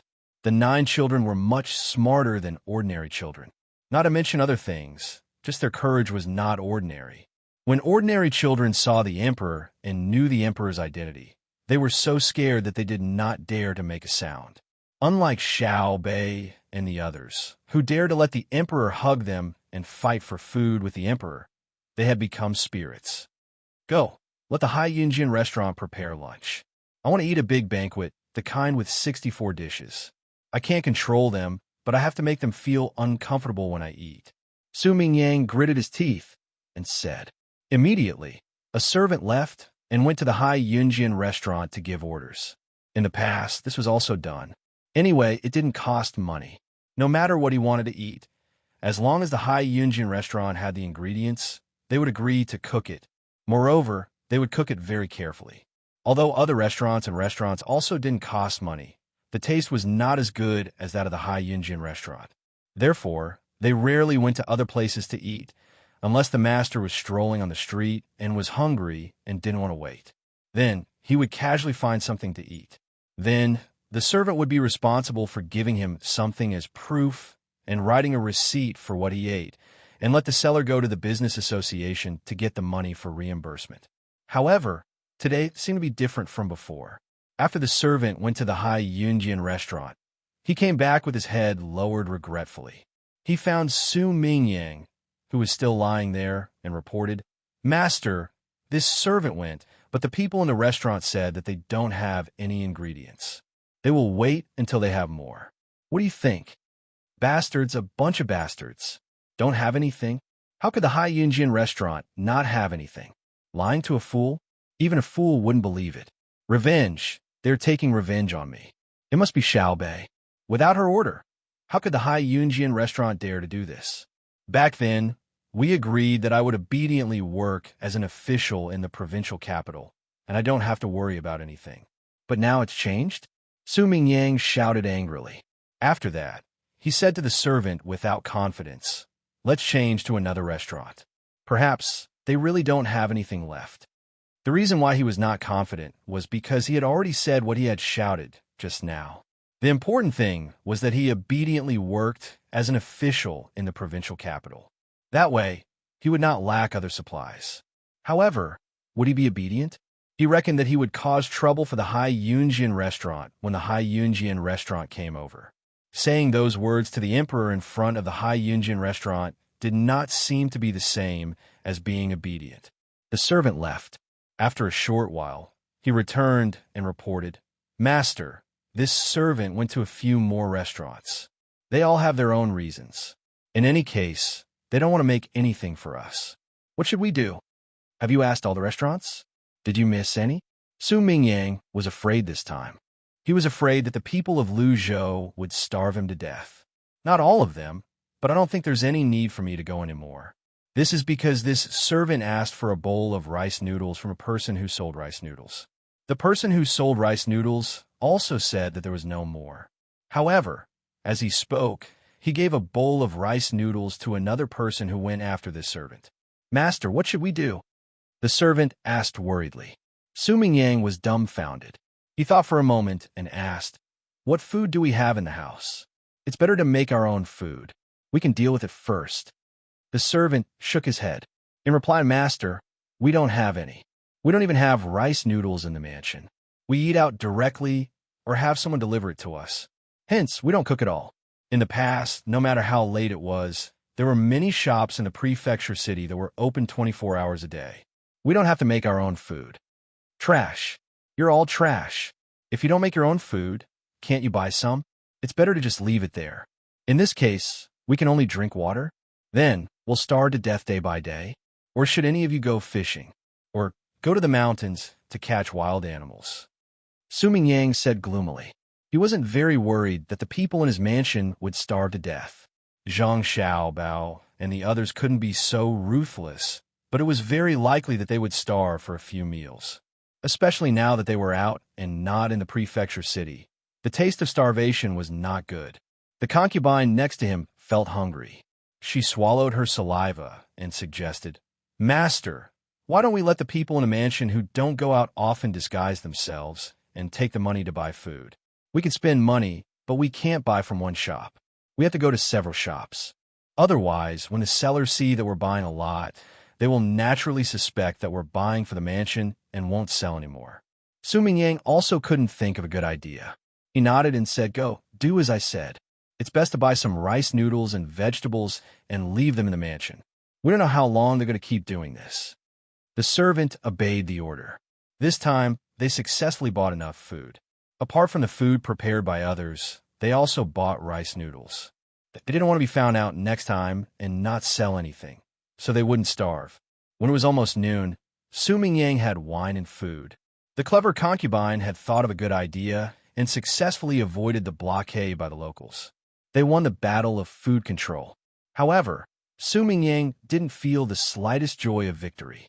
Once again, he felt the extent of the influence of the Zhang family and the Wang family in Luzhou. "Husband, why don't we not be officials in Luzhou and go somewhere else to be provincial governors in other provinces? That way, we won't starve to death," the concubine said worriedly as she served Su Mingyang wine. Su Mingyang took a sip of wine and shook his head. "It's useless. As long as it's in Tang, it's useless to be an official anywhere. As long as Zhang Xiaobao and Wang Wan are willing, there's nothing in Tang that we can eat.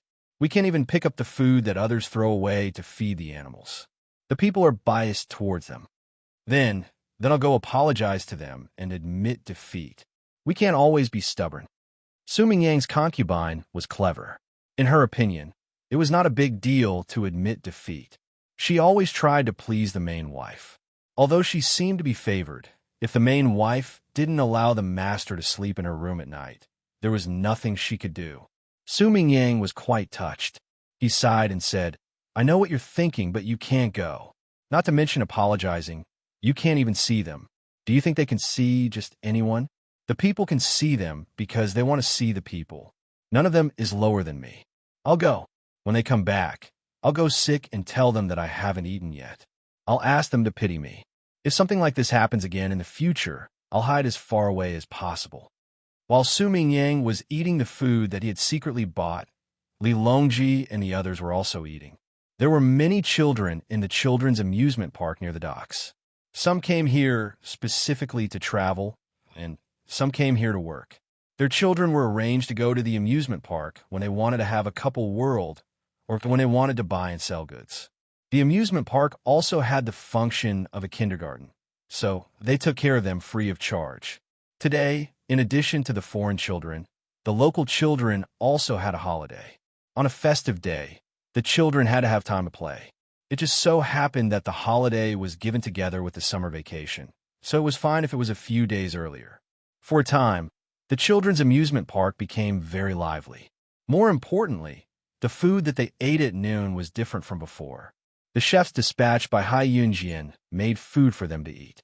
It was not a big pot of rice, but a single child could not finish a large plate of food, so it was divided into different types and placed there. The children held the plates that were distributed and lined up to get their food.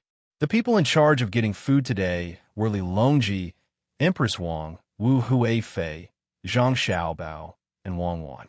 The children were nervous and expectant. They had not eaten yet, but they already felt that the food was delicious. Their parents also stood in the distance and watched. They were all excited. The people who got food for them were the highest existences in Tang. Not to mention the food cooked by the chefs of Hai Yunjian restaurant. Even if the food was placed there, as long as these people got food for them, it would be delicious. Li Longji gave a child a spoonful of braised pork and a few other dishes. Finally, he asked, "How much do you eat?" "I'll eat as much as you give me. Even if I'm full, I'll eat it." The child also knew who was the one who gave him the food. His eyes were wide open and filled with little stars as he said excitedly. Chapter 11:15. The sky is full of scorching heat. The leaves curl up on the cotton. The sea is distant. People are on the shore. Children are toddlers. The 4 seasons are short. There is no resentment in life. Spring, summer, autumn, and winter are all looked forward to. There is no sigh of sorrow. Listening to the cicadas, spring is also joyful. Autumn is also beautiful. The sound of the cicadas in the sky, the sound of the cicadas in the evening, the sound of the cicadas together, forming their own space. There is no weariness, but listening to the cicadas, there is a light call early, there is a snore at noon. All day long, there is no break. The cicadas dance gracefully, the sound is clear. The cicadas sing. The sound of the cicadas passing through the gauze is blue by the seaside. The cicadas spread their wings and face, reflecting the blue sky on the horizon. The cicadas sing, is passed on forever, is the heart passing through the autumn cold. Perhaps singing along the riverside with the rising sun, perhaps painting the mountains with the sunset. The wind blows continuously, the water ripples, the moon bends, the stars twinkle. The cicadas never change. It is still the same as before. The sound of the waves by the seaside never stopped, accompanied by the sound of the seabirds and the movements of the cicadas on the trees, making the amusement park seem very lively. Even more lively were the children. They carried their plates and whispered to each other as they lined up and walked in front of Li Longji and the others. It was as if they wanted to stay in front of everyone for a while, but they were afraid that the children behind them would rush them. Xiao Bei led the way, bringing 11 children to squeeze in the line. Even the 2 younger children, Pan and Jun didn't allow others to help them carry their plates. The thin wooden plates could be lifted by the 2 of them, but if there was food on them, the 2 of them would probably have to work together to carry one plate. The premise was that they knew how to cooperate. The child who said that he would eat as much as he wanted would not be stuffed. Li Longji only gave him a spoonful of rice. If it wasn't enough, he could get more, but if he really ate until he was full, it would be a crime. "Good Xiaobao, I want this and this." A child stood in front of Zhang Xiaobao and pointed at the 2 dishes in front of Zhang Xiaobao with his white, tender, and chubby little finger. Li Longji and the other 4 were in charge of the rice and the main dishes. Jiang Wang clan and Madame Wang were pregnant, so they weren't in charge of much. They were only in charge of the fruits and soup. Li Longji's work wasn't heavy either.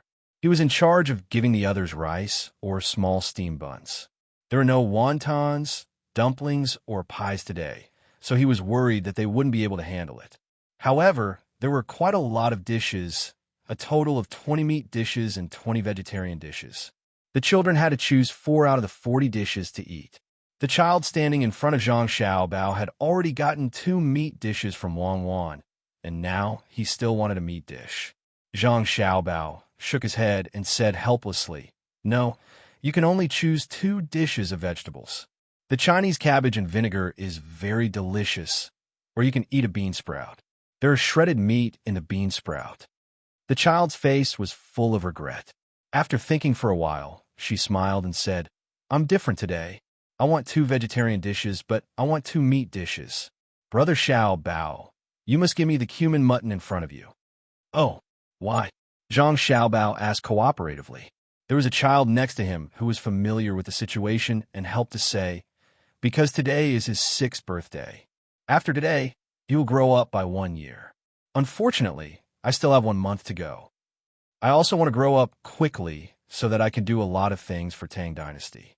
Well, since it's a birthday, there should be 2 more dishes. The cumin mutton is for you. What's the fish next?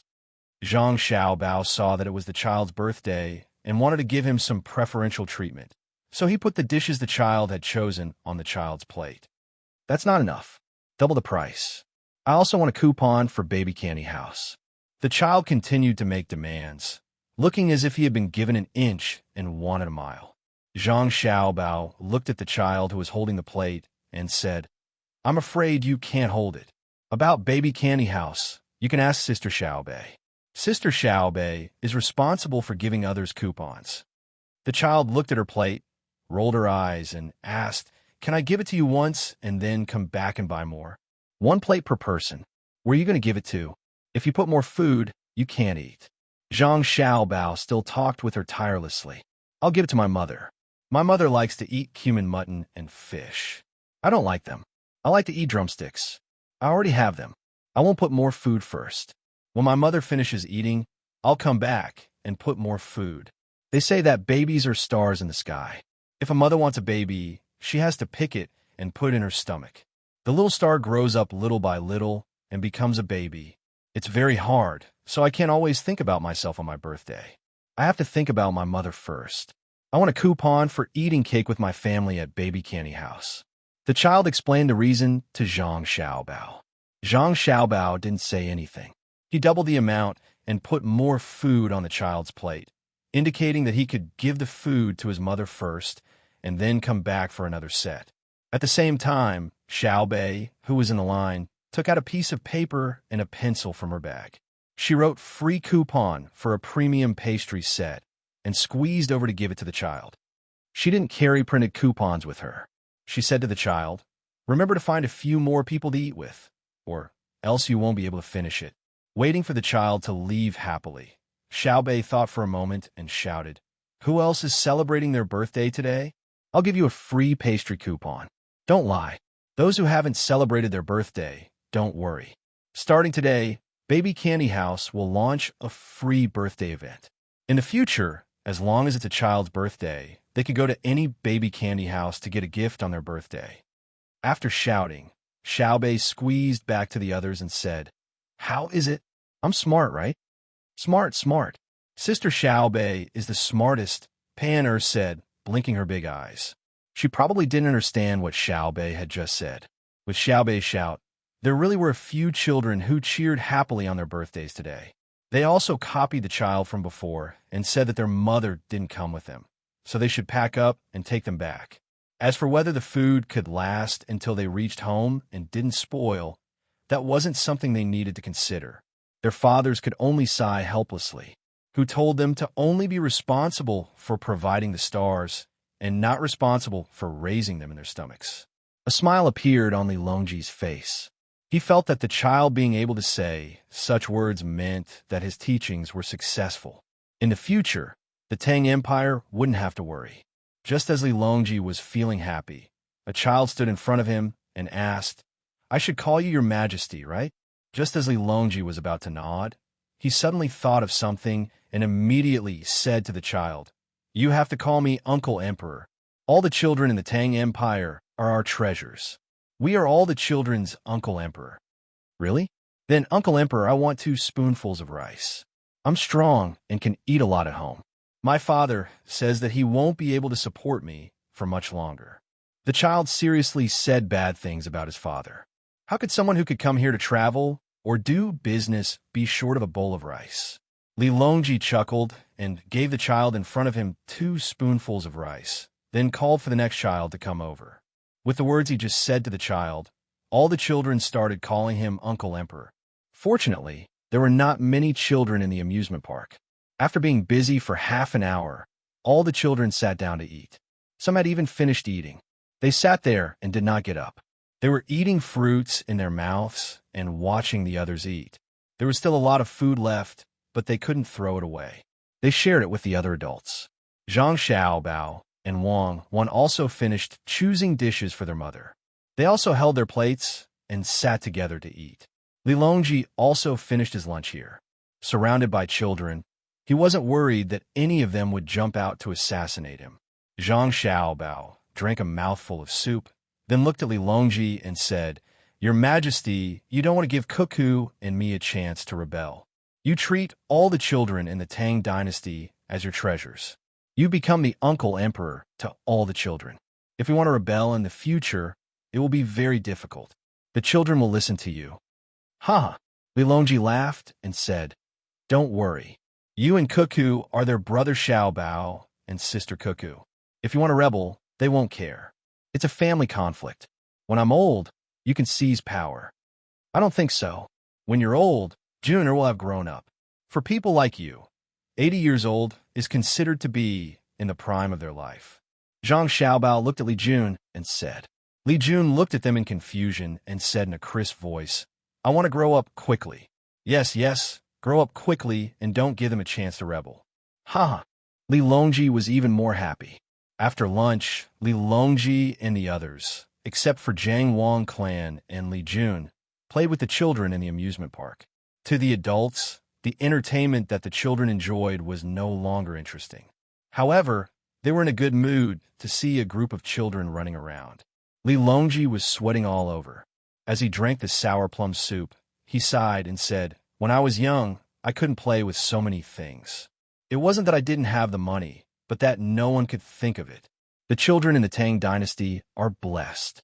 There are more than 4,000 amusement parks all over the Tang Dynasty. All the children can play whenever they want. It's really good. Uncle Emperor, when the children grow up, they will also sigh like you. They say that they didn't play with many things when they were young. As long as we work hard, the children in the future will be able to play with more things." Xiao Bei continued from the side. "Oh, Xiao Bei can think of this? Let me ask you, when you grow up and the children have fewer things to play with, what will you do?" Li Longji had never seen the sea in the south. When he went to Jili province, it was still winter. It wasn't fun at all. Now that he saw the sea breeze and the layers of blue waves, his mood suddenly became exceptionally good. He smiled and asked Xiao Bei. Xiao Bei took a deep breath and felt the moist sea breeze and the salty taste of the fresh sea. He replied, "When I grow up and the children have fewer things to play with, it can only mean that the development of the Tang Dynasty has become negative. Everyone who grows up is a sinner." Big Brother and Big Sister said that to judge the quality of a country's system, you just need to look at the living conditions of the country's elderly and children. You don't need to look at how advanced the tools are or how high the food production is. The production of tools and food is only a matter of production technology, not a complete explanation of whether the system is good or bad. Because other people can slowly learn and research the technology, but the real unifying factor is the love and hatred that the people of this country have for this country. Our Xiao Bei really knows a lot, Li Longji praised.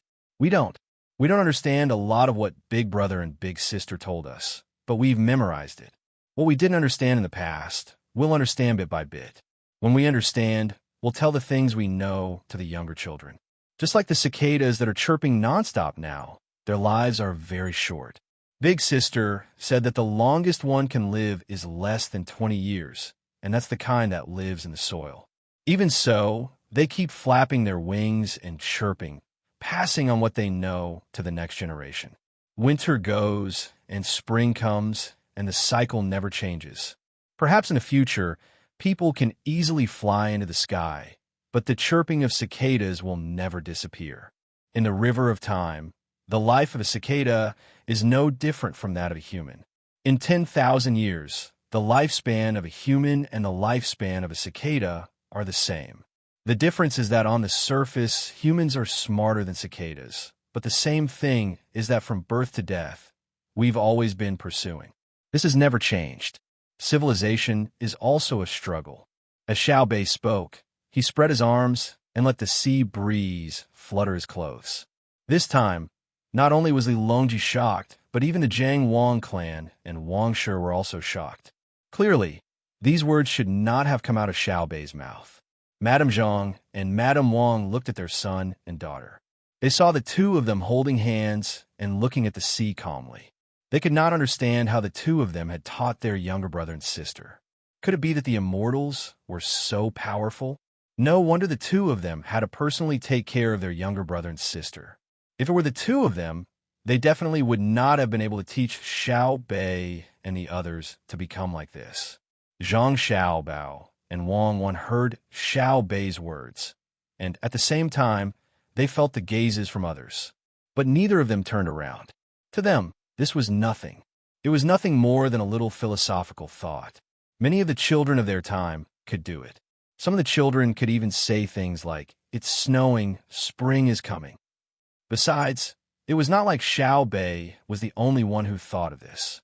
Sure enough, when Li Longji was in a state of shock and wanted to ask, Xiao Bei said it himself. When we have nothing to do, we always think about other things. Also, there are a lot of stories like this in older brother and older sister stories. The more we learn, the more we think. Don't be surprised. Ambition is not dependent on age. Without ambition, you can live for 100 years in vain. Uncle Emperor, when we go out to sea in a while, you don't have to worry. You don't have to be afraid of falling into the water. We can easily pick you up. As long as there are no reefs below and no storms above, mere waves are a small matter. Li Longji was speechless. He did not know how powerful a person was when Confucius said that they were born with knowledge, but he saw the extent to which people who learned later could learn. He turned his head to look at his son and daughter. There was a trace of reluctance in his heart, but also a trace of determination. His two children were now very obedient and smart, but he could not bring them back to the palace. Although they would be very happy to be with the current Jun, and Pan every day, he still had to put them beside Xiao Bao and Cuckoo. The education method of the two people was indeed very taxing. Ordinary children would not be able to enjoy such treatment, but the results were obvious. In the afternoon, after enjoying the sea breeze for a while and basking in the sun, the two pregnant women of the Junwang clan were accompanied by guards to their home. The two of them could not go out to sea to the lighthouse, and there was no need for that. It was more important for them to recuperate. Li Longji and the others set off by boat to the lighthouse closest to the shore. It was about 60 nautical miles away, which was a distance of more than 100 kilometers. Although this distance was not far on land and could be reached in less than 4 hours when the road was flat, it was a different matter on the sea. It was estimated that even if they went to the lighthouse at the fastest speed, they would only arrive at night. Zhang Xiaobao did not let anyone send a signal to the lighthouse. He wanted to give them a surprise and bring them more food for daily consumption. Of course, it might be better if they could go to the farthest lighthouse, but it was too dangerous and would take too long. Li Longji still had to go to the Shirwan Mountains to wander. When they went to the lighthouse, they did not take a big boat, but a medium-sized boat that was slightly larger than a fishing boat.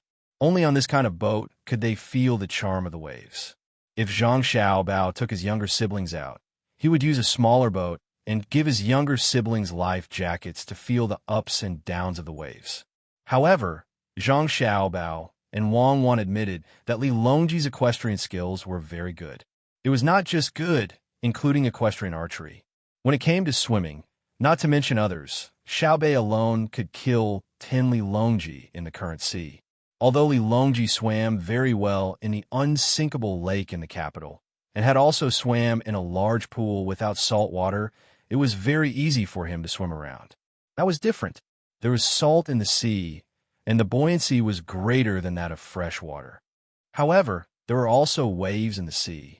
Not everyone could surf and swim through the waves, and not everyone could swim back after being hit by the waves. For an expert swimmer like Li Longji, who was born in calm water, 2 waves would be enough to make him dizzy. Li Longji was also self-aware. He obediently put on a life jacket and even carried a bag with food and water on him, in case he accidentally fell and was washed away by the waves and died of thirst before anyone could save him. Uncle Emperor, don't be afraid. I'll be by your side. If the boat really capsizes, it's probably impossible for me to bring you back, but it's still possible for you to float on the water. Xiao Bei ran to Li Longji's side and sat down. The other children also had their own responsibilities. Although Xiao Yuan and the other swimming skills were slightly worse than Xiao Bei's, it depended on who they were compared to. Gao Li Shi, Wang Zhu, Empress Wang, Wu Hui Fei, and Pan were all guarded by Xiao Bei and the others. The two people in charge of rowing the boat were also good swimmers. Next to them were 3 large ships, 2 gunboats, and 1 troop transport ship. They were heading towards the nearest lighthouse. Xiao Bao, the hawksbill turtle, said it can be found here. How we find it? This was the first time Li Longji was so close to the waves. In order to ease the tension in his heart, he could only talk to Zhang Xiaobao. Zhang Xiaobao held a telescope in his hand and looked at the sea. He didn't care about the current wind and waves. He wanted to see if there were any sharks, even though there weren't many situations where sharks capsized the boat. When he heard Li Longji's question, he replied, "After we reach the lighthouse, I'll go down and see if I can catch one. Today is my birthday. I wish my mother good health and all the best. I also wish my brothers and sisters happy." I wrote a short essay in front of it for the readers. Chapter 11:16. When the moon rose, Li Longji finally saw that it was a full moon. He felt that the moon was rising from the sea and sharing this moment with the world. At the same time, he also saw what a lighthouse looked like. In the past, he only saw paintings and small models. In the Xingqing Palace in Beijing, there was a model of a lighthouse. It was very small and made of wood. It floated in the water, and candles could be placed on it. At night, it could be seen swaying.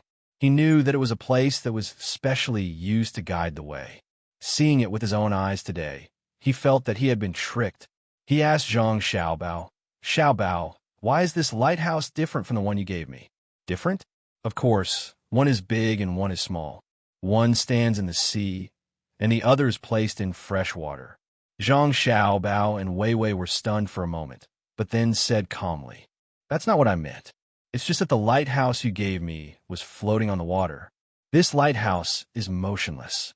At first, I wondered if there were 2 kinds of lighthouses. One is on an island, and the other is like a ship. After all, it's not easy to find an island or a big reef in the sea. Now that I have seen the situation in the sea, I think it's very difficult to build a floating lighthouse. Even the biggest ship can't withstand the wind and waves if it stands on the sea all day long." Li Longji emphasized. What he meant was, "Xiaobao, why did you lie? If I didn't see it with my own eyes, I would have thought that there were 2 types of lighthouses. If I told others about it in the future and they saw it, wouldn't they laugh at me in their hearts?"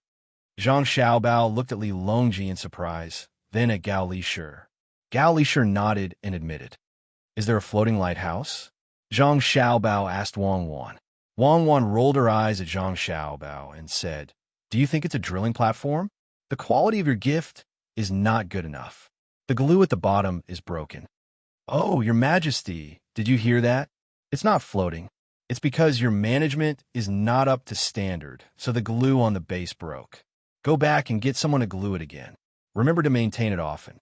Zhang Xiaobao shifted the blame. Li Longji nodded, but did not pursue the matter.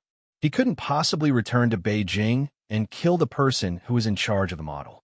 Furthermore, he felt that Zhang Xiaobao wasn't good at business and didn't give him a warranty. He was now more interested in the drilling platform that Wang had mentioned. He asked, "What is a drilling platform?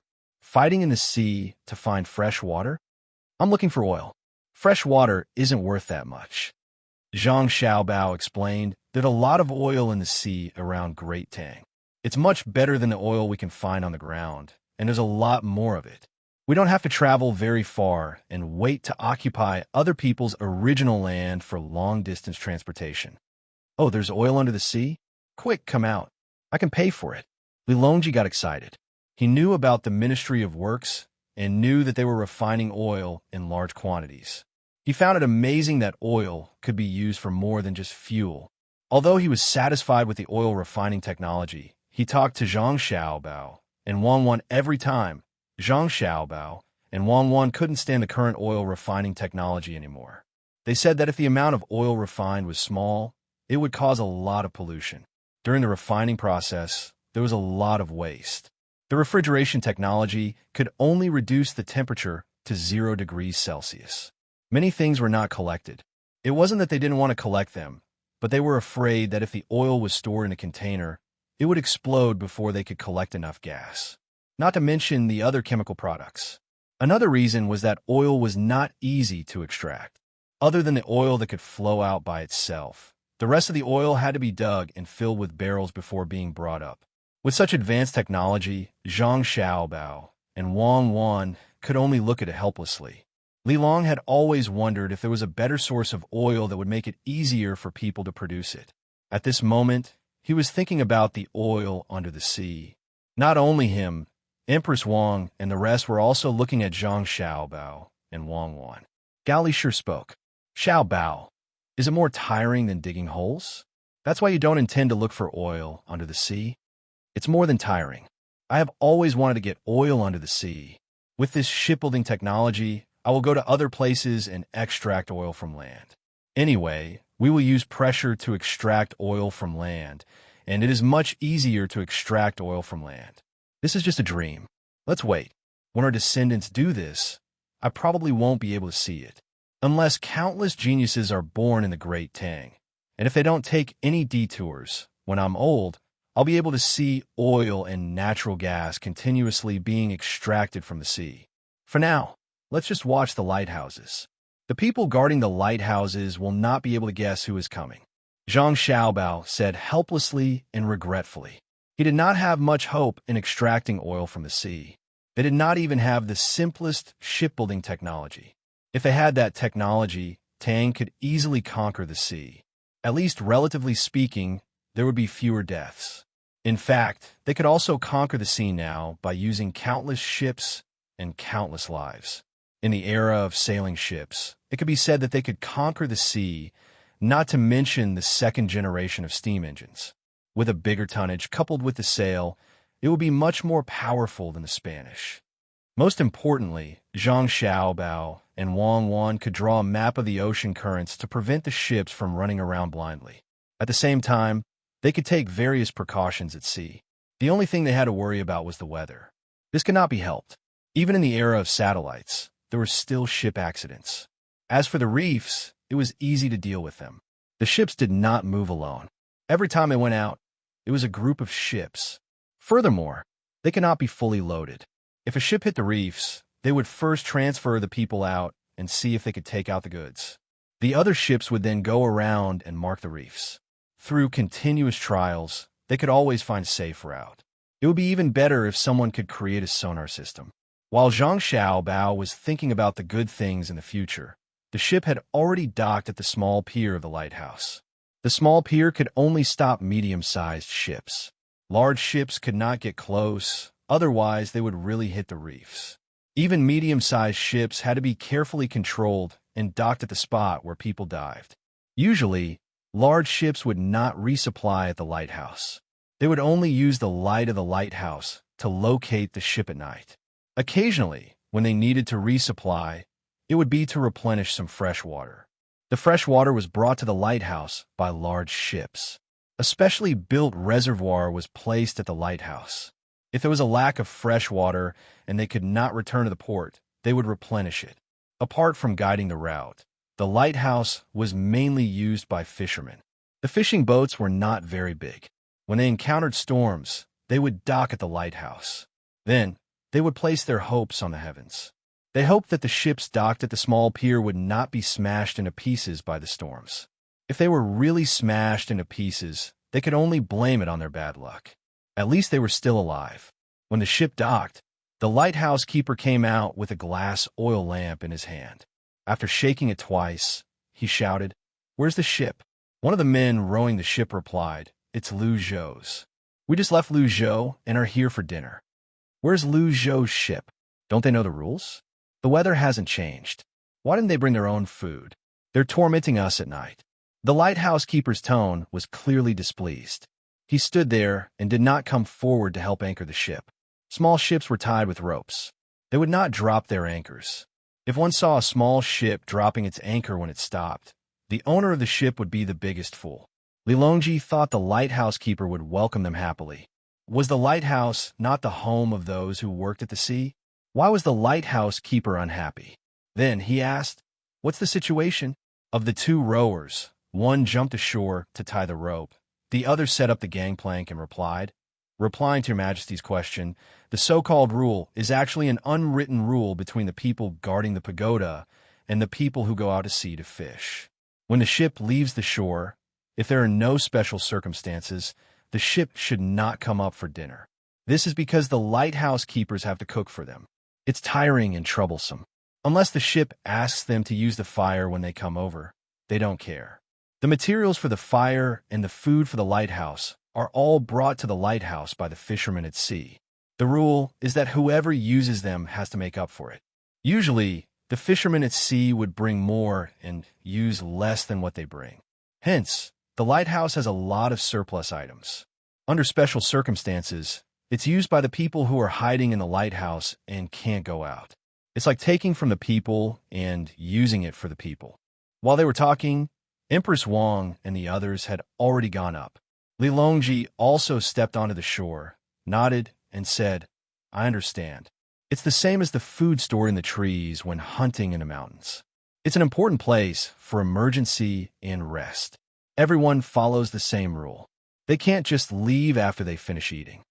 "That's right," replied Zhang Xiaobao. He was carrying the gifts for the lighthouse. They were local specialties from Xuanyang, fresh vegetables, and fruits. Under normal circumstances, the people at the lighthouse could only eat fresh food once every few days, including pork and the like. They were all brought by the fishermen at sea. They didn't bring much, especially in summer. They spoiled easily. If it didn't come out at night, they would spoil easily in the day. The people at the lighthouse usually ate ham, bacon, dehydrated vegetables, dried fruits, and canned food. Of course, this treatment was already very good for the people guarding the lighthouse. After all, the people who went out to sea before knew how difficult it was to eat outside. Even if there were sun-dried or shade-dried vegetables, they couldn't be eaten when they were brought out. There wasn't enough fresh water to soak in. Wang Zhu and Gao Lishur also helped to carry some of the things they brought. The rest was left to the two people who had tied the boat to the lighthouse. Other than pork, there was also venison. All of them were fresh and kept in ice. There was even wine. The person who ran out with an oil lamp finally realized that something was wrong. There were too many people on the boat. If they were really here to fish, the boat wouldn't be able to hold too many fish in one trip. It would be full of people. Why are there so many people? As he asked, the lighthouse guard walked towards the dock. He wanted to see who was so stupid as to bring a boat full of people out to sea. When he got closer, he finally realized that something was wrong with the situation with the help of the moonlight. There's a child? Which family's child came out to play instead of studying in school? It's me. I'm here." When Xiaobei heard the question, she shouted and ran towards the lighthouse guard. It was her first time coming to the lighthouse, so she found it very interesting. Slow down. Watch your step. Don't fall. It's all broken stones. Who are you?" The lighthouse guard saw a child running towards him and quickly shouted. Xiaobei tripped and almost fell. She steadied herself and patted her chest. She said with lingering fear, "Why didn't you lay down sand? It's all stones." "You are?" The lighthouse guard came in front of Xiaobei and waved the lamp twice. He looked at Xiaobei doubtfully and tried to recall whose child she was. After looking at her for a while, his eyes suddenly widened. He said with a look of disbelief, "You are Xiaobei." "Huh? How did you know?" Xiaobei was confused. This person was too amazing. He could actually recognize her identity when he saw her. "Are you really Xiaobei?" The lighthouse guard pointed at Xiaobei's bag with his other hand and asked again with uncertainty. Xiaobei looked down at her bag and found that there was a very large rice seedling pattern on it. In the middle of the rice seedling was the word Bei. Only then did she know how the lighthouse guard recognized her. It was too eye-catching. Besides, other than the two families in Tang, no one dared to use the rice seedling pattern. "All right, I'm stupid." Xiaobei patted her bag twice and asked the lighthouse guard, "Are you very happy? We're all here. Uncle Emperor, the Empress, Concubine Hui, and my grandfather are here. Haha, why aren't you smiling?" Xiaobei thought that the lighthouse guard would be very happy after knowing her identity. In the end, she was very disappointed. It was not that the lighthouse guard did not want to smile, but he was dumbfounded. He did not even dare to dream that the Zhang family and the Wang family would personally come to the lighthouse. They were so busy. How could they come to his place and meet him? Old Hu, what are you waiting for? Hurry up and greet the emperor. A rower carrying a large bag in each hand came to the front of the tower and shouted loudly. The bags were still dripping with water. Good. The emperor is here. Old Hu, I greet the emperor. The lighthouse guard finally woke up. His face was still full of shock. His voice was trembling, and he was about to kneel. Xiao Bei hurriedly pushed Old Hu with his hand and said, "Don't kneel. It's full of gravel. I was wondering why you didn't put some fine sand on the ground. When the time comes, there will be the beach, the sun, and the waves. Wouldn't it be better to swim and bask in the sun? Let's talk inside. I'm here to take a look." Li Longji coughed and ordered Old Hu. Yes, let's talk inside. Old Hu repeatedly agreed. He turned his head and shouted at the lighthouse. "Everyone, get up. The emperor is here. Xiao Bei and the others are here too. Don't sleep in. Get up, everyone." Whether the people inside heard him or not, the people outside didn't know. Whether they panicked after hearing him, the people outside also didn't know. Li Longji had already heard that there were 2 people guarding the lighthouse, but from Old Hu's shout just now, he found out that there was more than one person inside. Glancing at Gao Lisher asked Old Hu as if they had a tacit understanding, "How many people are guarding the lighthouse?" 4. Old Hu replied. He didn't know Gao Lisher, but it didn't matter. Anyway, the people who could come were all of a much higher status than him. Even the 2 people who came with him could be seen clearly now. They were the leaders who specialized in using large ships to replenish the various lighthouses. Although there were fishermen in charge, in case the fishermen had something to do during a period of time, there would naturally be people who were responsible for delivering supplies. I once heard that there were 2 people guarding the lighthouse. Now there are 4? Li Longji asked personally. It has changed since 3 years ago. The lighthouse that is close to us has 4 people, and the lighthouse that is further away has 6 people. At that time, people from other places came over, saying that they were doing business, and then wanted to cause trouble.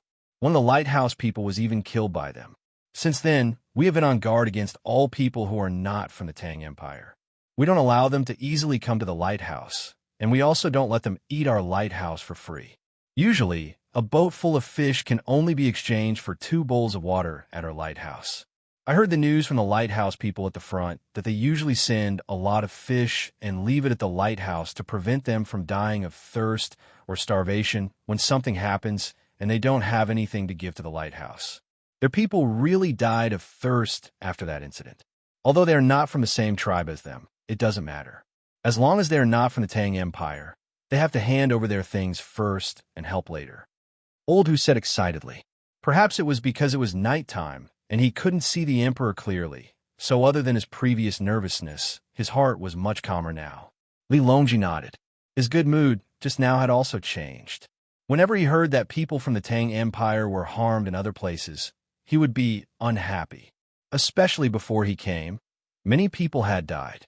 Other than a small number of people from the Tang Empire who were directly killed, there were also people from the Tang Empire who were captured and needed to be killed. Xiao Bei also looked angry and asked, "What about now? Are they still using the opportunity of coming to the lighthouse to harm our people?" Xiao Bei had already guessed the general situation.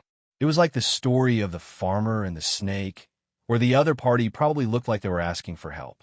Then they would wait for the lighthouse people to let them go up, and when they were close enough, they would suddenly attack. Too bad. They were all bad people. We shouldn't help them anymore, even if we brought the things over in advance. Old Hu shook his head and replied, "No one dares to do that for a long time. The last time, the people who came looking for trouble didn't manage to escape. They were captured by our people. There were 5 of them, and they were tied to a small boat. They were sent to a place where the wind and waves were small, and they were left to dry in the sun. In the end, they were all burned to death. Now, they paid a huge price. We've directly reduced the price of the things they caught to half of Luzhou's price. That's 100 copper coins, but we only charged them 5 copper coins. Moreover, when they came to the lighthouse, they weren't allowed to go to the top of the lighthouse. They could only rest in a place where the wind and rain leaked out from a pile of rocks. This way, they wouldn't be washed away when the storm came. They were only allowed to enter the lighthouse when the storm was so strong that the waves could drown the pile of rocks they stayed in. Moreover, their hands and feet were tied. "Why are you only out now? Quickly, come and greet the emperor." As Old Who spoke, he saw the 3 people who came out of the lighthouse. He hastily called out to them. In truth, the 3 of them had changed into clean and tidy clothes. At this moment, they were looking around excitedly for the emperor. When they heard Old Who's movements and saw his signal, they fell to their knees and kowtowed to the emperor at the same time. In the past, Lilongji liked it when people kowtowed to him. However, he was annoyed by it now. He felt that he would have to go out more often in the future. If all the people he passed by were like this, he would waste his energy on etiquette. After he gave the order, he had the 3 of them rise to their feet. Then, he led the way into the lighthouse. The space below the lighthouse was huge. Only the observation post at the top was small. Lilongji went up to the 2nd floor.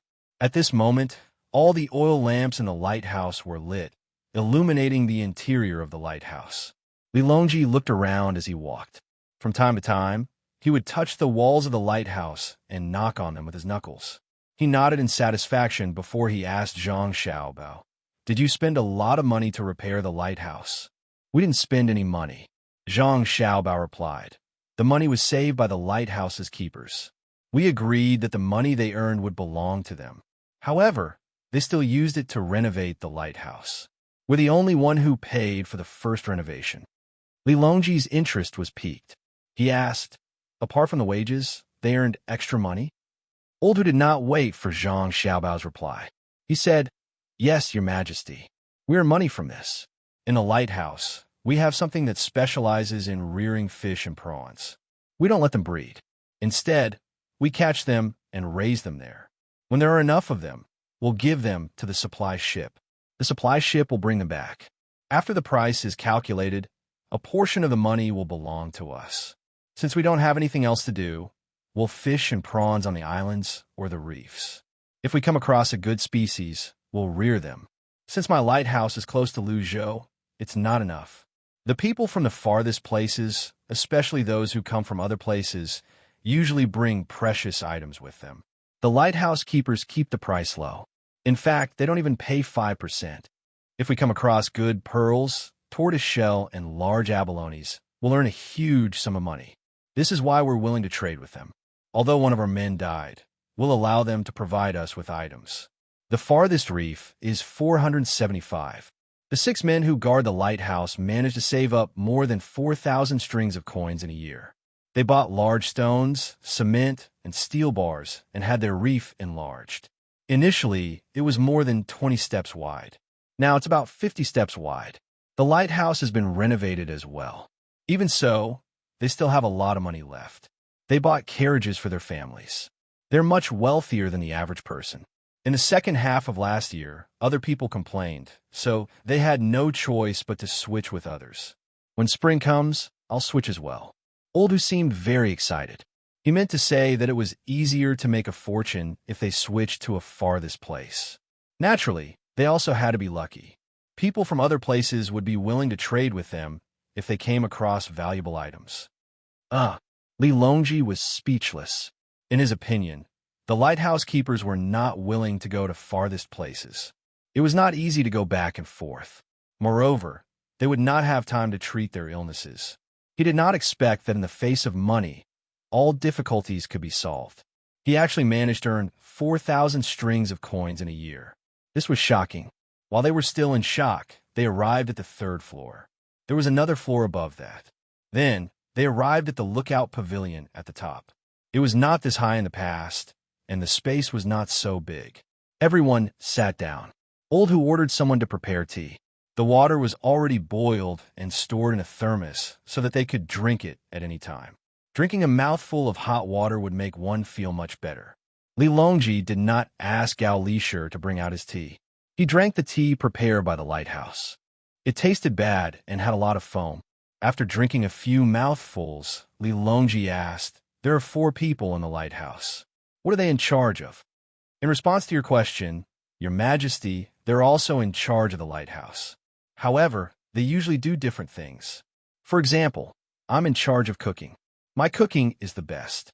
When I'm not sleeping, I cook for them. When I sleep, little Chi cooks for me. Apart from fishing for prawns, we're also learning how to read. 2 of the soldiers were sent here by Lu Zhou. They were fully literate and even brought books with them. When they were not catching fish, they would train in the sea, around the lighthouse, or shoot at the targets on the small boats that were released from the shore. Sometimes they'll sit on the boats and shoot at the targets in the sea. They're specially sent by Lu Zhou. Not everyone has this opportunity. Only the most elite are allowed to train in the lighthouse for 2 years. A place with 6 people is 4 soldiers. I heard they'll be used for war in the future. Now, they're practicing swimming and shooting at the floating targets. Old, who could not be bothered to drink his water. There was no end to the conversation. Little Chi wanted to chime in, but he did not have the chance. As for the 2 soldiers, they sat obediently at the side with their backs straight as they waited for the emperor's orders. The 2 men who rowed the boat could not rest. They climbed to the top and took over the lookout job. Li Longji listened with great interest. He would think about it from time to time before he voiced his doubts. When he heard Old Hu talking excitedly, he felt a different kind of feeling. Old Hu explained the current situation of the lighthouse. There were more and more lighthouses. Whenever there was a big reef in a certain place where the lighthouse would not be submerged in a storm, Lu Zhou would send people to repair it. Then, he would arrange for people to work on it. It seemed like a lot of money was spent. Moreover, it did not seem like there was a need for so many lighthouses. However, there was a benefit to having so many lighthouses. The ships that went out to sea became bolder. This was especially true for the lighthouses that were only dozens of miles apart. Once people entered the lighthouses, they felt as though they had returned home. There did not seem to be any danger in that part of the sea. The light from each lighthouse was mesmerizing at night. On the other hand, places without lighthouses would be dark at night. Not only would their eyes be uncomfortable, but their hearts would feel empty as well. None of the fishermen would want to fish there, even if there was a big school of fish there.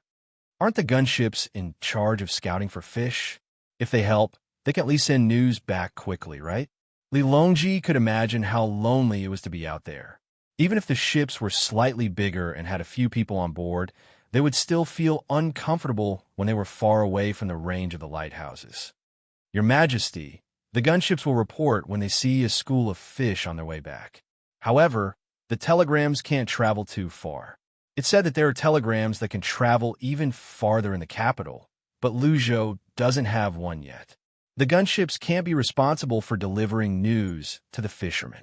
At the same time, the gunships won't chase after the school of fish. When they return from a patrol mission, the school of fish would have already disappeared. Old Hu seemed regretful when he mentioned this.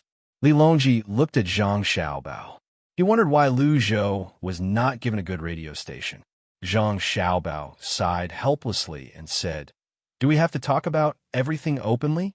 Do we have to tell the others about the strength of Lu Zhou's fleet? The diesel engine from the Ministry of Works has already been delivered to Lu Zhou.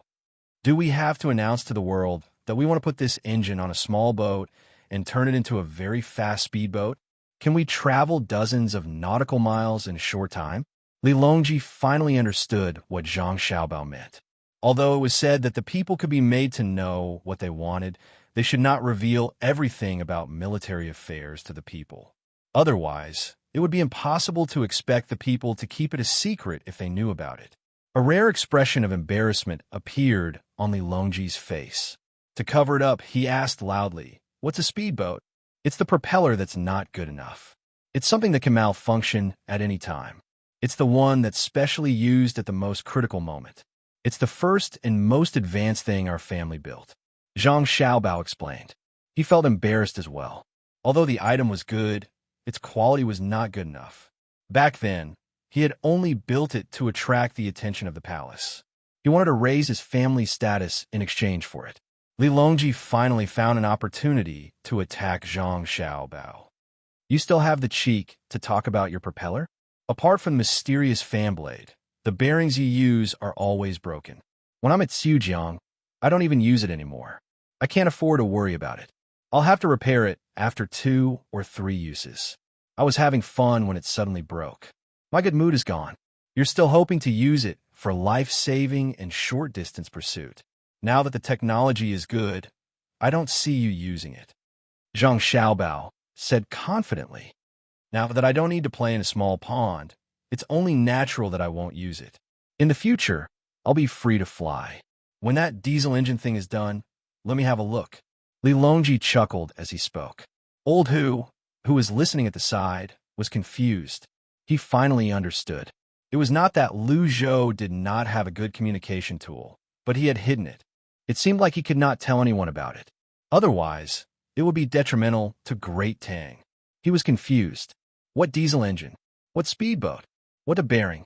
He knew he did not know, but he did not dare to ask. Xiao Bao had said to keep a secret. The more he knew, the easier it was for him to spill the beans. Let's eat. Try the food from the lighthouse. Things that are chilled can't be kept for too long. Let's cook them, Li Longji said to Old Hu, not wanting to continue talking about the Great Tang military technology. Old Hu did not expect to have a chance to cook with so many people here. He happily agreed and promised to cook his best dishes. Then, he turned around and happily went to the kitchen. Old Hu's best dishes were nothing special to Li Longji. He could eat them, but they could not compare to Xiao Bao's. In fact, even the chefs of the Sea Cloud restaurant could not compare to his. However, he still had a good time eating.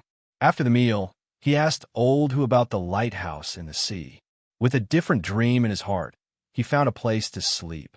Zhang Xiaobao, on the other hand, was worried.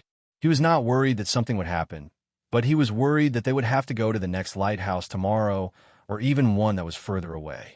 This was because Li Longji had asked Old Hu many questions before he went to sleep about whether the lighthouses at different distances were the same.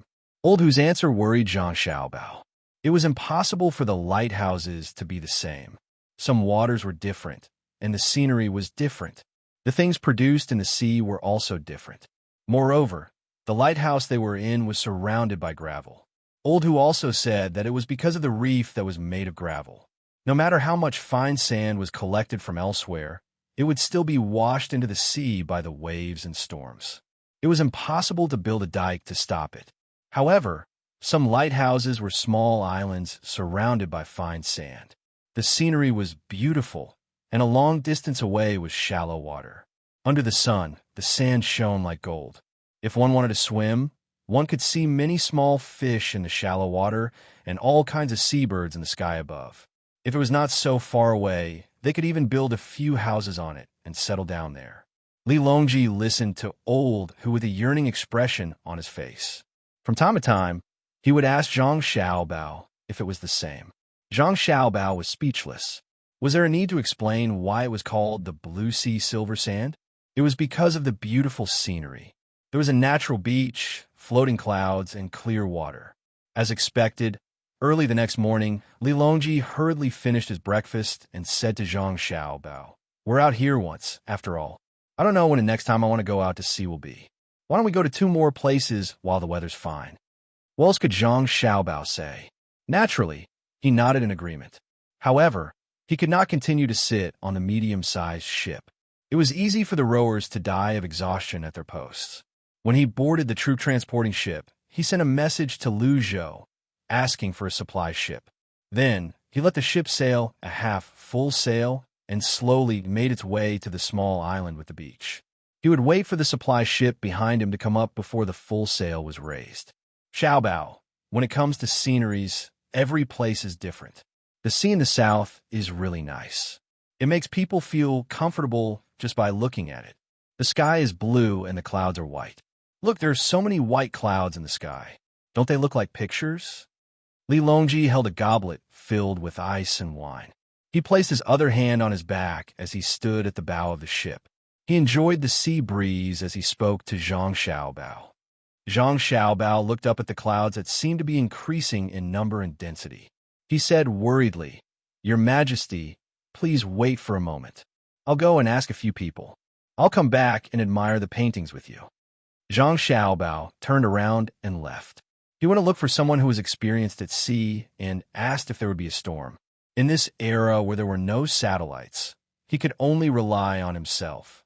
Naturally, there were times when a person's experience was more powerful than a satellite's.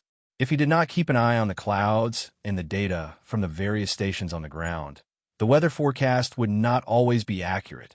However, experienced people would be able to make a judgment based on the wind blowing and the clouds in the sky, as well as what had happened in the past during this season. Many of these people were old.